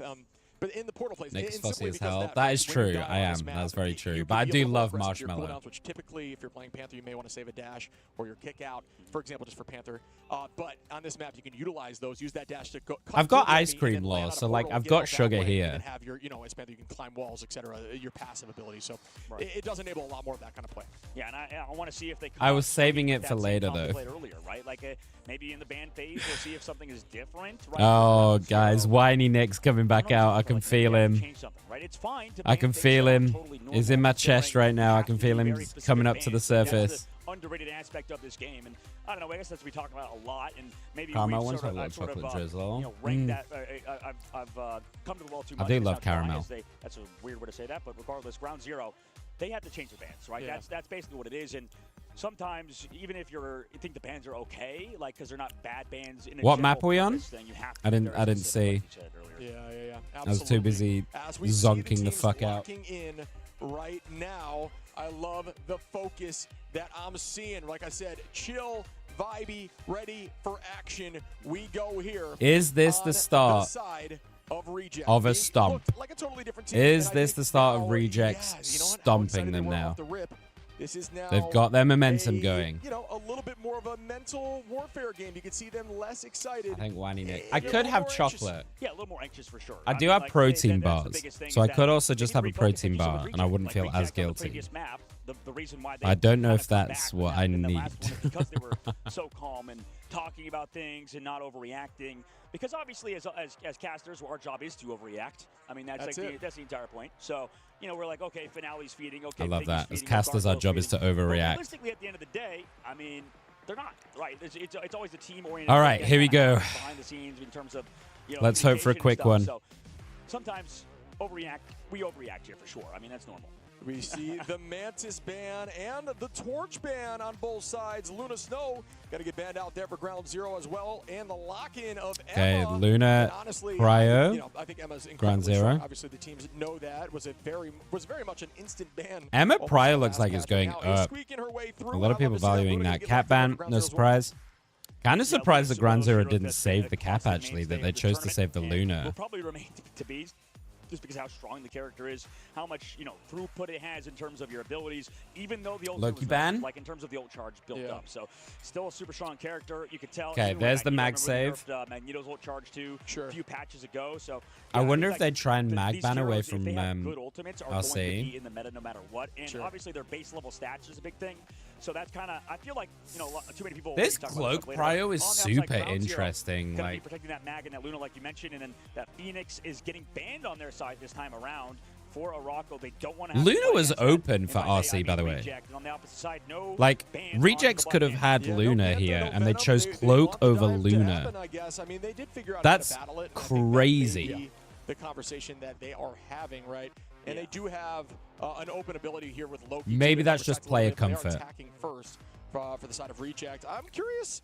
Yeah, a lot of teams try to use. Maybe triple Mocha's here, just like, and, because Mocha you know, has played we'll Cloak see all that 3 happen. games, There's happened right? a lot in, So you know, maybe the Americas Mocha's just region, saying so we'll like, see if that happens here as we get just into give me the the LAN. Cloak. We haven't seen much I would triple prefer to play the besides Cloak. a Yeah. couple teams, and we are going to start without it, but. All right, Rejects. No, that's I think more of a Western thing. Yeah, oddly He's enough, going yeah, for like in this region, I don't think they Phoenix. do a lot of these triple Vanguard, triple strategist. Wolvie again. So at least Ground Zero has FML maybe back on Reject the like you talked about earlier. back on the But I Wolvie. know like a lot of the Western teams will do Nami that. going We for saw Winter, Envy which just is dominate cool. with that to play it. And then Zen So, I mean, it's on definitely still this good, for sure. Groot. I think Groot is really strong on this map, actually. There's so many like little corridors and little heights, like high grounds and stuff that you can cut off with these walls. We knew that was going to happen. I'm gonna be as we really do see strong. now actually, I'm surprised to Damn, see Piggy taking Ground such a Zero, forward place excuse me, there. is going to be the ones running that Bucky in case they were going to go dive. We've got the Loki out. We've got the Cloak. Dude, the speed at Phoenix which that again for cloak Gargoyle is like again on the hot swapping. opposition. Gnome out on the Magneto. This is Mocha's pretty traditional definitely comp got the here on swap Zen. on scroll wheel. Let's be honest, chat, right? Okay, but everybody's stunned up She's on the backside definitely or got that something, scroll and wheel. Finale, because of the grab, King Bob's gone. Yeah, Piggy got to find Zen too, so they're up 2, and that's a good start on this Shit, attack. this is like, yeah, Invis they're really fucking strong on this woken map, up, this dude. off-map position here. Same Oh with my Emma. I'm gonna god, see, Rejects so are that fucking Coach wet. They, together. yeah, It they was a were big not stop having it by after that Gargoyle. first game. The backside, Gargoyle stunned them up. Literally 3 people I think got hit by the stun because they were playing so front to back. Yeah, So honestly, Phoenix is Zelnite, doing I so think you much might be work fine that with stun how because Rejects are everybody's looking playing right now. behind those Vanguards so Holy closely, shit, that wasn't resulting even in close. Everybody going down to grab from Finale to follow up on the stun. So that was clean team play. Ground Zero got 3 reserve And we players. begin again Do they as actually? the entirety of Reject does have One ult for here each besides roll, Finale. Yanni. And we are going to see that Sonic Seduction set up with a Meteor Ram coming in. Does it find Nice value? pings. No, on the opposition, excuse me. Just Attempted a save from the mag, but just goes over the height. Duep is back on their mag, so let's not forget, Duep in that first game fucking stomped on that mag. Great counter for Groot. Up we go with another Meteor Ram. And it, Piggy gets Zen though. No, I'm going to find FMCL. And Reject is never. They really did find their footing in that last map. 2 minutes on. Yeah, they're pissed about the BP, huh? Can they keep holding? Yeah. No, I'm gonna find another. And I think they were like, you're gonna have the cheek to try and BP us and embarrass us on stage with a BP. Get the fuck out. Very interesting. I don't know if we've seen this that often. 4 minutes 20 on this first point is crazy for Araco. What? I mean, they're just trying to go for a sheer damage output right now onto Reject against their composition. Make sure you can shut down switching to Finale, the but Hella. Against this, you can't really be as proactive. This might. I think this is only the second Hella we've seen this tournament. Because everyone's been playing Phoenix otherwise. But right now, Maddie able to clack down Finale.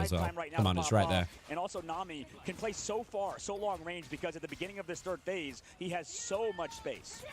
And we go with Piggy dropping that emerald, trying to bring some people backwards out of the invisible. On ground zero, do we see any major value yet? Nobody goes down. Ults popped, and now we are. This looks a little bit sketchy for RC. Oh, dunked. What a throw there, and now we got the dance of the cutter fly up. It does. Oh, Gnome on the other side. That's a big pick on the other side. Doesn't quite get the lunar he wants, but that's a big pick on FML. And that is huge for countering. Well played there. Beautiful. Someone's got a touch, though. See another one of those. And you can see the circle right there. Oh, everything's getting popped. Finale does get one, which is huge. Oh, Nami. Oh, my goodness. Zen on the Piggy trades for days. No one's here. Gargoyle gets such a good pick, though, but someone needs to touch. Okay, they do touch. They keep him there. FML. Oh, what a clutch lamp. And there's the ult as well. Oh, they're not touching. Domi, you have to touch. You have to come back at least. You got to run right into the point on that. So unlucky. No, man, that was brutal. Now another C9. Or 43 meters, man. That's the fourth one today. They did make it quite far. Right? He knows it as well. He fucking knows it. But that was really where that Ground Zero started to shine, right? Nami on the Hella. It's that's a tough one though. Like you have to go into the tree to guarantee. Like he would have had to do all of the other ones into the tree to make sure that he wouldn't go out. It has a huge advantage on defense. Sure, because you can always go for flanks. You can always play. Especially oh, that's tough, Adobe. So far back, you don't have that same luxury on attack. Yeah. Right. You have to kind of fight for that space first. And Hella, while she does a lot of damage and has some of the highest skill potential in the game, it's very inconsistent for a lot of people. Even the best Hellas in the game, the reason why we Lol can wait. I watch Rivals. And they're like, yeah, like we're talking this is the last series, yeah, so Hella is still the best duelist in the game. But the problem is that it's very hard to be that consistent with it. They still got 2 points. So listen, all is not lost here for rejects. What I talk about a lot with people is that hero shooters. So I wonder if they try and do a very much so like a MOBA. You know, you're sort of like a top-down game almost. You have to think about it that way. So yeah, I wonder if they're gonna look to do like a full hold in the beginning. And yeah, they are. Look at this. This is what I thought they might do: triple support, triple tank. They're gonna try and burn the clock down early and force them into some like questionable choices later. So you see Gnome, Gargoyle, and Piggy are running this triple tank, which is risky into this Wolverine for sure. But the triple support should be able to keep them up, hopefully, and then they can try and just stall this out. The name of the game is stall this out and burn the time. With triple strat in the back line with Ultron, damage boost going to be coming from on the flip side, though, I like what Ground Zero have got. Like, try and overwhelm with damage, right? Play this Storm. Play this Wolverine. Try and overwhelm the tanks with damage. That is an early fucking ult. What? Great flow there. Way to get out and keep the team healthy. Sometimes it is holy shit. Although it has much more value on a back line being offensive. Great tackle. Gnome gonna take oh, Gnome gets the pick, though. That's big. Really did think that was gonna Piggy gets Zen. They're going to have to back this up. Oh, that's a good hold. That's a good fucking hold. With a pick. Well, the difficulty right now, a minute off the clock already, is that Ground Zero are running this Wolverine alongside it. And I get it. It makes sense. Wolverine's very good against triple Vanguard, but specifically against Finale on this Ultron. Ultron kind of does so well to counter Wolverine because anybody hooked and grabbed by that yeah, Wolverine that is true. Like, that is true, to be fair. Full advantage of this Storm. That's why and it is, like, you can grab him at the air for sure, but it's going to be on the Storm to try and help deal with that. But then the Storm feels like they have to try and beat into the Vanguards, right? Because then they've got no other damage. To jump down, going to be started up here with the Psionic. Oh, King Bob gets dunked. Mocha goes down, and Mocha. Here goes the Storm ult. This needs to be massive. With FML over the top, this is going to be enough damage, I think, for what they need. Emery's staying up, though. But I think that's going to be it. Are they going to TP back in? How is he at 70? Did he literally just ult? Like, not even 10 seconds ago. Am I crazy shit? Honestly, he's at 75% ult charge already. What was that serious? Is that real? Yeah, just raw damage. It's just like a Storm, man. Storm can get ult incredibly quickly. That's very true. And here they go. Here's the TP recontest with the triple tank. Insane. Builds up ult charge, does so much damage. They're coming back with the portal, though, ship, trying to get back to this point. They do not want to give them this for free. No death, Zen, that's a big pick on Gnome, though. Kind of whiffs the ult. Starry finds another pick here on ground zero, just trying to walk forward and make something happen. This Storm, though, is untouched. This is a problem. Oh, it's big pings from Piggy. Oh, it's gigantic pings from Piggy. And that's going to back him up, actually. That's a great ult. That's a great ult. 1 minute left. This is working for Rejects. It's exactly what we talked about, right? Like this, where Reject, I mean, they were just destroying through this first phase, and now on this defense, Ground Zero haven't found an opportunity to kind of win. They do have that Media Ram, and they do have that last stand available. That's how they found success last time. But we'll see how Reject. Yeah, we talked about that earlier, Phoenix. We had a big conversation about women in esports. Have a big crystal play. We'll see what happens in this upcoming fight. And we begin again. Gargoyle just trying to take this space back. 45 seconds on the clock, folks. It's a very defensible position here for Reject. Agamotto goes out. Oh, it's a good Agamotto. Matched immediately by the boundary. Tackles out onto Gnome. That's a very fast invis. Able to get away is crazy. Piggy's going to chase him. There's no way you can go. Piggy's going to get you. Shouldn't have done that. Using the Rage of Ultron. Here we go as Nami comes in with the hurricane. Big Storm ult. Is it enough? Oh, does find Dobby. That's a big dunk. Okay, they are actually going to take this, I think. There's no TP to recontest. It does not. Well done by Ground Zero. I think the macro play is a little messy for both teams. I couldn't help myself. It was right there. In terms of his media ram for that last okay, but a good staller. Like, only 2 minutes 30 to get up this ramp. So, as long as Rejects can take a reasonable fight, I think, or, like, not bleed. But, oh, Piggy, just as I say that. Just as I say that, Piggy gets caught out. Yeah, you don't like to see that. Numbers down in this next fight. Alt's going to be in the favor of Ground Zero. But granted, Kart's not even close to this point just yet. So, they are holding that space, but they only have one body on. And max you can have on Kart, for those who do not know, is 3. You'll see 1 arrow when you're not on it, and then you'll have 3 additional, again, max of 4. Looking for the grab. It's a good bubble, though. The max on. So Zen Starry, there's a little tricky there, makes you think it's 4. But that's a really good bubble, actually. Match right back. Oh, both. Who gets seduced more? I'm not sure. Sonic Seduction is out. Does not. Oh, how does the Wolvie get out of there? On either side. That's actually crazy. Good usage of cooldowns. That's the first time I think Emma Frost has never seduced anybody. Yeah, that's true. That is wild. As we do see the they are holding them though, like, you know, they're burning the time down. Does not work again. Finale with the Rage of Ultron onto the back line again. And a ton of damage out. It does not burst through any. Here we go. This is the Storm ult. Here comes the Omega Hurricane. Matched immediately, well played. Immediately ready. Oh, you almost have to use that a little earlier there. Yeah. If you're on Nami, especially when you know Loki's there. It's all about ult tracking there. And usually you have somebody on your team ult tracking folks. FML does have theirs. This could be big with Duet. Here goes the dunk attempt. Looking for the cloak, but the cloak's gone. Oh, he gets the Loki, though. Dude, he never misses these dunks, right? I feel like he's not missed a single one. Finale. Two-piece holding on. Reject. This Ultron's playing so aggro. Alt advantage. Honestly, almost dead even here at this point. Reject's gonna be. Oh, it might come down to like this last fight. Honestly, I don't think, unless they fight right now, I don't think they're gonna have time to TP in afterwards. So this is all or nothing. For Ground Zero to push this through. One pick off, and that might be game. Right now, Ultron with another ult. Did he not just use that? He's always starting it off early, right? Constantly just pressuring out back. Like, what the actual fuck is that ult timer? Everybody's kicking to the corners, and Starry's there, and everybody's invisible now, trying to walk on forward.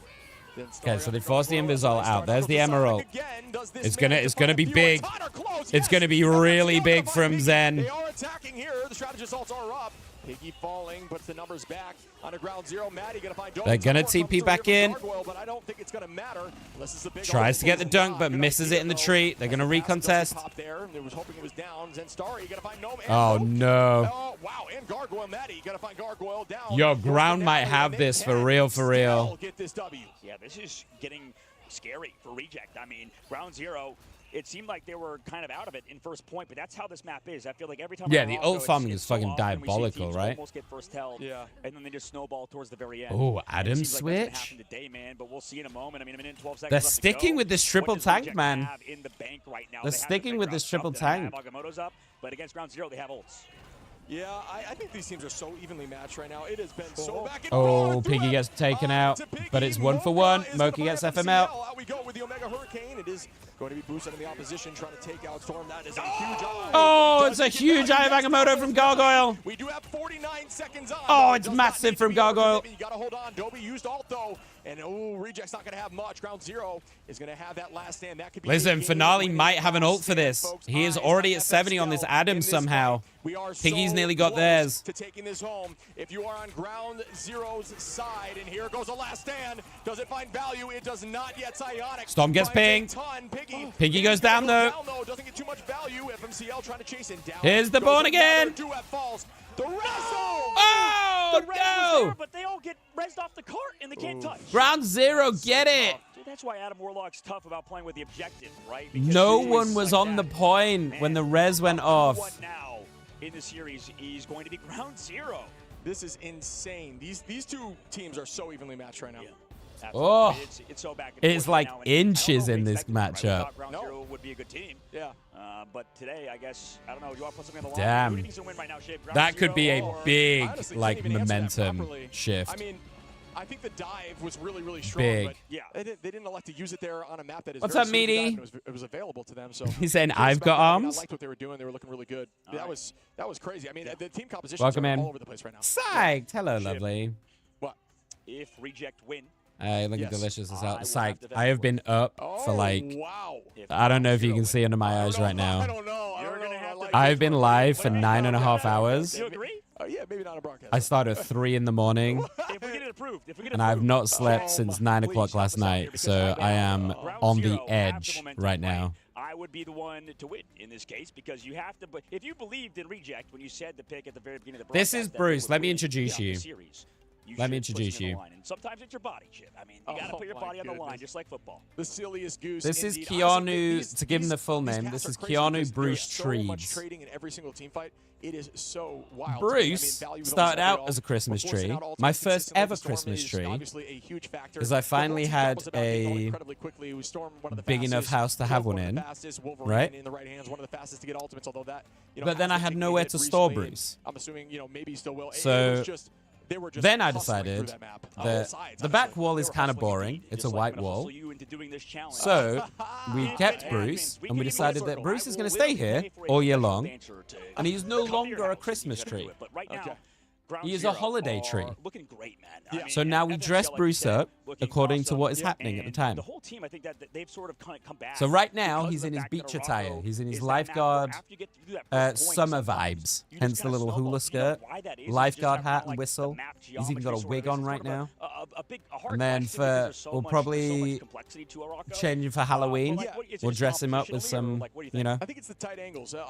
You essentially have, we talk about natural Halloweeny stuff. For those of you who don't know, you'll see these players Cobwebs consistently and around things. walls that are unbreakable. So, It yeah. allows them to not utilize cooldowns to stay healthy, right? And that's the important Oh, thing. So prize pool these stuff. We'll teams, talk about especially that. on point one That's a of geek Araco, kitchen. there Thank are you, two Meaty. It's nice, corners isn't that it? are very defensible because you can just use that corner for protection. It's got at all nice times. mood And lighting. then when you get to the second corner, there's Cute. an off-map location right now, allowing invis, yes. those who Okay, can, two things. pull and force people off map. You wanted to know about the Even prize things like pool, Monkey, right? You can Okay. off-map as Spider-Man, etc. So the prize pool for this tournament is thusly here. So Nova Esports and Gen G have already gone out, so they had got 20,000 each for participating. But how many teams even play towards Spider-Man? The two teams that are going to go home tomorrow, the 7th and 8th teams in the lower bracket, will get 25. 5th and 6th will get 30,000, and then 50, 60, 80, up to 160,000 for the winners. It's a big jump.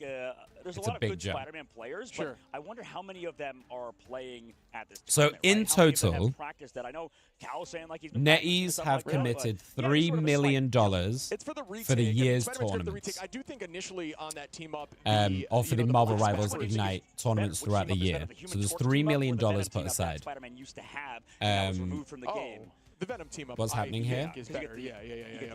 I mean, I think the issue that do you play Marvel Rivals, Meaty? When you use that team up, it would actually launch you. It's more Here's what I think they should do. Right. By reducing the knockback of it. We know that NetEase loves money. We know that NetEase are like fucking, they're selling skins or whatever, blah, blah, blah, blah. The Venom team-up is insane. And, so what they should do, if they're smart, is they should take a leaf out of Dota's book. And I'll explain what that is in a second. And he wants you to go to the professional dancer, man. Yes, so I love my Stanley.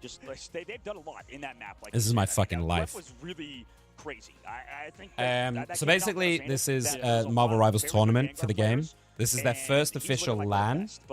So it's the first tournament they're doing offline. And it's based in China, which is why I'm up at this time doing it. So it starts at 3 a.m. my time. Because it's like afternoon in China. China's like 8 hours ahead, and I'm based in the UK. So time zone fucking sucks for me. But we're watching all of the tournament. I can't give an answer to that. I agree. I'm not all really of sure the who's tournament. winning that. I mean, so here's what I think they should do. Do you guys know, if you don't play Dota, you might not know this. Do you guys know what the biggest prize pool in esports history was? It takes a lot of effort for a single tournament. And a lot of just data-driven points and understanding like what works against what, and whenever you lose. It's a Dota 2 tournament because of what they used to do and how they used to do it. And the prize pool ended at $42 million. In the tournament so for far, one tournament. Disgusting on a bowl strategist. That is all you're looking for. The winning team, who won it 2 years, became one of the guys was Australian. From the winnings of one tournament, he became the richest athlete in Australia. From one tournament. 42 million. And you might be like, how the fuck did that happen? So, Dota 2 used to do this thing called the Compendium.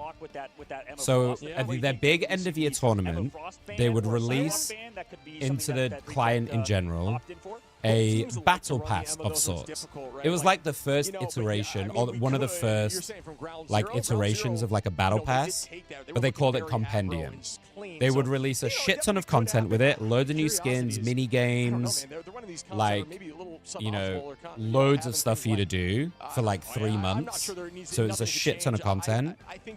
And then 25% of the proceeds went to the prize pool for the tournament. And the rest went to them. So Valve made a fucking killing. So if you think about 42 million, the prize pool started at $1 million. And then through community funding from that compendium went all the way to 42 million. So you times that by 3. Valve made 120 million from that alone, just from that 1 year's compendium. So I've never understood why more esports don't do that. While they don't have the advertisements, while they don't have the sponsorships to be able to offer the big prize pools by themselves, crowdfunding. Rivals is so big on like pushing out crazy amounts of content all the time that it makes perfect sense for them. We know they're greedy. We know what NetEase is like. They fucking love money. So make some kind of incentive, like a compendium or a battle pass, where the proceeds go to the prize pool for the pro scene. And I guarantee you, with the amount of player base that Rivals will have, if it does things right, they could easily bring this tournament up to like 15-20 mil. And that naturally then attracts way more talent, way more teams, way more sponsors, because there's so much more money involved in it. And it drags everything up with it. So that's my thought. That's what I think they should do. I'm liking these compositions. I think we've seen a ton of different stuff. And I really like the dive comp. I love watching. But anyway, what do you like to play, Midi? What games do you like to play? I thought it was really cool. I'm surprised it didn't. And what are you up to, Psych? How's life? I hope you're doing well. It's lovely to see you. Because, I mean, right now, Ground Zero are looking phenomenal, right? They're getting everything they want. I've seen you streaming a little bit. I've not been able to hang out much because I've been very fucking busy. I hope you're doing well. And please forgive me right now. I am at the edge of exhaustion and I'm barely hanging on. So I'm trying to push through these last 2 games, but I'm barely functional right now. That's why it's kind of good to get stomped out sometimes, right? And have a hard map is that you can kind of come back through and figure, okay, maybe that was really wrong and change it. But yeah, I don't know why they stopped doing it. Like, I really, really don't. Yeah, I'm with you. I mean, but now we're at the point. I haven't played Dota for a while, so I actually don't know if they're doing it this year. Because they usually release it around this time. It's getting a little bit scary. And ooh, I don't really follow Dota esports that much anymore. Spider Islands, I believe. So looking forward to that map. A lot of off maps here. But I mean, just from like a business perspective, doesn't it make sense? Like, there's no downside for them to do that, right? I don't know if they've got it in there. You know, if they could fill those shoes. From the consumer side, from our side, we're getting a bunch of content, so we don't care. We're happy to pay for it. We would pay for that content anyway. They make a shit ton of money as a company because people are more likely to spend a lot more if they know the proceeds are going to also a good cause as well. They make a shit ton of money off their back. The prize pool gets big, so then the esports gets a really good boost. So it's like, it's a win-win for everybody. Like, I don't understand why you wouldn't do it. Apart from the work involved of making that content. But like, surely you cover your hiring costs and shit to do that by making millions of dollars on it. You know, it's so different with each so team. Is it not worth it? Different roles, but we are going to be heading forward here into the match. I'm looking forward to I think Halo Infinite had something similar, but the money went straight to the teams or something instead. Or will this W head towards ground zero? I mean, I would have no problem with it going straight to the teams, but I think from like a marketing perspective and stuff, it does sound way better if you're like, okay, this tournament is like $10 million on the line, you know? And also, doesn't it create so much more like interesting viewership? Let me tell you something. Back in the old days when I watched that tournament, grand final, when there's like $20 million on the line for a grand final, yo, that shit is intense, and it made for incredible watching, like insane. This kind of goes back to our discussion on Morocco, right? Because both teams sort of played because it was life changing. The money that was on the line is life changing. Each point of the match, right? That was kind of the first point for the group for the triple Vanguard, triple strategist composition. Really good first point. Skins for each team that plays compared to support the team. Oh yeah, Valorant does something like that as well. Ground Zero struggled the most, and you know, on the opposite side, it felt like Ground Zero struggled towards the so like I know Valorant does it where whoever wins the VCT Masters or VCT Champions, I think, gets like their own skin and shit. I think, but they also have like skin. Like the teams have like classic skins and shit, right? Where some of the proceeds goes towards the organization. I think. I'm pretty sure Valorant does it. And that's why you'll see composition changes, you know, as soon as I can hate Spider Islands. A lot of the time they'll play hybrid. I don't mind Spider Islands. Kind of goes. It can go either way. I don't mind Spider Islands. Even today, the triple duelist line running through and one Vanguard, and it walked on point one, and then they made the switch, but I don't know. I mean, maybe it was viable on point two. I was actually thinking of adding a Stanley Cup to my merch, to be honest. I need to get around to doing it.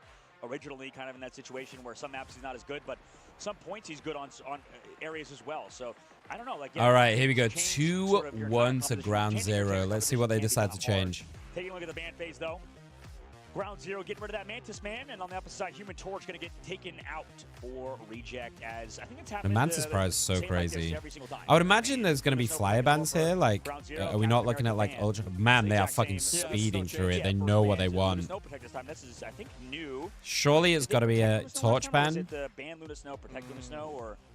I'm not 100% sure if I'm being honest. Loki ban. You've got a torch ban, surely, no? Ban here coming up for the side of reject. Reject. Well, like we yeah, said, you have to. Saw them after that map. They were once again calm, cool, and collected. Do you think you can show a little practice tutorial on how to play Silo? I can, Sylvian, but I'm gonna be honest. I'm not gonna do it today.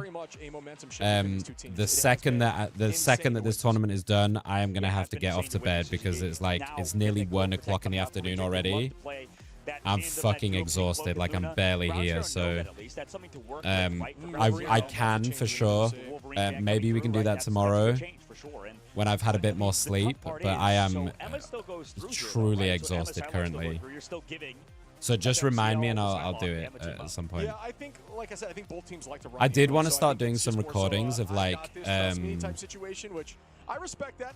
I wanted to do some recordings of like educational stuff on how to play certain heroes or like basic information on certain heroes and stuff, but I just haven't got. I'm quite behind on content, so I tried to catch up a little bit today, but I'm a little bit behind on my content, so I'm working on it. Coming up now, entering this Spider Islands. And we're going to have a shit ton of YouTube videos from these games, so my poor editor is going to have a rough few days trying to keep up with these.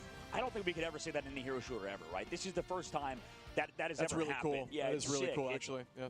Kind of making history for the side of Ground Zero. It is going to be a great sleep, though. Hopefully. Ahead of them if they were to get it done, but Reject as well. I mean, they have to come back right now, and they've done it before. Like we said after map 2. All right, here we go. Defeated and then just were able Got a Moon Knight. So you guys might be like, why the fuck is he running a Moon Knight?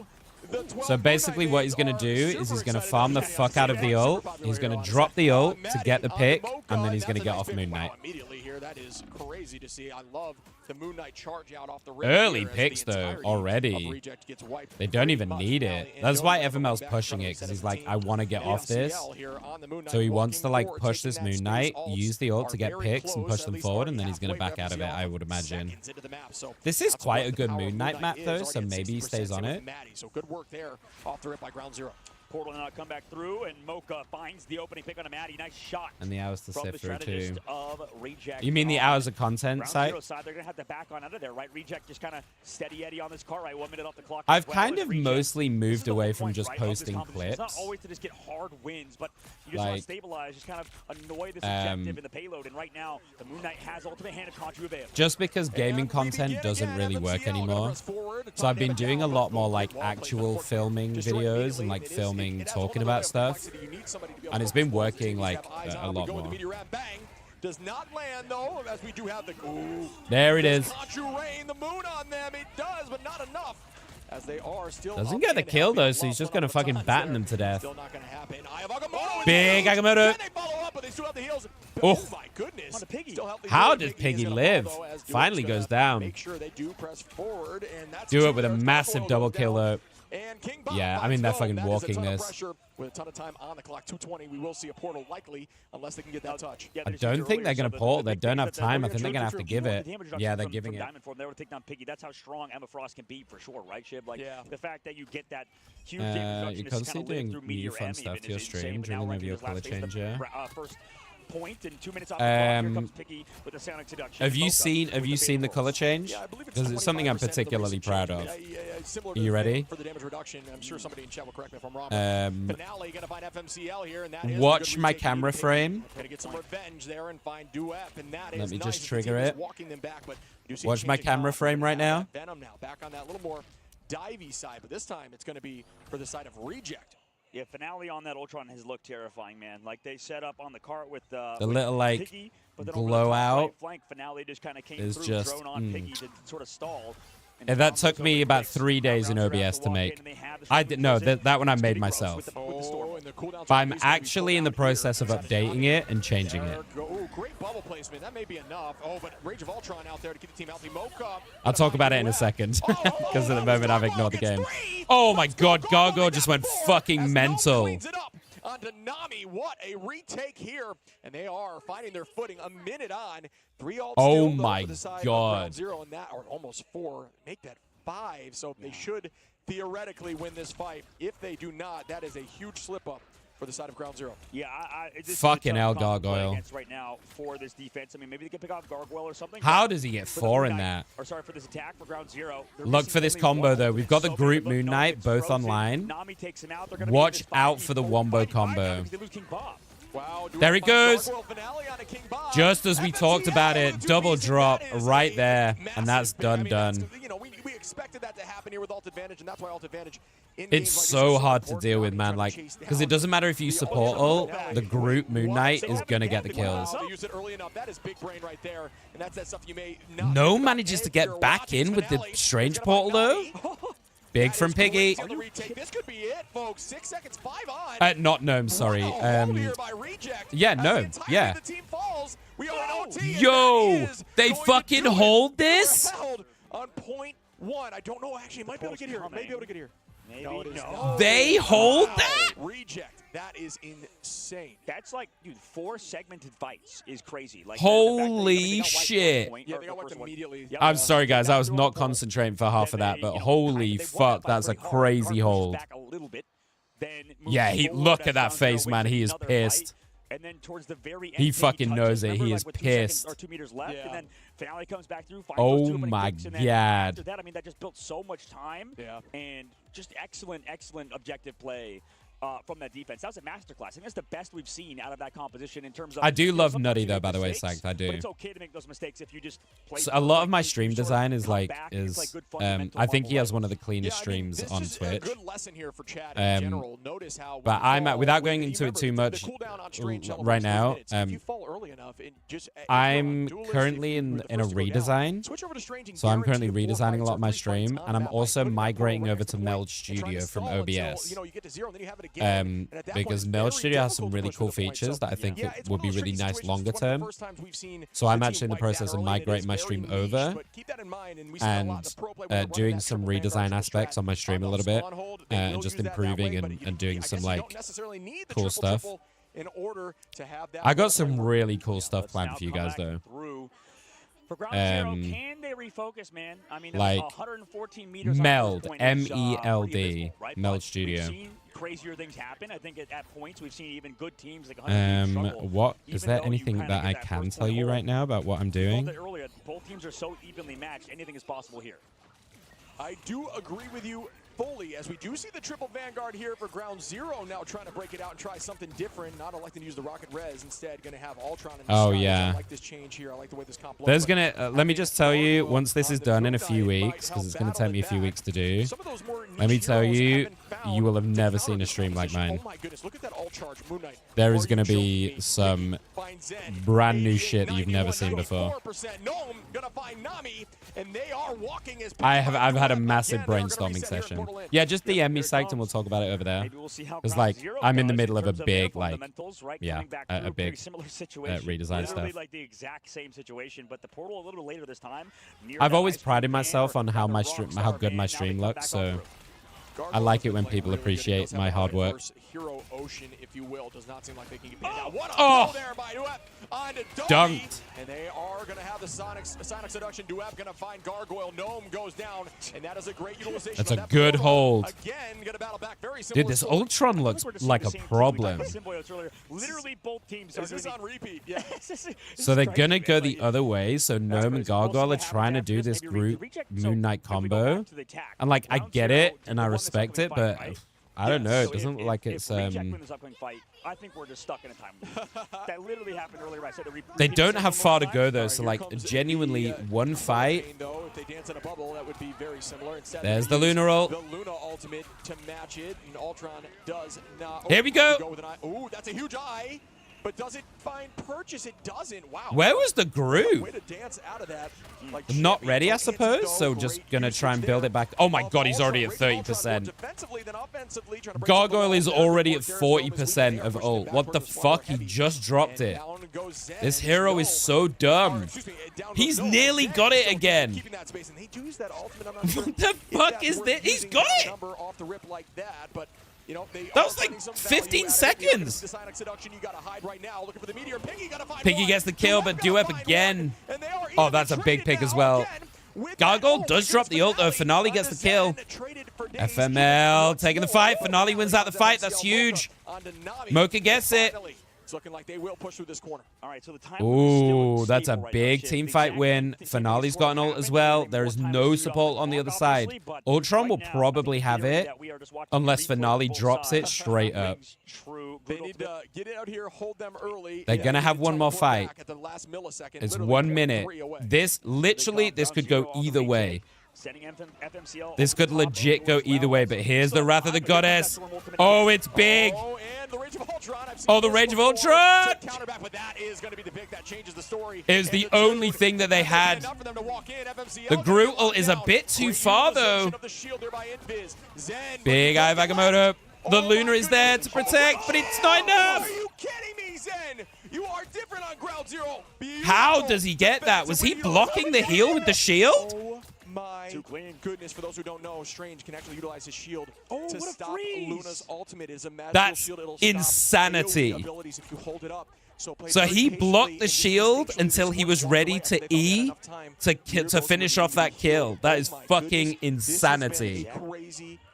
15 seconds. Have they got a TP? Here we go. This is the fight.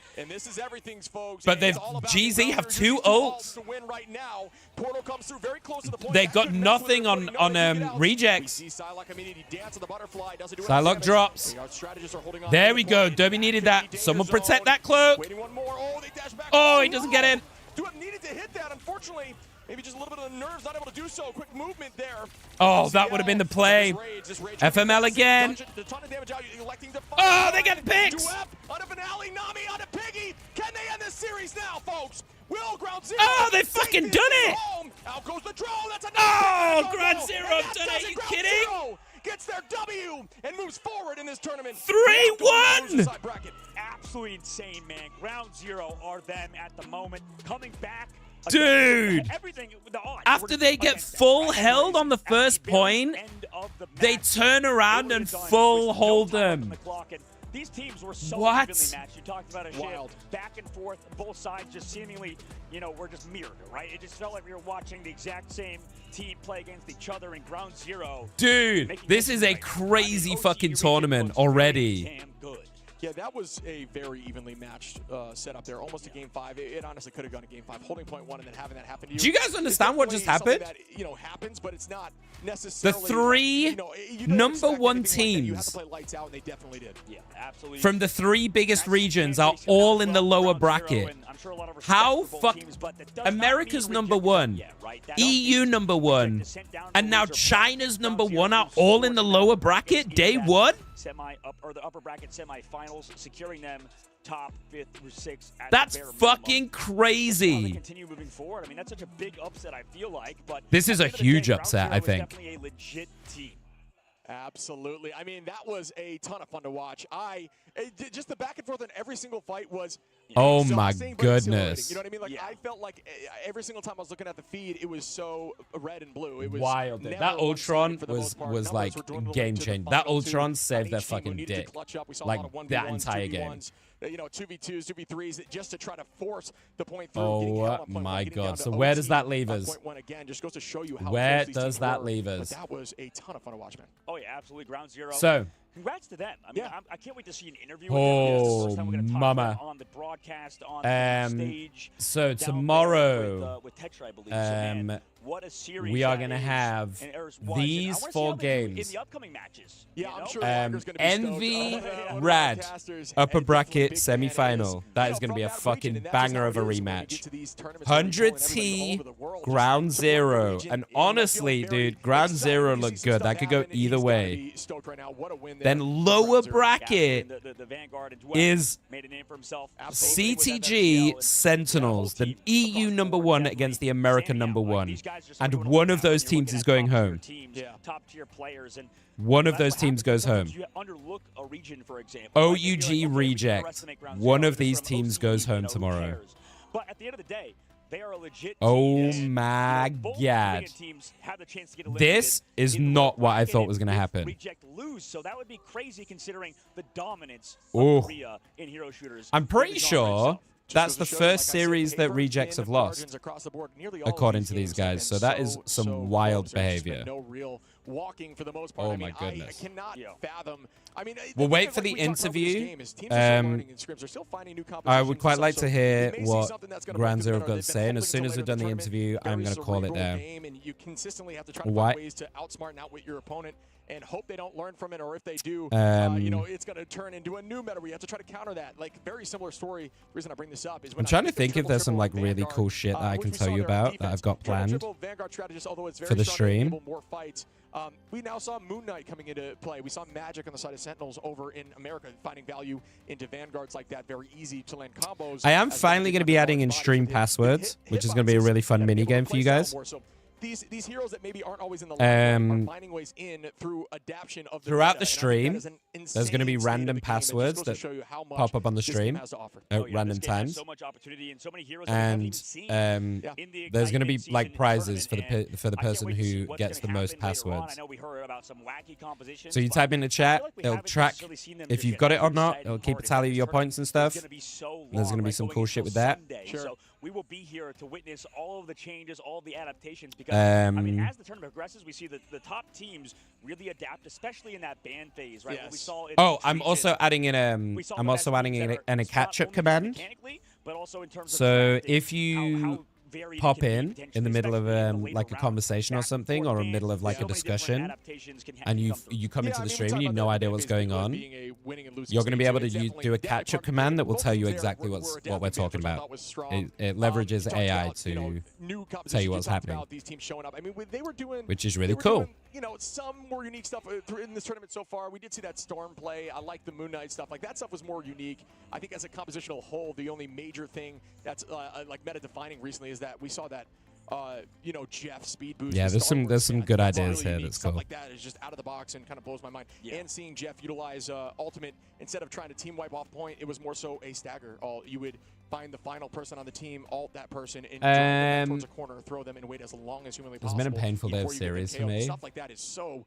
It's so crazy. It's got that 100T1, but the only reason I care about them is because of how crazy Terror is. Yeah. What we might see. I do think that this team, both these Terror's teams, a monster. that Storm composition more than we've seen yet in the tournament. So they've opened something up. You know what I mean? The doors are open. Absolutely. I mean, we're going to see more teams like Psyched. I don't know if you're still here right now. If you're still here, just let me know quickly. Being the one to play a lot of Storm, right? I'll show you. Same thing over here, but for Ground Zero, they kind of tried while we're waiting, right? That's sort of the same composition we saw back in the stage 1, right? Yeah. We saw a lot of Wolverine, we see a lot of Cloak and Dagger, a lot of Luna Snow after the patch especially, but on top of that, ton of Psylocke. So really great play from Ground Zero, and to swap also back over Nami over to the Ultron. I mean, that was just a banging match back and forth between both sides, and it's unfortunate obviously for Finale, who dropped, you know, a crazy amount of damage, nearly 21,000. And it seems like also unreal, dude, right there to match him. So it's tough to lose in a situation like that, but it was just such a close and fun matchup that it's crazy that Ground Zero won at the end of the day. Yeah, you got to remember 31K from Derby. A single point on both sides, and these stats are crazy for even, that. Man. It's like Duap's got to get some love. Yeah, there's like I think this Ultron like really won in the game. And there he goes. What do you know? MVP Duap. right there. I think you've got to be scared of this guy's mag. Doesn't matter. I think I saw like not to like overglaze because I think one of you guys said that, but like I think I saw him miss one dunk that entire series. Damage taken, but he just without getting a kill. To be fair, like the crazy kept work. him alive at all times. Like he was never going down, whether that be good cooldown use. But for me, the mark of a good mag is not how they use their ult, but it's how they get the pickoffs in between. Right? Because if you think about the ult is usually used to get a pickoff while they're support ulting and stuff, right? To cancel that out. Or to like cancel out DPS ults. So it's like an anti-ultimate. But the pickoffs that you get in between with the left click, right click, left click combo is so foul, man. That's what makes a really big difference, in my opinion, to crazy like mag players. And the bubble timings as well. Like I was just seeing, the support saving with the bubble timings. Moon Knight off the rip that enabled them to sweep on both sides. That is a crazy next level strategy. But yes, I mean, I can't say it enough. This was it may have. Do you know what, guys? I'm actually gonna go. I'm gonna let you guys watch this in your own time. If you want to watch the interview and stuff, I'm gonna let you guys do that. Reject. They started figuring things out. I need to go, man. I'm gonna raid you. I'm gonna raid out. We're gonna go say hi to someone. Well, I'm gonna raid and run, but we're gonna raid out, and then I'm gonna go try to get some fucking sleep. You know, with the Storm, it's definitely changed a lot. You know, I think that people were like, I'm gonna go say hi to Rubes. Run Phoenix, Storm, but we don't get to raid Ruby very often, so let's go say hi to Ruby. Moon Knight with the Storm, and you know later on Reject swap compositions, Gargoyle, yeah, those shields as well from Zen. I mean, the whole team really came through today for Ground Zero. That is huge brain plays there by Zen. We talked about how that works, but that's, I mean, we haven't seen a successful two-piece back-to-back like that, using that shield to keep the team. Ruby, super lovely. Twice in one go is wild to me. Like Ruby a lot. So you know, everybody with more unique things in this so matchup, please go show some love. Go say hi. I love that. We'll be back. Well, obviously, I'm going to be back tomorrow from 3 a.m. I obviously don't expect you guys to get up at 3 a.m., but I'll be here. We'll watch all the games tomorrow. I super appreciate you guys hanging out. I know the timing is so weird for this tournament. Not ideal, but I can't control it. So I really appreciate you guys hanging out. I hope you enjoyed it. I hope you enjoyed my commentary. Obviously, some of these videos will go up on my YouTube as well. So if you're not subbed already, please do. We are creeping in on 1K subs. We're getting so close to 1K subs. So any and all love is super, super appreciated. I'm going to go and pass the fuck out. And I will see you guys on the other side. Have a great day, everyone. Enjoy the sunshine and the light. I'm going to go sleep in the dark. I appreciate you. Have a great night. I mean, that's the whole point of this, right? Bye. To have all these pro players experience it and the fans too.